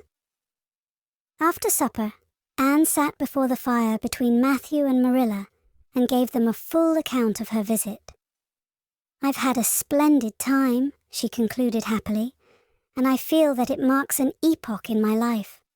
But the best of it all was the coming home." Chapter 30. The Queen's Class is Organized. Marilla laid her knitting on her lap and leaned back in her chair. Her eyes were tired, and she thought vaguely that she must see about having her glasses changed the next time she went to town, for her eyes had grown tired very often of late. It was nearly dark, for the full November twilight had fallen around Green Gables, and the only light in the kitchen came from the dancing red flames in the stove. Anne was curled up Turk fashion on the hearthrug, gazing into that joyous glow where the sunshine of 100 summers was being distilled from the maple cordwood. She had been reading, but her book had slipped to the floor, and now she was dreaming, with a smile on her parted lips. Glittering castles in Spain were shaping themselves out of the mists and rainbows of her lively fancy. Adventures wonderful and enthralling were happening to her in Cloudland. Adventures that always turned out triumphantly and never involved her in scrapes like those of actual life. Marilla looked at her with a tenderness that would never have been suffered to reveal itself in any clearer light than that soft mingling of fireshine and shadow. The lesson of a love that should display itself easily in spoken word and open look was one Marilla could never learn. But she had learned to love this slim, grey-eyed girl with an affection all the deeper and stronger from its very undemonstrativeness. Her love made her afraid of being unduly indulgent indeed. She had an uneasy feeling that it was rather sinful to set one's heart so intensely on any human creature as she had set hers on Anne, and perhaps she performed a sort of unconscious penance for this by being stricter and more critical than if the girl had been less dear to her. Certainly Anne herself had no idea how Marilla loved her. She sometimes thought wistfully that Marilla was very hard to please and distinctly lacking in sympathy and understanding, but she always checked the thought reproachfully, remembering what she owed to Marilla. "Anne," said Marilla abruptly, "Miss Stacy was here this afternoon when you were out with Diana." Anne came back from her other world with a start and a sigh. "Was she? Oh, I'm so sorry I wasn't in. Why didn't you call me, Marilla? Diana and I were only over in the haunted wood. It's lovely in the woods now. All the little wood things, the ferns and the satin leaves and the crackerberries, have gone to sleep, just as if somebody had tucked them away until spring under a blanket of leaves. I think it was a little grey fairy with a rainbow scarf that came tiptoeing along the last moonlight night and did it. Diana wouldn't say much about that, though. Diana has never forgotten the scolding her mother gave her about imagining ghosts into the haunted wood. It had a very bad effect on Diana's imagination. It blighted it. Mrs. Lynde says Myrtle Bell is a blighted being. I asked Ruby Gillis why Myrtle was blighted, and Ruby said she guessed it was because her young man had gone back on her. Ruby Gillis thinks of nothing but young men, and the older she gets, the worse she is. Young men are all very well in their place, but it doesn't do to drag them into everything, does it? Diana and I are thinking seriously of promising each other that we will never marry, but be nice old maids and live together forever. Diana hasn't quite made up her mind, though, because she thinks perhaps it would be nobler to marry some wild, dashing, wicked young man and reform him. Diana and I talk a great deal about serious subjects now, you know. We feel that we are so much older than we used to be that it isn't becoming to talk of childish matters. It's such a solemn thing to be almost 14, Marilla. Miss Stacy took all us girls who are in our teens down to the brook last Wednesday and talked to us about it. She said we couldn't be too careful what habits we formed and what ideals we acquired in our teens, because by the time we were 20, our characters would be developed and the foundation laid for our whole future life. And she said if the foundation was shaky, we could never build anything really worthwhile on it. Diana and I talked the matter over coming home from school. We felt extremely solemn, Marilla, and we decided that we would try to be very careful indeed and form respectable habits and learn all we could and be as sensible as possible so that by the time we were 20 our characters would be properly developed. It's perfectly appalling to think of being 20, Marilla. It sounds so fearfully old and grown up. But why was Miss Stacy here this afternoon? That is what I want to tell you, Anne, if you'll ever give me a chance to get a word in edgewise. She was talking about you. About me? Anne looked rather scared. Then she flushed and exclaimed, "Oh, I know what she was saying. I meant to tell you, Marilla, honestly, I did, but I forgot. Miss Stacy caught me reading Ben-Hur in school yesterday afternoon when I should have been studying my Canadian history. Jane Andrews lent it to me. I was reading it at dinner hour, and I had just got to the chariot race when school went in. I was simply wild to know how it turned out, although I felt sure Ben-Hur must win because it wouldn't be poetical justice if he didn't. So I spread the history open on my desk lid and then tucked Ben-Hur between the desk and my knee. I just looked as if I was studying Canadian history, you know, while all the while I was reveling in Ben-Hur. I was so interested in it that I never noticed Miss Stacy coming down the aisle, until all at once I just looked up and there she was looking down at me, so reproachful-like. I can't tell you how ashamed I felt, Marilla, especially when I heard Josie Pye giggling. Miss Stacy took Ben-Hur away, but she never said a word then. She kept me in at recess and talked to me. She said I had done very wrong in 2 respects. First, I was wasting the time I ought to have put on my studies, and secondly, I was deceiving my teacher in trying to make it appear I was reading a history when it was a storybook instead. I had never realized until that moment, Marilla, that what I was doing was deceitful. I was shocked. I cried bitterly and asked Miss Stacy to forgive me, and I'd never do such a thing again. And I offered to do penance by never so much as looking at Ben-Hur for a whole week, not even to see how the chariot race turned out. But Miss Stacy said she wouldn't require that, and she forgave me freely.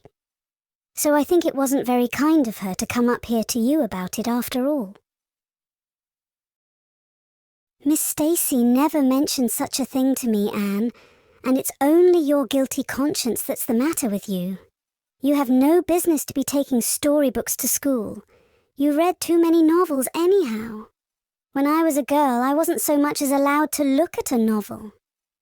"Oh, how can you call Ben-Hur a novel when it's really such a religious book?" protested Anne. "Of course it's a little too exciting to be proper reading for Sunday, and I only read it on weekdays. And I never read any book now unless either Miss Stacy or Mrs. Allen thinks it is a proper book for a girl 13 3/4 to read. Miss Stacy made me promise that. She found me reading a book one day called The Lurid Mystery of the Haunted Hall. It was one Ruby Gillis had lent me, and oh, Marilla, it was so fascinating and creepy. It just curdled the blood in my veins. But Miss Stacy said it was a very silly, unwholesome book, and she asked me not to read any more of it or any like it. I didn't mind promising not to read any more like it, but it was agonizing to give back that book without knowing how it turned out. But my love for Miss Stacy stood the test, and I did. It's really wonderful, Marilla, what you can do when you're truly anxious to please a certain person. "Well, I guess I'll light the lamp and get to work," said Marilla. "I see plainly that you don't want to hear what Miss Stacy had to say. You're more interested in the sound of your own tongue than in anything else." "Oh, indeed, Marilla, I do want to hear it," cried Anne contritely. "I won't say another word, not one. I know I talk too much, but I am really trying to overcome it, and although I say far too much, yet if you only knew how many things I want to say and don't, you'd give me some credit for it. Please tell me, Marilla." "Well, Miss Stacy wants to organize a class among her advanced students who mean to study for the entrance examination into Queen's. She intends to give them extra lessons for an hour after school. And she came to ask Matthew and me if we would like to have you join it. What do you think about it yourself, Anne? Would you like to go to Queen's and pass for a teacher?" "Oh, Marilla!" Anne straightened to her knees and clasped her hands. "It's been the dream of my life. That is, for the last 6 months, ever since Ruby and Jane began to talk of studying for the entrance. But I didn't say anything about it because I supposed it would be perfectly useless. I'd love to be a teacher. But won't it be dreadfully expensive? Mr. Andrews says it cost him $150 to put Prissy through, and Prissy wasn't a dunce in geometry. I guess you needn't worry about that part of it. When Matthew and I took you to bring up, we resolved we would do the best we could for you and give you a good education. I believe in a girl being fitted to earn her own living, whether she ever has to or not. You'll always have a home at Green Gables as long as Matthew and I are here, but nobody knows what is going to happen in this uncertain world, and it's just as well to be prepared. So you can join the Queen's class if you like, Anne." "Oh, Marilla, thank you." Anne flung her arms about Marilla's waist and looked up earnestly into her face. "I'm extremely grateful to you and Matthew, and I'll study as hard as I can and do my very best to be a credit to you. I warn you not to expect much in geometry, but I think I can hold my own in anything else if I work hard." "I dare say you'll get along well enough. Miss Stacy says you are bright and diligent." Not for worlds would Marilla have told Anne just what Miss Stacy had said about her. That would have been to pamper vanity. "You needn't rush to any extreme of killing yourself over your books. There is no hurry. You won't be ready to try the entrance for 1.5 years yet.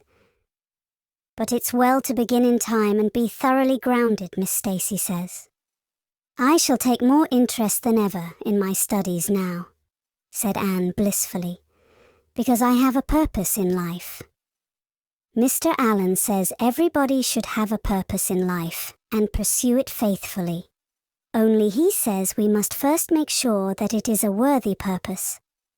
I would call it a worthy purpose to want to be a teacher like Miss Stacy, wouldn't you, Marilla? I think it's a very noble profession." The Queen's class was organized in due time. Gilbert Blythe, Anne Shirley, Ruby Gillis, Jane Andrews, Josie Pye, Charlie Sloane, and Moody Spurgeon Macpherson joined it. Diana Barry did not, as her parents did not intend to send her to Queen's. This seemed nothing short of a calamity to Anne. Never since the night on which Minnie May had had the croup had she and Diana been separated in anything. On the evening when the Queen's class first remained in school for the extra lessons, and Anne saw Diana go slowly out with the others, to walk home alone through the birch path and violet vale, it was all the former could do to keep her seat and refrain from rushing impulsively after her chum. A lump came into her throat, and she hastily retired behind the pages of her uplifted Latin grammar to hide the tears in her eyes. Not for worlds would Anne have had Gilbert Blythe or Josie Pye see those tears. But oh, Marilla, I really felt that I had tasted the bitterness of death, as Mr. Allen said in his sermon last Sunday, when I saw Diana go out alone, she said mournfully that night. I thought how splendid it would have been if Diana had only been going to study for the entrance too. But we can't have things perfect in this imperfect world, as Mrs. Lynde says. Mrs. Lynde isn't exactly a comforting person sometimes, but there's no doubt she says a great many very true things. And I think the Queen's class is going to be extremely interesting. Jane and Ruby are just going to study to be teachers. That is the height of their ambition. Ruby says she will only teach for 2 years after she gets through, and then she intends to be married. Jane says she will devote her whole life to teaching, and never, never marry, because you are paid a salary for teaching. But her husband won't pay you anything and growls if you ask for a share in the egg and butter money. I expect Jane speaks from mournful experience, for Mrs. Lynde says that her father is a perfect old crank and meaner than second skimmings. Josie Pye says she is just going to college for education's sake because she won't have to earn her own living. She says of course it is different with orphans who are living on charity. They have to hustle. Moody Spurgeon is going to be a minister. Mrs. Lynde says he couldn't be anything else with a name like that to live up to. I hope it isn't wicked of me, Marilla, but really, the thought of Moody Spurgeon being a minister makes me laugh. He's such a funny-looking boy with that big fat face and his little blue eyes and his ears sticking out like flaps. But perhaps he will be more intellectual-looking when he grows up. Charlie Sloane says he's going to go into politics and be a member of Parliament, but Mrs. Lynde says he'll never succeed at that, because the Sloanes are all honest people, and it's only rascals that get on in politics nowadays. "What is Gilbert Blythe going to be?" queried Marilla, seeing that Anne was opening her Caesar.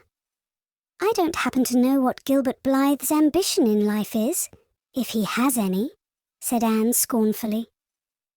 There was open rivalry between Gilbert and Anne now.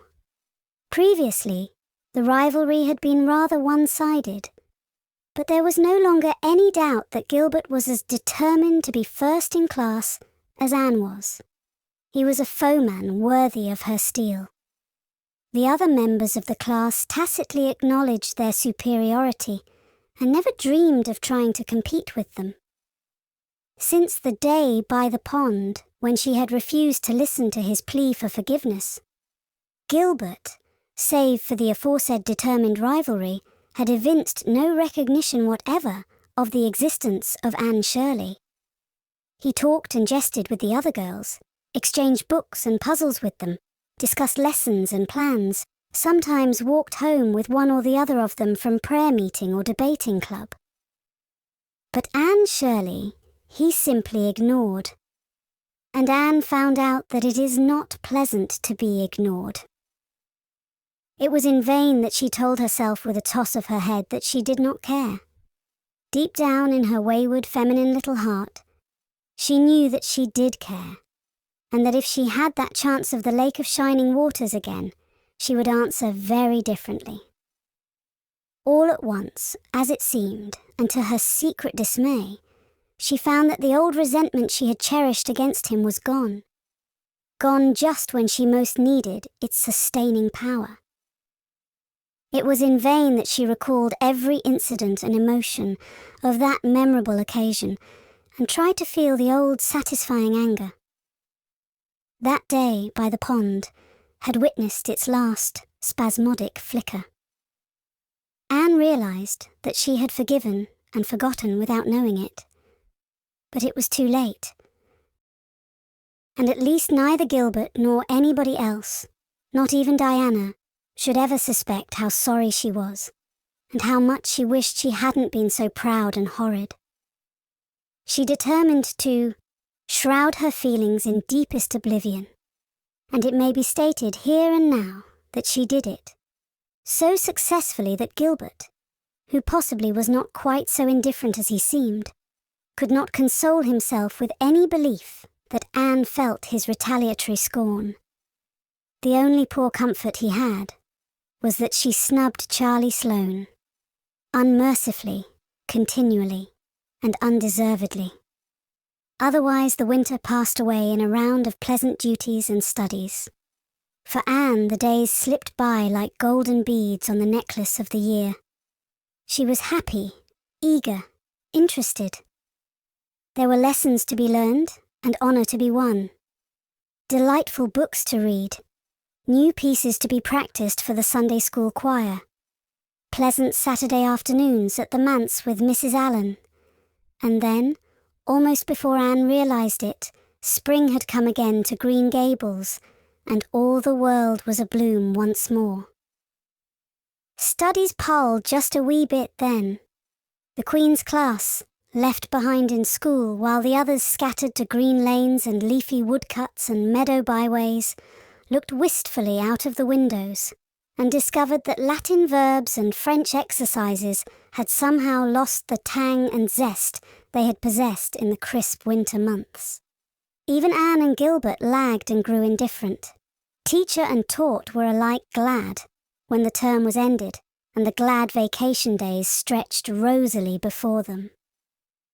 "But you've done good work this past year," Miss Stacy told them on the last evening, "and you deserve a good jolly vacation. Have the best time you can in the out-of-door world and lay in a good stock of health and vitality and ambition to carry you through next year. It will be the tug of war, you know, the last year before the entrance." "Are you going to be back next year, Miss Stacy?" asked Josie Pye. Josie Pye never scrupled to ask questions. In this instance, the rest of the class felt grateful to her. None of them would have dared to ask it of Miss Stacy, but all wanted to, for there had been alarming rumours running at large through the school for some time that Miss Stacy was not coming back the next year, that she had been offered a position in the grade school of her own home district and meant to accept. The Queen's class listened in breathless suspense for her answer. "Yes, I think I will," said Miss Stacy. "I thought of taking another school, but I have decided to come back to Avonlea. To tell the truth, I've grown so interested in my pupils here that I found I couldn't leave them, so I'll stay and see you through." "Hurrah!" said Moody Spurgeon. Moody Spurgeon had never been so carried away by his feelings before, and he blushed uncomfortably every time he thought about it for a week.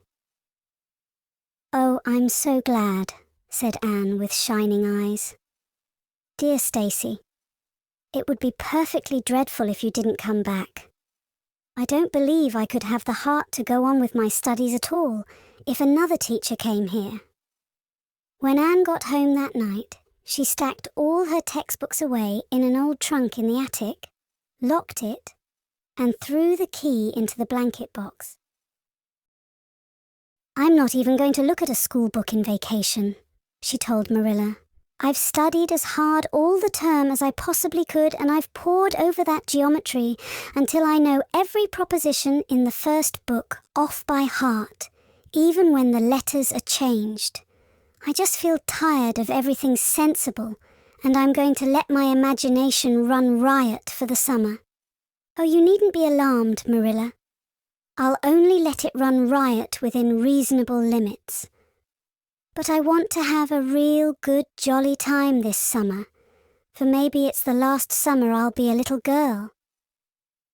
Mrs. Lynde says that if I keep stretching out next year as I've done this, I'll have to put on longer skirts. She says I'm all running to legs and eyes. And when I put on longer skirts, I shall feel that I have to live up to them and be very dignified. It won't even do to believe in fairies then, I'm afraid. So I'm going to believe in them with all my whole heart this summer. I think we're going to have a very gay vacation. Ruby Gillis is going to have a birthday party soon.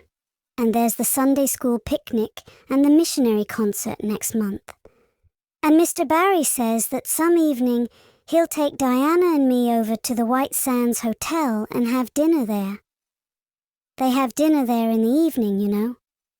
Jane Andrews was over once last summer, and she says it was a dazzling sight to see the electric lights and the flowers and all the lady guests in such beautiful dresses. Jane says it was her first glimpse into high life, and she'll never forget it to her dying day. Mrs. Lynde came up the next afternoon to find out why Marilla had not been at the aid meeting on Thursday. When Marilla was not at aid meeting, people knew there was something wrong at Green Gables. Matthew had a bad spell with his heart Thursday, Marilla explained, and I didn't feel like leaving him. Oh yes, he's all right again now, but he takes them spells oftener than he used to, and I'm anxious about him. The doctor says he must be careful to avoid excitement. That's easy enough, for Matthew doesn't go about looking for excitement by any means, and never did. But he's not to do any very heavy work either, and you might as well tell Matthew not to breathe as not to work. Come and lay off your things, Rachel. You'll stay to tea? Well, seeing you're so pressing, perhaps I might as well. Stay, said Mrs. Rachel, who had not the slightest intention of doing anything else. Mrs. Rachel and Marilla sat comfortably in the parlour, while Anne got the tea and made hot biscuits that were light and white enough to defy even Mrs. Rachel's criticism. I must say Anne has turned out a real smart girl, admitted Mrs. Rachel, as Marilla accompanied her to the end of the lane at sunset. She must be a great help to you. She is, said Marilla, and she's real steady and reliable now. I used to be afraid she'd never get over her feather-brained ways, but she has, and I wouldn't be afraid to trust her in anything now. I never would have thought she'd have turned out so well that first day I was here 3 years ago, said Mrs. Rachel. Lawful heart, shall I ever forget that tantrum of hers? When I went home that night, I says to Thomas, says I, mark my words, Thomas, Marilla Cuthbert'll live to rue the step she's took. But I was mistaken, and I'm real glad of it. I ain't one of those kind of people, Marilla, as can never be brought to own up that they've made a mistake. No, that never was my way, thank goodness. I did make a mistake in judging Anne, but it weren't no wonder. For an odder, unexpecteder witch of a child, there never was in this world, that's what. There was no ciphering her out by the rules that worked with other children. It's nothing short of wonderful how she's improved these 3 years, but especially in looks. She's a real pretty girl, got to be. Though I can't say I'm overly partial to that pale, big-eyed style myself. I like more snap and colour, like Diana Barry has or Ruby Gillis. Ruby Gillis's looks are real showy. But somehow, I don't know how it is, but when Anne and them are together, though she ain't half as handsome, she makes them look kind of common and overdone. Something like them white June lilies she calls narcissus, alongside of the big red peonies, that's what. Chapter 31, Where the Brook and River Meet. Anne had her good summer and enjoyed it wholeheartedly. She and Diana fairly lived outdoors. revelling in all the delights that Lover's Lane and the Dryad's Bubble and Willowmere and Victoria Island afforded. Marilla offered no objections to Anne's gypsyings. The Spencervale doctor who had come the night Minnie May had the croup met Anne at the house of a patient one afternoon, early in vacation, looked her over sharply, screwed up his mouth, shook his head, and sent a message to Marilla Cuthbert by another person. It was, "Keep that red-headed girl of yours in the open air all summer and don't let her read books until she gets more spring into her step." This message frightened Marilla wholesomely.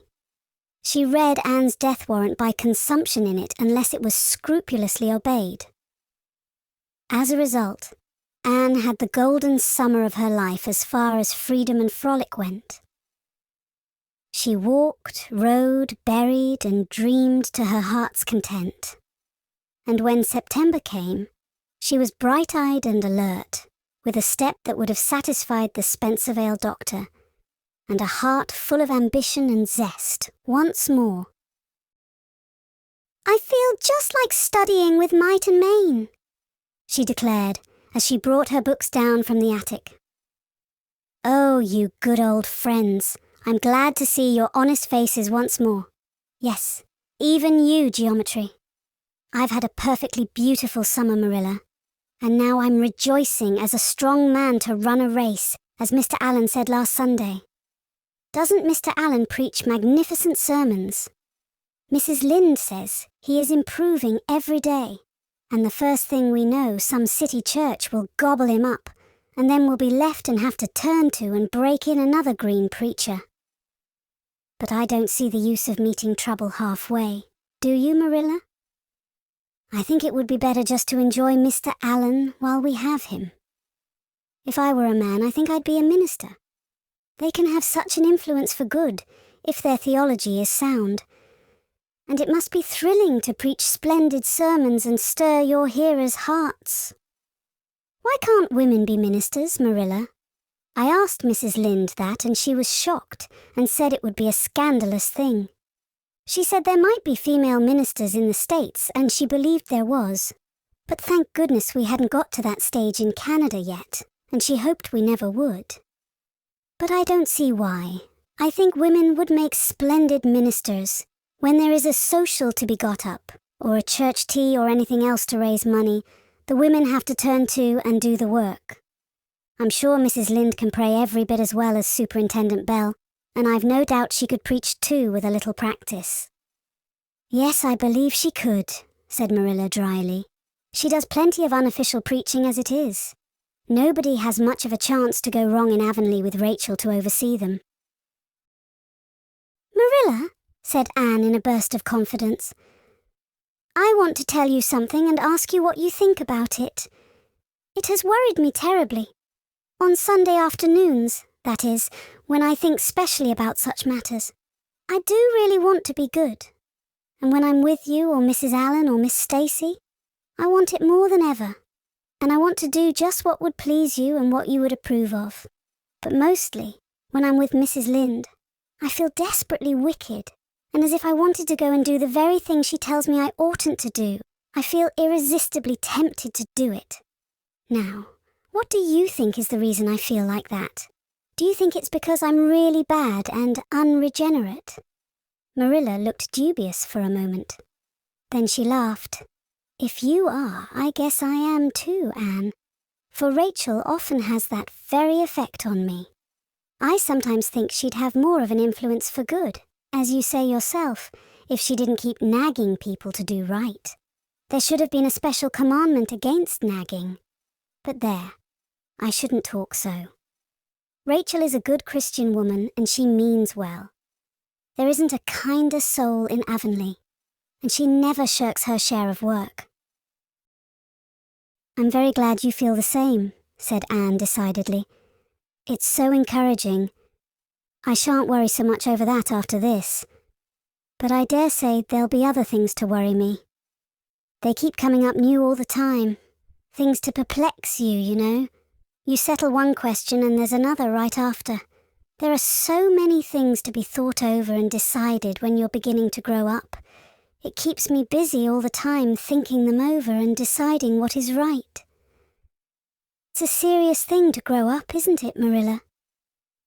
But when I have such good friends as you and Matthew and Mrs. Allen and Miss Stacy, I ought to grow up successfully, and I'm sure it will be my own fault if I don't. I feel it's a great responsibility because I have only the one chance. If I don't grow up right, I can't go back and begin over again. I've grown 2 inches this summer, Marilla. Mr. Gillis measured me at Ruby's party. I'm so glad you made my new dresses longer. That dark green one is so pretty, and it was sweet of you to put on the flounce.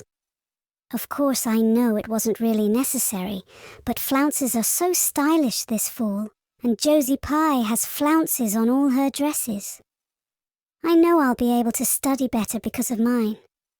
I shall have such a comfortable feeling deep down in my mind about that flounce. It's worth something to have that, admitted Marilla. Miss Stacy came back to Avonlea School and found all her pupils eager for work once more. Especially did the Queen's class gird up their loins for the fray, for at the end of the coming year, dimly shadowing their pathway already, loomed up that fateful thing known as the entrance, at the thought of which one and all felt their hearts sink into their very shoes. Suppose they did not pass? That thought was doomed to haunt Anne through the waking hours of that winter, Sunday afternoons inclusive, to the almost entire exclusion of moral and theological problems. When Anne had bad dreams, she found herself staring miserably at pass lists of the entrance exams, where Gilbert Blythe's name was blazoned at the top, and in which hers did not appear at all. But it was a jolly, busy, happy, swift-flying winter. Schoolwork was as interesting, class rivalry as absorbing as of yore. New worlds of thought, feeling and ambition, fresh, fascinating fields of unexplored knowledge seemed to be opening out before Anne's eager eyes. Hills peeped o'er hill and Alps on Alps arose.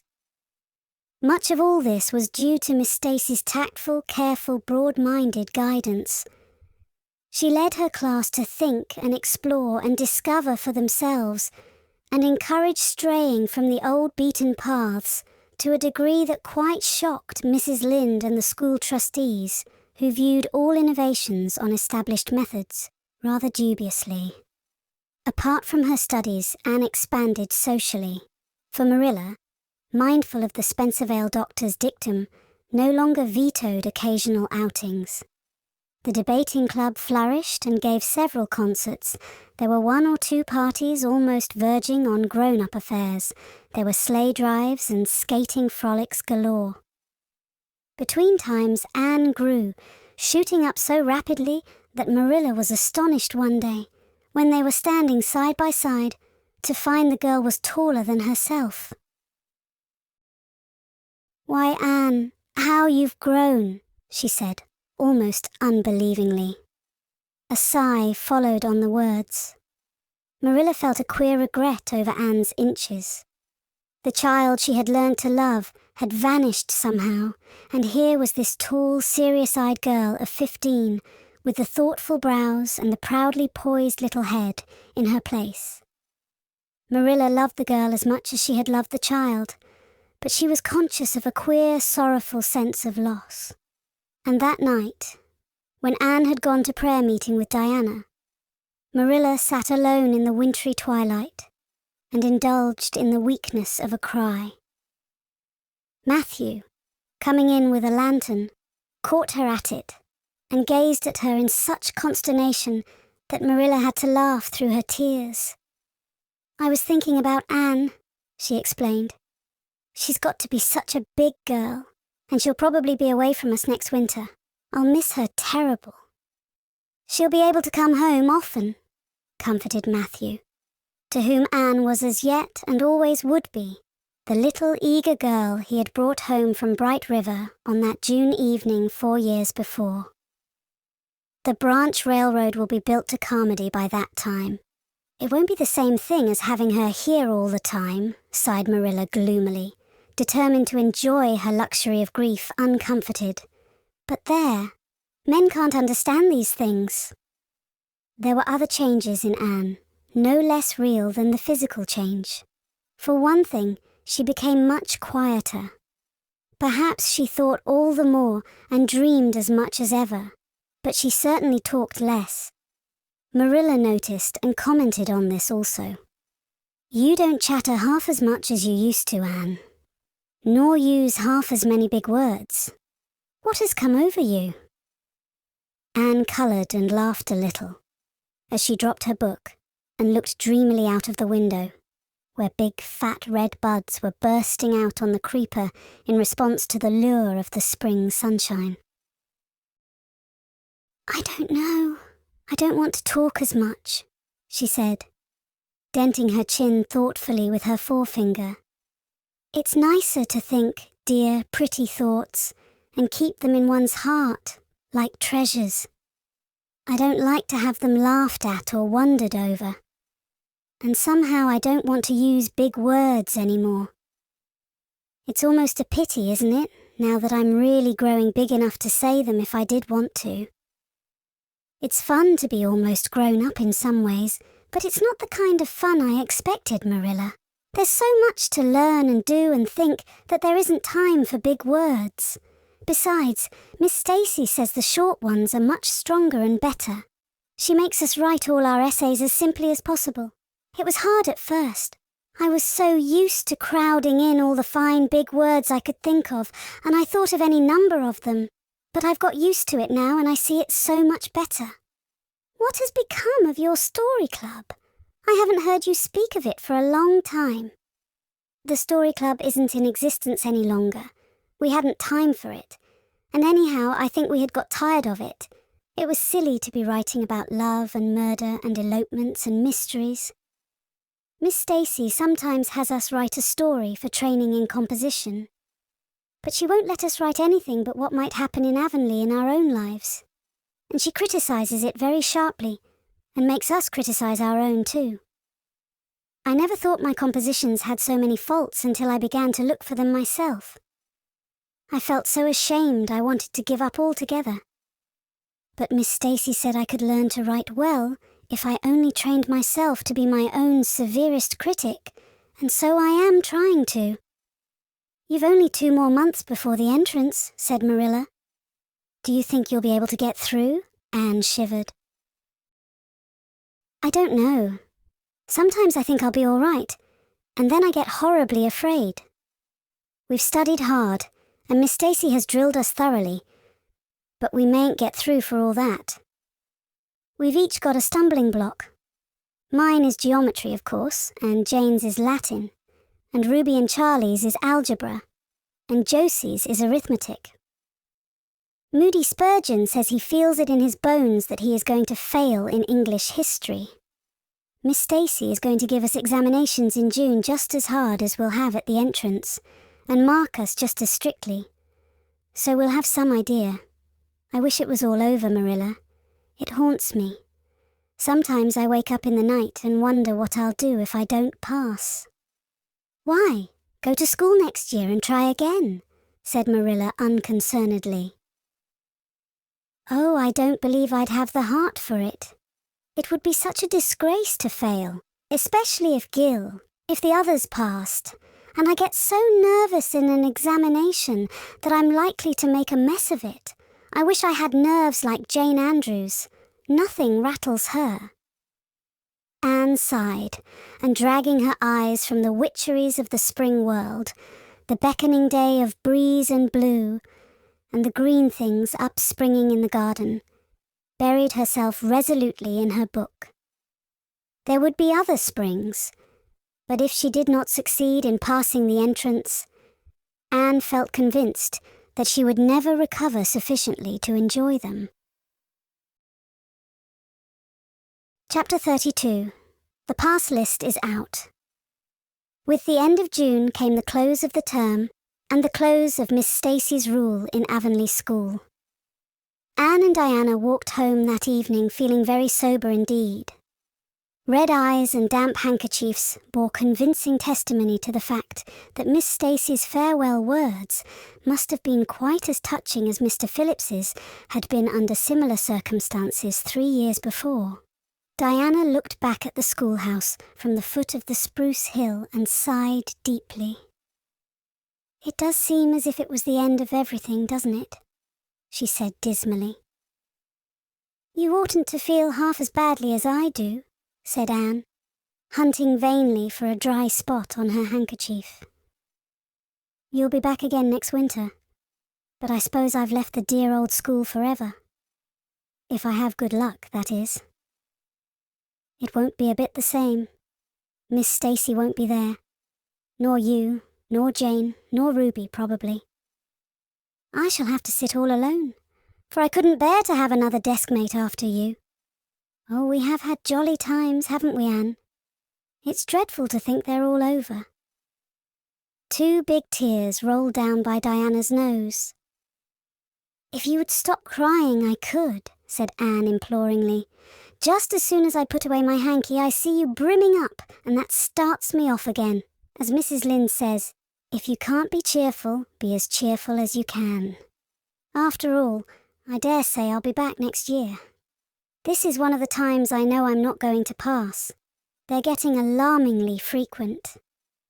Why, you came out splendidly in the exams Miss Stacy gave." "Yes, but those exams didn't make me nervous. When I think of the real thing, you can't imagine what a horrid, cold, fluttery feeling comes round my heart. And then my number is 13, and Josie Pye says it's so unlucky. I'm not superstitious, and I know it can make no difference. But still, I wish it wasn't 13. "I do wish I was going in with you," said Diana. "Wouldn't we have a perfectly elegant time? But I suppose you'll have to cram in the evenings."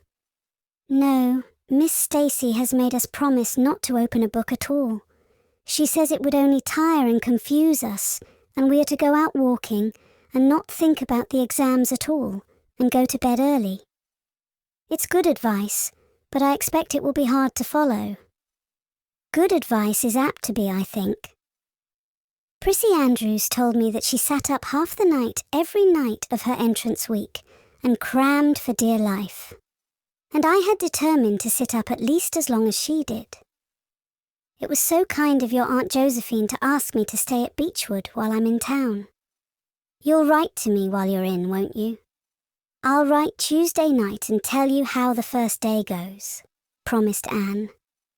I'll be haunting the post office Wednesday, vowed Diana. Anne went to town the following Monday, and on Wednesday, Diana haunted the post office, as agreed, and got her letter.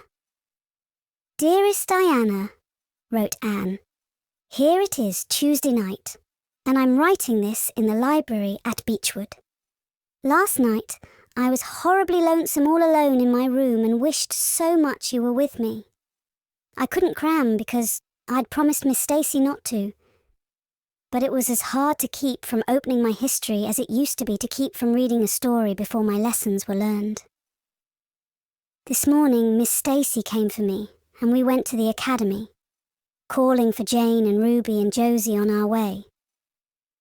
Ruby asked me to feel her hands, and they were as cold as ice.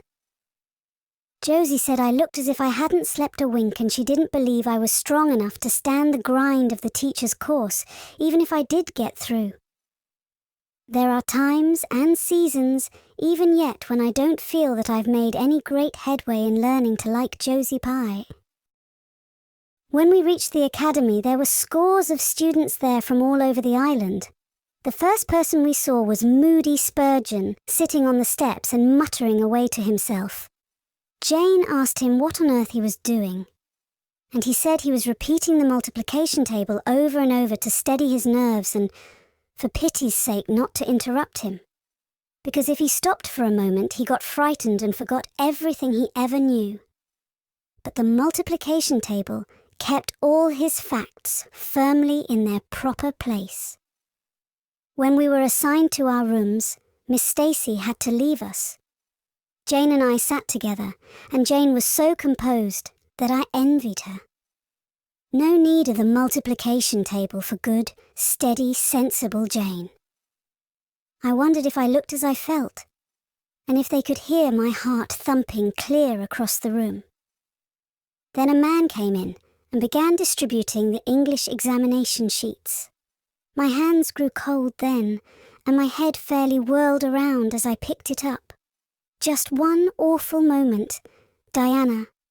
I felt exactly as I did 4 years ago when I asked Marilla if I might stay at Green Gables, and then everything cleared up in my mind, and my heart began beating again. I forgot to say that it had stopped altogether, for I knew I could do something with that paper anyhow. At noon, we went home for dinner and then back again for history in the afternoon. The history was a pretty hard paper and I got dreadfully mixed up in the dates. Still, I think I did fairly well today. But oh, Diana, tomorrow the geometry exam comes off, and when I think of it, it takes every bit of determination I possess to keep from opening my Euclid. If I thought the multiplication table would help me any, I would recite it from now till tomorrow morning. I went down to see the other girls this evening. On my way, I met Moody Spurgeon, wandering distractedly around. He said he knew he had failed in history, and he was born to be a disappointment to his parents, and he was going home on the morning train. And it would be easier to be a carpenter than a minister anyhow. I cheered him up and persuaded him to stay to the end, because it would be unfair to Miss Stacy if he didn't. Sometimes I have wished I was born a boy, but when I see Moody Spurgeon, I'm always glad I'm a girl and not his sister. Ruby was in hysterics when I reached their boarding house. She had just discovered a fearful mistake she had made in her English paper. When she recovered, we went uptown and had an ice cream. How we wished you had been with us. Oh, Diana, if only the geometry examination were over. But there, as Mrs. Lynde would say, the sun will go on rising and setting whether I fail in geometry or not. That is true, but not especially comforting.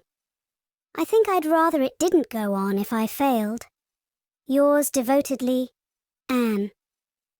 The geometry examination and all the others were over in due time, and Anne arrived home on Friday evening, rather tired, but with an air of chastened triumph about her.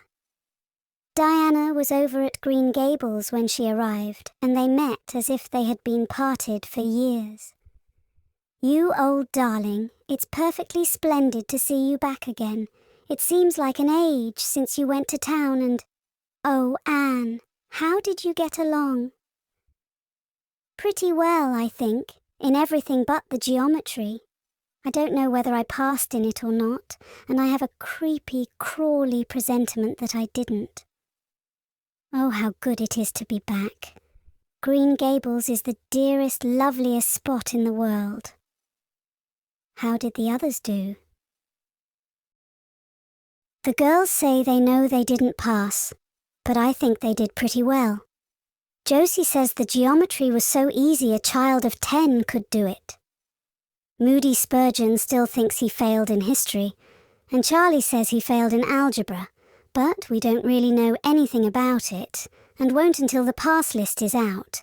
That won't be for a fortnight. Fancy living a fortnight in such suspense.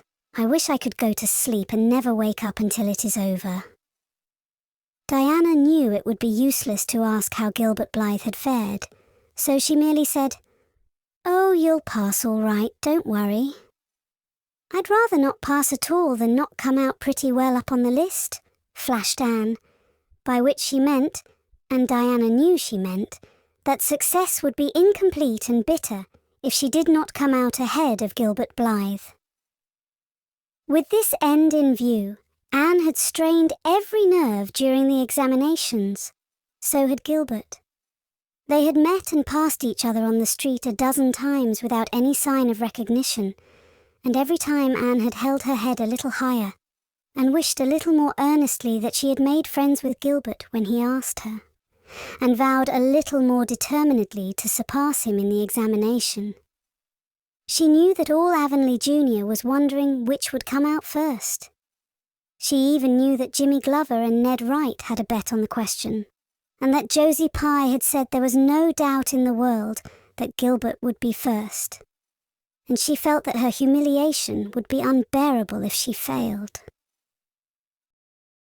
But she had another and nobler motive for wishing to do well. She wanted to pass high for the sake of Matthew and Marilla, especially Matthew.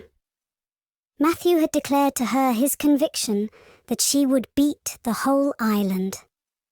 That, Anne felt, was something it would be foolish to hope for, even in the wildest dreams. But she did hope fervently that she would be among the first 10 at least, so that she might see Matthew's kindly brown eyes gleam with pride in her achievement. That, she felt, would be a sweet reward indeed for all her hard work and patient grubbing among unimaginative equations and conjugations.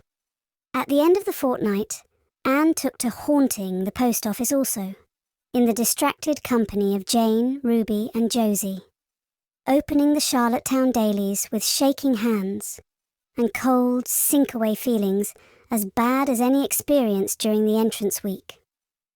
Charlie and Gilbert were not above doing this too, but Moody Spurgeon stayed resolutely away. "I haven't got the grit to go there and look at a paper in cold blood," he told Anne.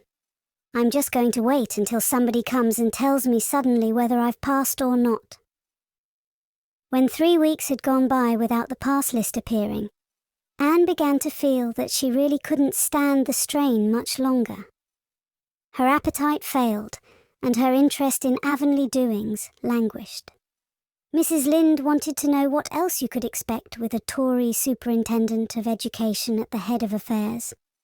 And Matthew, noting Anne's paleness and indifference and the lagging steps that bore her home from the post office every afternoon, began seriously to wonder if he hadn't better vote grit at the next election. But one evening the news came. Anne was sitting at her open window, for the time forgetful of the woes of examinations and the cares of the world, as she drank in the beauty of the summer dusk, sweet-scented with flower breaths from the garden below, and sibilant and rustling from the stir of poplars. The eastern sky above the firs was flushed faintly pink from the reflection of the west, and Anne was wondering dreamily if the spirit of colour looked like that, when she saw Diana come flying down through the firs, over the log bridge and up the slope, with a fluttering newspaper in her hand. Anne sprang to her feet, knowing at once what that paper contained. The pass list was out. Her head whirled and her heart beat until it hurt her. She could not move a step. It seemed an hour to her before Diana came rushing along the hall and burst into the room without even knocking, so great was her excitement. "Anne, you've passed!" she cried. "Passed the very first! You and Gilbert both! You're ties, but your name is first! Oh, I'm so proud!" Diana flung the paper on the table and herself on Anne's bed, utterly breathless and incapable of further speech. Anne lighted the lamp, oversetting the match safe and using up 6 matches before her shaking hands could accomplish the task. Then she snatched up the paper. Yes, she had passed. There was her name at the very top of a list of 200. That moment was worth living for. "You did just splendidly, Anne," puffed Diana, recovering sufficiently to sit up and speak, for Anne, starry-eyed and rapt, had not uttered a word. "Father brought the paper home from Bright River not 10 minutes ago. It came out on the afternoon train, you know, and won't be here till tomorrow by mail. And when I saw the pass list, I just rushed over like a wild thing. You've all passed, every one of you, Moody Spurgeon and all, although he's conditioned in history. Jane and Ruby did pretty well. They're halfway up, and so did Charlie. Josie just scraped through with 3 marks to spare, but you'll see she'll put on as many airs as if she'd led. Won't Miss Stacy be delighted? Oh, Anne, what does it feel like to see your name at the head of a pass list like that? If it were me, I know I'd go crazy with joy. I am pretty near crazy as it is, but you're as calm and cool as a spring evening. I'm just dazzled inside, said Anne. I want to say 100 things and I can't find words to say them in. I never dreamed of this. Yes, I did too. Just once. I let myself think once. What if I should come out first? Quakingly, you know. For it seemed so vain and presumptuous to think I could lead the island. Excuse me a minute, Diana. I must run right out to the field to tell Matthew. Then we'll go up the road and tell the good news to the others. They hurried to the hayfield below the barn, where Matthew was coiling hay, and, as luck would have it, Mrs. Lynde was talking to Marilla at the lane fence. "Oh, Matthew!" exclaimed Anne. "I've passed, and I'm first, or one of the first. I'm not vain, but I'm thankful." "Well now, I always said it," said Matthew, gazing at the pass list delightedly.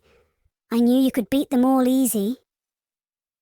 "You've done pretty well, I must say, Anne," said Marilla, trying to hide her extreme pride in Anne from Mrs. Rachel's critical eye. But that good soul said heartily, "I just guess she has done well, and far be it from me to be backward in saying it. You're a credit to your friends, Anne, that's what, and we're all proud of you." That night Anne, who had wound up the delightful evening with a serious little talk with Mrs. Allen at the manse, knelt sweetly by her open window in a great sheen of moonshine, and murmured a prayer of gratitude and aspiration that came straight from her heart. There was in it thankfulness for the past and reverent petition for the future, and when she slept on her white pillow, her dreams were as fair and bright and beautiful as maidenhood might desire. Chapter 33. The Hotel Concert. "Put on your white organdy by all means, Anne," advised Diana decidedly. They were together in the east gable chamber. Outside it was only twilight, a lovely yellowish-green twilight with a clear blue cloudless sky. A big round moon, slowly deepening from her pallid lustre into burnished silver, hung over the haunted wood. The air was full of sweet summer sounds, sleepy birds twittering, freakish breezes, faraway voices and laughter. But in Anne's room the blind was drawn and the lamp lighted, for an important toilet was being made. The east gable was a very different place from what it had been on that night 4 years before, when Anne had felt its bareness penetrate to the marrow of her spirit with its inhospitable chill. Changes had crept in, Marilla conniving at them resignedly until it was as sweet and dainty a nest as a young girl could desire. The velvet carpet with the pink roses and the pink silk curtains of Anne's early visions had certainly never materialized, but her dreams had kept pace with her growth, and it is not probable she lamented them. The floor was covered with a pretty matting, and the curtains that softened the high window and fluttered in the vagrant breezes were of pale green art muslin. The walls, hung not with gold and silver brocade tapestry, but with a dainty apple blossom paper, were adorned with a few good pictures given Anne by Mrs. Allen. Miss Stacy's photograph occupied the place of honor, and Anne made a sentimental point of keeping fresh flowers on the bracket under it. Tonight, a spike of white lilies faintly perfumed the room like the dream of a fragrance. There was no mahogany furniture, but there was a white-painted bookcase filled with books, a cushioned wicker rocker, a toilet table befrilled with white muslin, a quaint, gilt-framed mirror, with chubby pink cupids and purple grapes painted over its arched top that used to hang in the spare room, and a low white bed. Anne was dressing for a concert at the White Sands Hotel. The guests had got it up in aid of the Charlottetown Hospital and had hunted out all the available amateur talent in the surrounding districts to help it along. Bertha Sampson and Pearl Clay of the White Sands Baptist Choir had been asked to sing a duet. Milton Clark of Newbridge was to give a violin solo. Winnie Adela Blair of Carmody was to sing a Scotch ballad. And Laura Spencer of Spencervale and Anne Shirley of Avonlea were to recite. As Anne would have said at one time, it was an epoch in her life, and she was deliciously athrill with the excitement of it. Matthew was in the seventh heaven of gratified pride over the honour conferred on his Anne, and Marilla was not far behind, although she would have died rather than admit it, and said she didn't think it was very proper for a lot of young folks to be gadding over to the hotel without any responsible person with them. Anne and Diana were to drive over with Jane Andrews and her brother Billy in their double-seated buggy, and several other Avonlea girls and boys were going too. There was a party of visitors expected out from town, and after the concert, a supper was to be given to the performers. "Do you really think the organdy will be best?" queried Anne anxiously. "I don't think it's as pretty as my blue-flowered muslin, and it certainly isn't so fashionable." "But it suits you ever so much better," said Diana. "It's so soft and frilly and clinging. The muslin is stiff and makes you look too dressed up, but the organdy seems as if it grew on you." Anne sighed and yielded. Diana was beginning to have a reputation for notable taste in dressing, and her advice on such subjects was much sought after. She was looking very pretty herself on this particular night, in a dress of the lovely wild rose pink, from which Anne was forever debarred. But she was not to take any part in the concert, so her appearance was of minor importance. All her pains were bestowed upon Anne, who she vowed must, for the credit of Avonlea, be dressed and combed and adorned to the Queen's taste. "Pull out that frill a little more. So, here, let me tie your sash. Now for your slippers. I'm going to braid your hair in 2 thick braids and tie them halfway up with big white bows. No, don't pull out a single curl over your forehead. Just have the soft part. There is no way you do your hair suits you so well, Anne. And Mrs. Allen says you look like a Madonna when you part it so. I shall fasten this little white house rose just behind your ear. There was just one on my bush, and I saved it for you." "Shall I put my pearl beads on?" asked Anne. "Matthew brought me a string from town last week, and I know he'd like to see them on me." Diana pursed up her lips, put her black head on one side critically, and finally pronounced in favour of the beads, which were thereupon tied around Anne's slim milk-white throat. "There's something so stylish about you, Anne," said Diana with unenvious admiration. "You hold your head with such an air. I suppose it's your figure. I am just a dumpling. I've always been afraid of it, and now I know it is so. Well, I suppose I shall just have to resign myself to it." "But you have such dimples," said Anne, smiling affectionately into the pretty, vivacious face so near her own. "Lovely dimples, like little dents in cream. I have given up all hope of dimples. My dimple dream will never come true, but so many of my dreams have that I mustn't complain. Am I all ready now?" "All ready," assured Diana, as Marilla appeared in the doorway, a gaunt figure with greyer hair than of yore, and no fewer angles, but with a much softer face. "Come right in and look at our elocutionist Marilla. Doesn't she look lovely?" Marilla emitted a sound between a sniff and a grunt. "She looks neat and proper. I like that way of fixing her hair, but I expect she'll ruin that dress driving over there in the dust and dew with it, and it looks most too thin for these damp nights. Organdy's the most unserviceable stuff in the world anyhow, and I told Matthew so when he got it.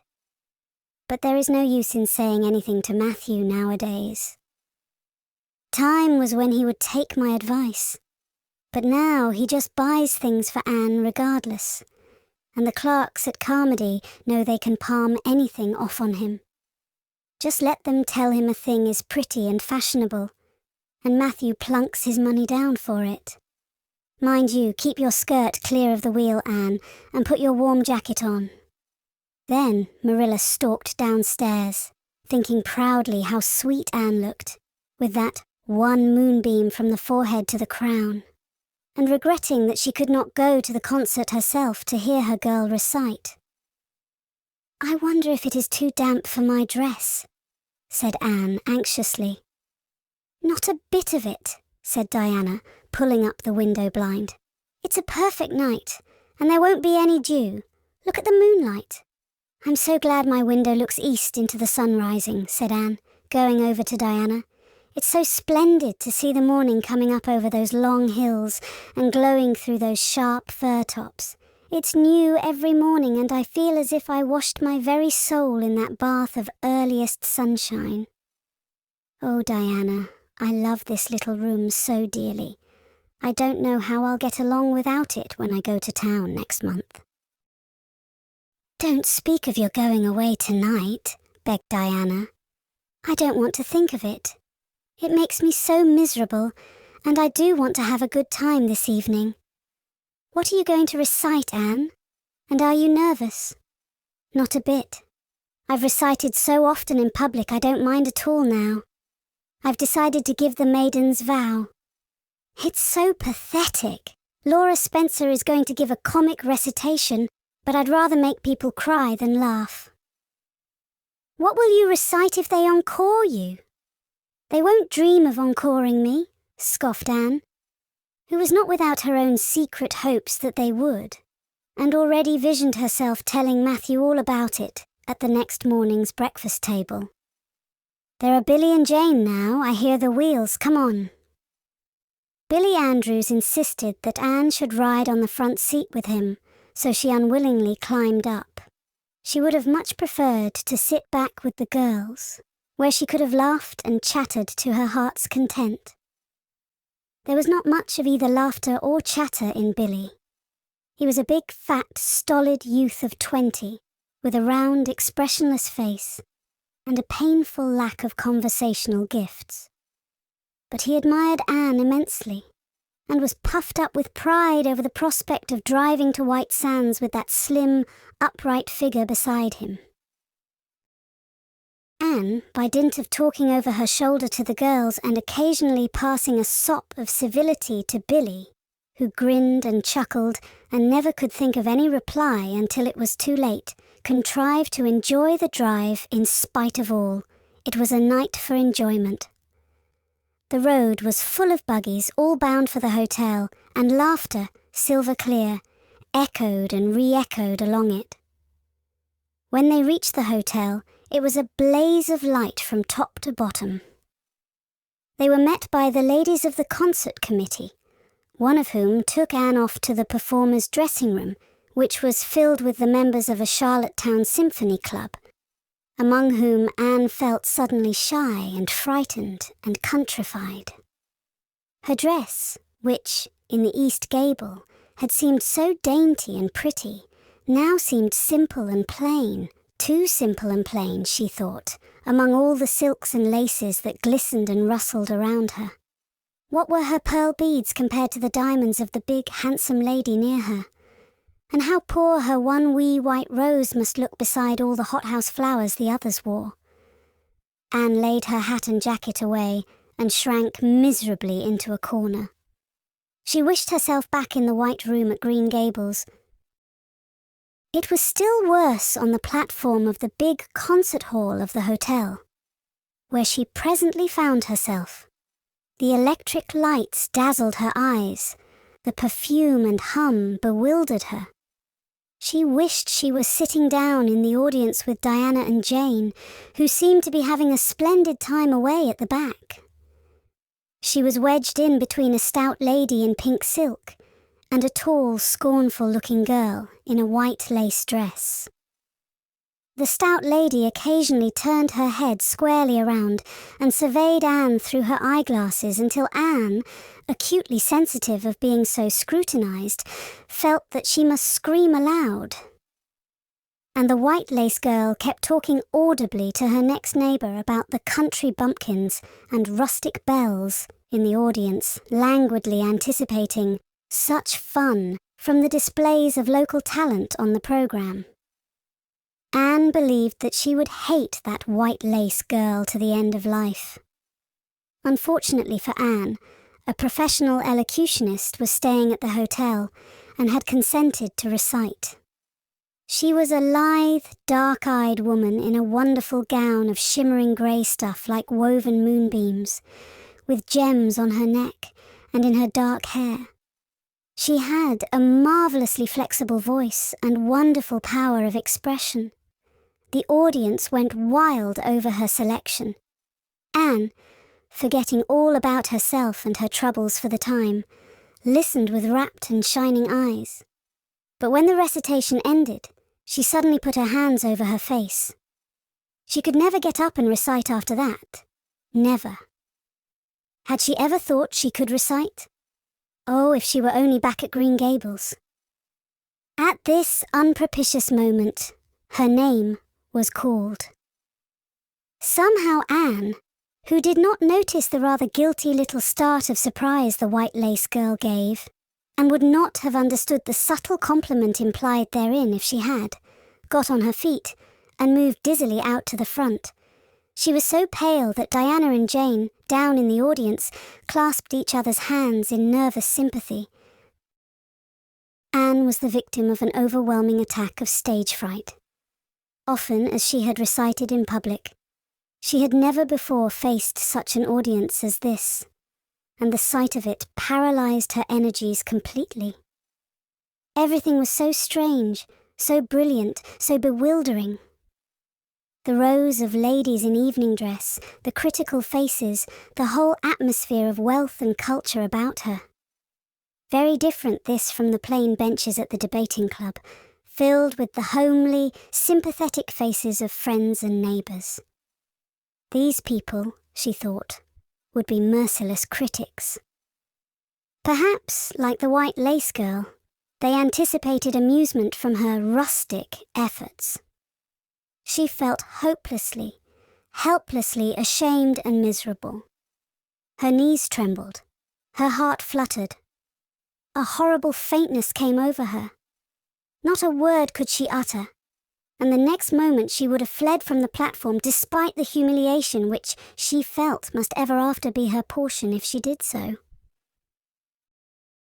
But suddenly, as her dilated, frightened eyes gazed out over the audience, she saw Gilbert Blythe away at the back of the room, bending forward with a smile on his face, a smile which seemed to Anne at once triumphant and taunting. In reality, it was nothing of the kind. Gilbert was merely smiling with appreciation of the whole affair in general, and of the effect produced by Anne's slender white form and spiritual face against a background of palms in particular. Josie Pye, whom he had driven over, sat beside him, and her face certainly was both triumphant and taunting. But Anne did not see Josie, and would not have cared if she had. She drew a long breath and flung her head up proudly, courage and determination tingling over her like an electric shock. She would not fail before Gilbert Blythe. He should never be able to laugh at her, never, never. Her fright and nervousness vanished, and she began her recitation, her clear, sweet voice reaching to the farthest corner of the room without a tremor or a break. Self-possession was fully restored to her, and in the reaction from that horrible moment of powerlessness she recited, as she had never done before. When she finished, there were bursts of honest applause. Anne, stepping back to her seat, blushing with shyness and delight, found her hand vigorously clasped and shaken by the stout lady in pink silk. "My dear, you did splendidly," she puffed. "I've been crying like a baby, actually I have. They're encoring you. They're bound to have you back." "Oh, I can't go," said Anne confusedly. "But yet, I must, or Matthew will be disappointed. He said they would encore me." "Then don't disappoint Matthew," said the pink lady, laughing. Smiling, blushing, limpid-eyed, Anne tripped back and gave a quaint, funny little selection that captivated her audience still further. The rest of the evening was quite a little triumph for her. When the concert was over, the stout, pink lady, who was the wife of an American millionaire, took her under her wing and introduced her to everybody, and everybody was very nice to her. The professional elocutionist, Mrs. Evans, came and chatted with her, telling her that she had a charming voice and interpreted her selections beautifully. Even the white lace girl paid her a languid little compliment. They had supper in the big, beautifully decorated dining room. Diana and Jane were invited to partake of this, also, since they had come with Anne, but Billy was nowhere to be found, having decamped in mortal fear of some such invitation. He was in waiting for them, with the team, however, when it was all over, and the three girls came merrily out into the calm, white moonshine radiance. Anne breathed deeply and looked into the clear sky beyond the dark boughs of the firs. Oh, it was good to be out again in the purity and silence of the night. How great and still and wonderful everything was, with the murmur of the sea sounding through it, and the darkling cliffs beyond like grim giants guarding enchanted coasts. "Hasn't it been a perfectly splendid time?" sighed Jane as they drove away. "I just wish I was a rich American and could spend my summer at a hotel and wear jewels and low-neck dresses and have ice cream and chicken salad every blessed day. I'm sure it would be ever so much more fun than teaching school. Anne, your recitation was simply great, although I thought at first you were never going to begin. I think it was better than Mrs. Evans's." "Oh no, don't say things like that, Jane," said Anne quickly, "because it sounds silly. It couldn't be better than Mrs. Evans's, you know, for she is a professional, and I'm only a schoolgirl, with a little knack of reciting. I'm quite satisfied if the people just liked mine pretty well." "I've a compliment for you, Anne," said Diana. "At least I think it must be a compliment, because of the tone he said it in. Part of it was, anyhow. There was an American sitting behind Jane and me. Such a romantic-looking man, with coal-black hair and eyes. Josie Pye says he is a distinguished artist, and that her mother's cousin in Boston is married to a man that used to go to school with him. Well, we heard him say, didn't we, Jane? 'Who is that girl on the platform with the splendid Titian hair? She has a face I should like to paint.' There now, Anne, but what does Titian hair mean?" "Being interpreted, it means plain red, I guess," laughed Anne. "Titian was a very famous artist who liked to paint red-haired women." "Did you see all the diamonds those ladies wore?" sighed Jane. "They were simply dazzling. Wouldn't you just love to be rich, girls?" "We are rich," said Anne staunchly. "Why, we have 16 years to our credit, and we're happy as queens, and we've all got imaginations more or less. Look at that sea, girls, all silver and shadow and vision of things not seen. We couldn't enjoy its loveliness any more if we had millions of dollars and ropes of diamonds. You wouldn't change into any of those women if you could. Would you want to be that white lace girl and wear a sour look all your life, as if you'd been born turning up your nose at the world? Or the pink lady, kind and nice as she is, so stout and short that you'd really no figure at all? Or even Mrs. Evans with that sad, sad look in her eyes? She must have been dreadfully unhappy sometime to have such a look. You know you wouldn't, Jane Andrews." "I don't know exactly," said Jane, unconvinced. I think diamonds would comfort a person for a good deal. Well, I don't want to be anyone but myself, even if I go uncomforted by diamonds all my life, declared Anne. I'm quite content to be Anne of Green Gables with my string of pearl beads. I know Matthew gave me as much love with them as ever went with Madame the Pink Lady's jewels. Chapter 34. A Queen's Girl. The next 3 weeks were busy ones at Green Gables, for Anne was getting ready to go to Queen's, and there was much sewing to be done, and many things to be talked over and arranged. Anne's outfit was ample and pretty, for Matthew saw to that, and Marilla for once made no objections whatever to anything he purchased or suggested. More, one evening she went up to the east gable with her arms full of a delicate pale green material. Anne, here's something for a nice light dress for you. I don't suppose you really need it. You've plenty of pretty waists. But I thought maybe you'd like something real dressy to wear if you were asked out anywhere of an evening in town, to a party or anything like that. I hear that Jane and Ruby and Josie have got evening dresses, as they call them, and I don't mean you shall be behind them. I got Mrs. Allen to help me pick it in town last week, and we'll get Emily Gillis to make it for you. Emily has got taste, and her fits aren't to be equalled. Oh, Marilla, it's just lovely, said Anne. Thank you so much. I don't believe you ought to be so kind to me. It's making it harder every day for me to go away. The green dress was made up with as many tucks and frills and shirrings as Emily's taste permitted. Anne put it on one evening for Matthew's and Marilla's benefit and recited the maiden's vow for them in the kitchen. As Marilla watched the bright, animated face and graceful motions, her thoughts went back to the evening Anne had arrived at Green Gables, and memory recalled a vivid picture of the odd, frightened child in her preposterous yellowish-brown wincey dress, the heartbreak looking out of her tearful eyes. Something in the memory brought tears to Marilla's own eyes.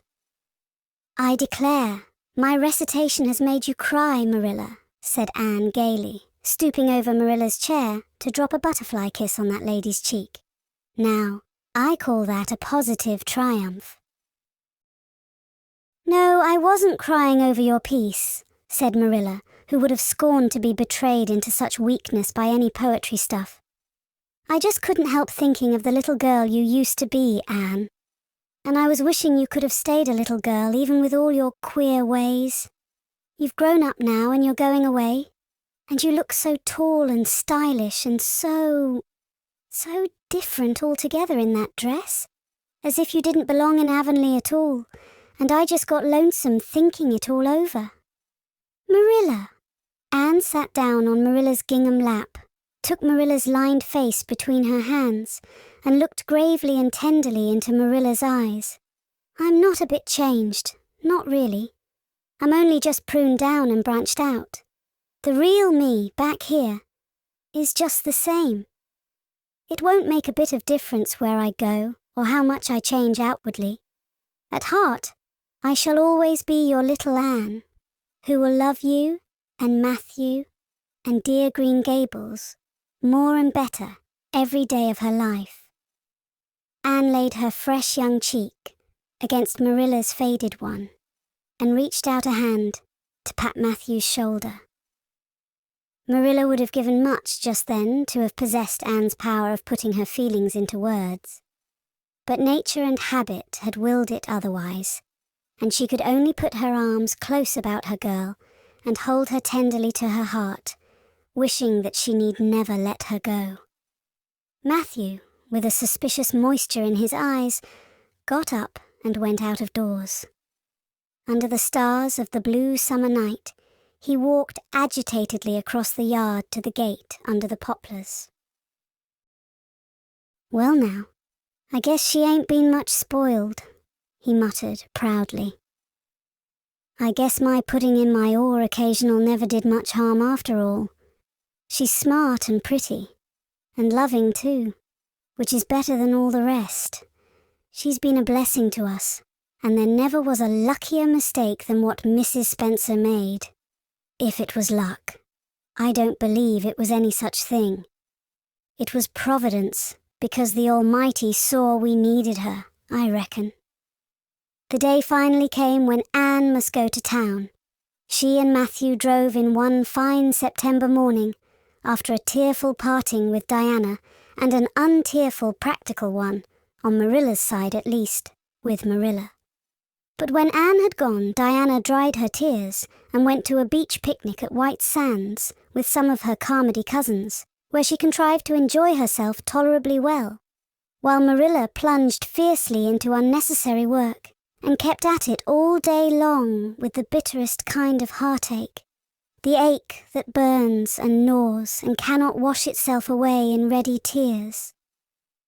But that night, when Marilla went to bed, acutely and miserably conscious that the little gable room at the end of the hall was untenanted by any vivid young life and unstirred by any soft breathing, she buried her face in her pillow and wept for her girl in a passion of sobs that appalled her when she grew calm enough to reflect how very wicked it must be to take on so about a sinful fellow creature.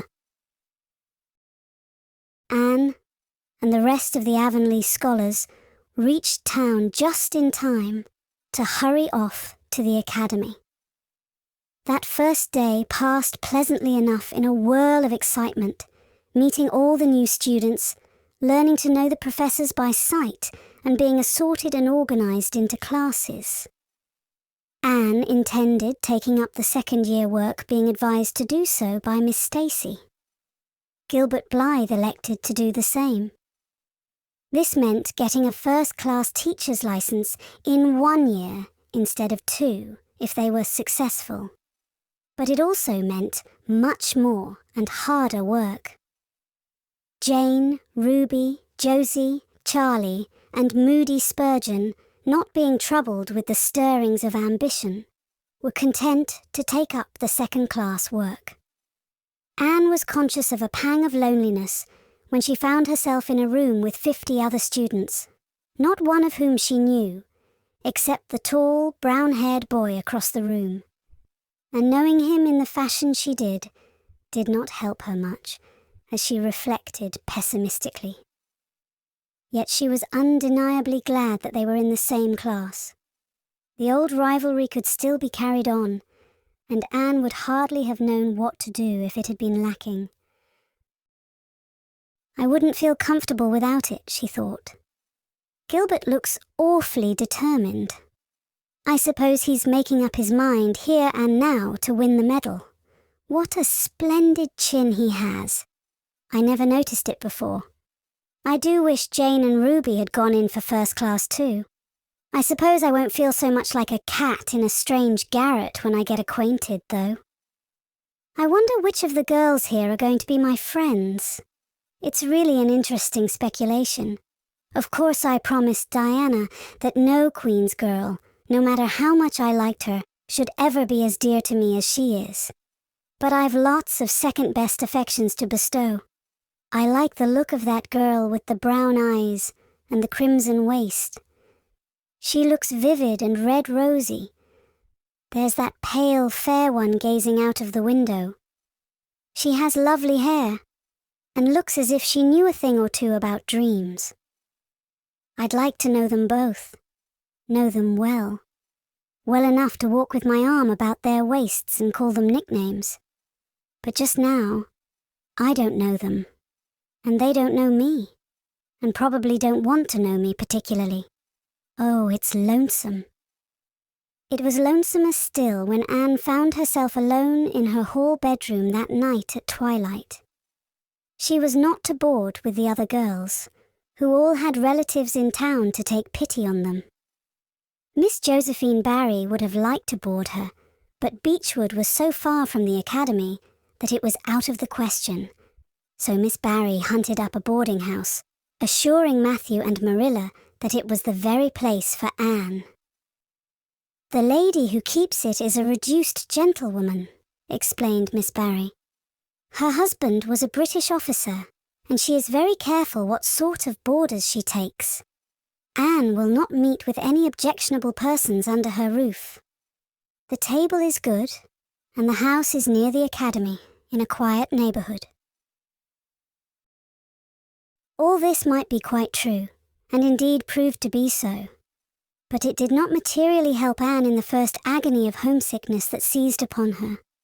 She looked dismally about her narrow little room, with its dull-papered pictureless walls, its small iron bedstead and empty bookcase, and a horrible choke came into her throat as she thought of her own white room at Green Gables, where she would have the pleasant consciousness of a great green still outdoors, of sweet peas growing in the garden, and moonlight falling on the orchard, of the brook below the slope and the spruce boughs tossing in the night wind beyond it, of a vast starry sky, and the light from Diana's window shining out through the gap in the trees. Here there was nothing of this. Anne knew that outside of her window was a hard street, with a network of telephone wires shutting out the sky, the tramp of alien feet, and 1,000 lights gleaming on stranger faces. She knew that she was going to cry, and fought against it. I won't cry. It's silly, and weak. There's the third tear splashing down by my nose. There are more coming. I must think of something funny to stop them. But there's nothing funny except what is connected with Avonlea, and that only makes things worse.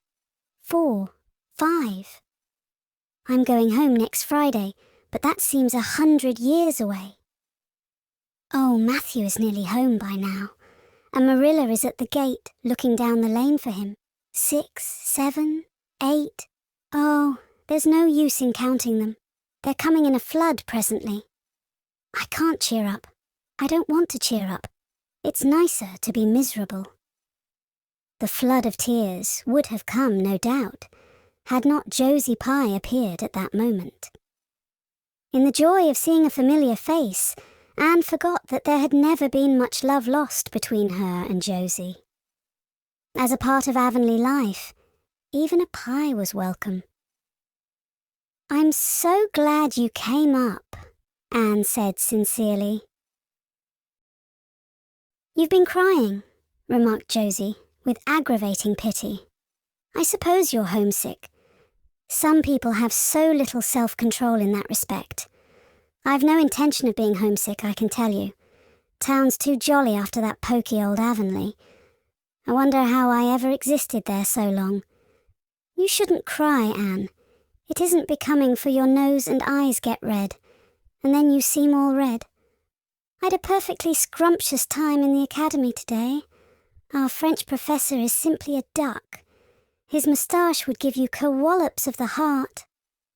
Have you anything eatable around, Anne? I'm literally starving.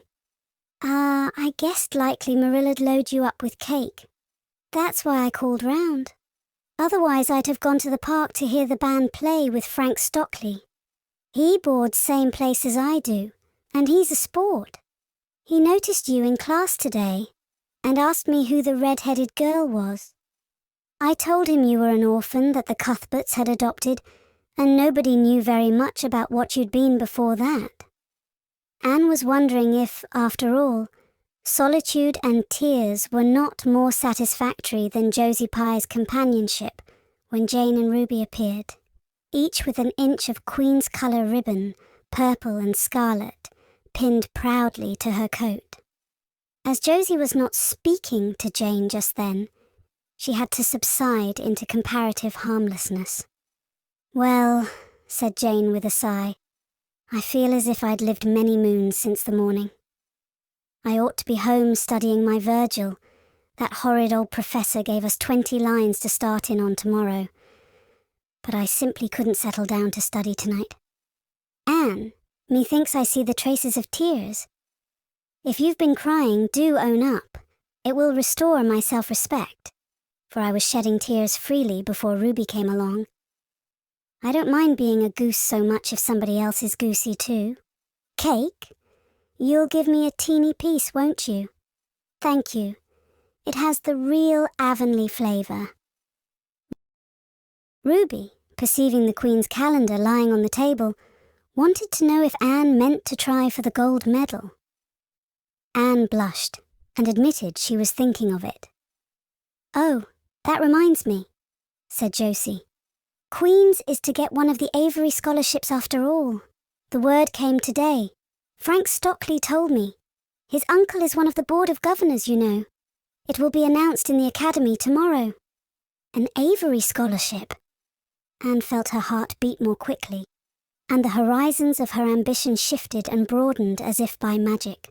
Before Josie had told the news, Anne's highest pinnacle of aspiration had been a teacher's provincial license, first class, at the end of the year, and perhaps the medal. But now in one moment, Anne saw herself winning the Avery Scholarship, taking an arts course at Redmond College, and graduating in a gown and mortarboard, before the echo of Josie's words had died away. For the Avery Scholarship was in English, and Anne felt that here her foot was on native heath. A wealthy manufacturer of New Brunswick had died and left part of his fortune to endow a large number of scholarships to be distributed among the various high schools and academies of the maritime provinces, according to their respective standings. There had been much doubt whether one would be allotted to Queen's, but the matter was settled at last, and at the end of the year, the graduate who made the highest mark in English and English literature would win the scholarship, $250 a year for 4 years at Redmond College. No wonder that Anne went to bed that night with tingling cheeks. "I'll win that scholarship if hard work can do it," she resolved. "Wouldn't Matthew be proud if I got to be a BA? Oh, it's delightful to have ambitions. I'm so glad I have such a lot. And there never seems to be any end to them. That's the best of it. Just as soon as you attain to one ambition, you see another one glittering higher up still. It does make life so interesting." Chapter 35. The winter at Queen's. Anne's homesickness wore off, greatly helped in the wearing by her weekend visits home. As long as the open weather lasted, the Avonlea students went out to Carmody on the New Branch Railway every Friday night. Diana and several other Avonlea young folks were generally on hand to meet them, and they all walked over to Avonlea in a merry party. Anne thought those Friday evening gypsyings over the autumnal hills in the crisp golden air, with the home lights of Avonlea twinkling beyond, were the best and dearest hours in the whole week. Gilbert Blythe nearly always walked with Ruby Gillis and carried her satchel for her. Ruby was a very handsome young lady, now thinking herself quite as grown up as she really was. She wore her skirts as long as her mother would let her, and did her hair up in town, though she had to take it down when she went home. She had large, bright blue eyes, a brilliant complexion, and a plump, showy figure. She laughed a great deal, was cheerful and good-tempered, and enjoyed the pleasant things of life frankly. "But I shouldn't think she was the sort of girl Gilbert would like," whispered Jane to Anne.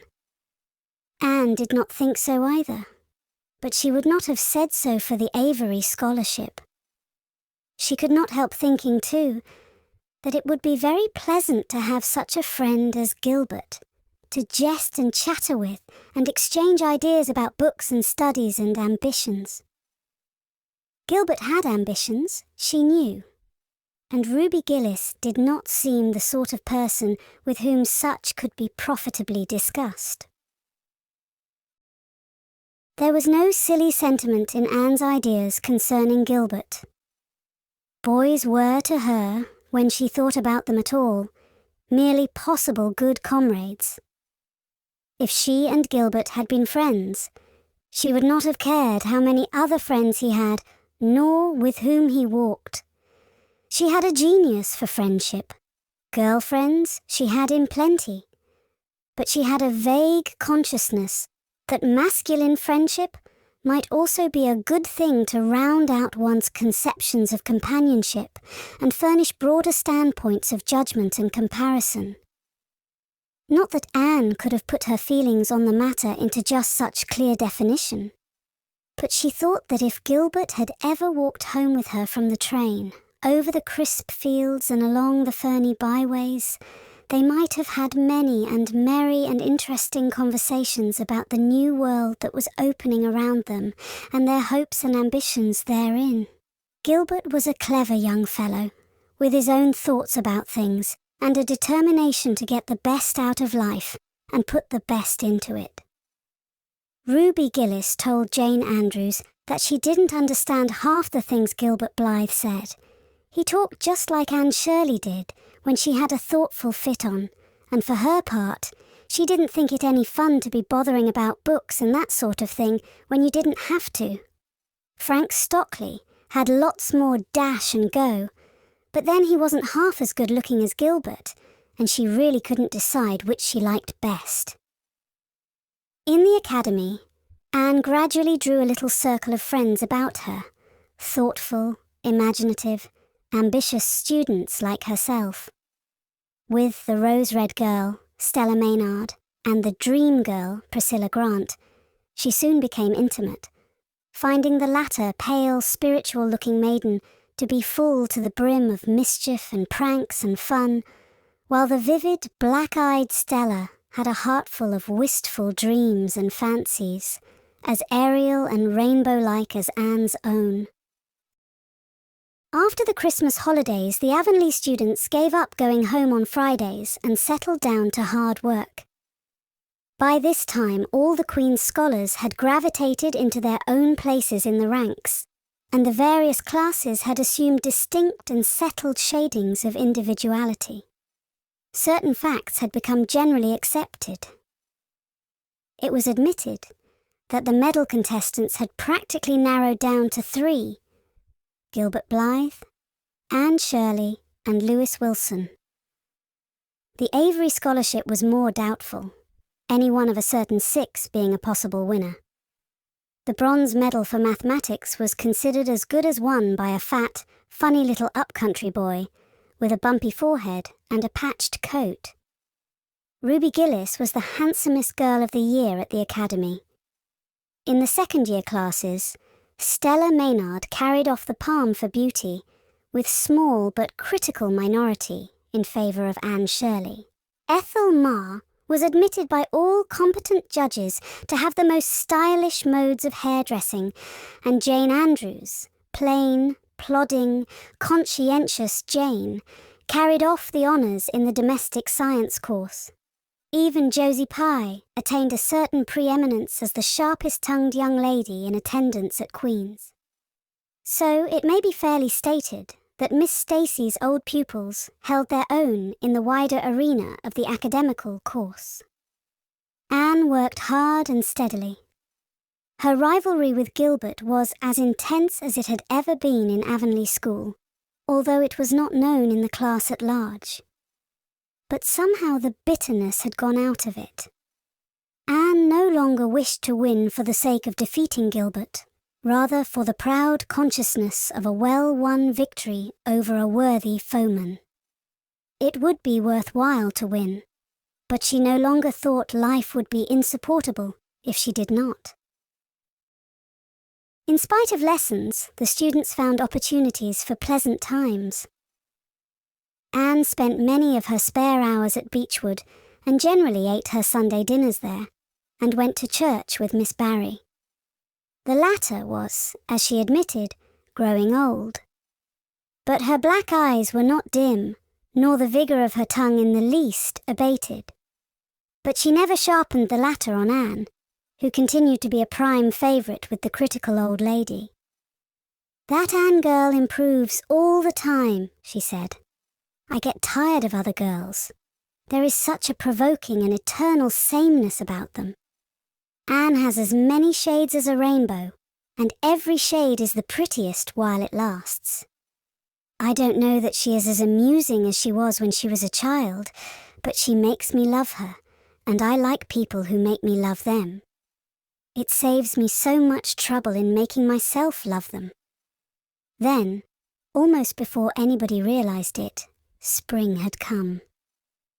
Out in Avonlea, the mayflowers were peeping pinkly out on the sere barrens where snow wreaths lingered, and the mist of green was on the woods and in the valleys. But in Charlottetown, harassed Queen's students thought and talked only of examinations. "It doesn't seem possible that the term is nearly over," said Anne. "Why, last fall it seemed so long to look forward to. A whole winter of studies and classes. And here we are, with the exams looming up next week. Girls, sometimes I feel as if those exams meant everything. But when I look at the big buds swelling on those chestnut trees and the misty blue air at the end of the streets, they don't seem half so important." Jane and Ruby and Josie, who had dropped in, did not take this view of it. To them, the coming examinations were constantly very important indeed, far more important than chestnut buds or Maytime hazes. It was all very well for Anne, who was sure of passing at least, to have her moments of belittling them. But when your whole future depended on them, as the girls truly thought theirs did, you could not regard them philosophically. "I've lost 7 pounds in the last 2 weeks, sighed Jane. "It's no use to say don't worry. I will worry. Worrying helps you some. It seems as if you were doing something when you're worrying. It would be dreadful if I failed to get my license after going to Queen's all winter and spending so much money." "I don't care," said Josie Pye. "If I don't pass this year, I'm coming back next. My father can afford to send me. Anne, Frank Stockley says that Professor Tremaine said Gilbert Blythe was sure to get the medal and that Emily Clay would likely win the Avery Scholarship." "That may make me feel badly tomorrow, Josie," laughed Anne. "But just now I honestly feel that as long as I know the violets are coming out all purple down in the hollow below Green Gables and that little ferns are poking their heads up in Lover's Lane, it's not a great deal of difference whether I win the Avery or not. I've done my best, and I begin to understand what is meant by the joy of the strife. Next to trying and winning, the best thing is trying and failing. Girls, don't talk about exams. Look at that arch of pale green sky over those houses, and picture to yourself what it must look like over the purply dark beech woods back of Avonlea." "What are you going to wear for commencement, Jane?" asked Ruby, practically. Jane and Josie both answered at once, and the chatter drifted into a side eddy of fashions. But Anne, with her elbows on the windowsill, her soft cheek laid against her clasped hands, and her eyes filled with visions, looked out unheedingly across city roof and spire, to that glorious dome of sunset sky, and wove her dreams of a possible future from the golden tissue of youth's own optimism. All the beyond was hers, with its possibilities lurking rosily in the oncoming years. Each year, a rose of promise, to be woven into an immortal chaplet. Chapter 36. The Glory and the Dream. On the morning when the final results of all the examinations were to be posted on the bulletin board at Queen's, Anne and Jane walked down the street together. Jane was smiling and happy. Examinations were over, and she was comfortably sure she had made a pass at least. Further considerations troubled Jane not at all. She had no soaring ambitions, and consequently was not affected with the unrest attendant thereon. For we pay a price for everything we get or take in this world. And although ambitions are well worth having, they are not to be cheaply won, but exact their dues of work and self-denial, anxiety and discouragement. Anne was pale and quiet. In 10 more minutes she would know who had won the medal and who the Avery. Beyond those 10 minutes there did not seem, just then, to be anything worth being called time. "Of course you'll win one of them anyhow," said Jane, who couldn't understand how the faculty could be so unfair as to order it otherwise. "I have not hope of the Avery," said Anne. "Everybody says Emily Clay will win it, and I'm not going to march up to that bulletin board and look at it before everybody. I haven't the moral courage. I'm going straight to the girls' dressing room." "You must read the announcements and then come and tell me, Jane. And I implore you in the name of our old friendship to do it as quickly as possible. If I have failed, just say so, without trying to break it gently, and whatever you do, don't sympathize with me. Promise me this, Jane." Jane promised solemnly, but, as it happened, there was no necessity for such a promise. When they went up the entrance steps of Queen's, they found the hall full of boys who were carrying Gilbert Blythe around on their shoulders and yelling at the tops of their voices, "Hurrah for Blythe, medalist!" For a moment, Anne felt one sickening pang of defeat and disappointment. So she had failed, and Gilbert had won. Well, Matthew would be sorry. He had been so sure she would win. And then, somebody called out, "3 cheers for Miss Shirley, winner of the Avery." "Oh, Anne!" gasped Jane, as they fled to the girls' dressing room amid hearty cheers. "Oh, Anne, I'm so proud. Isn't it splendid?" And then the girls were around them, and Anne was the centre of a laughing, congratulating group. Her shoulders were thumped and her hands shaken vigorously. She was pushed and pulled and hugged, and among it all, she managed to whisper to Jane, "Oh, won't Matthew and Marilla be pleased? I must write the news home right away." Commencement was the next important happening. The exercises were held in the big assembly hall of the academy. Addresses were given, essays read, songs sung, the public award of diplomas, prizes, and medals made. Matthew and Marilla were there, with eyes and ears for only one student on the platform. A tall girl in pale green, with faintly flushed cheeks and starry eyes, who read the best essay and was pointed out and whispered about as the Avery winner. "Reckon you're glad we kept her, Marilla," whispered Matthew, speaking for the first time since he had entered the hall, when Anne had finished her essay. "It's not the first time I've been glad," retorted Marilla. "You do like to rub things in, Matthew Cuthbert." Miss Barry, who was sitting behind them, leaned forward and poked Marilla in the back with her parasol. "Aren't you proud of that Anne girl?" "I am," she said. Anne went home to Avonlea with Matthew and Marilla that evening. She had not been home since April, and she felt that she could not wait another day. The apple blossoms were out, and the world was fresh and young. Diana was at Green Gables to meet her. In her own white room, where Marilla had set a flowering house rose on the windowsill, Anne looked about her and drew a long breath of happiness. "Oh, Diana, it's so good to be back again. It's so good to see those pointed firs coming out against the pink sky, and that white orchard, and the old Snow Queen. Isn't the breath of the mint delicious? And that tea rose, why, it's a song and a hope and a prayer all in one. And it's good to see you again, Diana."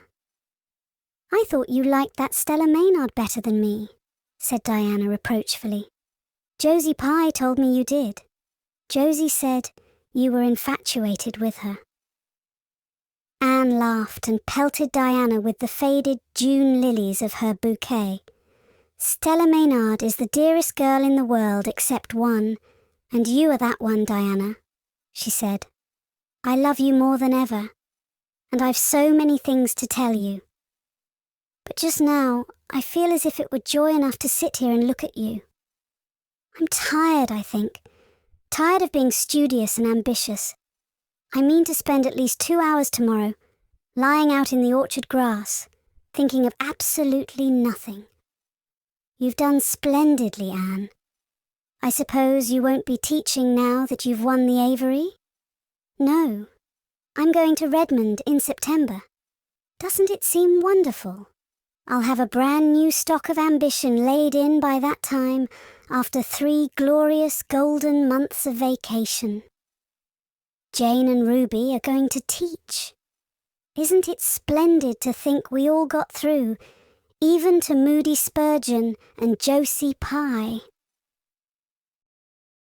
The Newbridge trustees have offered Jane their school already, said Diana. Gilbert Blythe is going to teach too. He has to.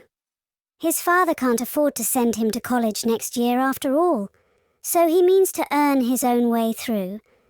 I expect he'll get the school here if Miss Ames decides to leave. Anne felt a queer little sensation of dismayed surprise. She had not known this. She had expected that Gilbert would be going to Redmond also. What would she do without their inspiring rivalry? Would not work, even at a co-educational college with a real degree in prospect, be rather flat without her friend the enemy? The next morning at breakfast, it suddenly struck Anne that Matthew was not looking well. Surely he was much greyer than he had been a year before. "Marilla," she said hesitatingly when he had gone out, "is Matthew quite well?" "No, he isn't," said Marilla in a troubled tone. "He's had some real bad spells with his heart this spring, and he won't spare himself a mite. I've been real worried about him, but he's some better this while back, and we've got a good hired man. So I'm hoping he'll kind of rest and pick up. Maybe he will now you're home. You always cheer him up." Anne leaned across the table and took Marilla's face in her hands. "You are not looking as well yourself as I'd like to see you, Marilla. You look tired. I'm afraid you've been working too hard. You must take a rest now that I'm home. I'm just going to take this one day off to visit all the dear old spots and hunt up my old dreams, and then it will be your turn to be lazy while I do the work." Marilla smiled affectionately at her girl. "It's not the work, it's my head. I've got a pain so often now, behind my eyes. Dr. Spencer's been fussing with glasses, but they don't do me any good. There is a distinguished oculist coming to the island the last of June, and the doctor says I must see him. I guess I'll have to. I can't read or sew with any comfort now. Well, Anne, you've done real well at Queen's, I must say. To take first-class license in 1 year and win the Avery Scholarship. Well, Mrs. Lynde says pride goes before a fall, and she doesn't believe in the higher education of women at all. She says it unfits them for woman's true sphere. I don't believe a word of it. Speaking of Rachel reminds me, did you hear anything about the Abbey Bank lately, Anne? I heard it was shaky, answered Anne. Why? That is what Rachel said. She was up here one day last week and said there was some talk about it. Matthew felt real worried. All we have saved is in that bank, every penny. I wanted Matthew to put it in the savings bank in the first place. But old Mr. Abbey was a great friend of Father's, and he'd always banked with him. Matthew said any bank with him at the head of it was good enough for anybody. I think he has only been its nominal head for many years, said Anne. He is a very old man. His nephews are really at the head of the institution. Well, when Rachel told us that, I wanted Matthew to draw our money right out, and he said he'd think of it. But Mr. Russell told him yesterday that the bank was all right. Anne had her good day in the companionship of the outdoor world. She never forgot that day. It was so bright and golden and fair, so free from shadow and so lavish of blossom. Anne spent some of its rich hours in the orchard. She went to the Dryad's Bubble and Willowmere and Violet Vale. She called at the manse and had a satisfying talk with Mrs. Allen. And finally, in the evening, she went with Matthew for the cows through Lover's Lane to the back pasture. The woods were all gloried through with sunset, and the warm splendour of it streamed down through the hill gaps in the west. Matthew walked slowly with bent head. Anne, tall and erect, suited her springing step to his. "You've been working too hard today, Matthew," she said reproachfully. "Why won't you take things easier?" "Well, now I can't seem to," said Matthew, as he opened the yard gate to let the cows through. "It's only that I'm getting old, Anne, and keep forgetting it. Well, I've always worked pretty hard and I'd rather drop in harness." "If I had been the boy you sent for," said Anne wistfully, "I'd be able to help you so much now, and spare you in 100 ways. I could find it in my heart to wish I had been, just for that." "Well now, I'd rather have you than a dozen boys, Anne," said Matthew, patting her hand. "Just mind you that, rather than a dozen boys. Well now, I guess it wasn't a boy that took the Avery scholarship, was it? It was a girl. My girl that I'm proud of." He smiled his shy smile at her as he went into the yard.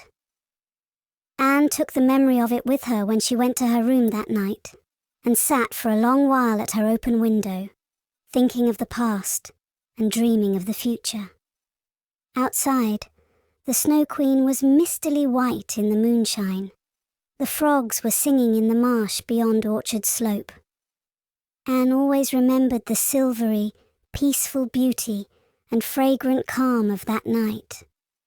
It was the last night before sorrow touched her life, and no life is ever quite the same again when once that cold, sanctifying touch has been laid upon it. Chapter 37. The Reaper Whose Name is Death. "Matthew, what is the matter? Matthew, are you sick?" It was Marilla who spoke, alarm in every jerky word. Anne came through the hall, her hands full of white narcissus. It was long before Anne could love the sight or odour of white narcissus again. In time to hear her and to see Matthew standing in the porch doorway, a folded paper in his hand, and his face strangely drawn and grey. Anne dropped her flowers and sprang across the kitchen to him at the same moment as Marilla. They were both too late. Before they could reach him, Matthew had fallen across the threshold. "He's fainted," gasped Marilla. "Anne, run for Martin, quick! He's at the barn." Martin, the hired man, who had just driven home from the post office, started at once for the doctor, calling at Orchard Slope on his way to send Mr. and Mrs. Barry over. Mrs. Lynde, who was there on an errand, came too. They found Anne and Marilla distractedly trying to restore Matthew to consciousness. Mrs. Lynde pushed them gently aside, tried his pulse, and then laid her ear over his heart. She looked at their anxious faces sorrowfully, and the tears came into her eyes. "Oh, Marilla," she said gravely, "I don't think we can do anything for him." "Mrs. Lynde, you can't think Matthew is... Anne could not say the dreadful word. She turned sick and pallid. "Child, yes, I'm afraid of it. Look at his face. When you've seen that look as often as I have, you'll know what it means." Anne looked at the still face, and there beheld the seal of the Great Presence.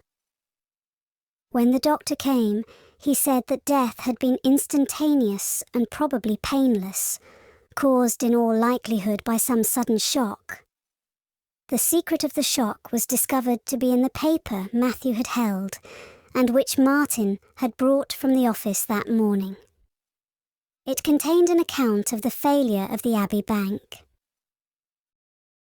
The news spread quickly through Avonlea, and all day friends and neighbours thronged Green Gables and came and went on errands of kindness for the dead and living. For the first time, shy, quiet Matthew Cuthbert was a person of central importance. The white majesty of death had fallen on him and set him apart as one crowned. When the calm night came softly down over Green Gables, the old house was hushed and tranquil. In the parlour lay Matthew Cuthbert in his coffin, his long grey hair framing his placid face on which there was a little kindly smile, as if he but slept, dreaming pleasant dreams. There were flowers about him, sweet old-fashioned flowers which his mother had planted in the homestead garden in her bridal days, and for which Matthew had always had a secret, wordless love. Anne had gathered them and brought them to him, her anguished, tearless eyes burning in her white face. It was the last thing she could do for him. The Barrys and Mrs. Lynde stayed with them that night. Diana, going to the east gable where Anne was standing at her window, said gently, "Anne, dear, would you like to have me sleep with you tonight?" "Thank you, Diana." Anne looked earnestly into her friend's face. "I think you won't misunderstand me when I say I want to be alone. I'm not afraid. I haven't been alone 1 minute since it happened, and I want to be. I want to be quite silent and quiet and try to realize it. I can't realize it.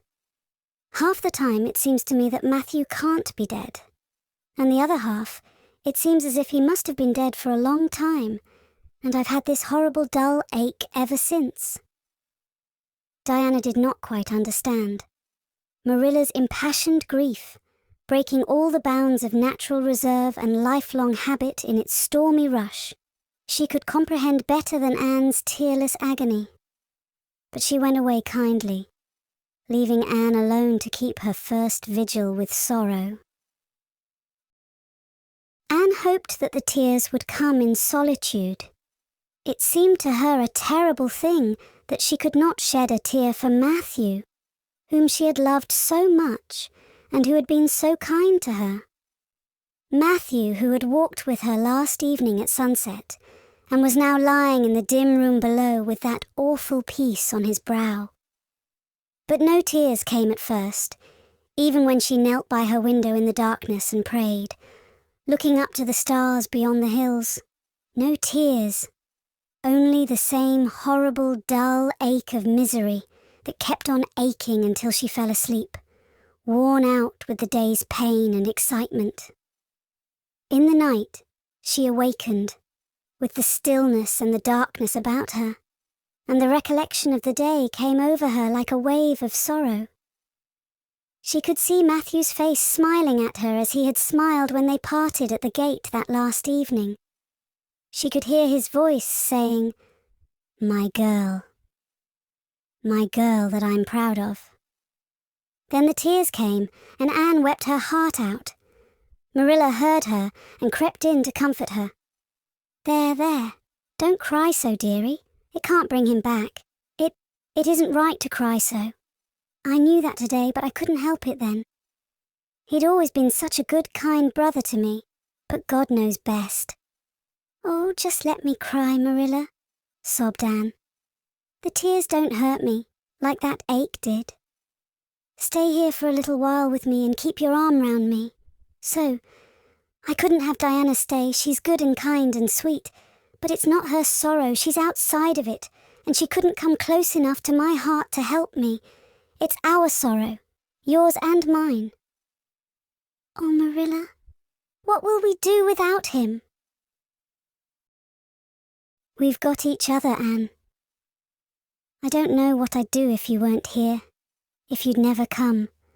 Oh, Anne, I know I've been kind of strict and harsh with you, maybe, but you mustn't think I didn't love you as well as Matthew did, for all that. I want to tell you now when I can. It's never been easy for me to say things out of my heart, but at times like this it's easier. I love you as dear as if you were my own flesh and blood, and you've been my joy and comfort ever since you came to Green Gables." 2 days afterwards, they carried Matthew Cuthbert over his homestead threshold, and away from the fields he had tilled, and the orchards he had loved, and the trees he had planted. And then Avonlea settled back to its usual placidity, And even at Green Gables affairs slipped into their old groove, and work was done, and duties fulfilled with regularity as before, although always with the aching sense of loss in all familiar things. Anne, new to grief, thought it almost sad that it could be so, that they could go on in the old way without Matthew. She felt something like shame and remorse when she discovered that the sunrises behind the firs and the pale pink buds opening in the garden gave her the old inrush of gladness when she saw them, that Diana's visits were pleasant to her, and that Diana's merry words and ways moved her to laughter and smiles. That in brief, the beautiful world of blossom and love and friendship had lost none of its power to please her fancy and thrill her heart, that life still called to her with many insistent voices. "It seems like disloyalty to Matthew somehow, to find pleasure in these things now that he has gone," she said wistfully to Mrs. Allen one evening when they were together in the manse garden. "I miss him so much, all the time. And yet, Mrs. Allen, the world and life seem very beautiful and interesting to me for all. Today, Diana said something funny, and I found myself laughing. I thought when it happened I could never laugh again, and it somehow seems as if I oughtn't to. When Matthew was here, he liked to hear you laugh, and he liked to know that you found pleasure in the pleasant things around you," said Mrs. Allen gently. "He is just away now, and he likes to know it just the same. I am sure we should not shut our hearts against the healing influences that nature offers us. But I can understand your feeling. I think we all experience the same thing. We resent the thought that anything can please us when someone we love is no longer here to share the pleasure with us, and we almost feel as if we were unfaithful to our sorrow when we find our interest in life returning to us. I was down to the graveyard to plant a rosebush on Matthew's grave this afternoon," said Anne dreamily.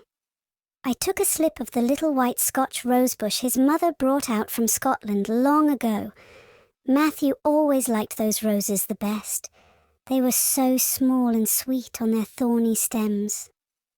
It made me feel glad that I could plant it by his grave, as if I were doing something that must please him in taking it there to be near him. I hope he has roses like them in heaven. Perhaps the souls of all those little white roses that he has loved so many summers were all there to meet him.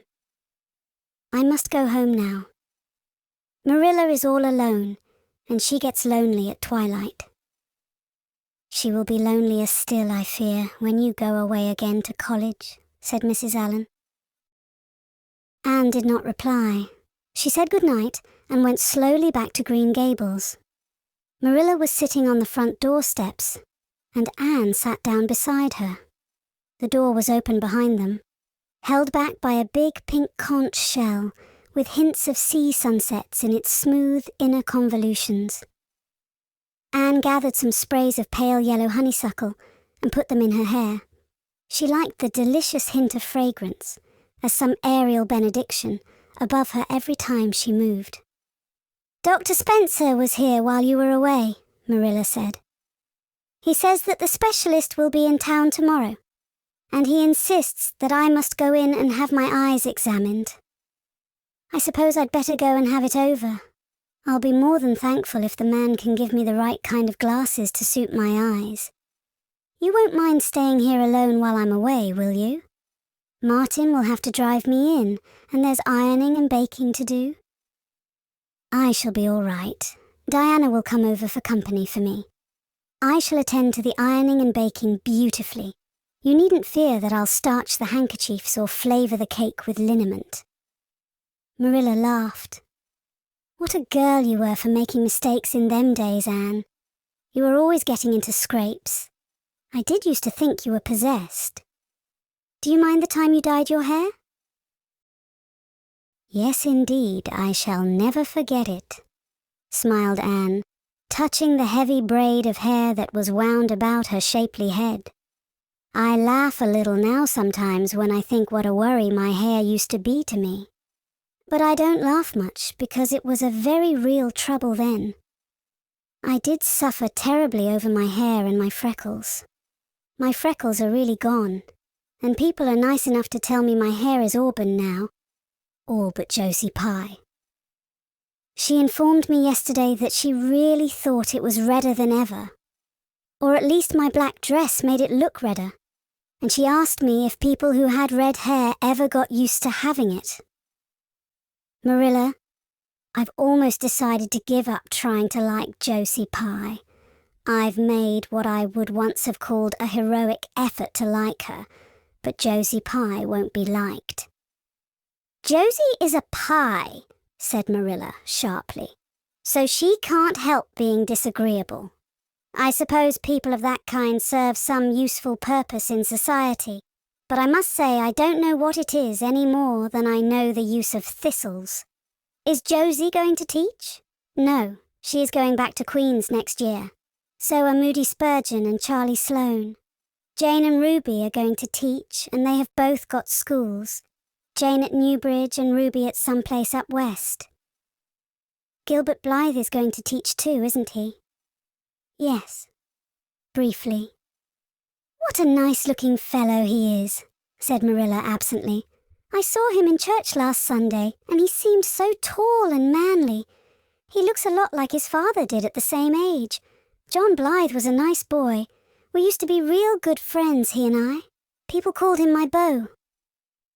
Anne looked up with swift interest. Oh, Marilla, and what happened? Why didn't you... We had a quarrel. I wouldn't forgive him when he asked me to. I meant to after a while, but I was sulky and angry and I wanted to punish him first. He never came back. The Blythes were all mighty independent. But I always felt rather sorry. I've always kind of wished I'd forgiven him when I had the chance. So you've had a bit of romance in your life too, said Anne softly. Yes, I suppose you might call it that. You wouldn't think so to look at me, would you? But you never can tell about people from their outsides. Everybody has forgot about me and John. I'd forgotten myself. But it all came back to me when I saw Gilbert last Sunday. Chapter 38. The Bend in the Road. Marilla went to town the next day and returned in the evening. Anne had gone over to Orchard Slope with Diana and came back to find Marilla in the kitchen, sitting by the table with her head leaning on her hand. Something in her dejected attitude struck a chill to Anne's heart. She had never seen Marilla sit limply inert like that. Are you very tired, Marilla? Yes, no, I don't know, said Marilla wearily, looking up. I suppose I am tired, but I haven't thought about it. It's not that. Did you see the oculist? What did he say? Asked Anne anxiously. Yes, I saw him. He examined my eyes. He says that if I give up all reading and sewing entirely, and any kind of work that strains the eyes, and if I'm careful not to cry, and if I wear the glasses he's given me, he thinks my eyes may not get any worse, and my headaches will be cured. But if I don't, he says I'll certainly be stone blind in 6 months. Blind! Anne, just think of it. For a minute, Anne, after her first quick exclamation of dismay, was silent. It seemed to her that she could not speak. Then she said bravely, but with a catch in her voice, Marilla, don't think of it. You know he has given you hope. If you are careful, you won't lose your sight altogether, and if his glasses cure your headaches, it will be a great thing. I don't call it much hope, said Marilla bitterly. What am I to live for if I can't read or sew or do anything like that? I might as well be blind or dead. And as for crying, I can't help that when I get lonesome. But there, it's no good talking about it. If you'll get me a cup of tea, I'll be thankful. I'm about done out. Don't say anything about this to anyone for a spell yet anyway. I can't bear that folks should come here to question and sympathize and talk about it. When Marilla had eaten her lunch, Anne persuaded her to go to bed. Then Anne went herself to the east gable and sat down by her window in the darkness, alone with her tears and her heaviness of heart. How sadly things had changed since she had sat there the night after coming home. Then she had been full of hope and joy, and the future had looked rosy with promise. Anne felt as if she had lived years since then, but before she went to bed, there was a smile on her lips and peace in her heart. She had looked her duty courageously in the face and found it a friend, as duty ever is when we meet it frankly. One afternoon a few days later, Marilla came slowly in from the front yard, where she had been talking to a caller, a man whom Anne knew by sight as Sadler from Carmody. Anne wondered what he could have been saying to bring that look to Marilla's face. What did Mr. Sadler want, Marilla? Marilla sat down by the window and looked at Anne. There were tears in her eyes in defiance of the oculist's prohibition, and her voice broke as she said, "He heard that I was going to sell Green Gables, and he wants to buy it."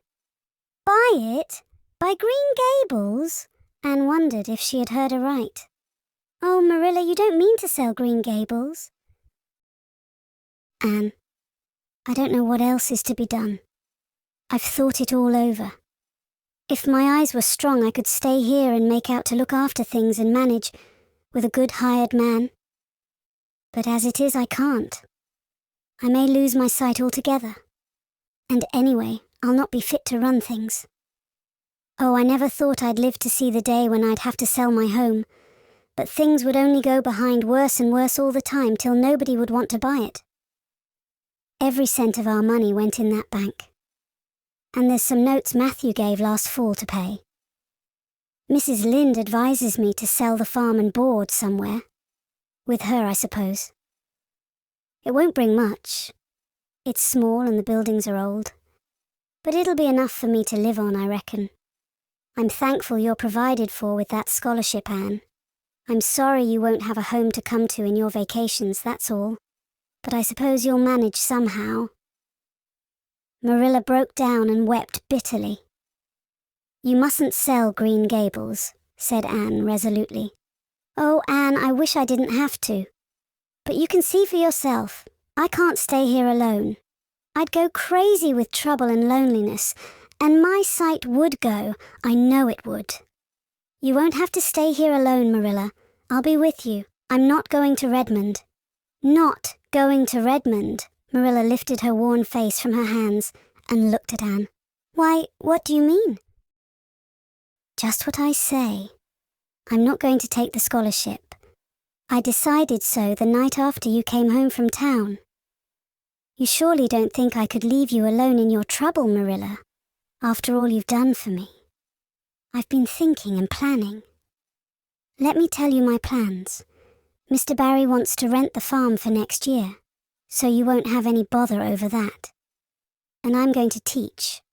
I've applied for the school here, but I don't expect to get it, for I understand the trustees have promised it to Gilbert Blythe.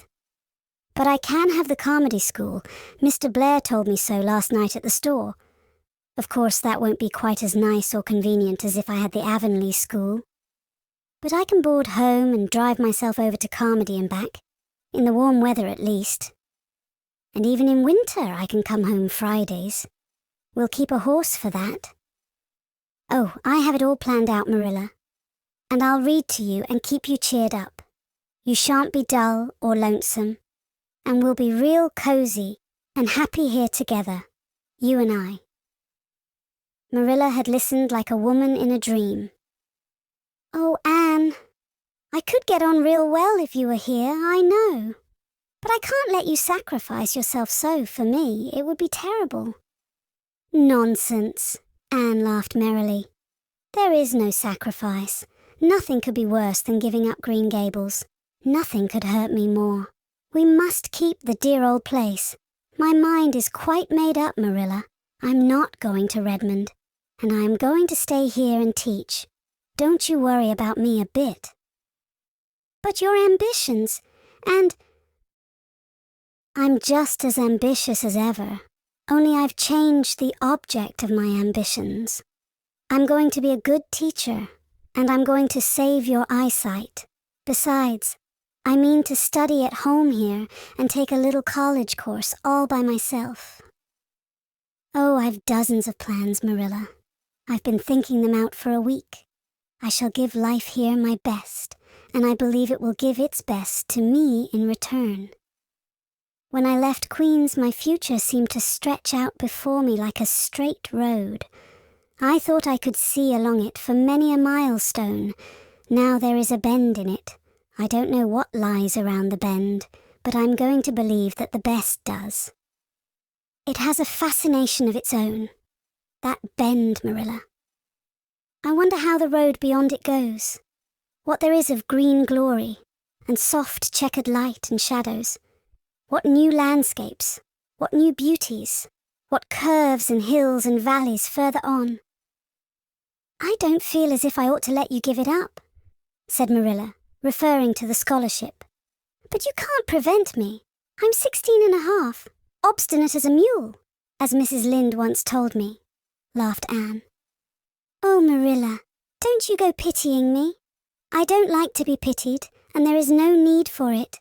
I'm heart glad over the very thought of staying at dear Green Gables. Nobody could love it as you and I do, so we must keep it. You blessed girl, said Marilla, yielding. I feel as if you'd given me new life. I guess I ought to stick out and make you go to college, but I know I can't, so I ain't going to try. I'll make it up to you though, Anne.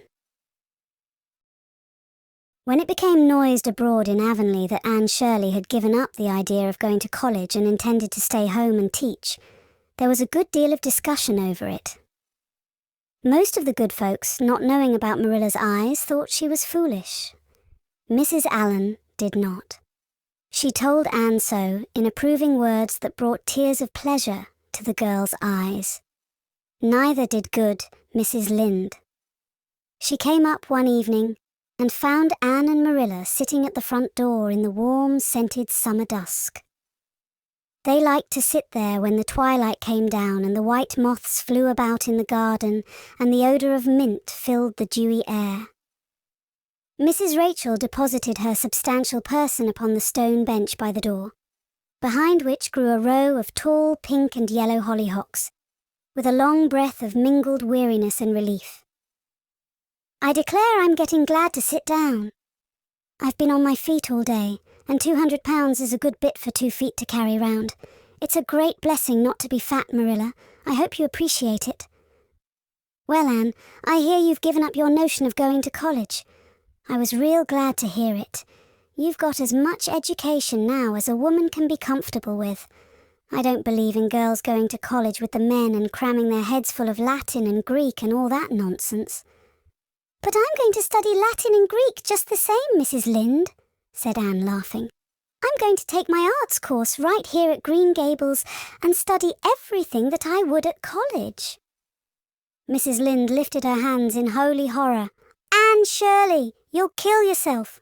Not a bit of it. I shall thrive on it. Oh, I'm not going to overdo things, as Josiah Allen's wife says I shall be medium. But I'll have lots of spare time in the long winter evenings, and I've no vocation for fancy work. I'm going to teach over at Carmody, you know. I don't know it. I guess you're going to teach right here in Avonlea. The trustees have decided to give you the school. Mrs. Lynde, cried Anne, springing to her feet in her surprise. Why, I thought they had promised it to Gilbert Blythe. So they did. But as soon as Gilbert heard that you had applied for it, he went to them. They had a business meeting at the school last night, you know, and told them that he withdrew his application and suggested that they accept yours. He said he was going to teach at White Sands. Of course, he knew how much you wanted to stay with Marilla, and I must say I think it was real kind and thoughtful in him, that's what. Real self-sacrificing, too, for he'll have his board to pay at White Sands, and everybody knows he's got to earn his own way through college. So the trustees decided to take you. I was tickled to death when Thomas came home and told me.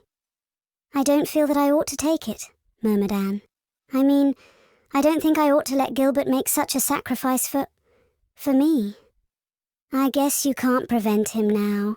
He's signed papers with the White Sands trustees. So it wouldn't do him any good now if you were to refuse. Of course you'll take the school. You'll get along all right, now that there are no pies going. Josie was the last of them, and a good thing she was, that's what. There's been some pie or other going to Avonlea School for the last 20 years, and I guess their mission in life was to keep school teachers reminded that Earth isn't their home. Bless my heart. What does all that winking and blinking at the Barry Gable mean? Diana is signalling for me to go over, laughed Anne. You know we keep up the old custom. Excuse me while I run over and see what she wants. Anne ran down the clover slope like a deer and disappeared in the fiery shadows of the haunted wood. Mrs. Lynde looked after her indulgently. There's a good deal of the child about her yet in some ways. There's a good deal more of the woman about her in others, retorted Marilla, with a momentary return of her old crispness. But crispness was no longer Marilla's distinguishing characteristic, as Mrs. Lynde told her Thomas that night. Marilla Cuthbert has got mellow, that's what. Anne went to the little Avonlea graveyard the next evening to put fresh flowers on Matthew's grave and water the Scotch rosebush. She lingered there until dusk, liking the peace and calm of the little place, with its poplars whose rustle was like low, friendly speech, and its whispering grasses growing at will among the graves. When she finally left it and walked down the long hill that sloped to the lake of shining waters, it was past sunset and all Avonlea lay before her in a dreamlike afterlight, a haunt of ancient peace. There was a freshness in the air, as of a wind that had blown over honey-sweet fields of clover. Home lights twinkled out here and there among the homestead trees. Beyond lay the sea, misty and purple, with its haunting, unceasing murmur. The west was a glory of soft mingled hues, and the pond reflected them all in still softer shadings. The beauty of it all thrilled Anne's heart, and she gratefully opened the gates of her soul to it. "Dear old world," she murmured, "you are very lovely, and I am glad to be alive in you." Halfway down the hill, a tall lad came whistling out of a gate before the Blythe homestead. It was Gilbert, and the whistle died on his lips as he recognized Anne. He lifted his cap courteously, but he would have passed on in silence if Anne had not stopped and held out her hand. "Gilbert," she said, with scarlet cheeks. "I want to thank you for giving up the school for me. It was very good of you, and I want you to know that I appreciate it." Gilbert took the offered hand eagerly. "It wasn't particularly good of me at all, Anne. I was pleased to be able to do you some small service. Are we going to be friends after this? Have you really forgiven me my old fault?" Anne laughed and tried unsuccessfully to withdraw her hand. "I forgave you that day by the pond landing, although I didn't know it.